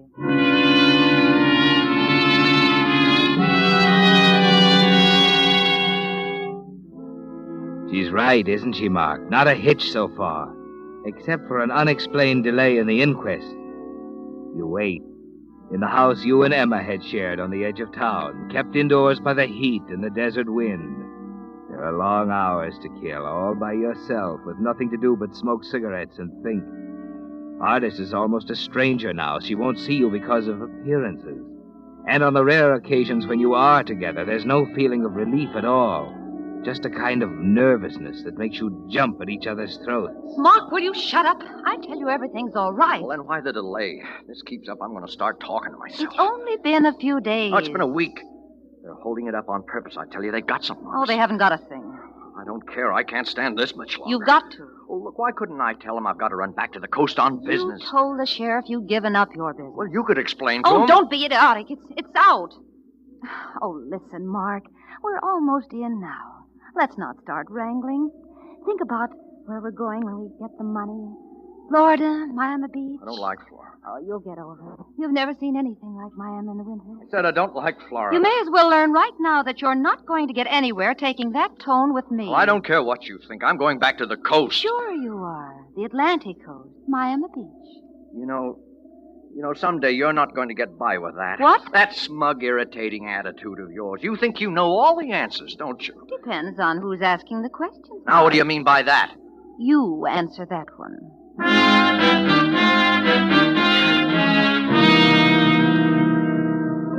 Yes, Mark, the line that divides infatuation from hatred is a fine one.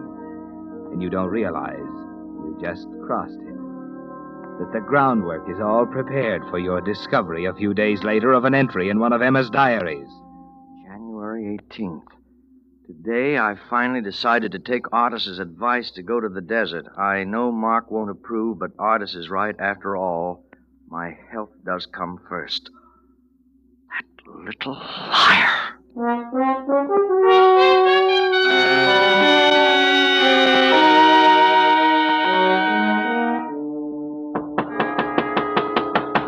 Who is it? Mark.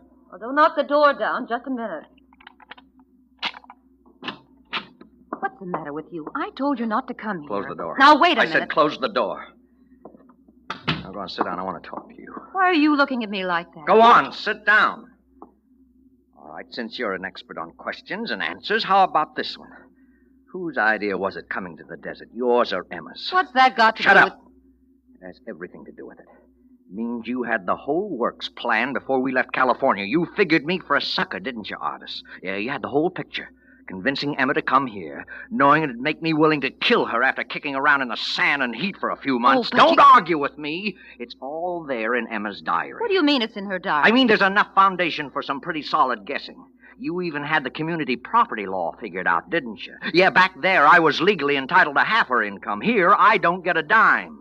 You knew that'd work on me, too, didn't you? Especially with that sand grinding into my brain. It was Emma's idea. Oh, don't give me that. You suggested it to her. You kept prodding her until she gave in. Keep your voice down. You want to marry me, don't you? Why? Well, So you can take care of me like you did Emma. That's it, isn't it? If you don't keep quiet, You I'll... do nothing.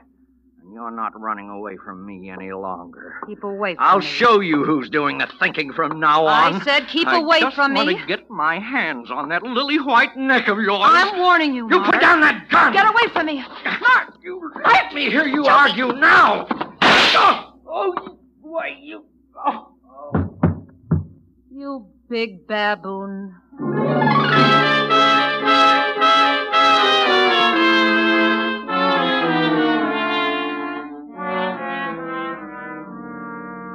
So it didn't work out, did it, Mark? The thing got a little too complicated for you. You were never cut out for murder. You knew it from the first. And now that it's over, even the sheriff is convinced that you'd be the last person in the world who'd ever think of killing anyone. But I'm telling you the truth, Sheriff. I shot him in self-defense. Yes, he came into my room in a rage, and he tried to kill me. Now, wait a minute, Miss Mayo. You're not trying to tell me that a spineless little guy like Mark Oh, Naylor... but you don't know him. Don't tell me I don't know him. Why, he'd pass out at the mention of murder. And you're trying to tell me he walked right up to you and tried to kill you with his bare hands while you held a gun on him without any reason? He had a reason. What? Well, I don't know what it was, but... Oh, you don't know what it was, but you're sure he had one. I guess that'll be all, Miss Mayo. But, Sheriff, I said that'll be all. You can save the rest for your trial in court. I'm holding you for the murder of Mark Naylor.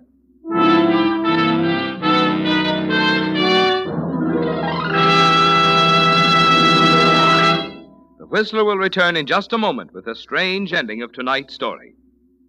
Meantime, let me ask you a question. Why do you suppose it is that the new 1946 cars are putting so much emphasis on more miles per gallon of gasoline? Is it because folks today are interested in making dollars go farther? Well, yes. But even more, they're interested in the reasons back of that mileage. the improved engineering, the higher compression and better carburation that make the new cars go farther on each gallon. And there you also have the reason why Signal Oil Company is so proud to announce that you now go farther than ever with new Signal gasoline. You see, that increased mileage is the result of power, amazing new power. The same power that gives new Signal gasoline quicker starting, faster pickup, and quieter, higher anti-knock. That's why we say look to your speedometer for the final measure of gasoline quality. You'll find that the super-powered gasoline that gives you peak performance is also the gasoline that now helps you go farther than ever. New Signal gasoline. And now, back to the Whistler.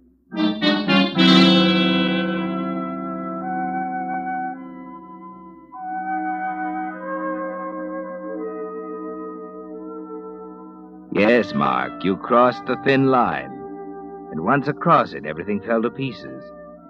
You didn't realize until the last moment, until the instant between the blinding flash of the gun and the plunge into blackness, how much you hated Artis. How far to the other side of the line the murder of Emma Naylor had thrust you. And it was all so unnecessary, Mark. If you'd only read further in Emma's diary, particularly the last entry. Mr. Coroner, I don't understand how a woman in Mrs. Naylor's condition could go riding in an automobile. Frankly, Sheriff, I think she was capable of almost anything. There's no arguing with the results of the autopsy, and of course the entry in her diary is conclusive. Well, that's good enough for me. Enter the verdict in the record, clerk. Death by suicide from a self-administered dose of Aminol taken in a fit of despondency after being deserted by Mark Naylor, her husband. That's all, sir? Yeah, that's all. The case of the death of Emma Naylor is closed.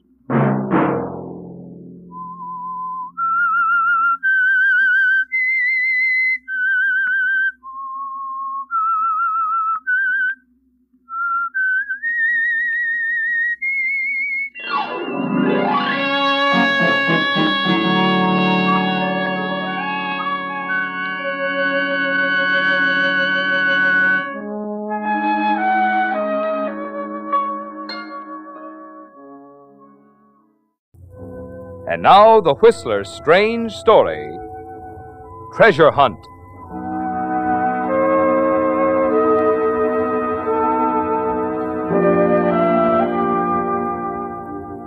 If it were possible somehow to stand at some point in the distant future and look back at the life of Robert Bolton, we'd find it neatly divided into two halves, divided by a matchstick. The first half was successful. Robert was an egotist whose egomania led him to believe that because he'd given the world the ecstatic pleasure of his company for 32 years, it owed him a living in return. He lived by his wits, and because they were extraordinary wits, he managed to dodge, double in his tracks like a smart halfback avoiding tacklers, and keep one jump ahead of the law. And then one day, shortly after the train he was riding on pulled into the little country town of Redmond, Robert, standing on the station platform, put a cigarette in his mouth and reached in his pocket for a match. The pocket was empty. He shrugged and strolled across the street to the general merchandise store to buy a box. But it's $200,000 at least. That's what you've been saying ever since old Colonel Randolph died. They've been living on credit for 5 years. Oh, every soul in town. And I'm telling you, Gregory Mott, we ain't going to see 1 red cent. You mark my words. How do you know we ain't? Well, just you go back and look at them bills the Randolph sisters has got run up here. Flour and eggs and milk and everything. It's nigh on to $500. But Martha and Evie's bound to find that money any day now. Can't never tell. If I hear that again, I'll scream out loud. When we find Grandfather Randolph's $200,000, we'll pay our bills. Well, they ain't found it yet, and they ain't gonna, if you ask me. Reckon the old colonel hit it good. And that's another thing. Why'd any man hide that much money around and leave a crazy poem to tell where it was hid? Is that reasonable? Oh, I know, Lou. It's just that Martha and Evie Randolph are such nice... I know. They're ladies, wearing them lace things like they was rich. I notice Martha's too much a lady to marry Sheriff Conway and get her bills paid. Maybe he ain't asked her. Evie thinks she's too good for him, and that's why. Ain't no excuse for letting their bills run. Why, they could take in boarders. They're willing to take in boarders, but who stops over in Redmond? Well, talking about it won't get us our money. I'm just getting tired of this whole... I beg your pardon. Oh, hello there, mister. Been here long? No, I just came in for a box of matches. Sure. Here you are. Thanks. You just passing through on the train? Yeah. You have a nice town here, Mr. Mott. I was on my way to Florida, but Redmond is such a charming little place. Might stay over for a while? Could be, Mr. Mott. Could be.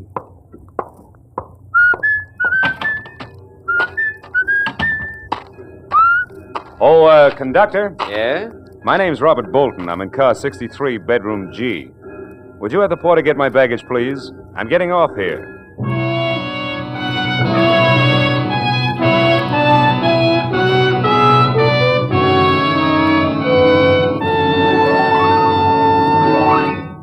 With the prologue of tonight's story, Treasure Hunt, the Signal Oil Company brings you another strange story by The Whistler.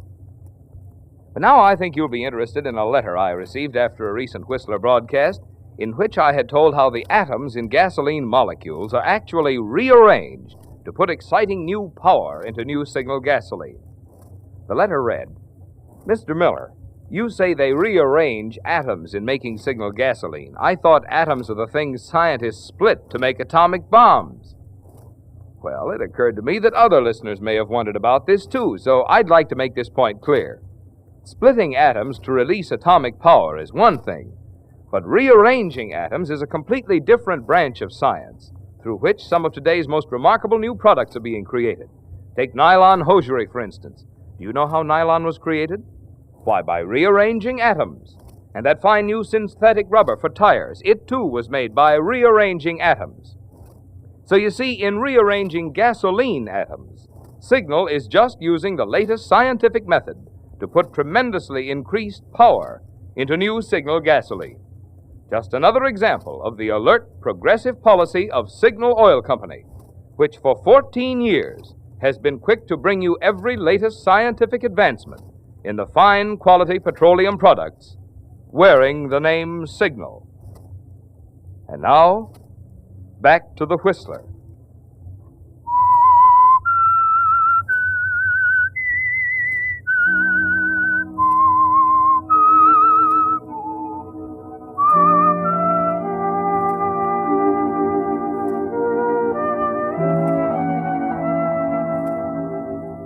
Yes, Robert.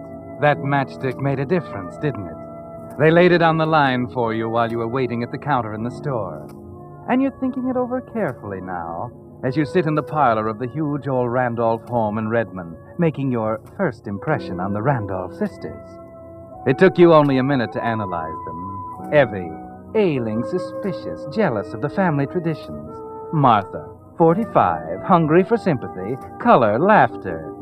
She's made to order for you, isn't she, Robert? Your opening move is a triple play. You talk to Evie, your remarks are aimed at Martha, and your mind is on the $200,000 hidden by Grandfather Randolph. And so you see, Miss Evie, I just had to stop in here and inquire about a room.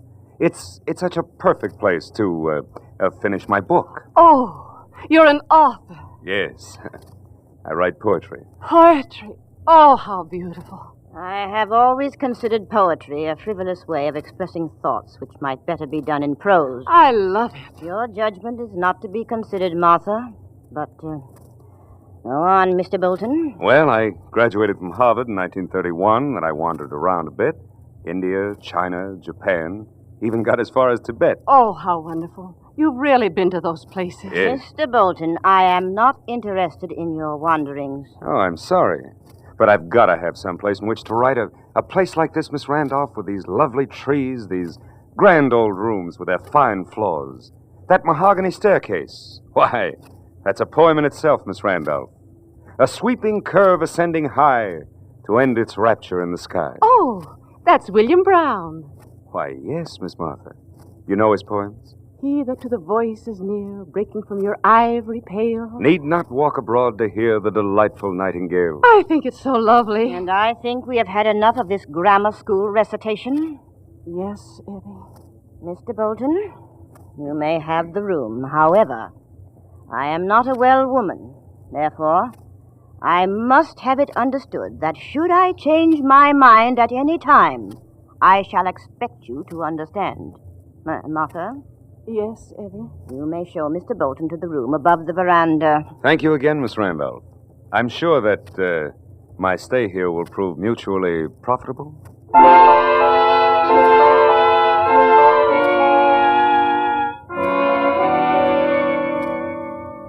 Well, you're established in the Randolph house, Robert Bolton. But there's work to be done. If there are $200,000 hidden someplace. You know Evie Randolph is shrewd, almost as clever as you are. But again, there's Martha. Poor, homely, pathetically eager Martha, who hangs on your words. And you can be charming, can't you, Robert? It's not long before you've made a conquest, and such a simple one. Martha never has had such wonderful times, has she? Movies, poetry, a drive in a rented car. Oh, please, Mr. Bolton, you mustn't go so fast. Why not? It's like living in another world, just flashes of the earth we know. Gone before you can see the ugliness, the gray drabness. Oh, yes, it is like that.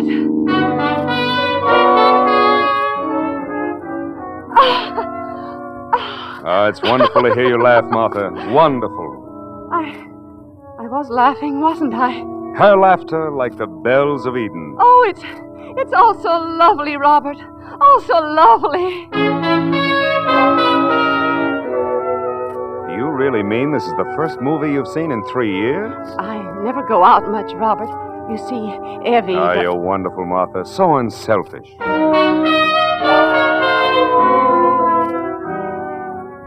Yes, Robert, it takes only 3 days. Martha is hopelessly in love with you. But you've been very careful not to make love to her, haven't you? That you've been saving for a very important moment. A moment that comes one day as you walk with Martha in the garden of the Randolph place. Robert, is there anything wrong? Wrong? Is something troubling you? Well, the book isn't going so well. Oh, is that all? But you've got to expect times when you think things are all wrong. You told me that yourself, Robert. Yes, but this is different, Martha. Maybe I'm a failure. Maybe people are right when they say a poet is some odd kind of a freak. But I don't feel that way. I know that, Martha. And I'm grateful. No, I'm the one who should be grateful. And I am, Robert. So grateful. You? But what for? Oh, because you've made me laugh. You brought something here that... I shouldn't talk like this, Robert. Why not, Martha? Well, yes. No, I won't say it. Say what, Robert? Look here, well, for the first time in my life, I find myself unable to choose the right words. But, Martha, what would you say if I told you I loved you? Oh, please, Robert, no. I'm sorry, I shouldn't have said it. But you did. You did. I'm a fool. You said it. But you can't mean it. Look at me. Look at me, Robert. I am, Martha. There's nothing for you to fall in love with. I'm ugly, Robert. Ugly. Don't say that. It's true. It's true, Robert. No, it's not. Listen to me, Martha. What is beauty if it has no soul? What is loveliness if there is no heart? That's... Robert Bolton. Martha. Oh, Robert. No, I shouldn't have. What have I to offer you? Nothing. You and your sister have all this, the house, the garden, money. Money?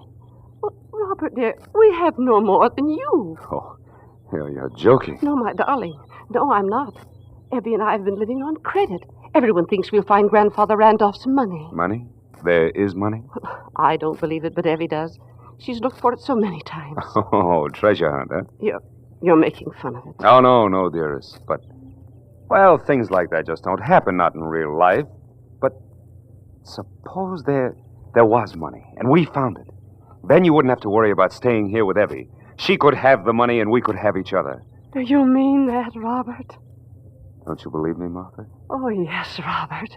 But Evie would never let us have the verse. Verse? I don't understand. Well, Grandfather Randolph left the secret of the money hidden in a little verse he wrote. Evie keeps it in her room. I've only seen it once. Oh, well, that's that. But I could make a copy of it when she's asleep. She wouldn't have to know. Oh, you're clever, sweetheart. You know, I never would have thought of that. And if we find the money, we shall taste the sweets of Araby and live but for the ecstasy that life shall bring to us.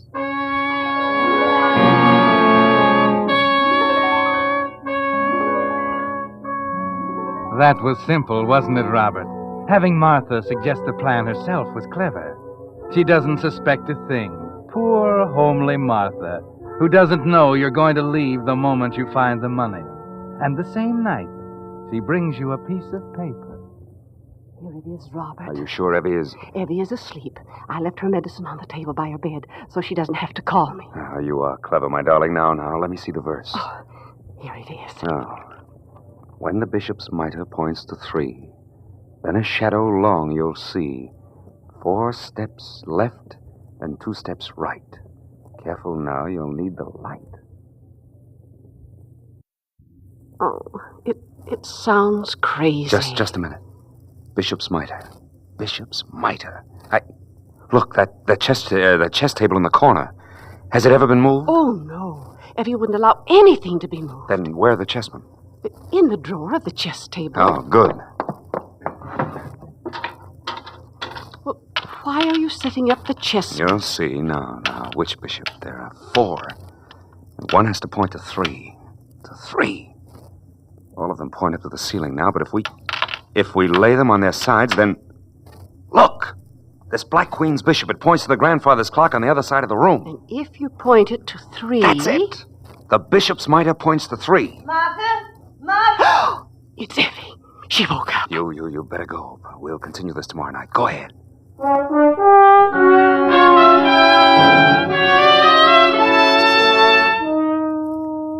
She won't wake up tonight, will she? I don't know, Robert. But did you figure I think so, now. The bishop's mitre points to 3. Then a shadow long you'll see. Shadow. Let's look outside. At 3 o'clock, the shadow of that elm tree would be... Come on!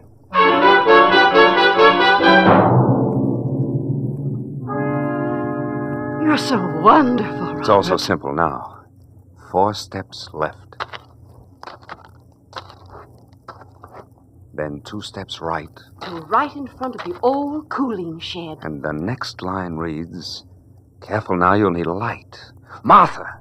That means we'll need a light to see inside the cooling shed. That's it. The money is in the cooling shed. It is. But, we just don't have a light now, do we?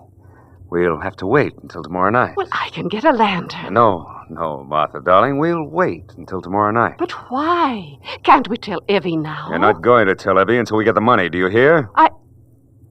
All right, Robert. Anything you say.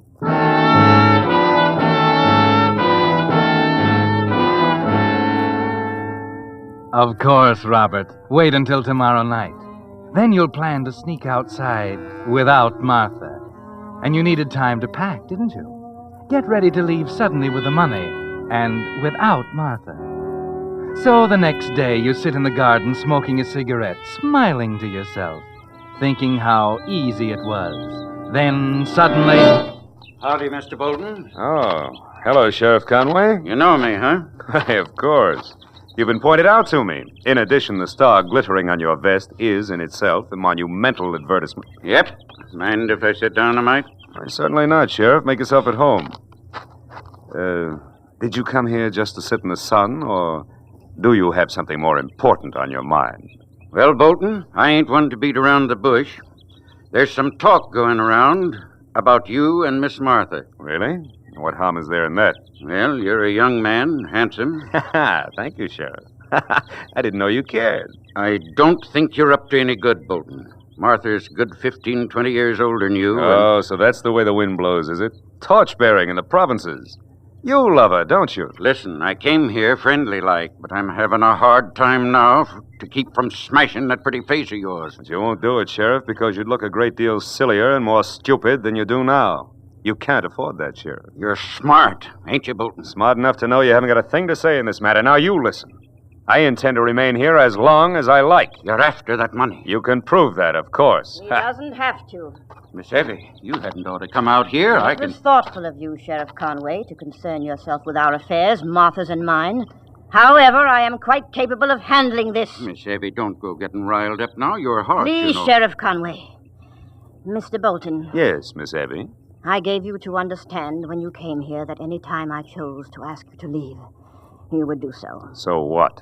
Consider this your last day here. You'd better reconsider that. You heard Miss Evie Bolton. Sheriff?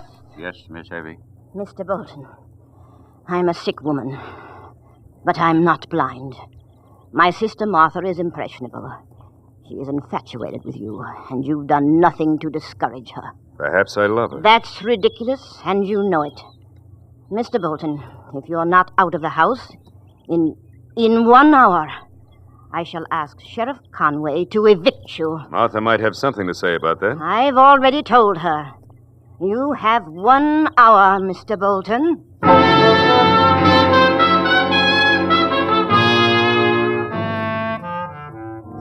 Well, Robert, that was a blow, wasn't it?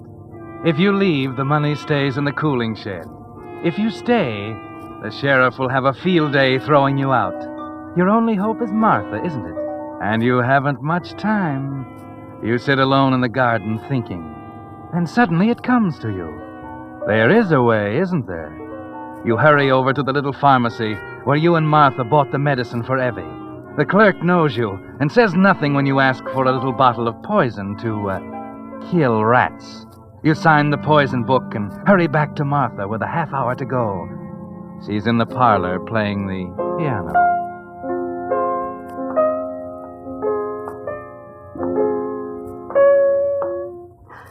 Robert. Please, Martha, go on playing. I want to remember you like this. It rather fits the mood. Please, Robert. I'll just stand here by the piano and... Oh, It's poison! Robert, what were you going to do with this? You weren't supposed to see that. Give it to me. You were going to kill yourself? All my life, I've had cherished and loved things taken away from me. I'm tired, Martha, tired and beaten. Misunderstood by the people I love the most. Your sister, you. Not me, Robert. I swear it, not me. You were going to stand by and let me leave, weren't you? But what could I do? Evie is... You see? I love you, Robert. I love you so much. And does that solve the problem? No. What can we do? What can I do? You could marry me. And Evie would see that I do love you. Robert, marry? Don't you want to, my darling? But Evie... Give me that bottle. No! No, I'll marry you, Robert! Now, today, we can go to Milltown right away. Yes, anything you say, Robert. Anything you say.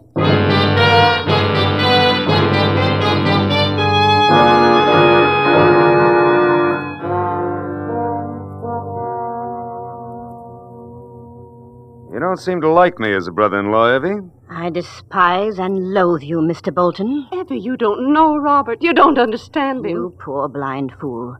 Don't you see what he's after? But Evie... Just a moment, Martha. Very well, Mr. Bolton. I suppose I have no alternative. You're quite correct. Martha, would you leave the room for a moment? What? Mr. Bolton and I have something to discuss in private. Well, if you say so, Evie. Be with you in a minute, dear. Yes, Robert. Now, Mr. Bolton. This is what you wanted, isn't it, Mr. Bolton? $200,000 in securities. You've got it. Of course. I've had it for 10 years. The verse was simple for me, too, Mr. Bolton. I thought it was cash. Half of it is yours, of course. Shall we divide it now? Now, we'll have to have them analyzed. It'll take time. It's simpler than you think, Mr. Bolton. As a matter of fact, I'd just as soon you had them all. What are you talking about? Here you are. Take them. Well, I can't say I expected this. I'm not being generous, Mr. Bolton. You see, these securities have been worthless since 1929. What? Take them, Mr. Bolton, and get out. What kind of a trick is this? I said get out. You know it now. Tell the whole town about it. We defrauded them. We lived for 10 years on credit because they believed the money was here. You let me marry that ugly, stupid sister of yours? She knew it all the time. She did not know it because I never told her I found them. Now get out. Get out! Take your securities, Mr. Bolton. You've got what you came for.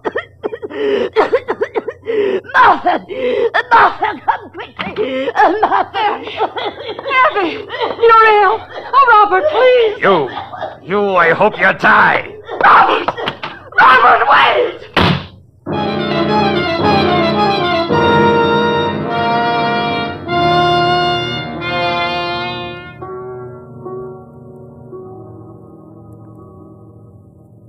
What time's the train leave, clerk? Little trouble up the line. Might be late today, maybe 5 o'clock. You can quit worrying, Mr. Bolton. You ain't taking no trains. What do you mean, Sheriff? You ain't leaving Redmond. No? Well, just try and stop me. Let her charge desertion. Let her charge It anything ain't that, Bolton. It's murder.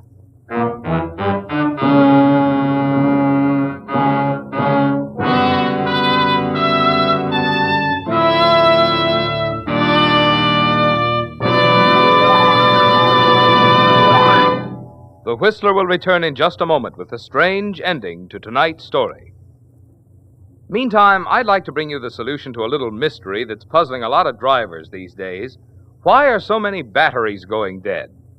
Well, the answer is simple. Most batteries today have already seen a lot of use, and cold weather starting puts even more strain on today's tired batteries. That's why, if you don't like the experience of going out to start your car and finding your battery dead, it's just good insurance to make regular use of your signal dealer's complete battery service. He has the instruments and the know-how to determine the exact condition of your battery. If it's run down, your signal dealer has the latest equipment for charging.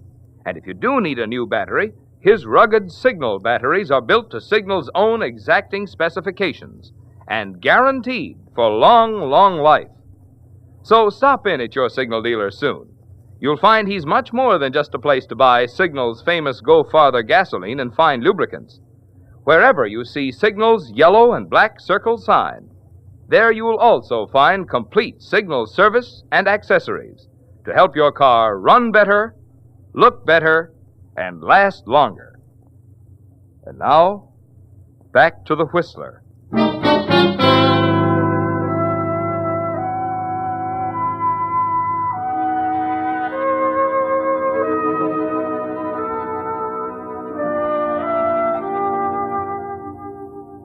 That one stopped you, didn't it, Robert?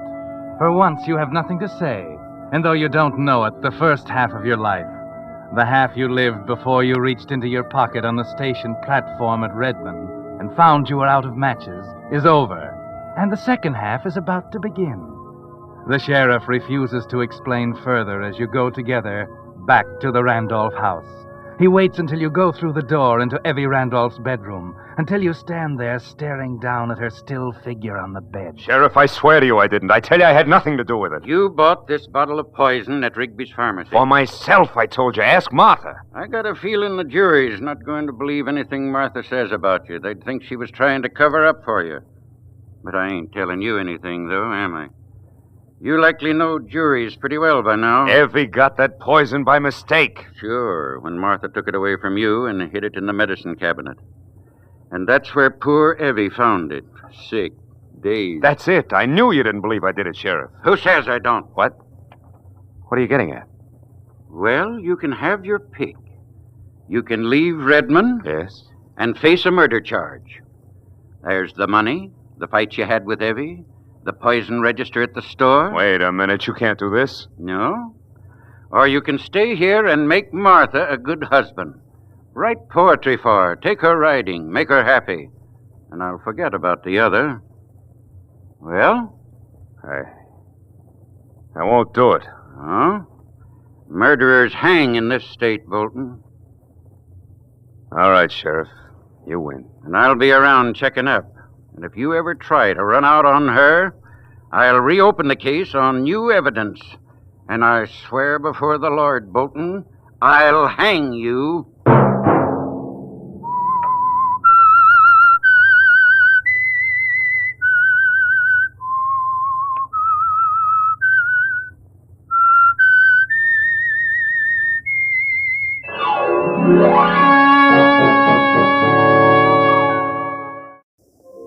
And now, the Whistler's strange story.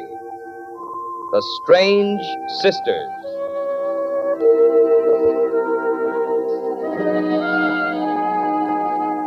The three Randall girls were as different from each other as day and night. Even the people of Newton who had watched them grow up found it hard to accept the fact that they were sisters. Pamela, the eldest, was forceful and overbearing, heavy-set and unattractive. Kathy, the youngest, was a weakling. Life was a little too complicated for her, and she found the easiest solution was to let Pamela face it, to bring her problems to Pamela, to listen meekly to Pamela's instructions, and then to quietly obey. Yes, Pamela and Kathy were two extremes, and Sally, the third sister, was in the middle, both in age and temperament. The combination of Pamela's strength and Kathy's frailty had produced in Sally a kind of radiance that had made life easy for her, that had made her sure of success where her sisters had failed. And the more she succeeded, the harder it became for Pamela and Kathy to face it. Until one morning, Mrs. Stokes, the housekeeper, called Kathy for breakfast. There was no answer. Miss Kathy, your breakfast is on the table. Oh, that girl takes a team of horses to get her out of bed. Miss Kathy! Your breakfast is ready, young lady, and I ain't going to keep it warm for you another moment. Miss Kathy, answer me. I know you're... Good Lord. Locked. Now, my key. Here. Miss Kathy, what are you... Gas. The heater. Oh, where's the handle? There. Miss Pamela! Miss Pamela, come up quick! Oh, the window. There. Miss Pam! What's the matter? What's the matter, Mrs. Stokes? It's Kathy. She's... Oh, Miss Pamela. Yes. Miss Kathy? Miss Kathy? Here, let me. Yes. Kathy. Kathy, dear. Yes. Let me see. Her pulse. Oh, she's alive. Call Dr. Johnson quickly. Well, do you think she's... Don't stand there like an idiot. Call the doctor. Yes, Miss Pamela. Right away.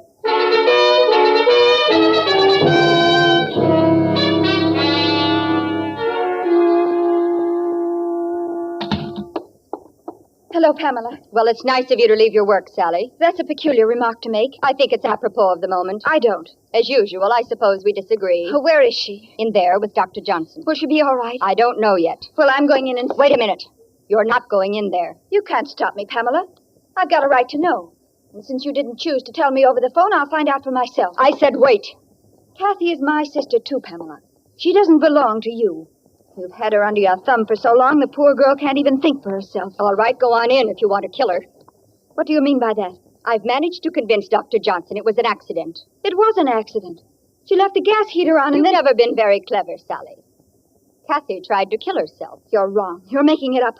She didn't have a reason. I admit it wasn't a very good reason, but it's been used 1,000 times. Go on. It's a man, Sally, and a rather shabby specimen at that. She was in love? Yes. How long has it been going on? 6 months or more. You're sure? Of course I'm sure. Who is it, Pamela? Your fiancé. Henry? Why, oh, you're wrong. You must be wrong. He never gave her any reason. He's hardly even spoken to her. You asked me and I told you. Pamela, where did Kathy get the idea that Henry French was in love with her? Tell me, Pamela. Where did it come from? I don't know. You stepped into that part of her life, too, didn't you? Answer me. Oh, come now, Sally. Don't distort that pretty finishing school face of yours. It's your biggest asset, you know. It's gotten you everything you ever wanted. There's no end to what it can do. How can you be so contemptible? Maybe I was wrong. Maybe you are clever. Insinuating your way into Father's confidence. Bowing and scraping. Playing the faithful daughter when he was ill. That's why Father left everything to you when he died. $50,000 and 2 sisters to provide for, if and when you felt like it. We're your favorite charity, aren't we? That's part of the act, too. Lady Bountiful. I've heard all I want to hear, Pamela. Very well, perhaps you'd better go. I'm going to see Kathy whether you like it or not. You see, I was wrong. I'm admitting it. Oh? I was wrong in leaving you and Kathy under the same roof. I just hope it isn't too late to do anything about it. Perhaps you're forgetting it's my roof, too. As long as I choose to let you stay here, Pamela. It's funny, isn't it, Pamela? You try to be fair. You try to do the right thing, and it all blows up in your face. Well, Dr. Johnson? I think she's going to be all right. May I see her, Doctor? She asked for Pamela. Oh, well, I'm sure if she knows I'm here. Perhaps you'd better wait, Sally. She was rather specific. What do you mean, specific? She doesn't want to see you, Sally. Oh. I'll go in, Doctor. Are you going to wait, Sally? No. I'll go. I left her prescription on the dresser, Pamela. 3 drops and half a glass of water every 4 hours. May I drop you off somewhere, Sally? Oh, thank you, Doctor.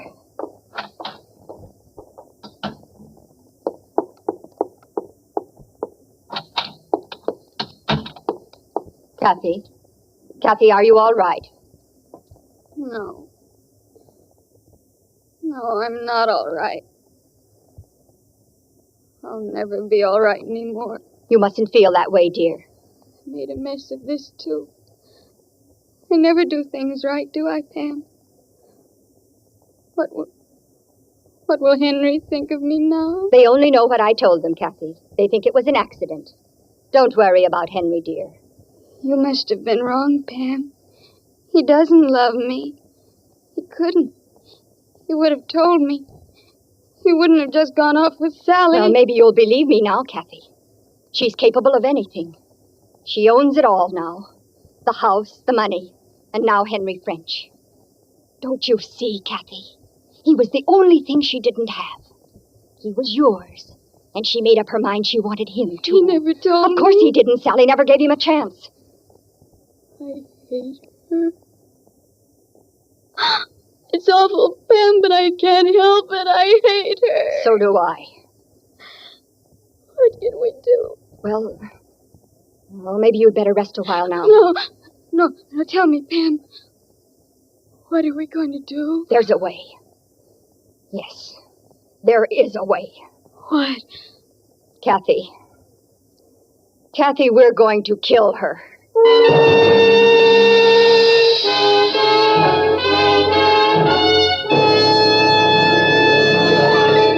With the prologue of tonight's story, The Strange Sisters, the Signal Oil Company brings you another strange story by The Whistler. You've no doubt noticed those big red and yellow billboards that tell you now go farther than ever with new Signal gasoline. Well, that's important. But unfortunately, there isn't room on those billboards to tell the equally important part of the story, the finer performance in new Signal gasoline that makes this good mileage possible. Now, here's what I mean. New Signal's quicker starting naturally saves gas. Signal's smooth, fast pickup saves gas. And Signal's effortless anti-knock power that sends your motor purring up the steepest hills saves gas. So you see, the features in gasoline that make driving a pleasure are the very same ones that add up to more mileage. That's why we say your speedometer is the best proof of gasoline quality. If you want the tops in performance from your car, the logical place to find it is the new super fuel that now helps you go farther than ever. New Signal gasoline.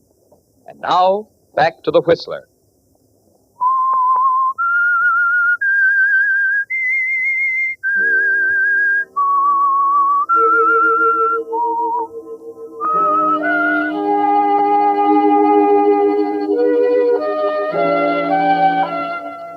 Well, Pamela, jealousy can do strange things to a mind like yours, can't it?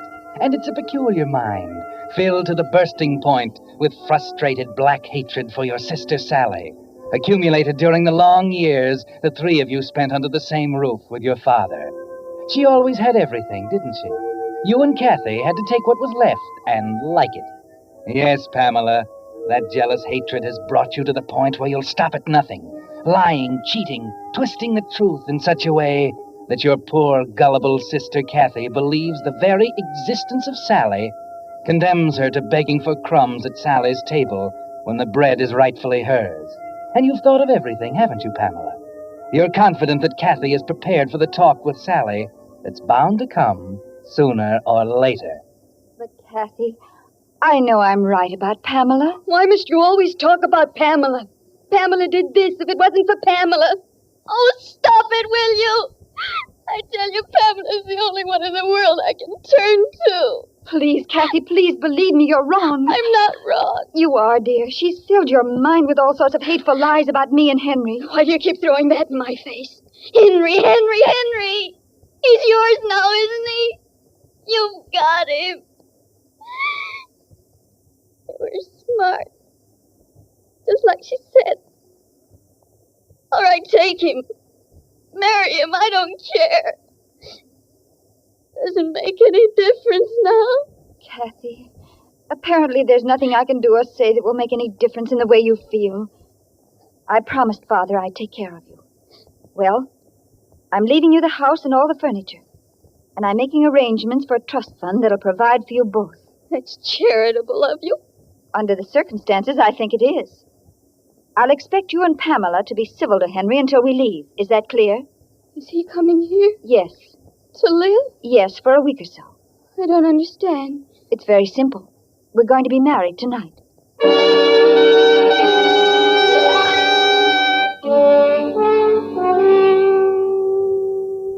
Yes, Pamela. Kathy was prepared, wasn't she? Sally was right. Nothing she could do or say would make any difference, because Kathy is yours, isn't she? For too many years, she's depended on you for guidance, looked to you for advice, regarded everything you said as truth and everything else false.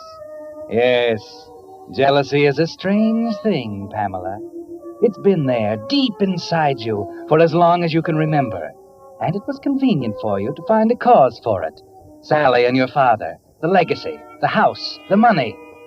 But that's gone now, isn't it, Pamela? Sally's been pretty fair about it. She and Henry are married now, and you have the house and your share of the money. That's what's strange about jealousy. The cause is gone, but it's still there, stronger than ever. And with it, your plan for murder. Did you get the key to their room from Mrs. Stokes? Yes. Here it is. She doesn't know you have it. No, she's gone to the store. I took it off the hook. Give it to me. What are you going to do? Just look around a little. Why? Henry's things are up there. He brought them in last night before they left. Well? I'm just curious, Kathy. Just curious.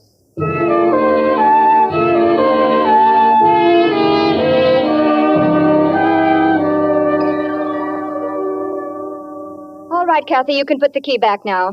Did you find anything? Yes, several things. What? Kathy, I'll do the shopping tomorrow. Shopping? Pam, you never do. I'll tell you later. It seems Mr. French is a vicious man, Kathy. Perhaps you're just as well rid of him. Vicious? Of course. He must be, dear. Otherwise, why would he keep a loaded revolver in the upper drawer of his dresser?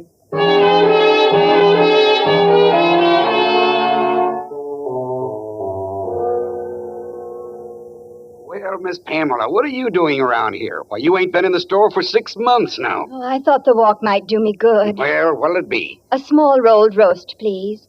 About 3 pounds, perhaps. I got just the thing for you here. You ain't looking too well, if you don't mind my saying so. Something wrong? No, nothing. Oh. Will this do? Yes, that'll be fine. It's kind of small. Oh, it'll do, Mr. Watkins. You see, Kathy and I haven't been too well lately. I thought so. Now, come on, what's up?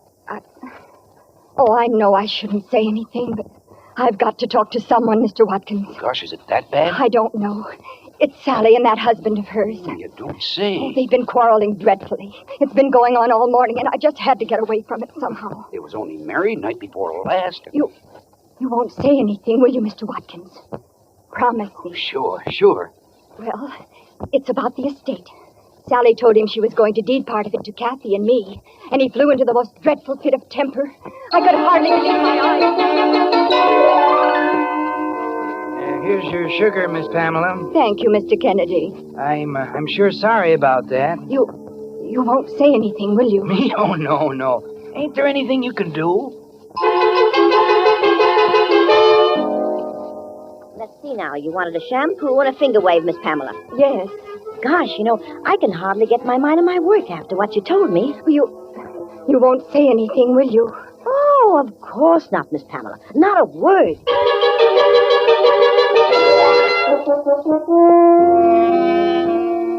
You're very efficient, aren't you, Pamela? The town of Newton is like a smooth pond. All you have to do is cast a few pebbles here and there, and the ripples spread over the whole surface, clear to the edges. There's another step now, a very important one. Sally is hostile and suspicious, and you're going to need her confidence. Who is it? Pamela. Well, Pamela, may I come in? Must you? Please don't make it difficult for me, Sally. I don't understand. I have something to tell you. I'd like to come in and sit down if you don't mind. All right, Pamela. Now, I've been doing a lot of thinking, Sally, and I haven't slept much. Not since you told us about the house and the money. Yes? It was so unexpected, Well, you see, it threw me a little off balance. What are you trying to say? You know me so well, Sally. The past few years have been hard, and I know I've been unreasonable and difficult. Pamela, you're trying to say you're sorry, aren't you? Oh, I'm so clumsy at this sort of thing. Oh, I do so want to have you and Henry forgive me. Oh, my dear. I really believe you mean it. I do, Sally, I do mean it. And I'm going to try to make Kathy understand, too. You're right, Sally. I've been such a terrible influence on the poor thing. Oh, Pam, darling, I'm so happy that it's working out. Oh, Sally, Come on now. Let's forget all about it. I'm sure Henry will understand. It's odd, isn't it? I had the feeling underneath that somehow it would work out. I just knew it, Pam. Thank you, Sally. Thank you. Now, you go on downstairs and tell Kathy. I've got to finish the packing.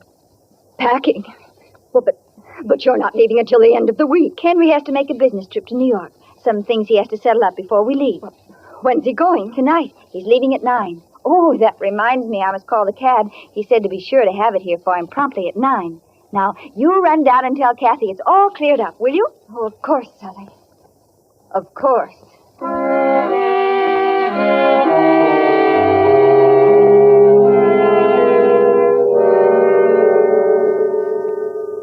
That's what I get for avoiding them. How could I have been so stupid? Oh, it's all right, Pam. Henry will be back. Don't be ridiculous. He's leaving for New York tonight, and they're taking the steamer from there in 4 days. No, Kathy. He's not coming back. He'll send for her, and she'll meet him there. But isn't there some way? There's only one way. It's got to happen tonight. Oh, I'm scared. Pam, maybe... Oh, stop gibbering, Kathy. The town is ready for it, and it's going to happen. Henry French is going to shoot his wife in a fit of temper and try to leave the country. Pam, the gun. How are we going to get the gun? You see, we can't do it. We can't do it without the gun, and it's in his dresser, and she's up there. I said stop gibbering. I've got to think. Turn on the light. It's getting dark in here. Yes, Pam. There.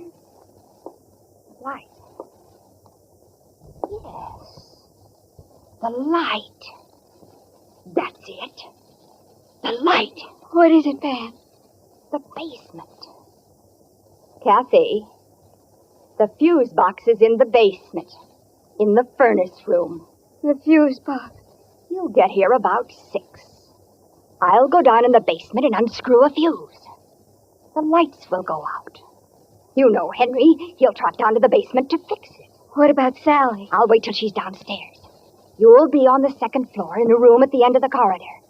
And then, when he leaves, you can go into the room and get the gun.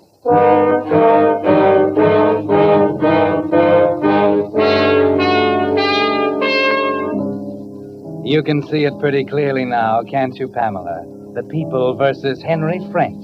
The charge, murder.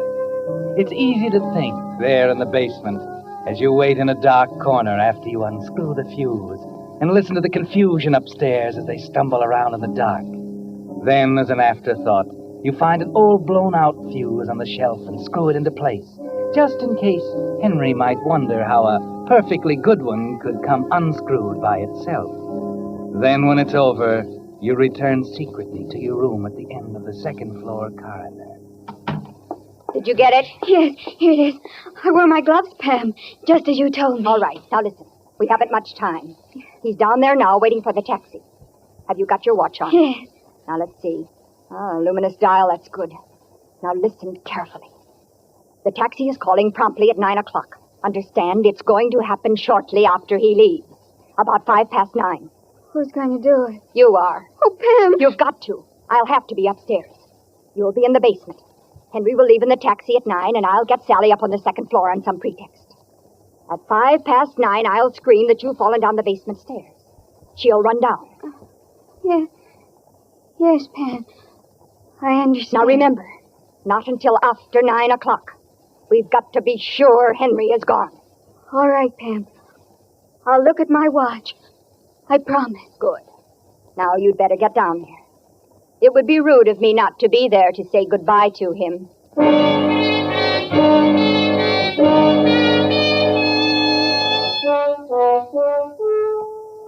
So the time has come, hasn't it, Pamela? 40 years of pent-up hatred is about to find release at last. For the first time in your life, you're actually cordial to Henry as you make small talk with him in the entrance hallway, and you feel a glow of satisfaction as you watch him carry his bags to the waiting taxi. Then, just as you begin to wonder why Sally isn't there to see him off, you hear a foot on the stair, and your heart stops. Sally. What's the matter? Why, the suitcase. You're in traveling clothes. Well, what's the matter with that? You're going too? Oh, that's it. I guess I'm not used to having you concerned about me, Pam. As a matter of fact, we decided just 5 minutes ago. I convinced Henry that walking out on his wife after 4 days of marriage was a pretty dirty trick. Yes, dear, I'm coming. Well, goodbye, Pamela. I'll wire you if we decide not to come back. Sally, you can't. What's the matter? Nothing. Nothing, Sally.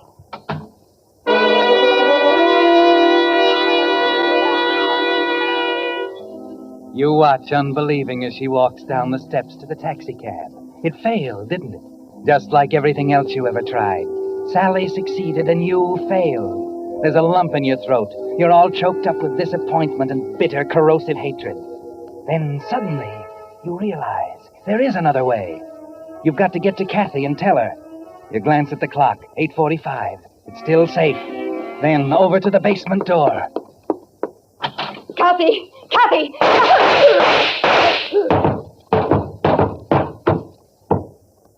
Kathy. Pam!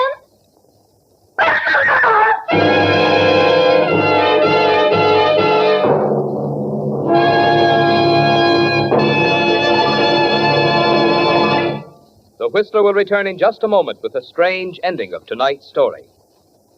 Meantime, I'd like to tell you about an interesting experiment I witnessed the other day. An automobile motor that had been driven 35,000 miles without taking the head off was being torn down for inspection. Ordinarily, you would expect to find a good deal of carbon in the cylinder head and worn motor parts. But this motor was remarkably clean, free of carbon, and all parts were in excellent condition. Now, the thing which makes these results so interesting is that this motor was lubricated only with Signal 4-Star motor oil. A Signal engineer who was present, however, explained to me why Signal 4-Star oil takes such good care of motors. Because of solvent refining, one of the latest and most costly developments in petroleum engineering, Signal 4-Star motor oil has 3 important advantages. 1, forms less carbon, far less by actual test than many leading brands. 2, its tougher film clings to moving parts, protecting them from wear and sealing in power. And 3, Signal 4-Star oil flows freely, instantly on coldest mornings, yet doesn't thin out when your motor is hot. In these days when motors have to last and last, your motor needs this triple protection. You can get it by making your next oil change a change to the better, a change to Signal 4-Star motor oil. And now, back to the Whistler.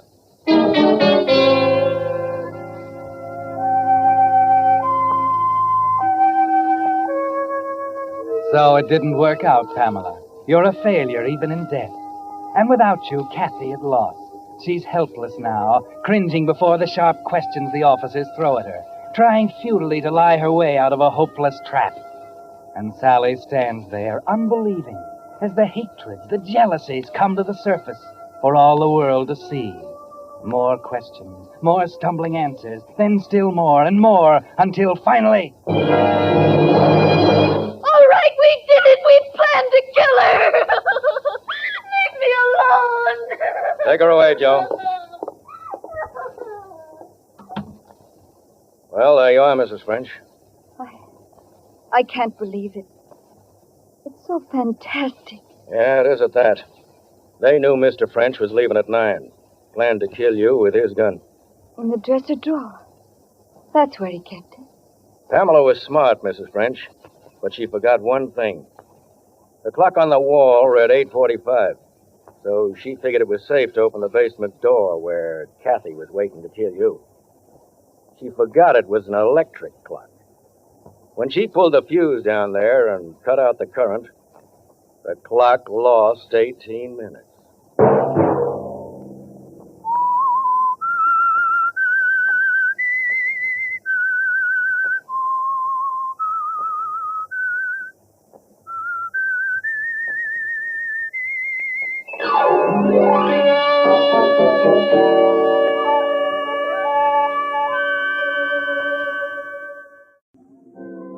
And now the Whistler's strange story. Panic.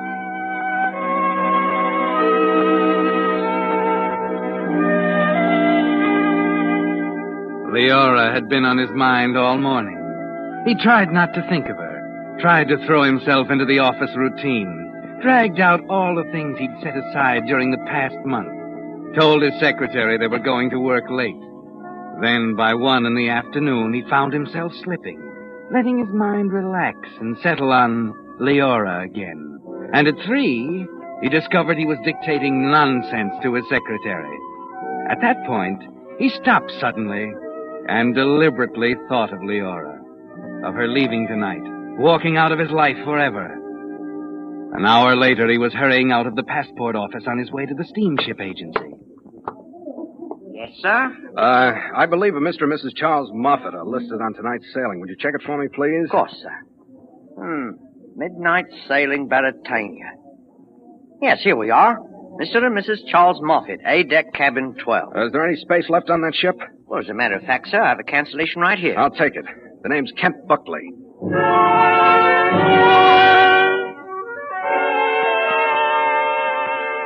That's the way it is, isn't it, Kent? You agree to be sensible, to remember that she's married to respectable, wealthy Charles Moffat, surrounded by signs that say, "Keep off the grass," in big red letters. But it's always been hard for you to be reasonable where Leora's concerned, hasn't it? Yes, Kent. And it's certainly not reasonable for you to be taking the elevator to the 10th floor of the Park Lane Apartments that night at 9 o'clock, just 3 hours before sailing time, and walking down the corridor to Leora's door.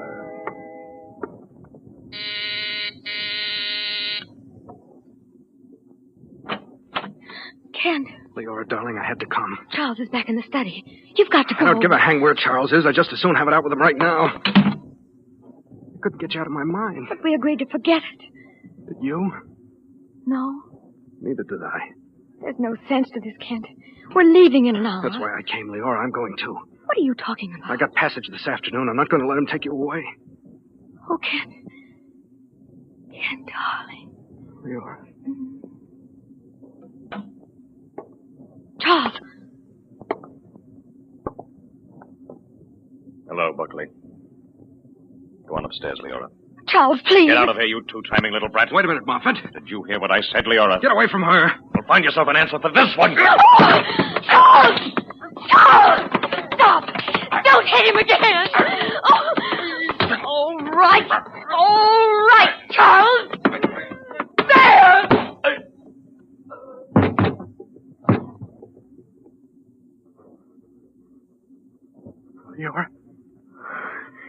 Leora, that poker, you... Wait a minute. He's not breathing. He's not... You killed him. Yes. I meant to kill him.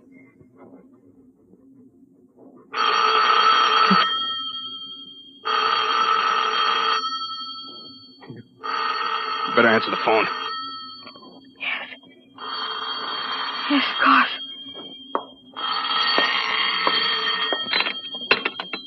Hello? Oh, yes, the package. I'll call down when it's ready. The expressman's downstairs. Wait a minute. Let me think. I gotta think. Oh, Leora. Leora, please. Oh, what have I done? Ken, what have I done? Come on, you better sit down. There. Think. We gotta get rid of him some way. There's no way. We're on the 10th floor. We got 3 hours till sailing time. 3 hours. We'll never get away. There's no use trying. The baggage. Wait a minute. Leora, where are the steamer trunks? In the study. Come on. Okay. It's no use. Oh, we've got a chance. Whose trunk is this? Charles. His clothes. It's big enough. Yeah. Sure. He's going in it. Come on. Help me get it open.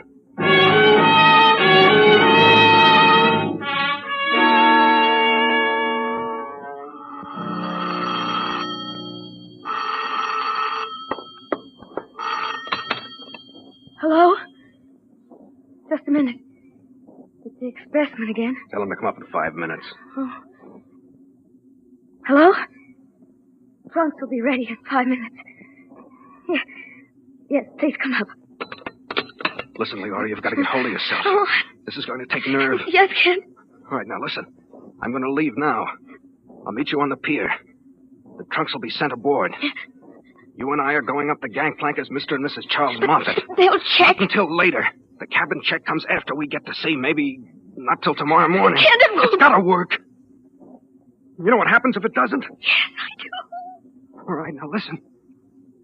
Your husband's going to commit suicide tonight, right after we sail. He's going over the side. If I'm right about that cabin check, if it doesn't come off till tomorrow morning... But if it does... We'll find a way somehow.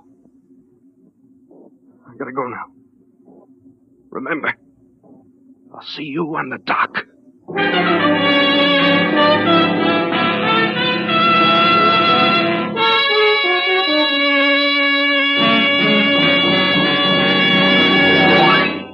With the prologue of tonight's story, Panic, the Signal Oil Company brings you another strange story by The Whistler. You hear people say there's a reason for everything. Well, there's certainly a reason why, in just 14 years, the Signal Oil Organization has grown from a mere handful of stations in Southern California to almost 2,000 dealers, serving 7 western states from Canada to Mexico. Briefly, that reason is quality of product. 14 years ago, it was Signal Oil Company that introduced the first guaranteed anti-knock gasoline at no extra price. And since then, Signal gasoline has been constantly improved to give you the benefit of every latest development in the automotive and petroleum industry. In today's new Signal gasoline, for instance, the atoms in gasoline molecules have actually been rearranged to create amazing new power. Power that not only helps you enjoy quicker starting, faster pickup, and quieter anti-knock performance from your car, but also helps you go farther than ever on each gallon of Signal. So you see, there's good reason for the swing to Signal. Good reason for you to get acquainted soon with the friendly station in your neighborhood displaying Signal's familiar yellow and black circle sign. And now, back to the Whistler.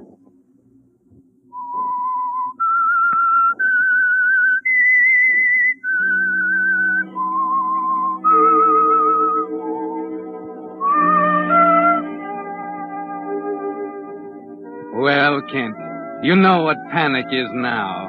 The blind, paralyzing terror that begins somewhere in your stomach and creeps upward towards your brain. You feel it as you stand on the dock, waiting for Leora, watching the stevedores load baggage, trying to recognize the tan, brass-bound trunk that holds the body of Charles Moffat. You've got his overcoat on, dark glasses, his hat and muffler pulled close around your face, so your features are hardly visible. You stand out of the crowd, moving toward the gangplank, waiting. 5 minutes. 10. Then... Kent. Leora. Get out of sight, quickly. What's the matter? Hurry. There's no one in the freight office. Come on. What's the matter? She's here. I forgot all about her. Who's here? Alice Merton, the friend of Charles. I just saw her, then I remembered. Kent, she's going too. She's on the same ship. Good Lord, where is she now? Wait a minute. Let me look. Over there. That woman in blue talking to the purser. Oh, yeah. Oh, Kent, if she ever sees you, Wait. She's turning away. Going back to the waiting room. Looking for us, probably. If we can get to the cabin we're in, you can tell her I'm sick, can't see anyone. Well... As soon as I can get away, I'll leave the ship by the visitor's gangplank and come back on board under my own name. Understand? I think so. All right. Let's go.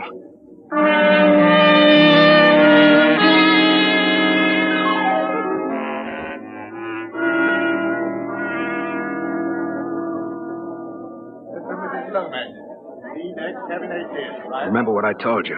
I'll do the talking. Just keep calm. Cabin 22, right? Tickets, please. Here you are. Mr. and Mrs. Charles Moffat. A-deck, cabin 12, right? Here you are. Come on. Oh, thank goodness. For Mr. Moffat. Yes? I'm awfully sorry, sir. I have a note here about cabin 12. Apparently the agent made an error. It's been sold to two parties. What do you mean? Well, would cabin 60 be all right? It's on the same deck and it's double. Yes.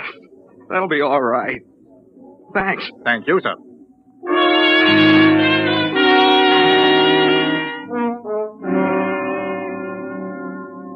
This way, Mr. Moffat. Right down at the end of the deck. Your hand baggage is down there now. All right, Leora. What about the purser? I don't know. It was dark. He couldn't have seen my face. Oh, here we are. Cabin 60. Oh, darn it. The key's stuck again. I'm going to have it fixed, I keep telling myself. Kent, shh. Kent, look. Charles, darling. Mrs. Burton. Can't you hurry? This doggone key. Here, let me try. It's stuck. Charles, I've been looking all over for you. Hey, look out. Let me have that key here. Wait a minute, Charles.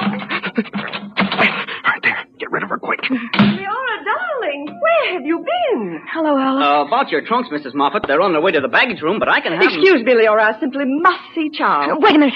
Alice, Charles is quite ill. He's ill? I've got to get below, Mrs. Moffat, if you'll just tell me I'll about talk to you the later. Well, I'm sure Charles won't mind it. Please, Alice, please. I said Charles is ill. He doesn't want to see anyone now. You understand? Why, of course. If he feels that way. Okay, I'll send the trunks to the baggage I'm sorry, room. Alice. He's been very low lately. I'm sure he'll feel better tomorrow. Why, of course. Good night, Leora.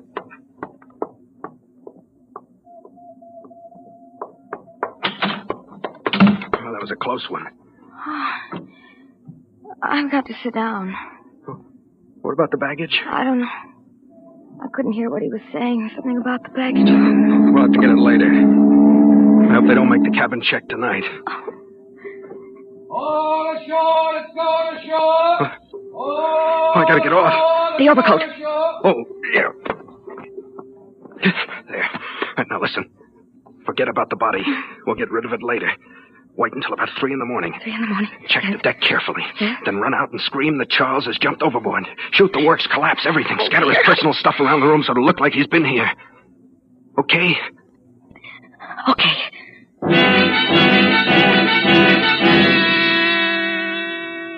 Yes, Kent. Panic is a terrible thing, isn't it? And it's eating away at you as you leave the ship with the bon voyageurs. As you return and present your own ticket. Then, an hour later, after the ship is pulled out, you discover to your horror that they're making the cabin check. Who is it? Kent, open up, quick. They're making the cabin check right now. Be here in 20 minutes. We gotta do it now. That man outside. What man? He's hung around here ever since you left. Out there by the rail. Yes. He's back again. I'll have to get rid of him. You know what to do? I think so. Good luck, darling. I'll wait till he's looking the other way. There. Now. Okay.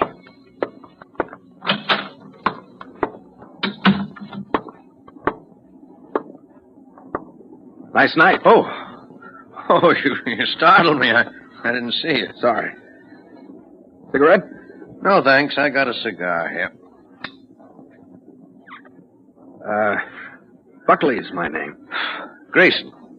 Glad to know you, Buckley. Uh-huh. First trip? Well, matter of fact, it is. We'll have a drink on it at the bar down on the next deck.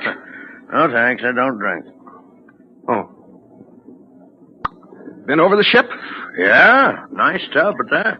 Well, I was just about to take a walk around the deck. How about joining me? Oh, you better stick around. Purser's collecting the tickets. Maybe afterwards, huh? Yeah, all right. Oh, there they are now. Yeah, there. Oh, what's wrong? My heart. Doctor, Hey, good Lord, Purser! Purser! Yes, sir? This man's had a heart attack.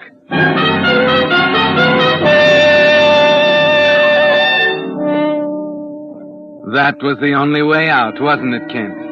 Grayson and the purser carry you down to the ship's hospital, and the doctor examines your heart, then leaves you to rest on the couch. You can almost see the purser now, moving closer and closer to Leora in cabin 60. There's nothing you can do except wait, and your mind takes up the rhythm of the clock.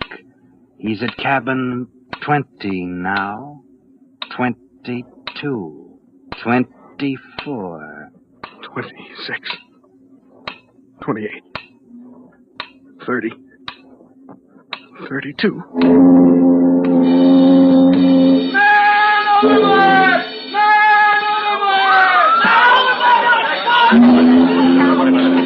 She made it.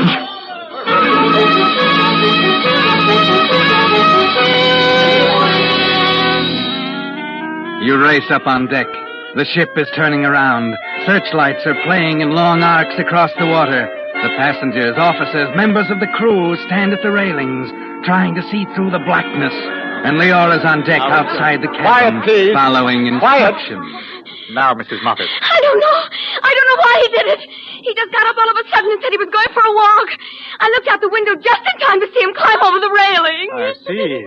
That's rather odd, isn't it? Leora, darling. Oh, Alice, dear, I'm so glad you're here. There was something wrong, wasn't there? That's why he acted so strangely a while ago. Pardon me, what's your name, please? Alice Merton. I'm a friend of Mr. Moffat. You would say he was acting strangely? Yes, he was ill. Yes, that's it. He wasn't himself all afternoon. He said he was ill. That's hardly a reason for suicide. I beg your pardon. Yes? Mr. Moffat had every reason for suicide. My name's Grayson. I'm one of his creditors. I see. I took passage on this ship because I suspected he was leaving the country to escape his financial obligations. Oh. I didn't know. Well, I'm sorry, Mrs. Moffat. I'd better take you down to the dispensary, Mrs. Moffat. The doctor will give you a sedative. Oh, this is There, now. Everything's going to be all right.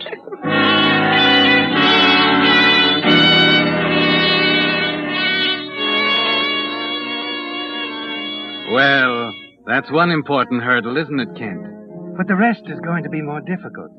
There must be no way for anyone to connect you and Leora, to link up your convenient heart attack with Charles Moffat's suicide.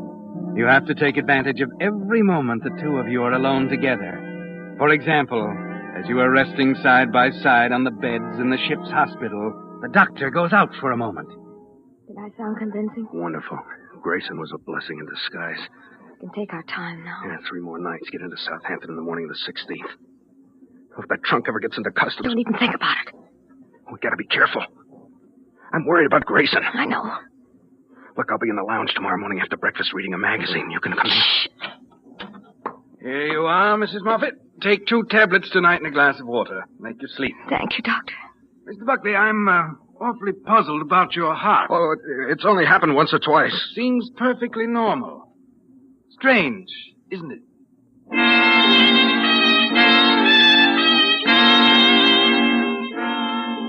You see her again the next morning as you sit in the ship's lounge, reading a magazine, back to back with Leora and Alice Merton on the sofa behind you. I understand, dear. I know it's hard. After all, I thought as much of Charles as you did, but it's not going to help any to sit alone in your room and brood over it. I know it, Alice. I'm going to see the deck steward. Perhaps we can arrange a game of shuffleboard. I'll be right back. Kent, Grayson's been talking to the doctor. your heart? Yeah, he's beginning to wonder, too. Check the baggage clerk. I'll send the trunk up any time I want it. Good. When? Not till we're ready. You'll have to help me. I can't lift him alone. I know it. Leora, dear, it's all arranged. The steward has it all ready for us. But, Alice, I... No, not another word. That nice Mrs. Broderick's going to join us, and, let's see, we need one more. How about this young man? I beg your pardon. Oh. How do you do? I'm Mrs. Merton. How do you do? Kent Buckley. I'd like you to meet Mrs. Moffat, Mr. Buckley. Oh, how do you do? Hello. Would you like to join us in a game of shuffleboard, Mr. Buckley? I'm sorry, not quite up to it today. Perhaps tomorrow. All right, tomorrow. It's a date.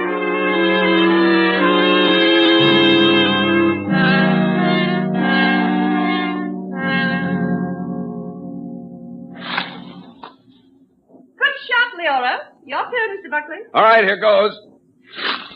The deck watches last night. Yes? And here comes another one, Mrs. Merton. All right. Oh, not bad. 10 points. Just getting warmed up. We'll do it during the captain's dinner. That's on the last night. Why are we doing it? What are you waiting for? Hurry up. Oh, just a second. It's our best chance. Everyone will be there. Nobody on deck. All right, here's the last one.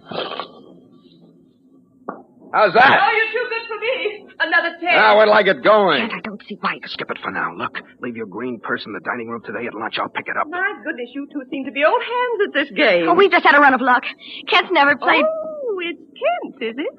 Oh, I'm sorry. Mr. Buckley. Oh, well, you're up, Mrs. Merton.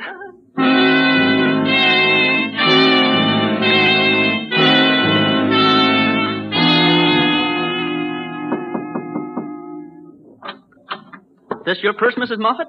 Well, yes, it is. A gentleman found it in the dining room. Thank you very much. Here you are. Oh, thank you.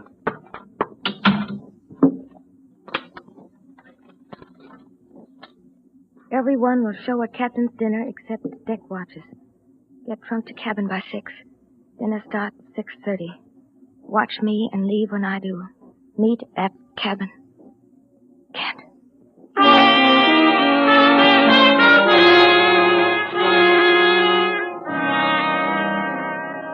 The waiting is the worst part of it, isn't it, Kent? Sitting, wondering what she's thinking, wondering if she'll be successful in getting the trunk to the stateroom. A whole day of waiting, then a night and another day. You're 24 hours out of Southampton and the customs. But you were right. Your best chance is during the captain's dinner, attended by all the passengers and officers. No one to worry about except the deck watches. And you've been careful to note the exact time the watch on the afterdeck goes down to the galley for coffee. You're at the table in the dining salon at 6:30, seated next to your friend, Mr. Grayson, the man who represents the creditor. I saw you out playing shuffleboard yesterday, Buckley. Yeah. Enjoy it? Yeah, great game. A little strenuous. You don't mean that. I mean, for a man with a weak heart. Oh. Yeah. You know, if it hadn't been for that, I might have been able to stop Moffat before he went over the side. Matter of fact, I'd intended to go into his cabin and talk things over with him. That's how I happened to be standing out there on the deck. Well. And then you had to go and pull a heart attack at exactly the right moment. Always pick the worst time. Yeah. Almost peculiar the way it happened. You got a cigarette? How about a cigar? No, thanks, no. I better get some cigarettes. I'll be right back.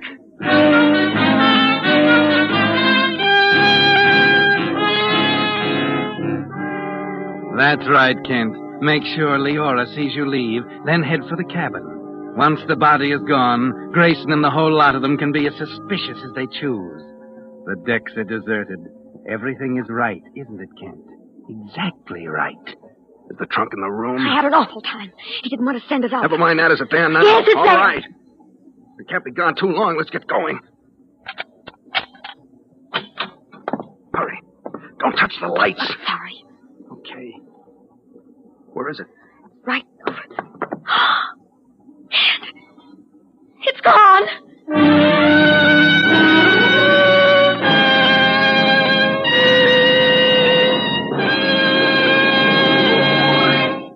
The Whistler will return in just a moment with the strange ending of tonight's story. Meantime, a question. Have you forgotten anything lately? Just anything? Well, of course, we all forget occasionally. But consider what might happen if even one part were forgotten when your car is lubricated. Excessive wear, a damaged part, and your car laid up. That's why your Signal gasoline dealer never trusts to memory when he lubricates your car. Instead, he uses Signal's famous check chart, on which the maker of your car shows every lubrication point. And your Signal dealer checks each point against this chart not just once, but twice, which is why it's called Signal Double Check Lubrication. What's more, your Signal dealer uses 9 specialized Signal lubricants, so each part will have the exact type of protection it needs for long, trouble-free service. This is just another example of the more thorough, conscientious service you get at independently operated Signal stations. Another reason why your signal man is a mighty good man to know these days when you really want your car to go farther. And now, back to the Whistler.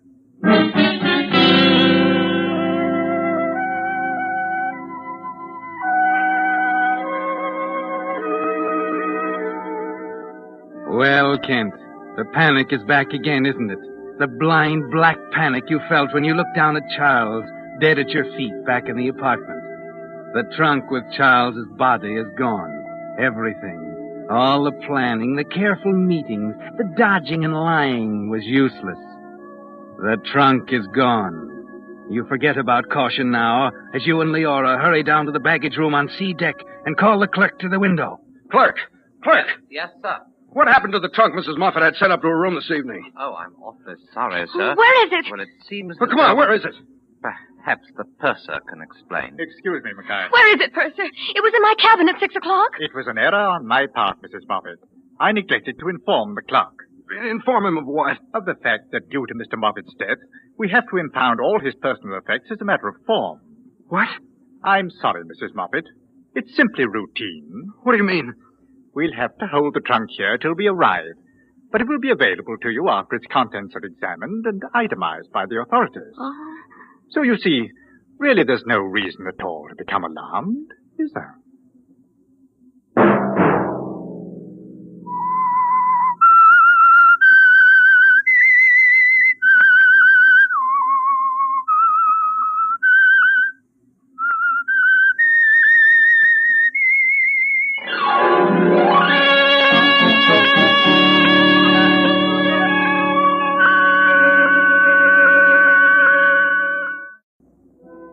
And now the Whistler's strange story. 6-letter word for death.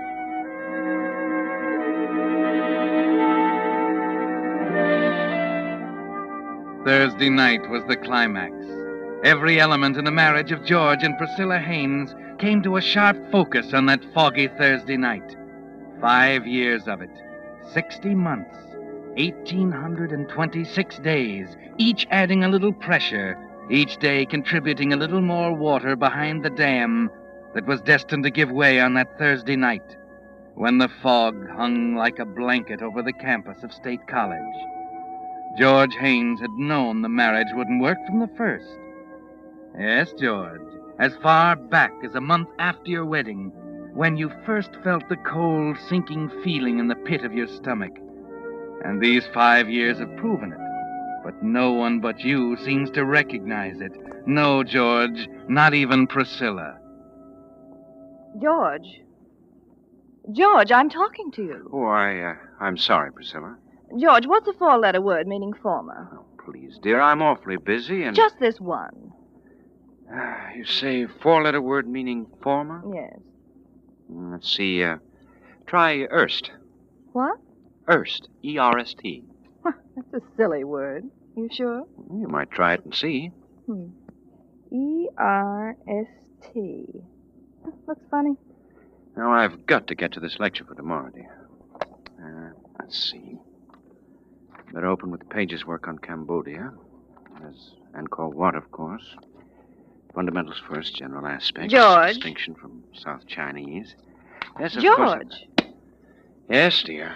I'm stuck again. There's a 6-letter word. Priscilla, darling, I've really got to get at this. Would you mind, please? Oh, don't be a stuffed shirt, George. Just this one. All right, Priscilla. Just this one.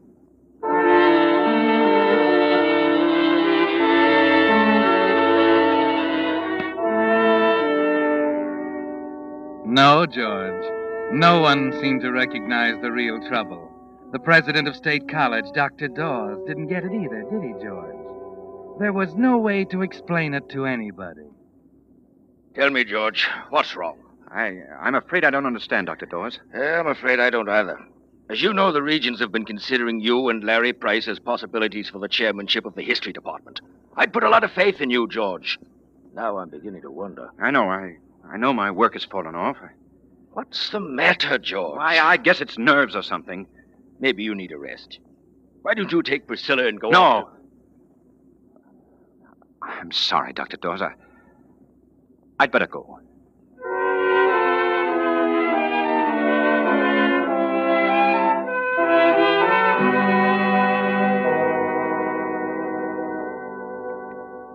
morning. I'm glad you're home. Hello, dear. Larry tells me you've declined the faculty dinner. I told him there must be a mistake, George. Surely we're not It's not a mistake, Priscilla.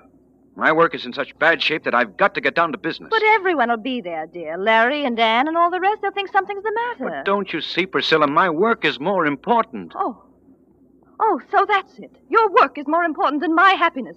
You don't care, do you? You just as soon wrap yourself up in those stuffy... All right, we'll go. I can't understand why we have to go Priscilla, through this. please.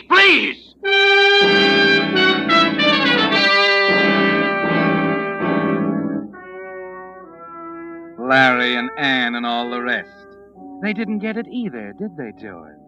They can't understand the terror you feel when you realize Dr. Dawes is right. Your work is slipping.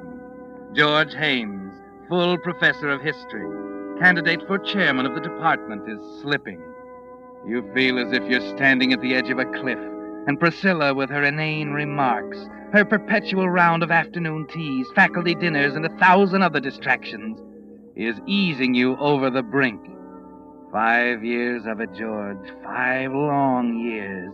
And each day, each hour, building like a tower of blocks, designed to topple into ruins on that foggy Thursday night. The night Priscilla invited Larry and Anne to the house for an evening of bridge. George, of all the stupid plays, that one takes the prize. First you double them into game, and then you... Well, he wouldn't have doubled if you hadn't bid clubs, Priscilla. Oh, that had nothing to do with it. He was I'm simply... sorry, Priscilla. I guess I wasn't paying much attention to the game. Lucky for you, we're not playing for a quarter of a cent, George. That's enough, Larry. Huh? What's the matter, Anne? George is tired. Maybe we better go. Go? Oh, don't be ridiculous, Andy. The evening's just started. I really have got to admit that I am a bit bushed. Nonsense. Well, let's see. That's 120 below the line. Where's the pencil? Here, take mine. Oh, thanks.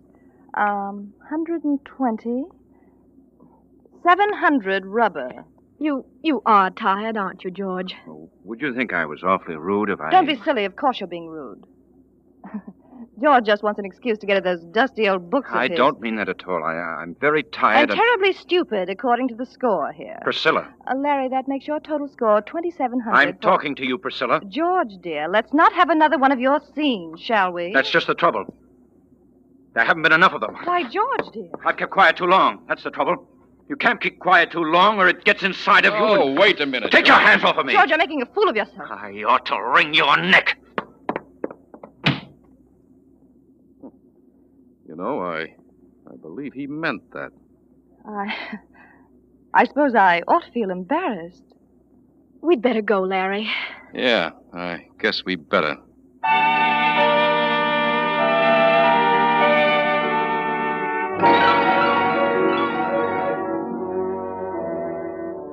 So the blocks toppled, didn't they, George?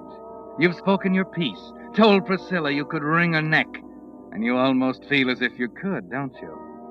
She won't speak to you now, and for the first time in 5 years, the house is silent. Larry and Anne have gone home to the house next to yours on Faculty Row. Outside, the fog is cool and clean, and you suddenly want to lose yourself in it, to feel it press around you and clear some of the haze out of your mind. 15 minutes later, you find yourself near the bell tower on the campus.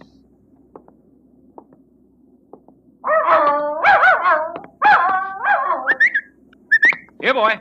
Here, come on. That's a fella. Well, where'd you come from, fella, huh? Say, looks like you ran away. Well, you're a nice dog. Yes, you are. Here, Cinder. Where'd that pup go? Come here, Cinder. Oh, hi. Hello, I see his name's Cinder. Oh, thanks. He slipped his leash in the fog. Well, Cinder's a good name for him. Black as ink. Haven't had a chance to do much with him. Only had him a couple of weeks. Well, I'm quite fond of cockers, particularly black ones. May I ask you where you got him? Certainly at the Coldwater Kennels, about 3 miles from here. There you are, boy. Well, we better run along, Senator. Thanks for catching him. Not at all. Night. Good night. Cute cocker. Cinder. 11 o'clock. That air's good. Well, better be getting back.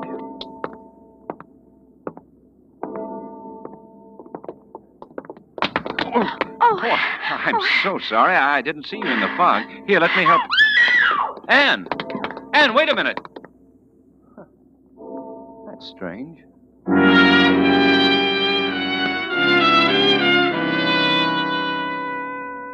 Yes, George, that was strange, wasn't it?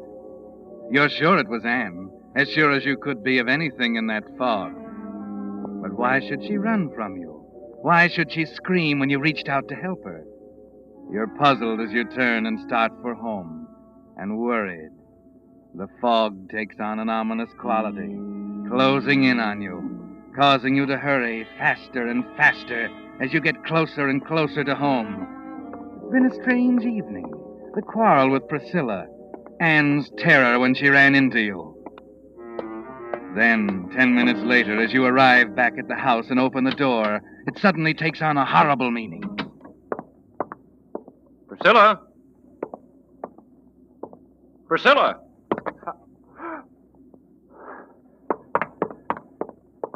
Priscilla. Priscilla. Dead. Strangled.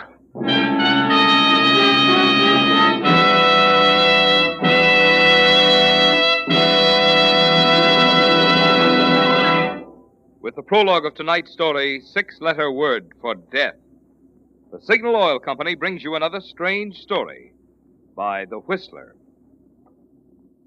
A friend of mine, who was never too keen about babies, recently became a papa himself. When I dropped in the other night and found him, of all things, bathing the baby, he grinningly remarked, "Well, it's different when it's your own." Well, friends, right there you have the reason why you just naturally get a different brand of service, more conscientious and more thorough, from a man who has his own money in his own business, such as your Signal gasoline dealer. It's why, for instance, when a Signal dealer lubricates your car, he takes no chance of forgetting some hidden part. Instead, he uses the famous Signal check chart that specifies which of Signal's 9 specialized lubricants each point should have. And he checks each point against the chart not just once, but twice, so not one part can be missed.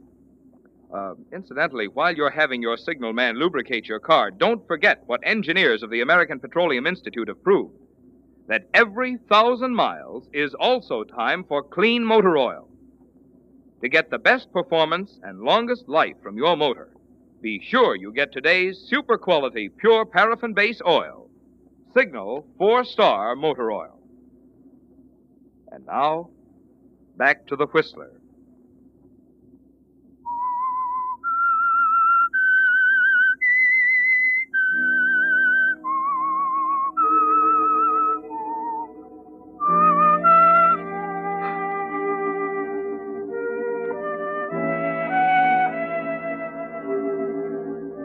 Yes, George, Priscilla is dead, strangled, lying on the floor by the window, a crossword puzzle and pencil beside her. For 15 seconds, all you can do is stand there staring at her. Then, terrified, you pick up the phone. Operator, get the police. Hurry.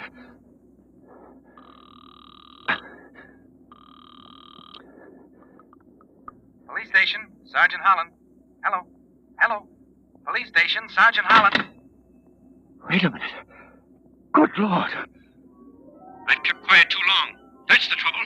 You can't keep quiet too long or it gets inside George, you're making a fool of yourself. I ought to wring your neck. Gotta get away. Get some air. Get out of here. Well, Professor, what's the hurry? Officer Gavin. What's up? Well, nothing, officer. Well, what's the matter? You look pretty worked up. There's nothing wrong. Nothing at all, officer. Good night, Gavin. Hey, wait a minute, Professor. Huh. That's funny.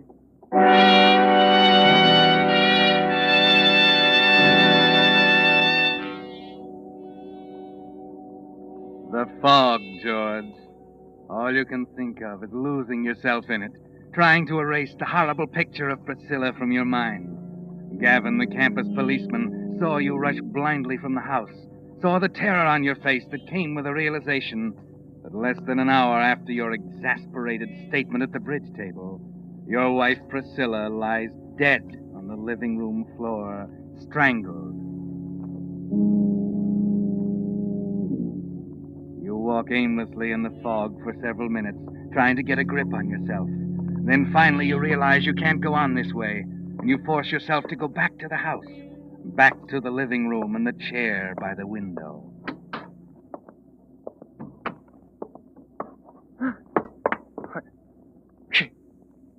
She's gone.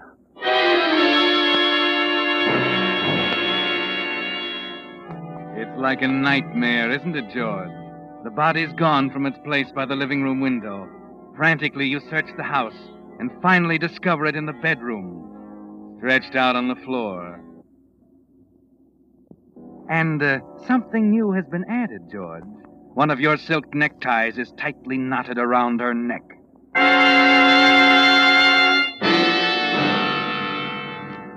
Well, George, it's clear now. You're being framed. The minute it takes your fumbling fingers to take off the necktie seems a year. And you can almost hear the police outside as you burn it in the stove. And then you dash next door to Larry's.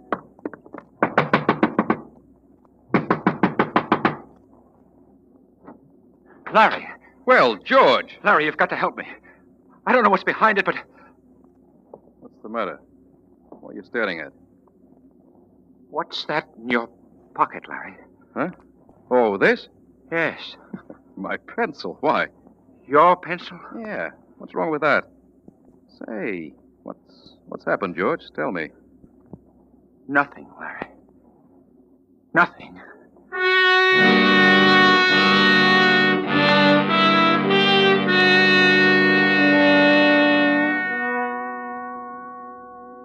Hey, you need another cup of coffee, Prof. Here, let me get it. Why did he do it?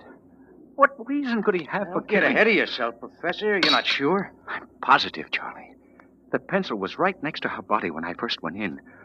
When I went back, she'd been moved, and the pencil was in Larry Price's pocket. That's pretty serious stuff. Charlie, you believe me, don't you? You don't think I know. Almost makes me sick to think of it. I came here because I had to go somewhere. I thought that you'd... Sure, I believe you, Prof. Thanks. Brother, you're in a tough spot. Yes, I know. What are you going to do? You mean I have a choice? Well, I don't know. You sure that campus cop recognized you when you ran out of the house? Oh, of course he did. I talked to him. That's where you made your mistake. You should have spilled it then. I didn't know what I was doing. All I could think of was to get away from I know. What about an alibi? What happened after you left the house the first time? Well, I just took a walk, that's all. Alone? Yes. No one saw you, huh? Well, there was Anne, of course, Larry's wife. She was... You can write that one off. You think she'd deny seeing me? If it met her husband's neck, she would. Oh, but she's not the kind who... You're wasting your time, I tell you. They're all the same.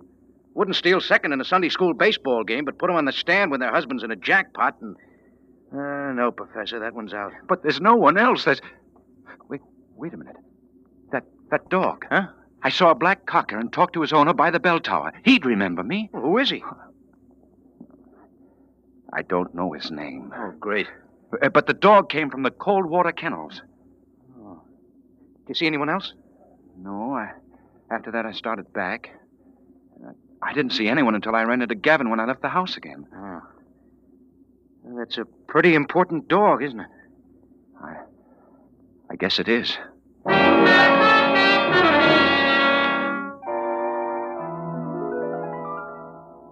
I'm awfully sorry. I would have telephoned, but the telephone... But the telephone was disconnected. Now, look. It's 1 a.m. in the morning, and I have no intention... Wait a minute, will you? I told you this was a matter of life and death, or we wouldn't have come. My good man, the cold water kennels deal exclusive in Cocker Spaniels. Over 100 dogs we have. More than half of them are black. How in thunder do you expect But me he to... said he bought in 2 weeks ago. Look, we've sold 30 dogs in the last 2 weeks. You don't know the man's name, don't even know what he looks like. You come here and get me out of bed at 1 a.m. in the morning and expect me to make miracles with a sales record. It don't make sense. All right, Mr. Coldwater. Come on, Professor. Believe me, I'm sorry, but if you only had something else to go on... Wait a minute. The dog's name was Cinder. Does that help? Yeah, there was a man. Wait. Called him Cinder. I remember now. Uh-huh. Who is it? Got it here. A man by the name of Morgenstern. He's new here. Staying at the Penn Hotel.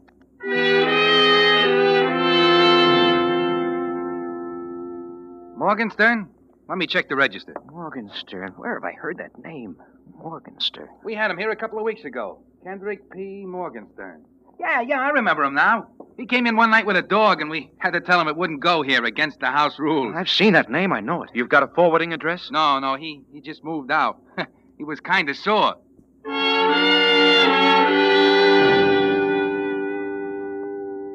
It's 3 o'clock, Charlie. Yeah. Kendrick P. Morgenstern.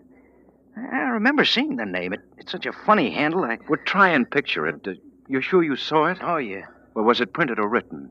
Maybe a sign on a store window? It was written. I remember the K was funny. Well, it was a signature then. You saw him sign his name. Sure. It was a check. That's right. He came here to cash a check this morning. Wait a minute. You sent the deposits? No, I didn't. Where is it? In the safe. And it's got his name and an address on it.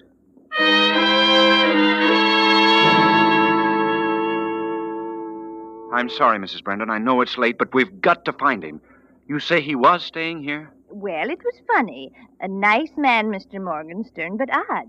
He come here from the hotel with his dog about 2 weeks back. Thought the world and all of that. But you dog. said he's gone now. Where is he? Well, I'm getting to that. He only took the room for 2 weeks, being he's due to go east tonight on the plane. East where? Well, I don't know. When? What plane? Left at midnight. But come 11 o'clock, he decides to take his dog walking. Well, I don't see him for over an hour. 12:30 it was, but then the plane's gone. Well, then he's here. Oh, no. Left in an awful hurry. Think he was going to catch the next plane at 2 a.m.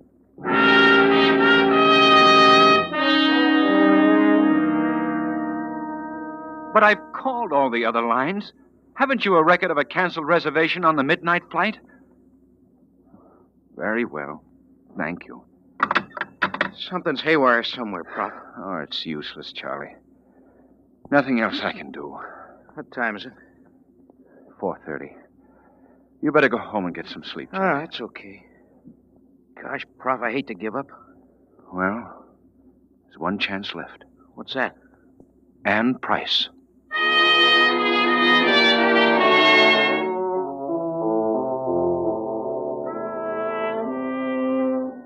It's a slim chance, George, but it's the only one you have. After you leave Charlie, as you walk slowly through the campus toward Faculty Row, you try for the first time to think it through, to reason it out somehow. Lara's motive for killing Priscilla, Anne's terror when she ran into you, the brutal, heartless frame-up that hit you between the eyes when you went back the second time. It doesn't make sense, and you're too tired to think. Too tired to play with an impossible jigsaw puzzle.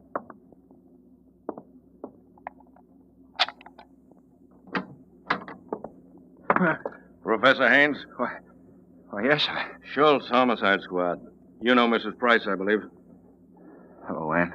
Hello, George. And Gavin, the campus policeman? I saw Professor Haynes earlier this evening. Nice of you to come back, Haynes. There are 9 squad cars out looking for you right now. All right, I'm here now. What do you want? Why did you burn that necktie? Well, I didn't know that... It was used to kill your wife, Haynes. We found some of the ashes. Some of the threads were left on her neck. You tossed it in the stove, didn't you? Well, I'd rather... Did you burn that tie? Yes. Yes, I did. All right, Haynes, that's all we want to know. No, wait a minute. You can't. I can explain. Listen, Lieutenant, please. Anne, you're my last chance. You've got to help me. Tell them. Tell them you saw me on the campus. You know, Anne, by the clock. You've got to help me, Anne. Tell them, will you? Oh, George, I don't know what you're talking about.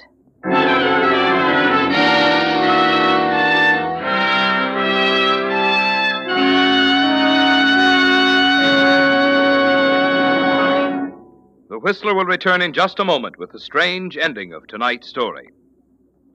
But now, in honor of the Boy Scouts of America, our sponsor, the Signal Oil Company, has asked me to bring you a special message.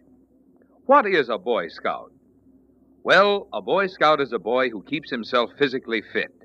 He avoids alcohol and tobacco. He guards his tongue from loose speech or boasting or a sacrilege. When he speaks of anyone, he tries to speak well of him. His scout good turns to someone each day make him many friends, for the way to have friends is to first be one. He always tries to be a useful citizen. He helps his community. Another big thing a scout enjoys is camping. There he finds fun in games or swimming, finds new friends in woods and other fellows. And there among the trees or under the silent stars or by the campfire's ruddy embers, he dreams out his great tomorrow. Those excerpts from the Scout Handbook tell you better than any words of mine why the Boy Scouts deserve your wholehearted cooperation. Tell you why. If there's a boy in your family nearing the age of 12, you could do him no better turn than to encourage his joining the Boy Scouts of America. And now, back to the Whistler.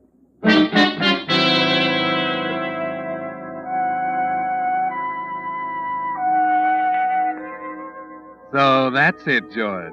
Anne denies it. She didn't see you. Charlie was right, wasn't he?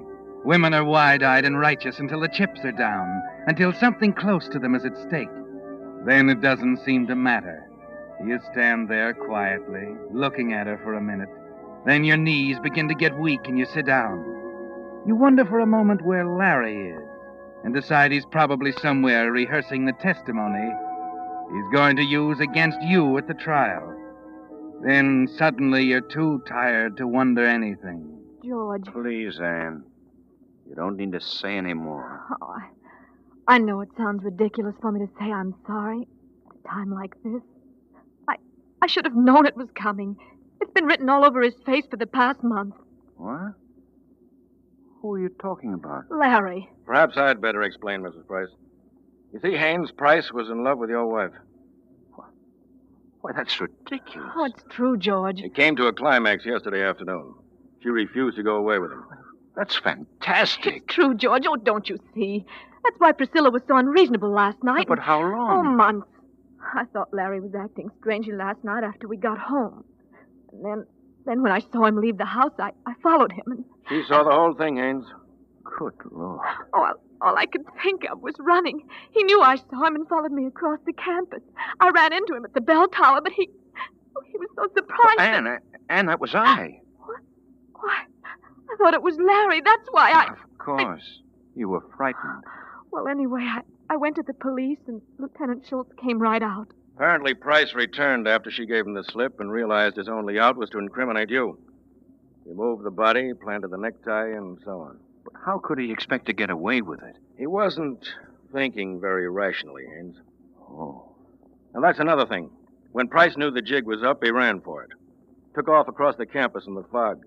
We had every available man out looking for him.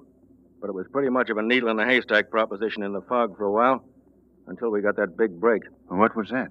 A little black dog. Apparently, the dog got excited when Price ran by his master and broke away and ran after Price. One of our men was attracted by the barking. All he had to do was follow the dog, and there was Price. Oh, forgot to introduce our star witness, Professor. How do you do? This is the dog's owner, Mr. Morgenstern.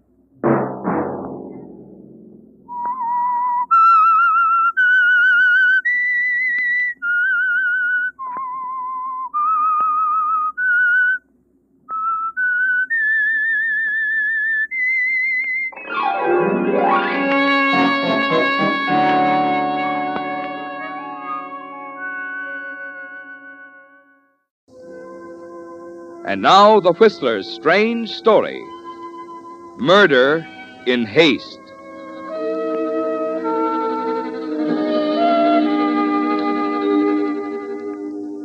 Elbert Taylor was two people.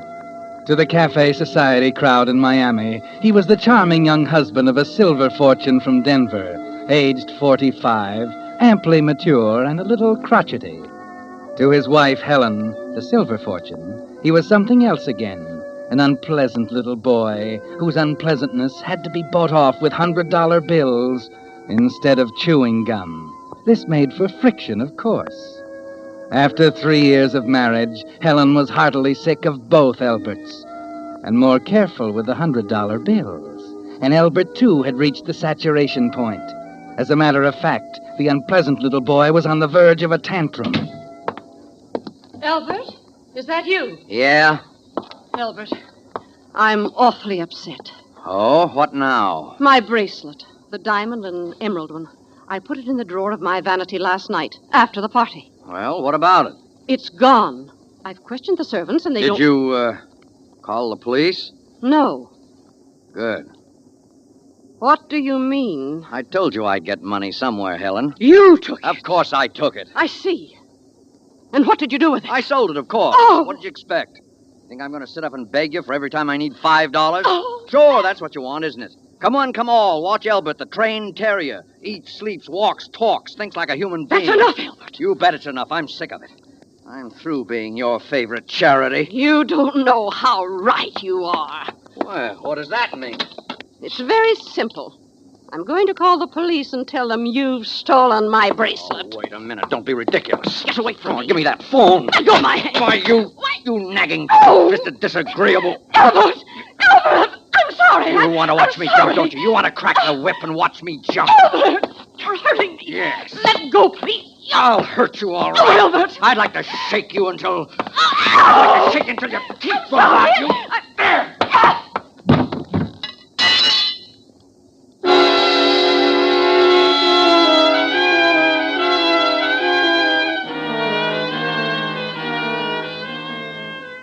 Well, Albert, why don't you do something? Why don't you go over there to the hearth and help her up? Or perhaps you're not as dazed as you look, standing there in the middle of the room. Maybe even now you realize Helen isn't going to get up, because she struck her temple on the andiron when you hurled her across the room. Yes, Albert, she's lying there so very still, because she's dead.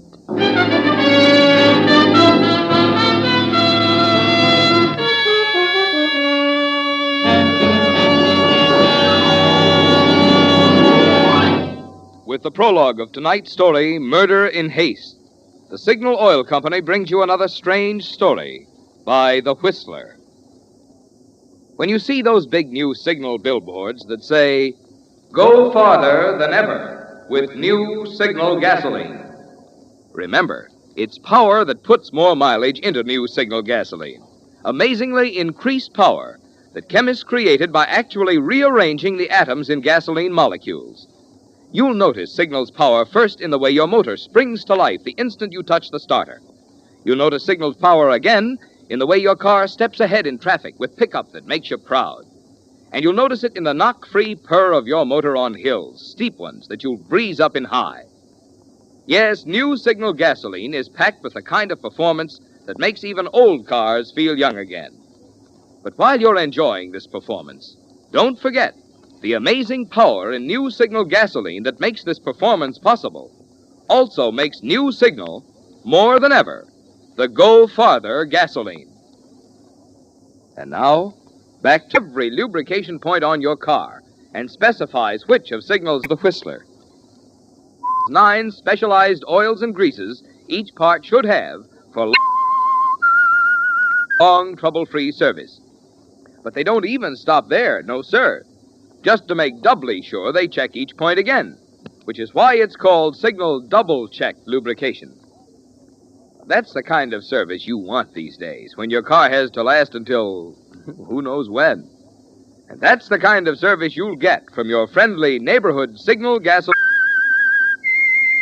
dealer. And now, back to The Whistler.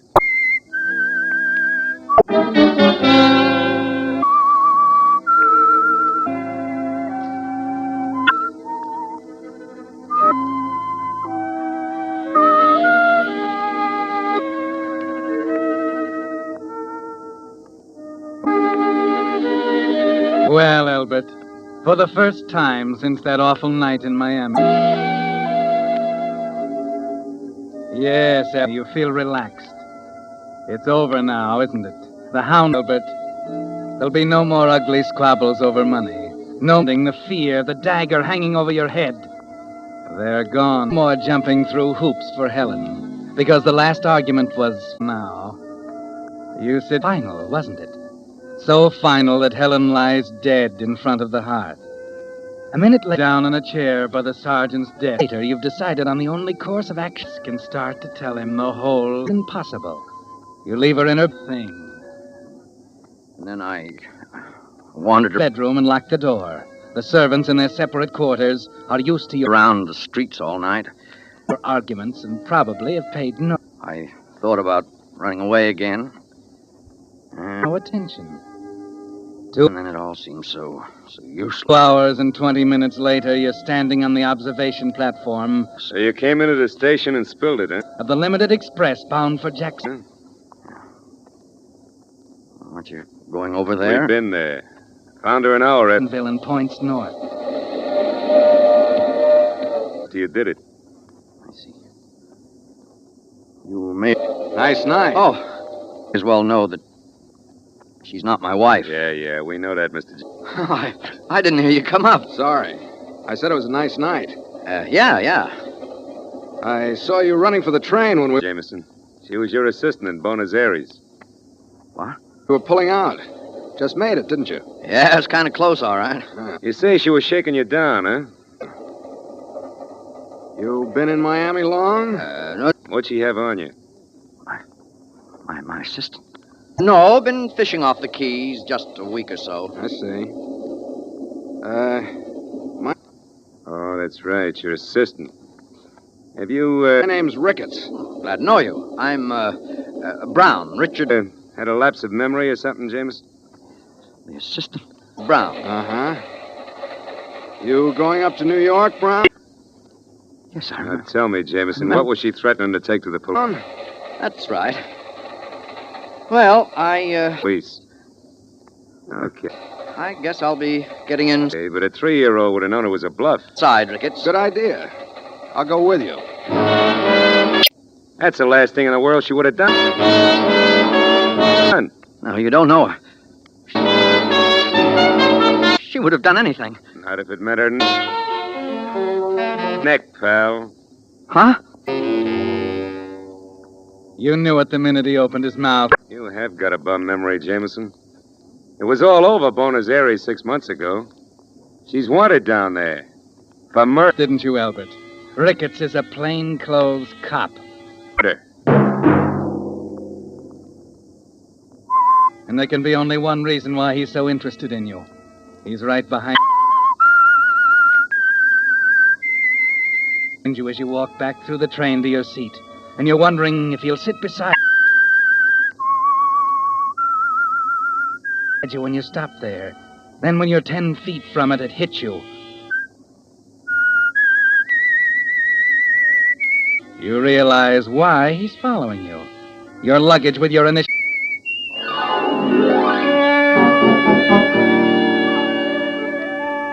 E.T. on it is in the baggage rack over the seat, and Ricketts is just waiting. Next Monday at 9 o'clock, the Whistler... For you to stop there, you hold your breath and keep on... Whistler will bring you another strange tale. The Whistler is broadcast... Going. Brown? Yeah? Isn't this yours? For your entertainment by the marketers of Signal Gate. Why, no, I have a compartment up ahead. Gasoline and motor oil, and fine quality automotive accessories. Oh, I see. Well, good night, Brown. Good night. And by your neighborhood signal dealer. This program, produced by George W. Allen with tonight's story by Eleanor Beeson, music by Wilbur Hatch, is transmitted to our troops overseas by the Armed Forces Radio Service. There's only one place to go, the club car and the bar, where you can sit for a minute and think.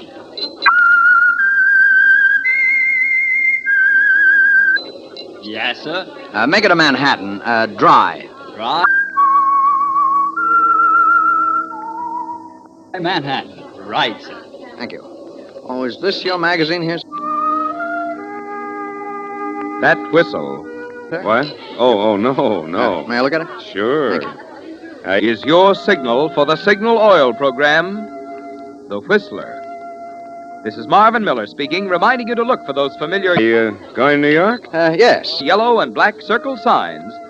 It'll be cold up there this time of year. That identify those popular Signal Oil stations. A lot of snow and all that. Yes. Stations in 7 western states from Canada to Mexico.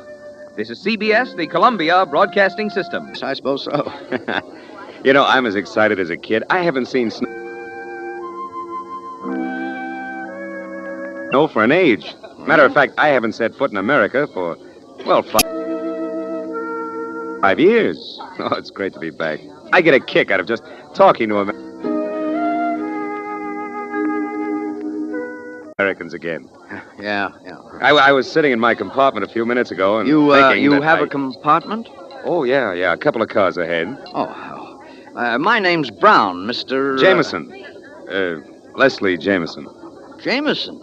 Wait a minute, you're not the mystery writer. I'm afraid I am, yes. Here you are, sir. Drum and hand. Oh, thank you.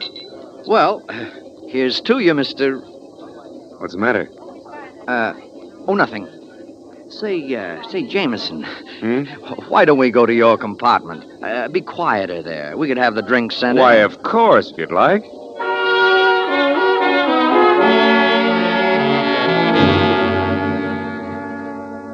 Yes, Albert, the compartment would be quieter. And you'd feel a little more comfortable, particularly since you noticed your friend Mr. Rickett stroll into the bar and sit down, still hunting for the occupant of your seat, no doubt. Mr. Jameson finds the compartment pleasanter, too. Well, a man can't stay forever in Buenos Aires and continue to write for the American public. Has to keep in touch, you know.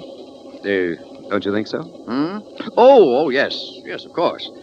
So you say you left Buenos Aires, huh? Yes, planned to anyway, but made it a little earlier on account of that nasty business with my assistant. Oh, yes, I see. Oh, I'll probably go back in a year or so. Did you ever read anything of mine, Brown? I can't say I've done much reading in the detective storyline. You have a serial running in one of the magazines right now, haven't you? Yes. Murder in Haste. I don't suppose you're reading it. Oh, no, I'm sorry. If I'd known I was going to meet the author, I'd have boned up on it. Oh, don't apologize, Brown. Well, how about a nightcap before we turn in, eh? Oh, it's early yet, Jameson. Surely you're not going to give up the ship so soon. Well, I've got to confess I'm a little bush. I've been rattling on like a magpie all evening. Yeah, there you are. Oh, thanks. Wow, that's beautiful brandy. None better. Well, Brown, what'll we drink to? Oh. I have it to crime, Brown. Mighty profitable business, for me at least. Yeah, here's to crime. You know, that's odd. Murder is my business, and yet I've never in my life seen a murdered man. Matter of fact? No, never been in a police court. Hardly ever known a policeman. What? I'm really sort of a phony when you get right down to it. Well, Brown, it's been great talking to you, but tell me more about your agent. You were saying you've never met him personally? Oh, Farrell. Well, he's a great agent. I've often wondered what he looks like. Sometimes I think he must be a magician with a long beard, the way he pulls royalties out of a hat. Sold my leading character to a radio series. Well, you've never even been to New York? Never. Probably the only man in the business who can say that. Well, Brown, it's close to midnight, look, Jameson, what about this serial you're running? Maybe you could bring me up to date on it. And I'll tell you about it tomorrow, Brown. Right now, I'm awfully tired. Oh, it's early yet. Now, see here, I don't want to be rude, but I'll have to ask you to... Good Lord, what's that? They're trying to stop the train. Back up!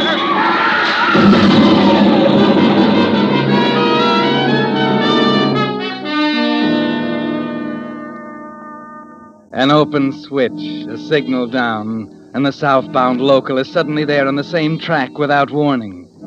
It's over in a split second, and then you open your eyes, Albert. You're all right, miraculously safe, in the tangled network of steel and splintered wood that used to be a Pullman car. And there's Leslie Jameson. He wasn't so lucky, Albert. There's nothing you can do for him now. The other end of the coach is in flames, and they're moving toward you. Finally, you manage to get out. I gotta get out. Through this window. What's this glass? Here, let me help you. Oh. Give me a hand. That's it. Oh, thanks. You all right? I think so. I'm a little dizzy. Oh, sure. Oh, it's you, Mr. Brown. Oh, Ricketts. Yeah, you're lucky. This coach got it worst of all. Look at that fire. Yeah, got out just in time. Hey, that fellow you were drinking with at the bar went to your compartment with you. He's still in there? My compartment? Pretty sure he's Albert E. Taylor, murdered his wife in Miami. Is he still there? No, he left a few minutes before the crash. Well, you better get on ahead, Mr. Brown. I gotta give him a hand here. Can you make it up to the crossing? Yeah. There's a highway restaurant up there. Sure, I'm okay. Thanks. Okay, Brown, take it easy. Oh, well.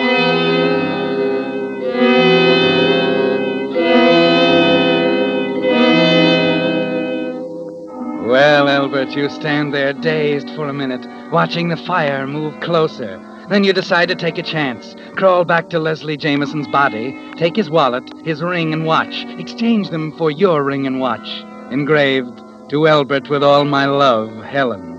Then as the flames move close, you find his briefcase and bag and crawl out with him. 10 minutes later, you stagger into the highway restaurant at the grade crossing. Say, wonder if you fellas can help me. Hurt, mister? We got the doc in the back room. Come on. No, I'm all right. I just want to get out of here. I thought I could hire a car or get a bus to New York. You were in the wreck? Yeah. Say, I'm the AP correspondent here. Could you give me your name? I'm Leslie Jameson.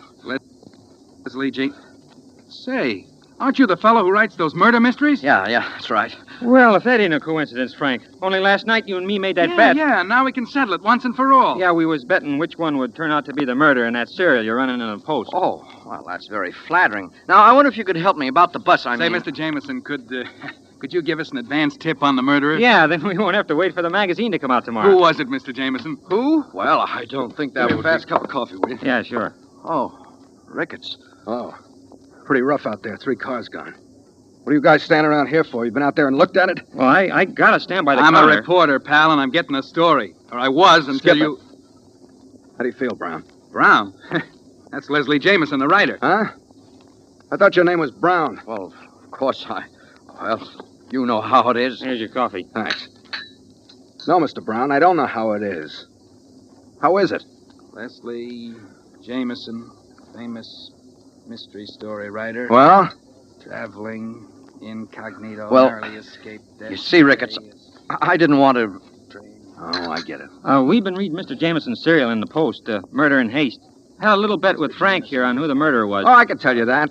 I read the last installment last night. Hey, yeah? Sure. Got it at a newsstand in Miami. Well, we ain't got it here yet. Well, Mr. Jameson, who done it? Well, I don't want to spoil the story for you. You ought to finish it. Afraid we won't buy another copy of the magazine? Yeah, come on, Jameson. Well, it's a matter of ethics. A writer What do you can- mean, ethics? I know how it ends. Sure, Jameson. I can tell the boys I got it straight from the author's mouth. Come on, now, what goes? Well, I don't want... I got your car, Lieutenant. Oh, good. I'll be right with you. Hey, you guys know anyone who wants to go to New York? I got a car and I want someone to share the driving. Well, Jameson here Sure, wants you to said go. you were going to New York, didn't you, Jameson? Well, as a matter of fact... Well, you can come with me, huh? Give me a hand with the driving. Come on. All right. Oh, but first, give him a break. Tell him who the murderer was. Oh, no, I'm sorry. It's against my principles. Well, it's your business. Come on.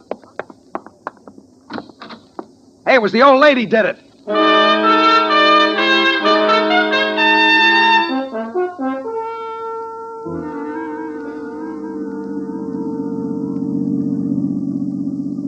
You got hotel space in New York, Jameson? No, not yet. I thought I'd arrange that when I arrived. You haven't been around much lately, I see. Probably isn't a room to be had. That bad? Worse. But I think I might be able to fix you up at the Midtown. I know the manager there. No, I couldn't possibly. Oh, forget it, Jameson. Glad to help you out.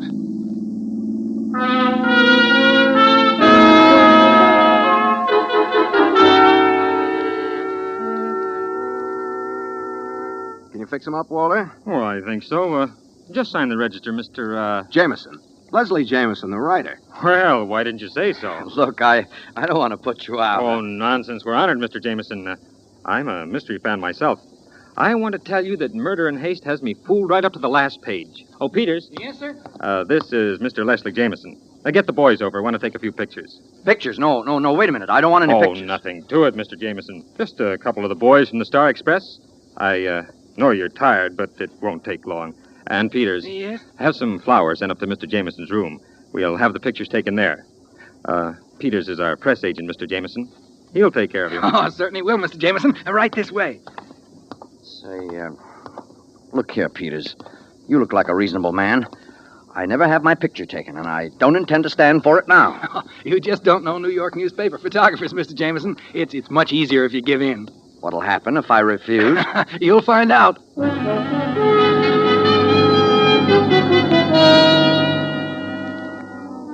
And you did find out, didn't you, Albert? You were helpless. There was nothing you could do. They came, they saw, they took pictures, and all you could do was rage and try to keep your face covered. And that only made a better story for them. They were delighted, Albert. The next day, there are pictures of you in the tabloids, hiding your face under the caption, Leslie Jameson, mystery author, stages publicity scene in room at Midtown Hotel. And to complete the success of your change of identity, the second page of the same paper carries the news that you, Elbert Taylor, wanted for the murder of his wife in Miami, perished in the train wreck. You're all mixed up now, aren't you, Albert? But you almost wish Helen was with you again, to make the decisions for you like she used to. And then suddenly there's nothing for you to do. The decision is all made. Yes? Mr. Jameson? Yes? Mrs. Jameson is on her way up. What? Your wife. I assumed it would be all right to tell her that, Never mind.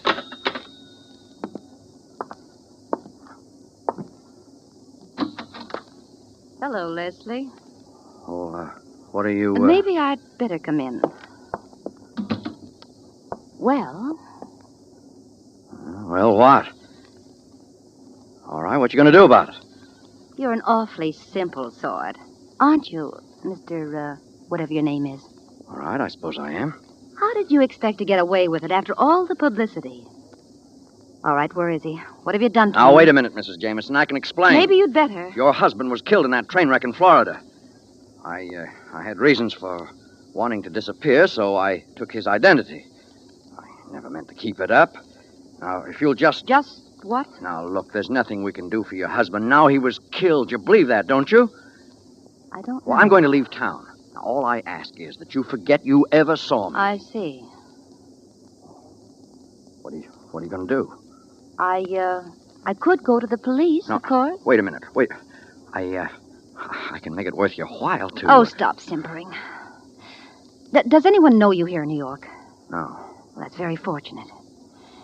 You see, Leslie and I, we didn't get along. As a matter of fact, we'd been separated for some time. He said he was cutting me out of his will. So, with Leslie dead, I don't get anything at all. But with Leslie alive... Wait a minute. You wouldn't... Why not? He could retire right now and live off his royalties without doing another lick. You want me to keep this up? Of course. Don't be ridiculous. There are a dozen reasons why I can't. They'll discover it in a week. You have his baggage? Yes. And I know his signature. I can imitate it perfectly. I know his background like a book.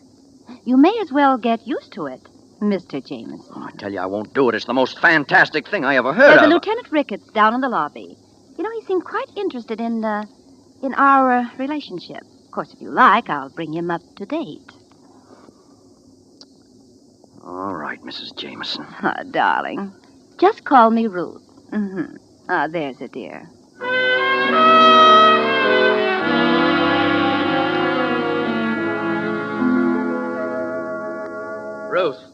Ruth. Yes, what is it? I tell you, this can't go on. You're spending money like a child. $28,000 in 3 months besides the deposits I made to your account.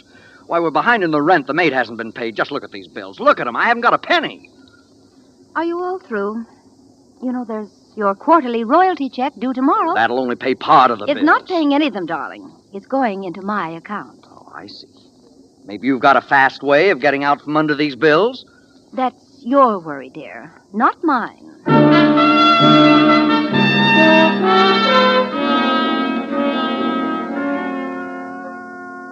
5, 7, 14, 32. Having trouble?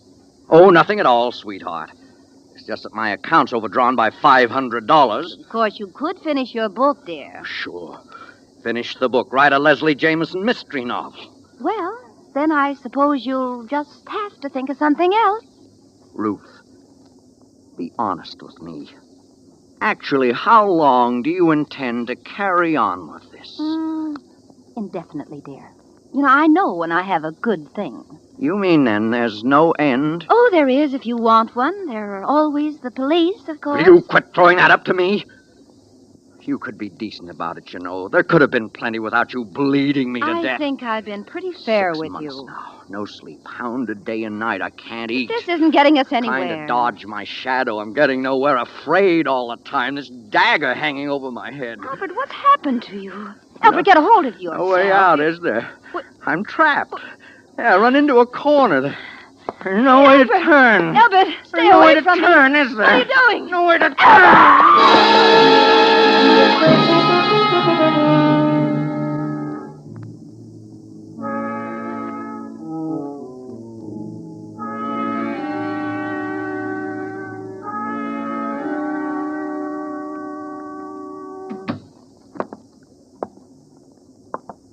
Yes, sir.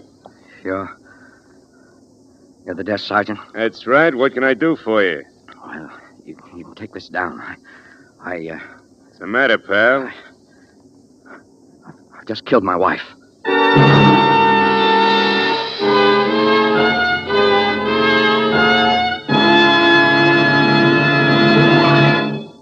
The Whistler will return in just a moment with the strange ending of tonight's story. Meantime, a word about that extra something you get when you have your car serviced at independently operated Signal gasoline stations. I'm talking about that feeling of confidence and well-being you have as you drive out, knowing that your car has been thoroughly and conscientiously taken care of. You see, Signal dealers, being in business for themselves, do go out of their way to give you the kind of job they're proud to stand back of. When they lubricate your car, for instance, here's what Signal dealers do to make sure not a single point is overlooked. Instead of relying on memory, they check each point against Signal's lubrication chart, which shows every lubrication point on your car and specifies which of Signal's 9 specialized oils and greases each part should have for long, trouble-free service. But they don't even stop there, no sir. Just to make doubly sure, they check each point again, which is why it's called Signal Double-Check Lubrication. That's the kind of service you want these days, when your car has to last until who knows when. And that's the kind of service you'll get from your friendly neighborhood Signal gasoline dealer. And now, back to the Whistler.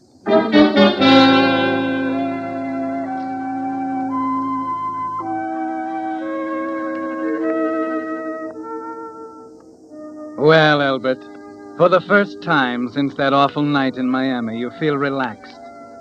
It's over now, isn't it? The hounding, the fear, the dagger hanging over your head. They're gone now. You sit down in a chair by the sergeant's desk and start to tell him the whole thing. And then I wandered around the streets all night. I thought about running away again. And then it all seemed so useless. So you came into the station and spilled it, huh? Aren't you going over there? We've been there. Found her an hour after you did it. I see. You may as well know that she's not my wife. Yeah, we know that, Mr. Jameson. She was your assistant in Buenos Aires. What? You say she was shaking you down, huh? What'd she have on you? My assistant. Oh, that's right, your assistant. Have you, had a lapse of memory or something, Jameson? The assistant? Yes, I Now, remember. tell me, Jameson, what was she threatening to take to the police? Okay, but a 3-year-old would have known it was a bluff. That's the last thing in the world she would have done. No, you don't know her. She would have done anything. Not if it meant her neck, pal. Huh? You have got a bum memory, Jameson. It was all over Buenos Aires 6 months ago.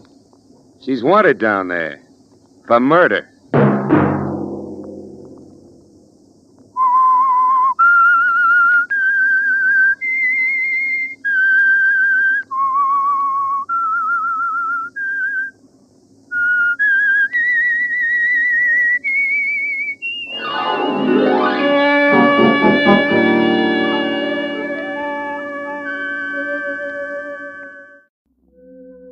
And now the Whistler's strange story.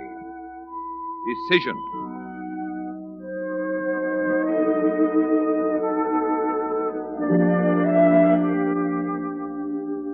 Months later, when he finally got a chance to think about it clearly, he decided that if it hadn't happened so suddenly, it might not have happened at all. It was April, of course. That might have had something to do with it. The rhododendrons were blooming in Golden Gate Park, the kids playing ball on the green lawns, and spring sifting in the open window of his office on the 20th floor of the Hamilton Building, as Dr. Paul Evans sat looking at an uninspiring assortment of x-rays of Mrs. Harrison's chest cavity. Excuse me, Dr. Evans. Oh, what is it, man? There's a phone call from Mrs. John Cameron. Can you see her today? Is it important? She says so. Well, they all do. When am I free? Well, there's 12:30. All right, I'll see her then. But what about lunch? I'll have to skip it. Mrs. Cameron's heart is undoubtedly more important than my lunch.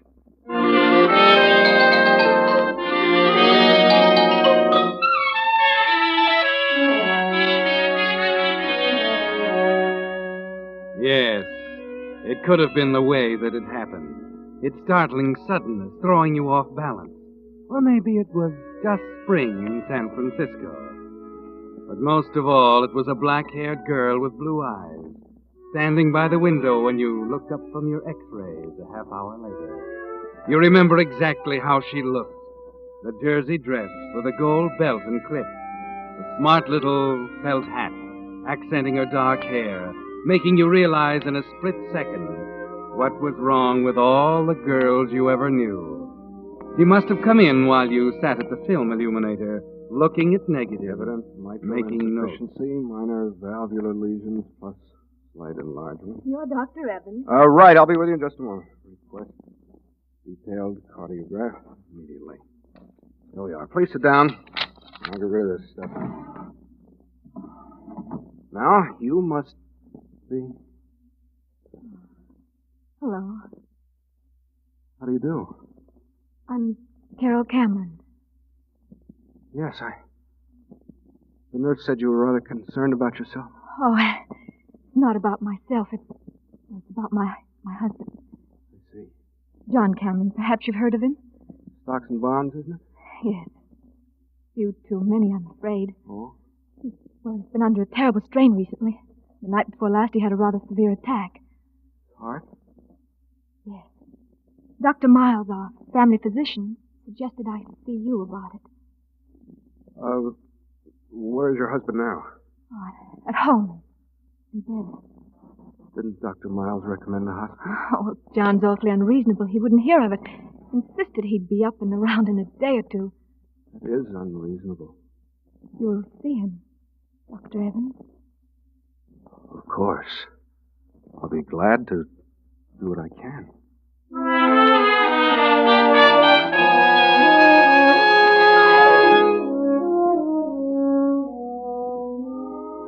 Just like that, Paul. A minute or so and she's gone.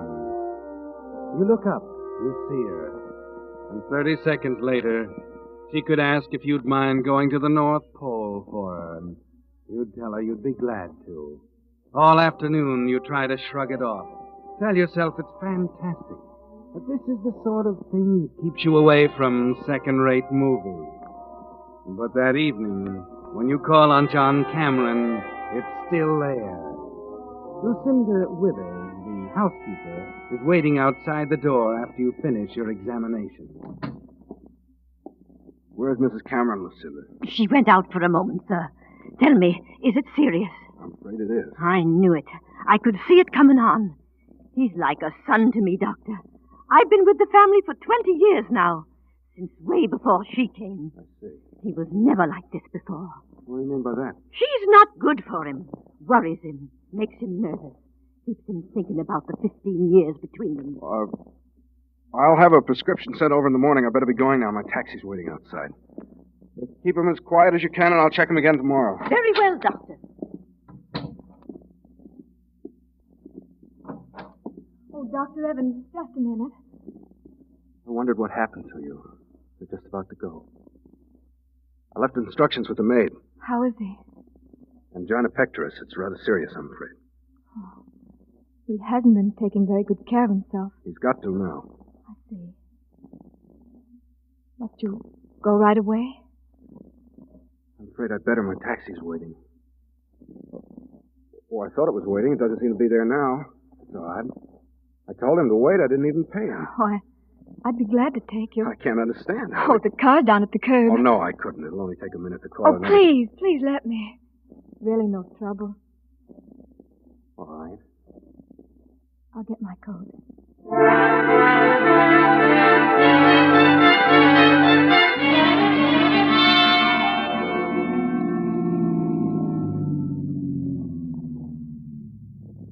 there you are, Doctor. Right to the door. It was awfully nice of you, Mrs. Cameron. Well, I guess the next thing to do is get out. Oh, just a minute. Well, I want to tell you I lied about the taxi. I told him to go. Why? Because I wanted to take you home. I'm very flattered. That's all.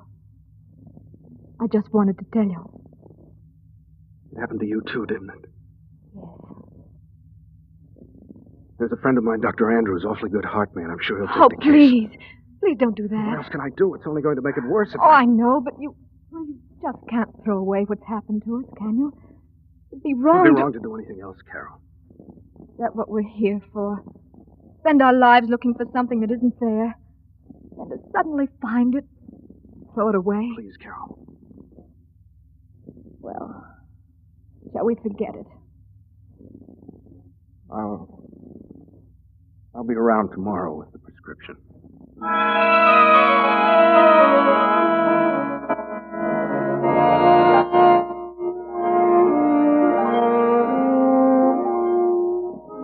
So that's the way it started, Paul.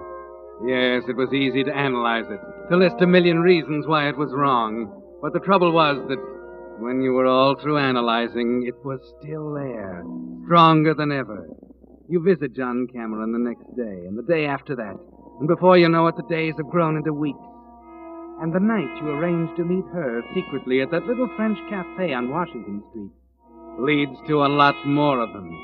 The two of you at the little corner table, Pierre reserved especially, not saying much, just watching the flickering candles all around the room, listening to the music. Well, it's been over a month now, Carol. Yes. Hard to realize it. Are you happy? Happy and miserable. Did you expect anything else? No. I knew it was going to be this way. Oh, it's just that I feel so helpless. I'm glad you could come tonight, Carol, because Because what? Because I think this is going to be the last time. I was afraid you were going to say that. Don't you see how impossible it all is? We're both beating our heads against a stone wall. You're right, Carol. We are helpless. The only thing we can do is try and be square with ourselves. It just won't work any other way. I suppose not. He'll probably go on like this for years. He might if he's careful. Oh, it's terrible to feel this way. What way? I can't help it, Paul.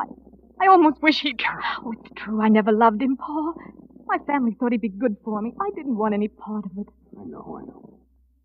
You don't have to tell me. He's unhappy, sick and miserable. It'll always be that way. Why should Please, he... Carol. This is going to be the last time. I mean it. I think I can get Andrews on the case next week. Look at me, Carol. It's going to work out somehow. In the right way. Will you believe that? All right, Paul. If you say so.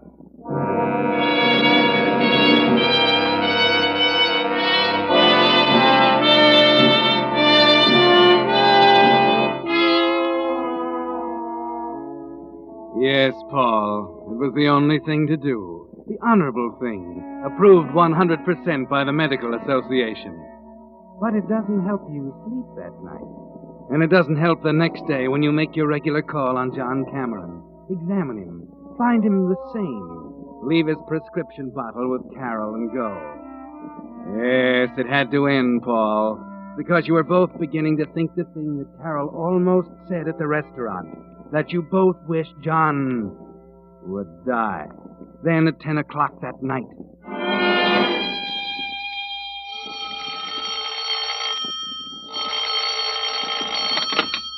Hello? Dr. Evans? Yes? You must come at once, Doctor. Mr. Cameron's had an attack. I'll be right over, Lucinda. Now listen carefully. There's a bottle of amyl nitrite in the medicine cabinet in the bathroom. Break up a tablet in a handkerchief and make him inhale it. Is that clear? It's too late for that, Doctor. I'm afraid he's dead.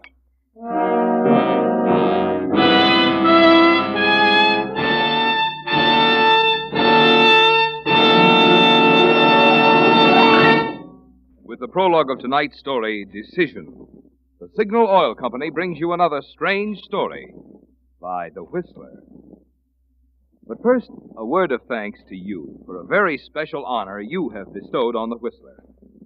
In the most recent radio survey, The Whistler received the highest popularity rating in all radio history for a West Coast program. Not just top popularity, mind you, but by far the highest popularity rating in the entire history of West Coast shows. That's an honor never before received by any other program. An honor for which we of the cast and all Signal dealers who bring you The Whistler want to thank you. For after all, we realize it's your loyalty to The Whistler that has made this honor possible. And believe me, with such an incentive, you can count on all of us to keep every performance our very best performance. So you'll continue to tune in the Signal Oil program, The Whistler, each Monday night. And incidentally, next time you're out driving, we also hope you'll stop at one of the friendly service stations displaying Signal's familiar yellow and black circle sign. And try that other current Signal success, the new Signal gasoline. There's no better way to tune in top performance for your car than with that power-packed new super fuel that now helps you go farther than ever. New Signal gasoline. And now, back to The Whistler.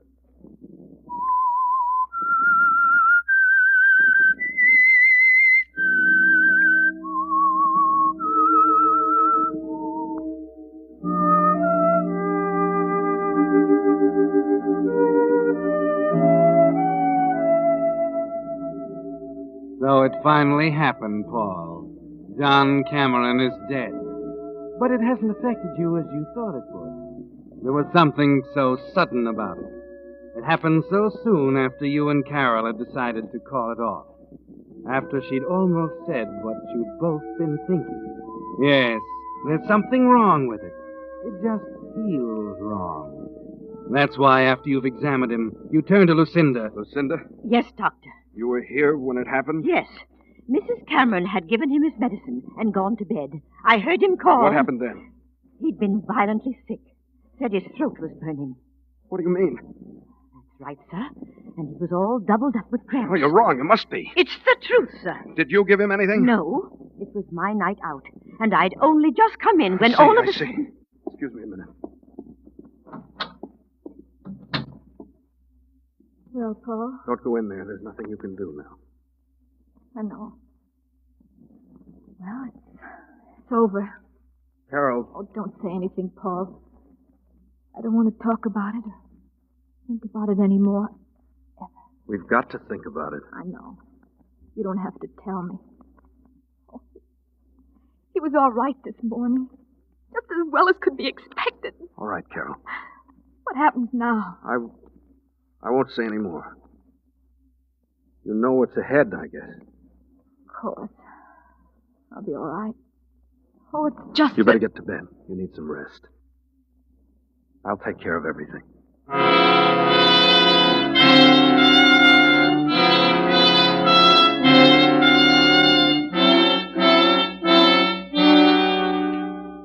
It's almost midnight when you get back to the office and take the prescription bottle out of your pocket, the one you took from Carol's medicine cabinet. You forget to take off your hat and overcoat as you throw a few pieces of laboratory equipment together, dissolve the powder in water, and make a test. A very simple test. Thiocyanin. I knew it.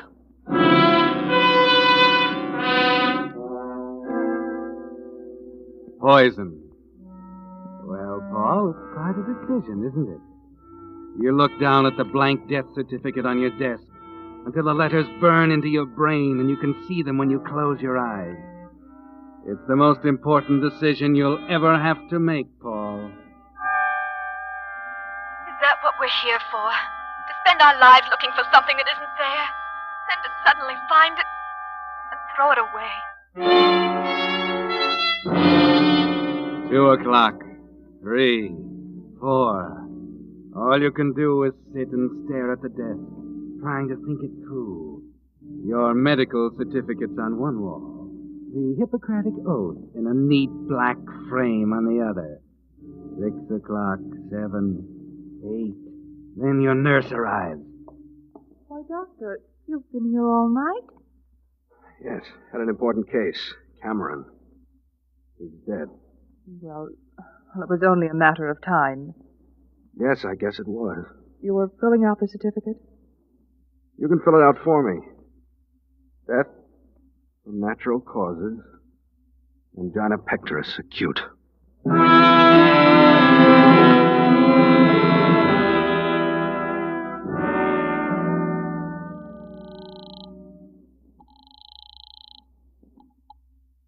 Hello? Carol, Yes, Paul. I just filled out the death certificate. Heart disease. Yes. You'll investigate. You've got to be careful, awfully careful. I will. Poison isn't easy to cover up, Carol. They'd find it in a second if they ever got suspicious. So listen. I'll send the certificate over this morning. Take it to a mortuary right away and ask for cremation. If nobody gets curious during the next week, I think we'll be safe. All right, Paul. We mustn't be seen together under any circumstances. I don't want you to even telephone me if you can possibly help it. Okay? Okay. That's all then. Good luck, darling.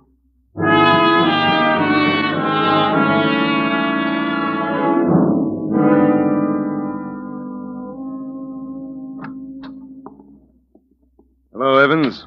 Oh, hello, Miles. How are you? A little puzzled at the moment. Thought I'd drop in for a minute. Sure, have a chair. Thanks. About Cameron. I've had a rather distressing experience. Oh? You know, I've been their family doctor for some time. I didn't know Mrs. Cameron before she married John some years ago, but I've always thought her a rather charming person. She seems to be. You know her pretty well, Paul? Well, naturally, in attending her husband, Of course. You think she's a woman of character? I'd say so. So would I. Miss Lucinda Withers, however, seems to think she's a murderess. What does that mean? I don't know. The woman was completely confusing, a lot of rambling, disconnected remarks that seemed to imply that you and Mrs. Cameron were in love. But there was a practical reason for her requesting cremation. And Cameron had always been against it. Oh, what's wrong with that, supposing she didn't know? I just think, Paul, that you ought to do something about Miss Withers. You know as well as I that this sort of thing can ruin you.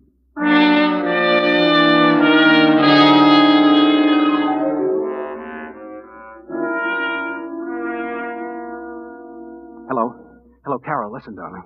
You've got to get Withers out of town. Yes, I know it'll make it look worse, but it's the only thing we can do.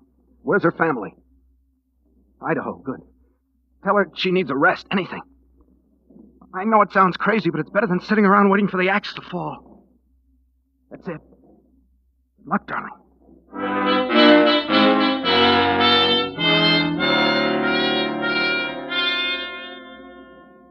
You're walking on thin ice, Paul. You can almost hear it cracking under your feet. And it seems to be getting thinner. The funeral on Thursday, then Friday, Saturday, and Lucinda's still in town. Carol was right. It only made it worse to try and get her to leave. You're just waiting now. It's only a matter of time. And then bright and early Monday morning. Hello, Doctor. I'm Willard Stevens. How do you do? I'm afraid I don't... I'm John Cameron's cousin. Flew out from New York. I see. I have a rather delicate problem on my hands, Doctor. I hope you'll understand. I'll try to. About John's death. I had a letter from him indicating he planned to make certain changes in his will. It arrived just a day or two before he died. Does that suggest anything to you? No, I'm afraid it doesn't. You naturally ascribed his death to his heart condition. Yes, naturally. Well, I realize it would be embarrassing for me to contest your diagnosis. I'm hoping you'll work with me in... In what?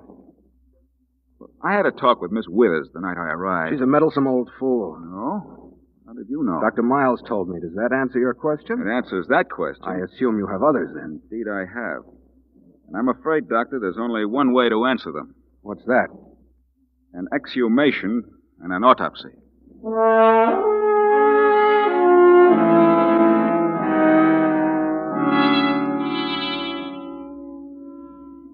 So that's it, Paul. It's all over now but the trial. The next decision is easy, isn't it? It would be useless to try and run away. It would never lead to anything. You and Carol could never find happiness with an axe hanging over your head. So the next day, during the autopsy, you sit at home quietly in the chair by the phone, waiting for it to ring. Hello? Hello, darling. Is it over? Yes. They're waiting downstairs to take me to the coroner's office. Paul, would you do me a favor? Anything, Carol. Will you leave now? What do you mean? Oh, look. If it's going to happen, there's no reason for it happening to both. Oh, that's about the most ridiculous thing you ever Oh, said. please, Go with them, listen Carol. to me. I'll be down there in an But hour. Carol, there's only one thing in the world right now. When that's gone, I don't want to be here anymore. I hoped you'd say that. Keep your chin up, darling. I'll see you in an hour.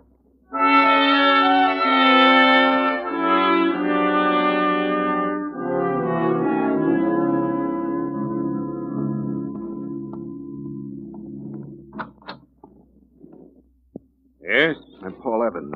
Oh, this way.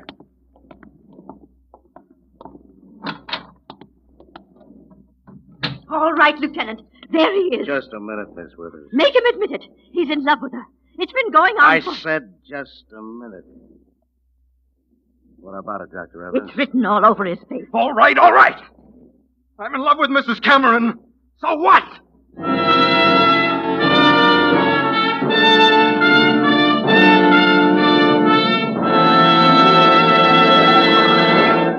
The Whistler will return in just a moment with the strange ending of tonight's story. But first, a question. Why do you suppose it is that almost 5,000 of today's overaged cars are dying, going out of service each day? Are they completely worn out? Definitely not. But certain vital parts are worn out which can't be replaced today. That's why signal dealers take no chance of overlooking even one part when they lubricate your car. Instead, they use Signal's famous lubrication chart, on which the maker of your car shows every lubrication point and specifies which of Signal's 9 specialized oils and greases each part should have for long, trouble-free service. And to make doubly sure not a single part is missed, your Signal dealer checks each part against this chart not just once, but twice, which is why it's called Signal Double-Check Lubrication. This is just another example of the more thorough, more conscientious service your car gets from an independently operated signal station. Another reason your signal man is a mighty good man for you to know now, when you really want your car to go farther. And now, back to the Whistler.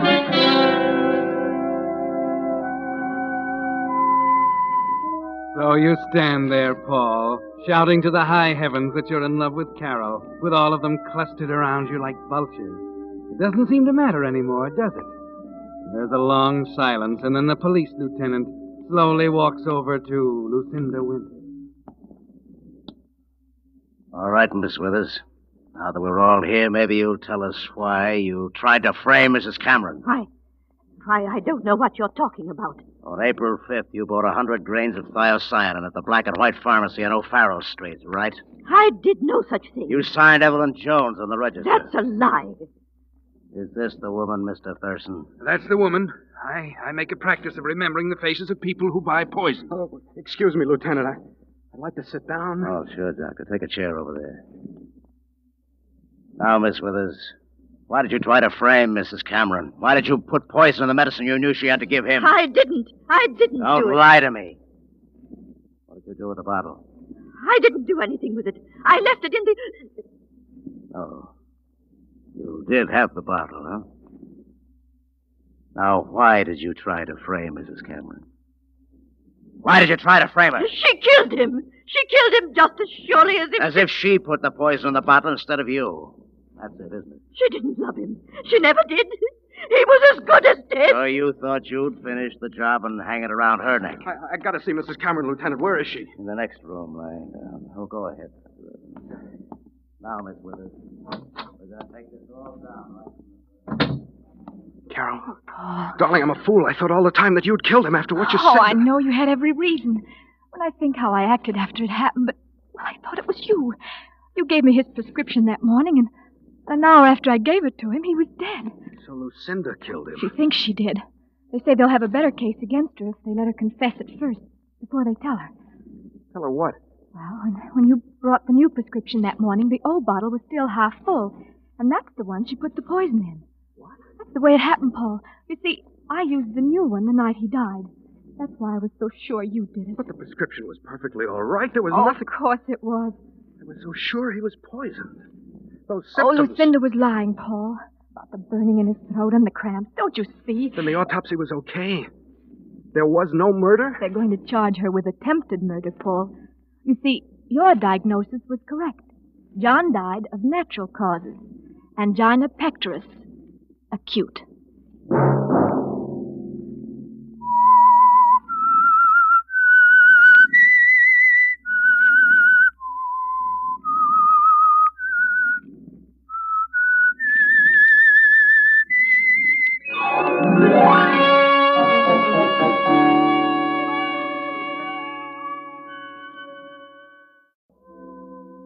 Now, the Whistler's strange story. Boomerang.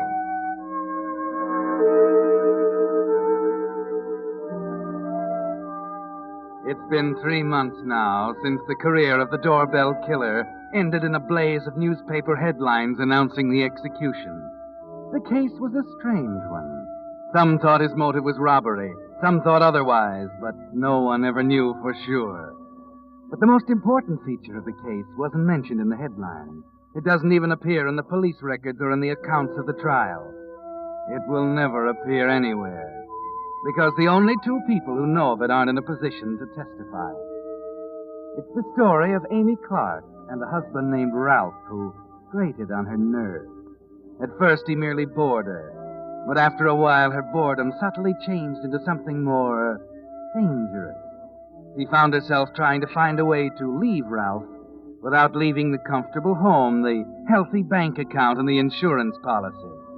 And oddly enough, the rise to prominence of an unfortunate individual labeled the doorbell killer by the tabloids had a direct effect on Amy and her problems. It started one morning as Ralph sat at breakfast going through his usual routine with a newspaper. Give me a little more coffee, will you, honey bun? Look at those headlines. Wonder if they got that guy yet. That's enough. Holy smoke, he's done it again. Second time. Listen. Fleeing from the scene of his second murder, a man alleged to be the so-called doorbell killer fired 2 shots at a patrolman in the Twin Oaks district last night at 11 o'clock, then eluded the police dragnet around the area. Oh, good Lord, Amy. Twin Oaks. Well, that's just over the hill. Patrolman Joseph Grimes had seen the man acting suspiciously on the porch of a house at 320 Green Street. He was unaware that within the doorway lay the body of Mrs. Mildred Norris, the slayer's second victim. Evidence indicates Mrs. Norris, like her predecessor, answered the door only to meet a similar fate. Amy, you gotta be careful. Who knows what this guy's gonna do next?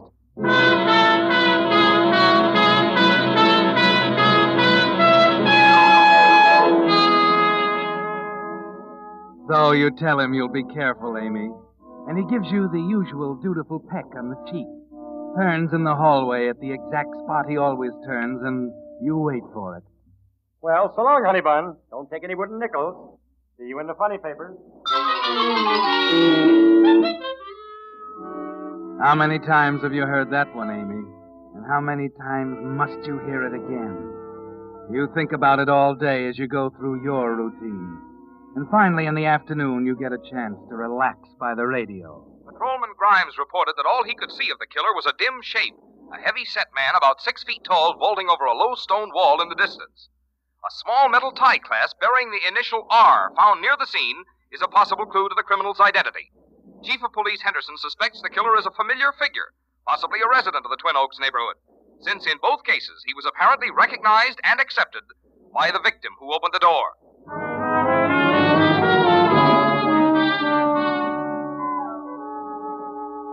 It's more than just an unpleasant news item with Twin Oaks just over the hill, isn't it, Amy? That night, Ralph comes home a little early before dark, and you notice he's carrying his .38 pistol. There's an unhealthy suspicion through the neighborhood, a feeling that perhaps your next-door neighbor might be the guilty man. Ralph is tense and worried through dinner, and afterwards, during the usual routine with the evening paper, he skips his customary comments on the stock market. Well, according to this, they couldn't find the bullet. But from the size of the nick in the patrolman's leg, they figured it was a .38. I don't care what you say, Amy. I'm still going to pack this little pistol of mine. And if that bird ever shows up around here, I'll have the welcome all ready for... Stay where you are, Amy. I'll go to the door. I'll give this guy the surprise of his life. What do you want? Well, I'm Haley, Evening Bulletin. Working with Chief Police Henderson on the doorbell case. Just checking the neighborhood. Oh, well, it's good to know the police are on the job. You seem to be on the job, too. That 38. Yeah. Well, I'm not taking chances. Yes, I understand. Got a permit, I suppose? Sure. What's your name? Ralph Clark. Oh, okay. How long have you been in this neighborhood? 3 years. What? Yeah, Amy. She's back in the kitchen. Okay. Look, have you seen anyone acting suspicious around here last night or tonight? No. Where were you at 9 o'clock last night? Wait a minute, Mr. Haley. Did you say you were a reporter or a police investigator? I told you I'm working with Henderson. Isn't that good enough? No. You better run along, Haley. I've answered enough questions. If the chief of police has any more in mind, tell him to send one of his men in uniform. Any particular reason, Mr. Clark? Yeah. One reason, and a good one. I have no intention of standing at the front door telling my life history to any reporter who happens to come along. Okay, Mr. Clark. Keep your door locked and be careful when you open it. That's all.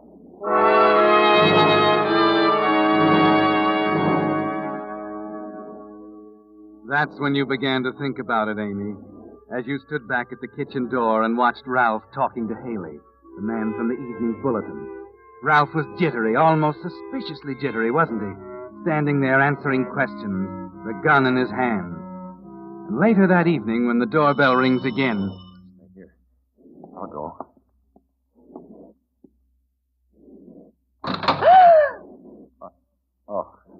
Mrs. Gibson. That gun. What are you... Well, anything wrong with the gun? No, but I... All right. Maybe if more people had guns, these things wouldn't happen. What are you doing out this time of the night? Well, I just came to borrow a cup of sugar from Amy. Come on in. Well, just a minute. George! It's all right, George. I had Mr. Gibson watch from the window. Funny time to be borrowing sugar, if you ask me.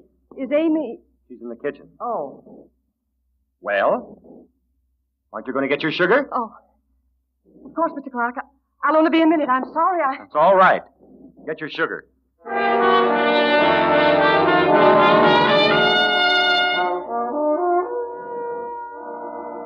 It struck you again as he stood talking to Mrs. Gibson, didn't it, Amy? Nervous, jumpy, rude to her. Of course, it's fantastic. You admit that. But it's something to think about anyway. And perhaps a remark or two to Mrs. Gibson the next day as both of you go outside to hang up the washing. Just a suggestion, a remark that slips out accidentally. Mrs. Gibson, after all, is always interested in her neighbors. She might see fit to pass it on. Here's your mail, Mrs. Gibson. A couple of magazines, too. Thank you, Postman. Sorry I jumped when you rang the doorbell. Oh, I'm getting it from everyone these days. I swear my husband George is going to break down if this business keeps up much longer. That awful man still at large. Oh. Hello, Mr. Clark. How are you, Mrs. Gibson? Very well, thank you. Say, I wanted to apologize for the way I acted last night. I was sort of on edge and... I see. Worried about Amy and all. And you know how it is with this doorbell man running around the neighborhood. Well, I better be getting home to Amy. See you later. Home early, ain't he? Yes. Yesterday, too. Pretty jumpy. You think so? You seem to be. You know, I think the worst part of the whole affair is what the paper said about the man being a resident around here. About him being recognized by the victims just before Yeah. Can't trust anybody. You're right at that. For example, that tie clip with the R on it. Huh? Might even be him. R for Ralph. Oh, well, now, I don't know. Could be, couldn't it? 6 feet tall, heavy set. Lots of people are 6 feet tall and heavy set. And carry guns? Same kind of gun the killer carries? Huh? He has one. He was carrying it right now. I could see the bulge in his pocket. Oh, now, Mrs. Gibson, it might have been something else. It's a gun. Amy told me this morning. You don't say. A 38? Yes. Says he's carrying it on account of the knifer. Hmm. You won't mention this to anyone. Oh, no, you can trust me. Amy said he began acting queer just before the first one happened. Yeah? Says that lately it's gotten so he scares her. Told me so just this morning.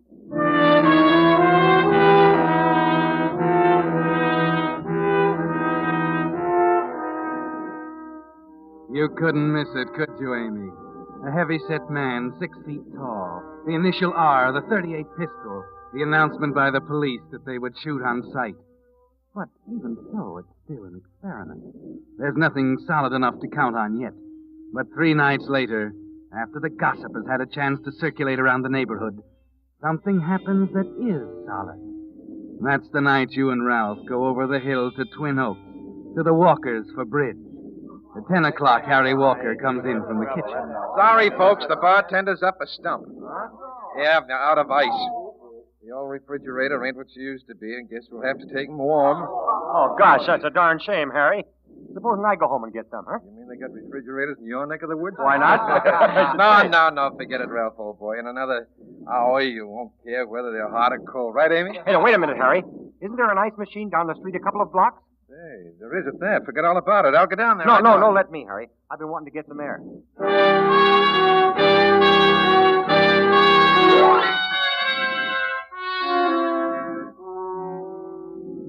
So Ralph leaves for the ice machine. And because it's warm in the house, you walk out on the porch and stand in the shadows.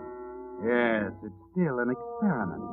You'd noticed a kind of forced cordiality toward Ralph at the party, a subtle undercurrent that would never penetrate that thick skin of his. Nothing subtle ever did. Then, as you stand there thinking, you notice a man walk up the stairs to the porch of a house a few doors up the street. There's a pause. The door opens. There's a sudden movement, the flash of a knife.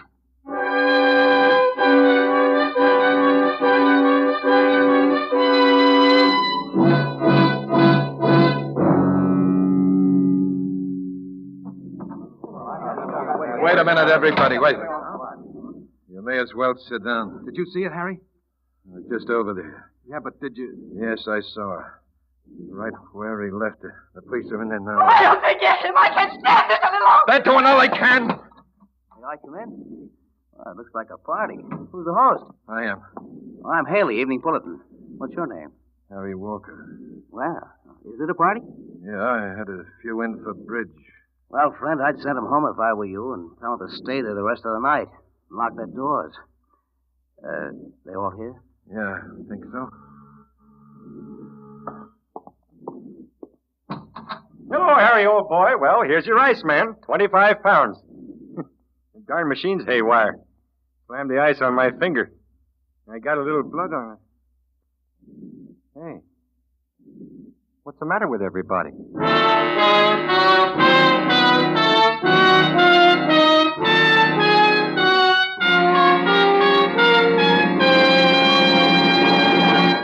With the prologue of Boomerang, the Signal Oil Company brings you another strange story by The Whistler. But first, I want to thank all you friends who helped make January the biggest month in all of Signal's 14 years of growth. Bigger even than pre-war midsummer months when travel sent gasoline sales soaring. Yes, the recent swing to Signal has been terrific. And I think I can tell you 2 reasons why. The first is that great new Signal gasoline, in which chemists actually rearrange the atoms in gasoline molecules to create amazing new power. Power that makes today's vintage model cars feel young again, with quicker starting, faster pickup, and smooth anti-knock performance, even when you're taking the steepest hills and high. Power that gets so much extra efficiency from your motor, you actually go farther than ever with each gallon of new Signal gasoline. That'd be reason enough, wouldn't you say, for today's swing to Signal? But there's another equally important reason. If you're already trading with a signal dealer, you know it. If not, I'll be back later to tell you about it. But for now, back to the Whistler.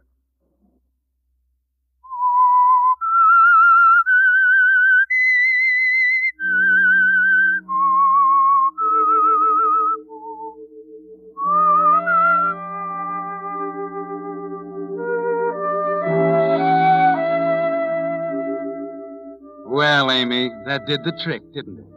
Changed it from a vague idea in the back of your head, from an experiment in creating suspicion, to a solid plan to end your marriage in such a way that you'll manage to hold on to Ralph's house, his bank accounts, and the insurance policy. Somehow, Ralph manages to explain it to the police, shows them the defective ice machine, convinces them he actually did cut his finger when the ice dropped down. But the suspicion remains, much stronger than before, and the town is aroused to such a pitch by the third killing in Twin Oaks that the police and the people are ready for anything. The next day, after Ralph has left, you visit Chief of Police Henderson, and a few minutes later...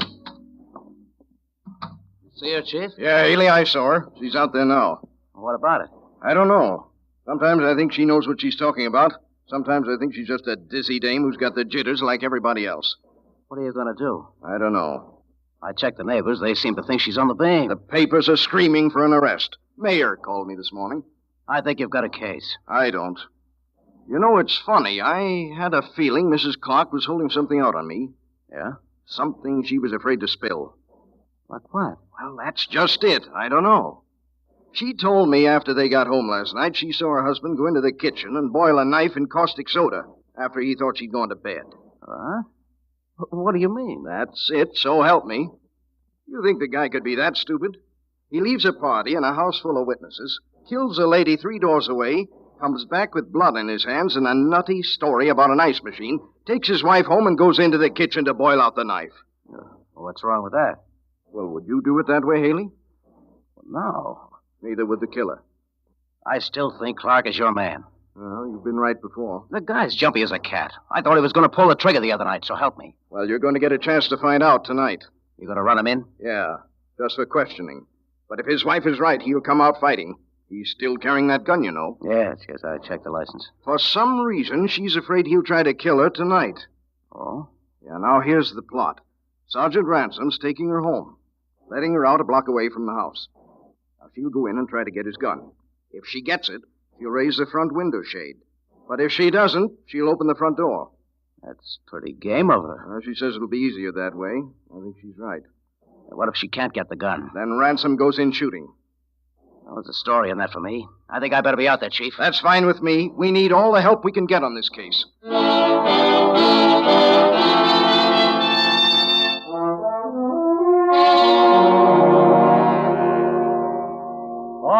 All right, Amy. I'll sharpen the carving knife. Anything to get dinner on the table.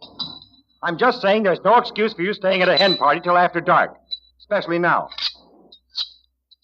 Check that front door, Amy. Be sure it's locked and then come back here. I don't want you fooling around the front end of the house.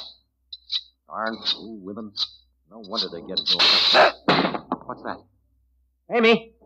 Amy, are you all right? Amy, I'm coming. I'm coming. What did I do with that gun? The drawer. Here it is. I'm coming, Amy. Okay, brother, Well,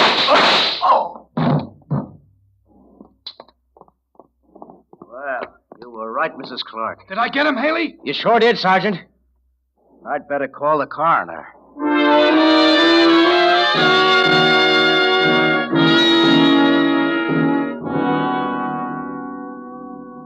So, you think we can close this case, Haley? I don't know why not, Chief. The guy came out shooting just like she said he would. With a knife and a sharpening stone on the floor of the kitchen. Yes, he was sharpening it when she got there. Heavy-set man, dark suit, initial R. A gun, a knife, and sharpening stone. It all adds up. Yeah, that's the trouble. Huh? It adds up too well. Comes out even. I've never been on a case in my life that came out exactly even. Oh, now, wait a minute, Chief. She was holding something out of me, Haley. What makes you so sure? Are you sure she isn't? I think so. I hope you're right.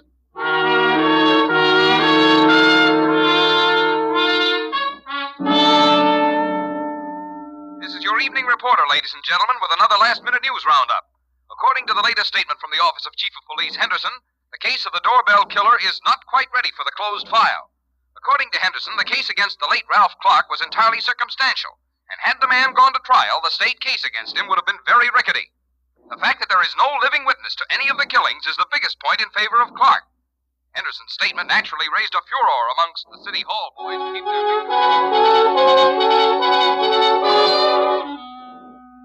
Well, Amy, it came off almost perfectly. The house is yours now, and the bank account and the insurance policy. You're proud of yourself, aren't you? You chuckle at Mrs. Gibson's sympathetic understanding, and chuckle harder at Mrs. Gray down the street, who snubs you as the wife of a murderer. It won't make any difference in a week or two, will it, Amy? You'll be relaxing in Miami, forgetting all about the dull little city and the dull little people in it. Meanwhile, the case is still a little unsettled, and you decide to settle it once and for all. So you make another visit to Chief of Police Henderson's office. Now that Ralph is gone, it won't make any difference. I saw her again today, Haley. Who? Mrs. Clark. Yeah? Yeah, we can send the case to closed file. Well, how come, Chief? Oh, I'll give you a statement for your paper in 10 minutes. I'm satisfied now that we got the right man.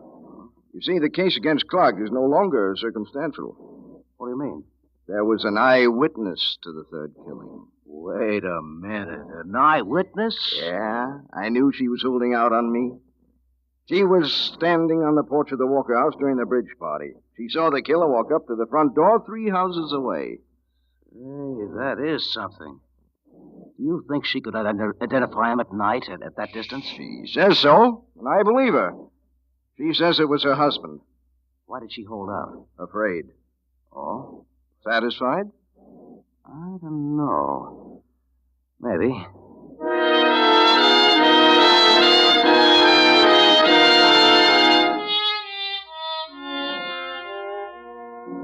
I think you're making a wise decision, Mrs. Clark. The real estate market is tops right now, and $15,000 cash is a good price for your house. We'll follow your instructions and have the draft sent to the Florida State Bank. Hello? Hello, Mrs. Clark? Yes, we've done just as you requested. Converting the endowment insurance to cash will bring you slightly less than $20,000. Right. We'll have the check forwarded to the Florida State Bank. That's $185.60, one-way mainliner to Miami, including excess baggage. Your plane leaves tonight at 11 o'clock, Mrs. Clark.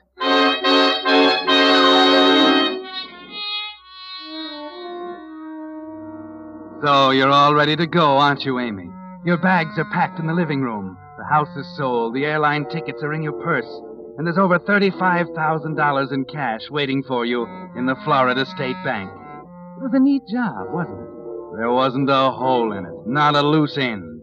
You're waiting now for the taxi that will take you to the airport. And then promptly, at 10:30...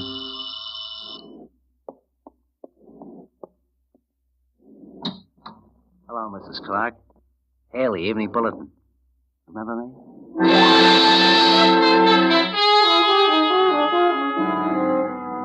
There was a loose end, wasn't there, Amy? And a million questions hit you at once as Haley comes in and closes the door, smiling confidently. Haley, ace crime reporter, the man who cracked the Jenkins case almost single-handed. And he knows. You can tell it by the look on his face. You made a mistake, Mrs. Clark, a big mistake. You never should have said you were on that porch watching the guy that night at Walker's. It was a dumb trick, Mrs. Clark. You should have been sitting pretty if you hadn't opened your mouth once too often. Just try to wrangle out of this one.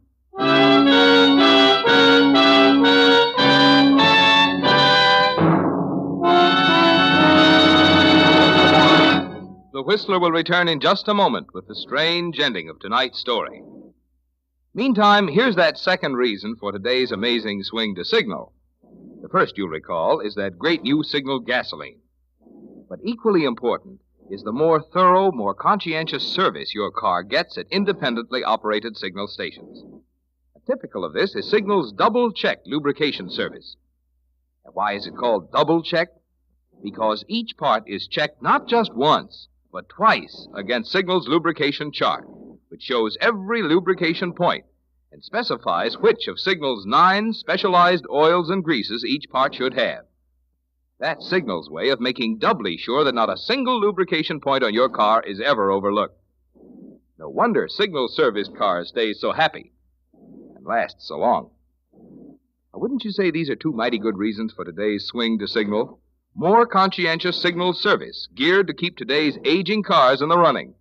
And that great new Signal gasoline that helps you enjoy peak performance from your car while you go farther than ever per gallon. And now, back to the Whistler.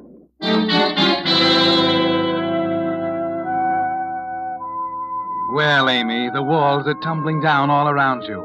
You forget about the money in the Florida bank. Forget about the 11 o'clock plane. All you can think of is the slip you must have made somewhere. The statement to Chief Henderson that you were a witness to the 3rd killing, even though the man was nothing but a shadowy form to you 3 houses away. Somehow it caught you up, Amy. Somehow it brought Haley to you, just as you were about to leave. You stand there petrified, wondering, and suddenly you see something in Haley's eyes you never noticed before as he slowly walks toward you. You were going to leave town. You were going to take a powder, weren't you? Well, that'd never do, Mrs. Clark.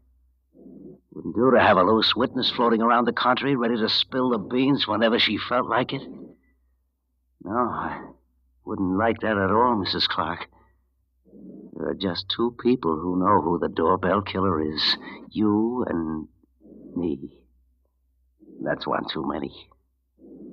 I gotta fix that, don't I? Chief Henderson and my newspaper wouldn't like it if they knew the guy with the knife was me.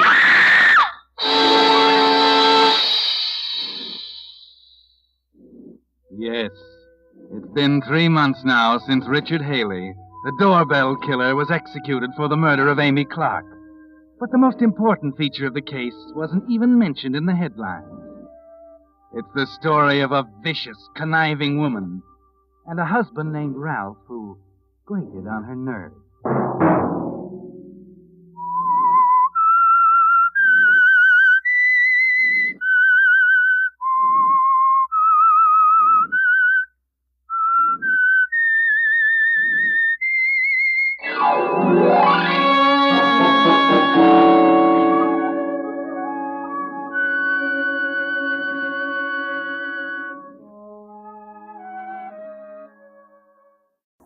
And now the Whistler's strange story, The Master Touch.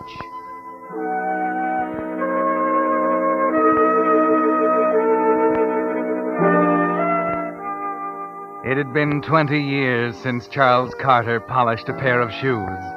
He thought about those 20 years as he sat alone in his bedroom, working on them, sponging them off carefully with saddle soap, making sure that not a speck of the gummy red clay that covered them remained. Red clay, sticky, stubborn stuff that clung to them like glue. They were beautiful shoes, handmade, custom built, the kind of shoes you'd expect a successful businessman like Charles to wear. He was proud of what he'd accomplished in those 20 years. As he worked on the shoes, he thought of the brutal poverty he grew up in, the resolution he made as a kid that someday he'd have more money than he could spend in a lifetime. The way money became a god to him, pushed him up the ladder from factory worker to top executive, and left him still dissatisfied, wanting more. It never mattered how he got it, so long as the money was there. And now the biggest opportunity of his life had arrived. He cleaned the last bit of red clay from his shoes and waited.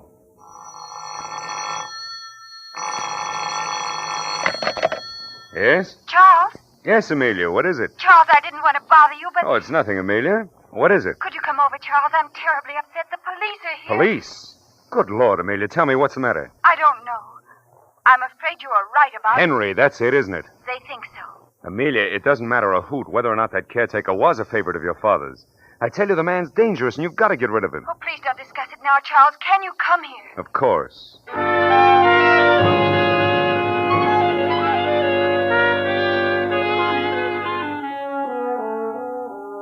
Henry, the caretaker at Greenacres, Amelia Rankin's beautiful estate. You've told her he's vicious and irresponsible, haven't you, Charles? That perhaps it isn't safe for her to be living alone there with him. And she appreciates your interest. You are interested in Amelia, aren't you? Yes, in Amelia. And, incidentally, in the fact that she's chairman of the board and holder of the controlling interest in the company you work for, now that her father is dead. So you're concerned about Henry the caretaker when you arrive a half hour late. Amelia, what's happened? Oh, Charles, I'm so glad you could come. And who is this, Miss Rankin? Oh, my name is Carter, officer. I'm general manager of Miss Rankin's firm. Now, what's happened? Charles, somebody tried to kill me tonight. What? Just a minute, Mr. Carter. If you don't mind, I'd like to continue with the caretaker here. Oh, of course. Now, Henry, 2 hours ago, someone stood outside on the grounds and put a bullet through Miss Rankin's bedroom window. Don't look at me. I've been with the family ever since this place was built. He trusted me, he did. He trusted me even more than he did her. Henry. It's true, ain't it? That's why he said I was to stay here. Called me alone into his room just before he died. Who? Mr. Terrence, her father. I see. Now, Miss Rankin, you say you'd been reading until about 9 o'clock? Yes. I got up when I'd finished and walked past the window. There was a crash of glass, that's all. Henry, what were you doing with this gun? I've always had it. Mr. Terrence told me to always keep it handy. Any idea why one of the shells is discharged? Someone must have took it while I was asleep. And then walked out on the ground, shot at Miss Rankin, returned it to your house, and left. Huh? Why not? Miss Rankin, do you know of any reason why Henry would do a thing like this? No, I don't.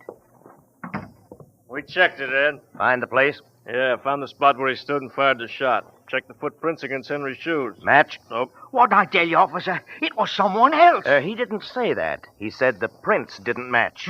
Maybe it was someone else, and maybe you're just smarter than I think you are. Stan, what about the prints? Are they clear? Couldn't be better. Soft spot there that's made to order. Kind of gummy red clay.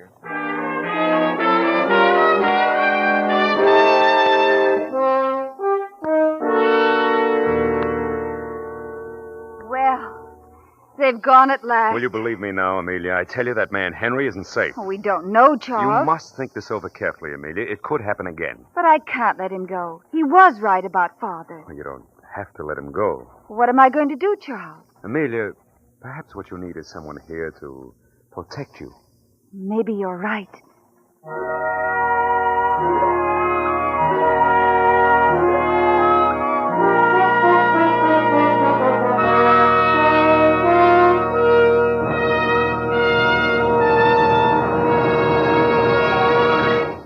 With the prologue of The Master Touch, the Signal Oil Company brings you another strange story by The Whistler. You know, friends, we of the Whistler cast think you're just about the swellest listening audience that ever turned a radio dial. And tonight we've got more reason than ever for thinking that. Remember, last month I told you that in January's radio survey, the Whistler received the highest popularity rating in all radio history for a West Coast program. Well, tonight I have in my hand the results of February's survey, and you've done it again.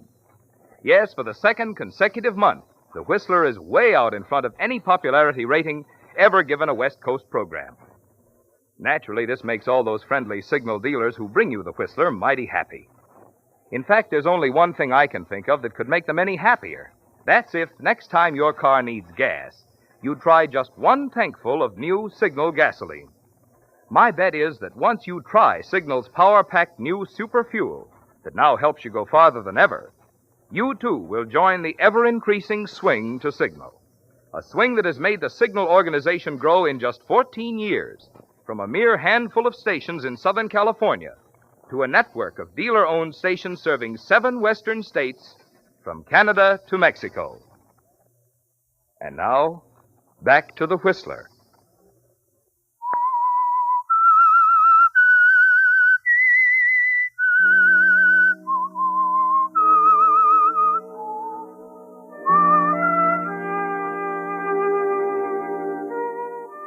That was the master touch, wasn't it, Charles?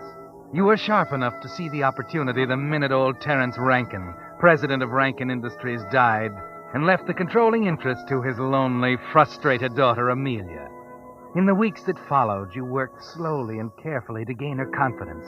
And when that sharp, analytical mind of yours sensed the friction between Amelia and Henry, the caretaker, you knew what your next move would be. The red clay is dried now on the path where you stood and fired the shot through the window, purposely missing her. And the weather has changed, suggesting an afternoon walk. Just the two of you, Charles. You and Amelia. Isn't it lovely out today? It was so nice of you to ask me to come. Yes, it is lovely. All this and you, Amelia? Please, Charles. Why not? If I think you're lovely, why shouldn't I say so? Because I know it isn't true. I wish it were. The world is full of beautiful things when one's in love. You don't mean that. Why must you always say the same thing? You know, sometimes I feel as if you don't trust me. Oh, I do. Really, I do. Maybe I'm being presumptuous, huh? Not you, Charles, ever. I'm glad of that. I want you to have faith in me. I know. It's just that since Mother and Dad died, it hasn't been easy. I've been on my own, and, I've had everything, but I haven't really. I've had to be so cautious. You mean Henry, huh? No, not exactly. It's just that when you have money, too much of it, you're always meeting people who pretend to be friendly when all they want is to get their hands on the money. What makes people like that, Charles? Is money that important? It has a terrible fascination for some people. If I thought a lot of someone, and I found his motive was that, it would hurt me terribly. Of course it would, Amelia. But you don't think that I would... You know I'm not thinking of you. You've been so sweet and kind to me. I've never been so happy, even though I am so alone. You don't like being alone, do you? It's frightening sometimes. You do need someone, Amelia. With Henry there and the things the way they are, you ought to have someone to take care of you, to look out for everything.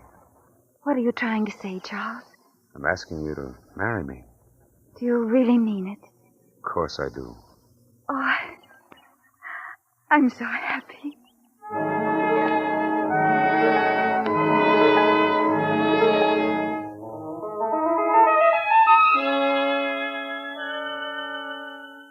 Yes, Charles, that was the master touch. It's the biggest deal you ever swung, isn't it? And it is a business deal. Dollars and cents, cash on the line. The only difference is that it's accomplished in a church, that the dotted line is on a marriage license, that the witnesses are wedding guests instead of company executives. But the plan has only begun, hasn't it, Charles? And like everything else you do, it has to be perfect. You have to take your time, move cautiously. So it's 3 months after you and Amelia are married before you decide to move again. Charles? Yes, Amelia? Come over here and sit beside me. I was going into the library, Amelia. I have a reference to look up. I'll only be a moment. All right. What's on your mind? These few months we've been married, have they been happy for you? Why, darling, what a question. They've been the happiest months of my life. You've been more than kind to me. You're keeping something from me. What is it? When you go to the factory in the morning, I like to watch you leave. Mm-hmm. I can see you from the bedroom window. Oh, I hope you don't mind, Charles. Of course I don't. It's a little like saying goodbye a second time if I can see you drive away. Why, that's charming, Amelia. After Henry took the car out of the garage for you this morning, he went back to his cottage. Well? Henry's little dog usually goes back to the cottage with him. But he didn't go back this morning. Henry's dog? But... When you drove away, you ran over him. It looked almost deliberate. Why, Amelia, I had no idea. Henry was I'll have to speak broken-hearted. to Henry about it. I didn't see him. Amelia, I swear I didn't. Good heavens, I know what that dog means to him. I thought perhaps you were worried about something and didn't realize what was happening. Worried? You've been acting so strangely the past few days, as if you had something terribly important on your mind. Why, I don't understand, Amelia. I know what it must be like. Married to my money. What do you mean? It puts you, outside in a way, doesn't it? Amelia, you mustn't feel that way. Just the same. From now on, everything I have is yours and everything you have is mine.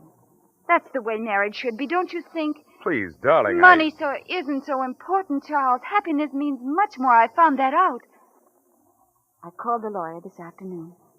There'll be some papers to sign, and then I'll feel better. Oh, I wanted so much to marry someone who wanted me and not my money. You do believe in me, don't you, Amelia? You needn't ask me that. I always will.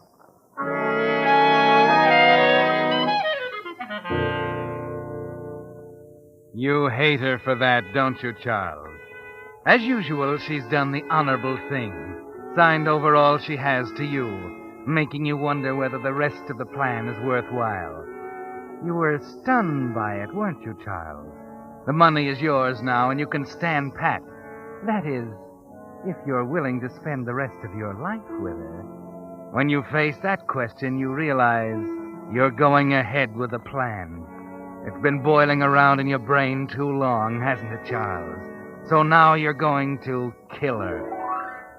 That's why you walk up to the desk of the Roosevelt Hotel in North City the next afternoon. North City, 100 miles away from Green Acres and Amelia. Yes, sir. May I help you? My name is Charles Carter. I have a reservation. Just a moment. I'll check. All right. Yes, sir. Room 241. Oh, I asked the clerk for something at the back of the building. I have some reports to write. I'll need quiet. Well, you'll find this satisfactory, I'm sure. Soundproof and in the rear. I'll be typing all afternoon, possibly late into the night. I don't want to be disturbed under any circumstances. Yes, sir. I'll tell the operator. Oh, and would you tell the maids, too, please? If they hear me typing inside, then not to come in. If you say so, sir. I'll have a boy take your bag. It looks heavy. Excuse me, clerk. I'm sorry. I was looking the other way. Clerk, I've decided to take that room you were holding for me. Lane is the name. 385. All right, Mr. Lane. Just a minute, please. Oh, here's the boy, Mr. Carter. You can go on up. Thanks.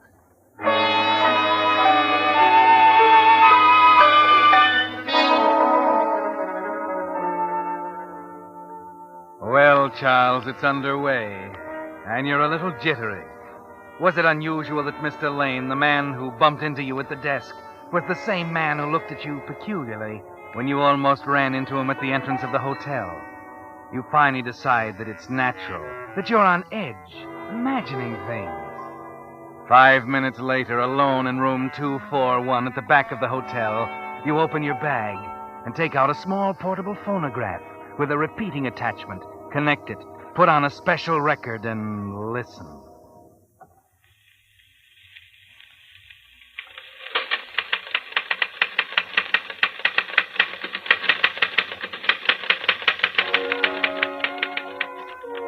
Yes, Charles, you're busy typing on a phonograph record. You watch it repeat a couple of times, satisfy yourself it's working perfectly, then sneak out of the room, down the back stairs, and out the trade entrance at the rear of the hotel. In a bar around the corner, you find a telephone and put in a long-distance call to Johnson, your personnel manager at the factory. You surprised us, Mr. Carter. We didn't know you were going to North City. How long will you be there? I came down to look over the new assembly line. Got in about 2 hours ago. Had the car checked over. I'm going to the plant in the morning. Everything all right? Well, there are those reports that you took with you. The auditors are coming tomorrow. Well, I didn't have a chance to check them over last night, Johnson. I'll have them ready by morning. Yes, but if you're in North City, I'll be coming back as soon as I check the plant. I ought to arrive at the house around 11. Why don't you and I meet there? And then I'll give you the reports. Oh, all right, Mr. Carter. 11 o'clock.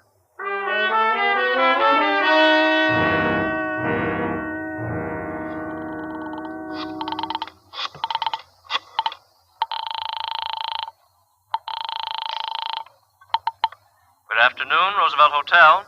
Will you ring Mr. Charles Carter's room, please? Just a moment. Oh, I'm sorry, sir. Mr. Carter isn't receiving any calls. But this is important. I'm the superintendent of one of his plants. I'm sorry, sir. If you'd care to leave a message. He is there, isn't he? Yes, sir. He's quite busy, though, and requested not to be disturbed. If you leave a message. No. I'll call back later.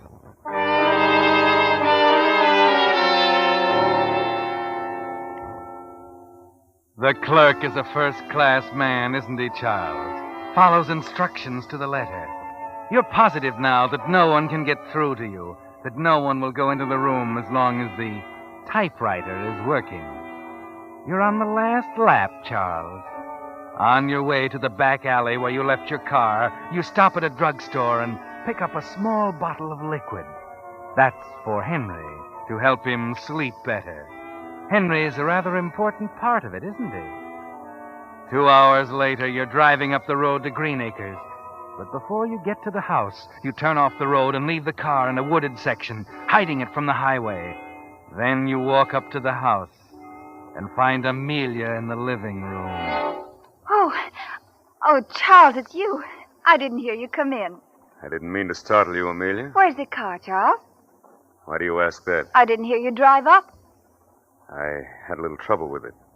Left it down the road. I'll have Henry look at it. And not tonight, Amelia. It's late. Yes, I thought for a while you might not be coming home. I'm having a glass of wine. Won't you have one with me? Thanks, I will. You look hot and tired. Did you walk far? Oh, a couple of miles, I guess. Here. This will make you feel better. Thanks. That is good. I am tired for some reason.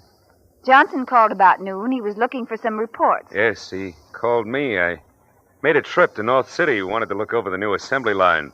Having some trouble with the hoists. But I thought they straightened that out last week. Oh, it's a technicality. Let's not talk business tonight, dear. I'm not up to it. Oh, forgive me, dear.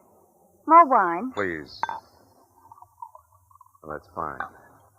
Why don't you run up to bed, Amelia? I want to take a bottle of bourbon over to Henry. Tonight? Well, I'm going to try to make it up to him about the dog.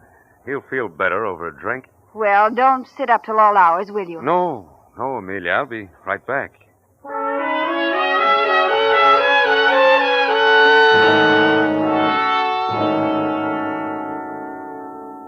Let me pour you another drink, Henry. Aren't you drinking none, Mr. Carter? Oh, we've been drinking wine, Mrs. Carter and I. They don't mix so well for me. How come you're over here pouring me drinks this time of night? Well, Henry, I feel so rotten about that dog. You know, I want you to know if there's anything I can do to make it up to you. You never offered me a drink before. Funny you do it now.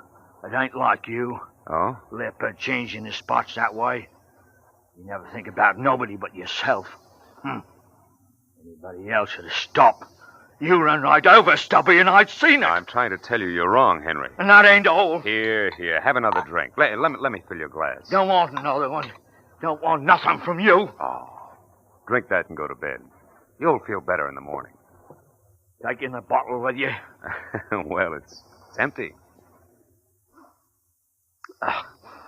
Could have brung a full one. You've had enough, Henry. More than enough.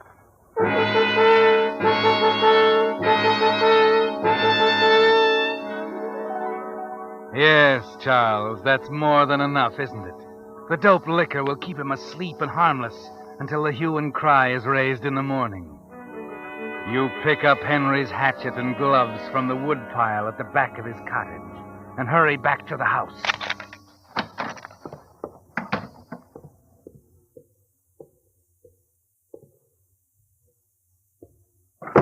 Oh, that lamp.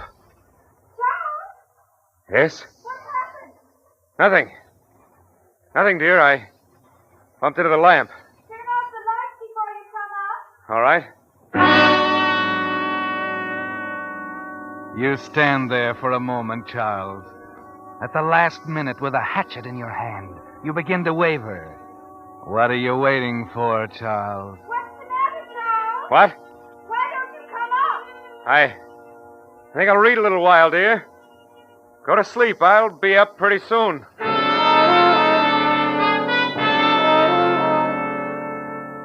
Yes, get yourself together, Charles. You want to give her a chance to fall asleep, don't you? You're safe now. Henry's in a drunken stupor. He can't wake up. And after it's over, you'll plant the hatchet in Henry's cottage along with the gloves, just as you did with the gun 4 months ago. There'll be no question this time. No footprints in the red clay path.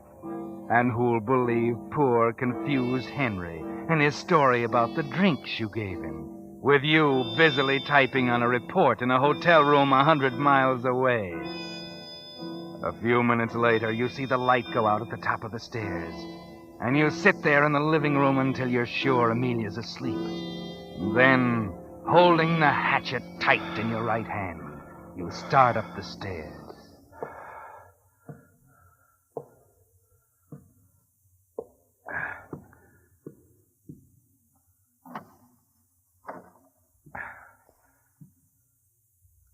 There's Amelia on the bed. You do hate her, don't you, Charles? You try to steady yourself, Forget the pounding in your head and walk over to the bed.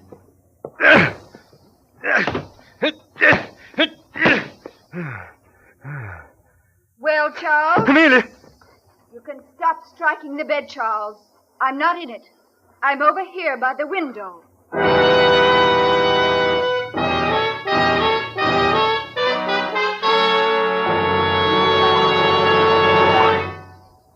The Whistler will return in just a moment with the strange ending of tonight's story. Meantime, a question. Which of these parts could your car get along best without? The water pump, a universal joint, or a steering knuckle? Well, the answer's obvious. Without even one of its vital parts, your car couldn't run. That's why when your signal dealer lubricates your car, he takes no chance of overlooking even one part. It's for that very reason that he uses Signal's famous lubrication chart, which shows every lubrication point on your car and specifies which of Signal's 9 specialized oils and greases each part should have for long, trouble-free service. And he checks each part against this chart not just once, but twice, which is why it's called Signal Double-Check Lubrication. This is typical of the more thorough, more conscientious service your car gets from dealer-owned Signal stations. Nowadays, when cars that are already old must keep on serving you until there are enough new ones to go around, I'd say this is another mighty good reason for today's swing to Signal. And now, back to the Whistler.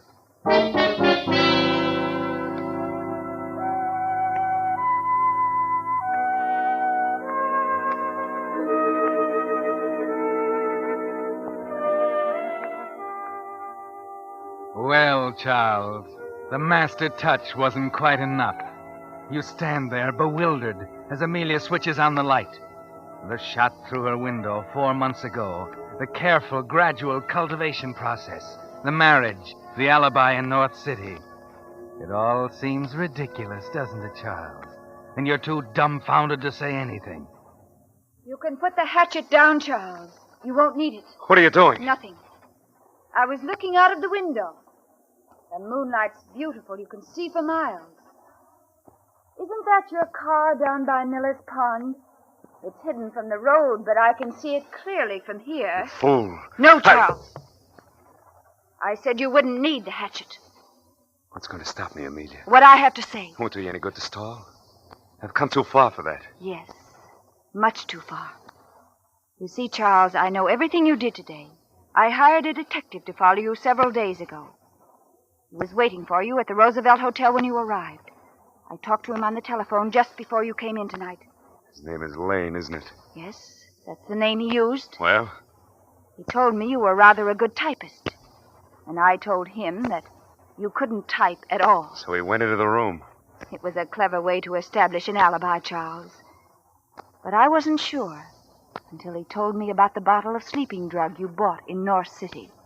Get to the point. It's pretty ridiculous, isn't it? My believing that out of all people there was one whom I could believe in. Where's your detective now? Outside? No. He did his work. I dismissed him. You mean we're alone? Yes. You expect me to believe that? It doesn't matter whether you do or not. Remember our agreement, Charles? Everything I had was yours. Everything you had was mine. So when you decided to take my life... Quit simpering. If you think you can talk me out of it, I said it doesn't matter anymore, Charles. Nothing matters now. You see, the wine we drank together tonight was poison.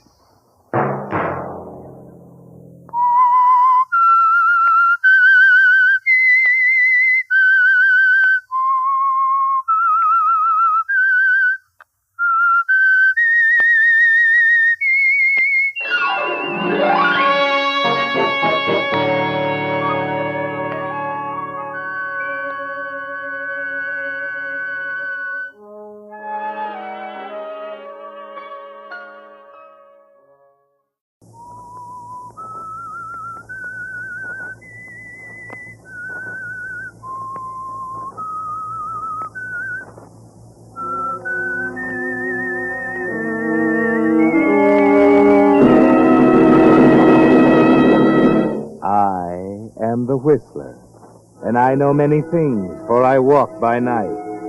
I know many strange tales hidden in the hearts of men and women who have stepped into the shadows. Yes, I know the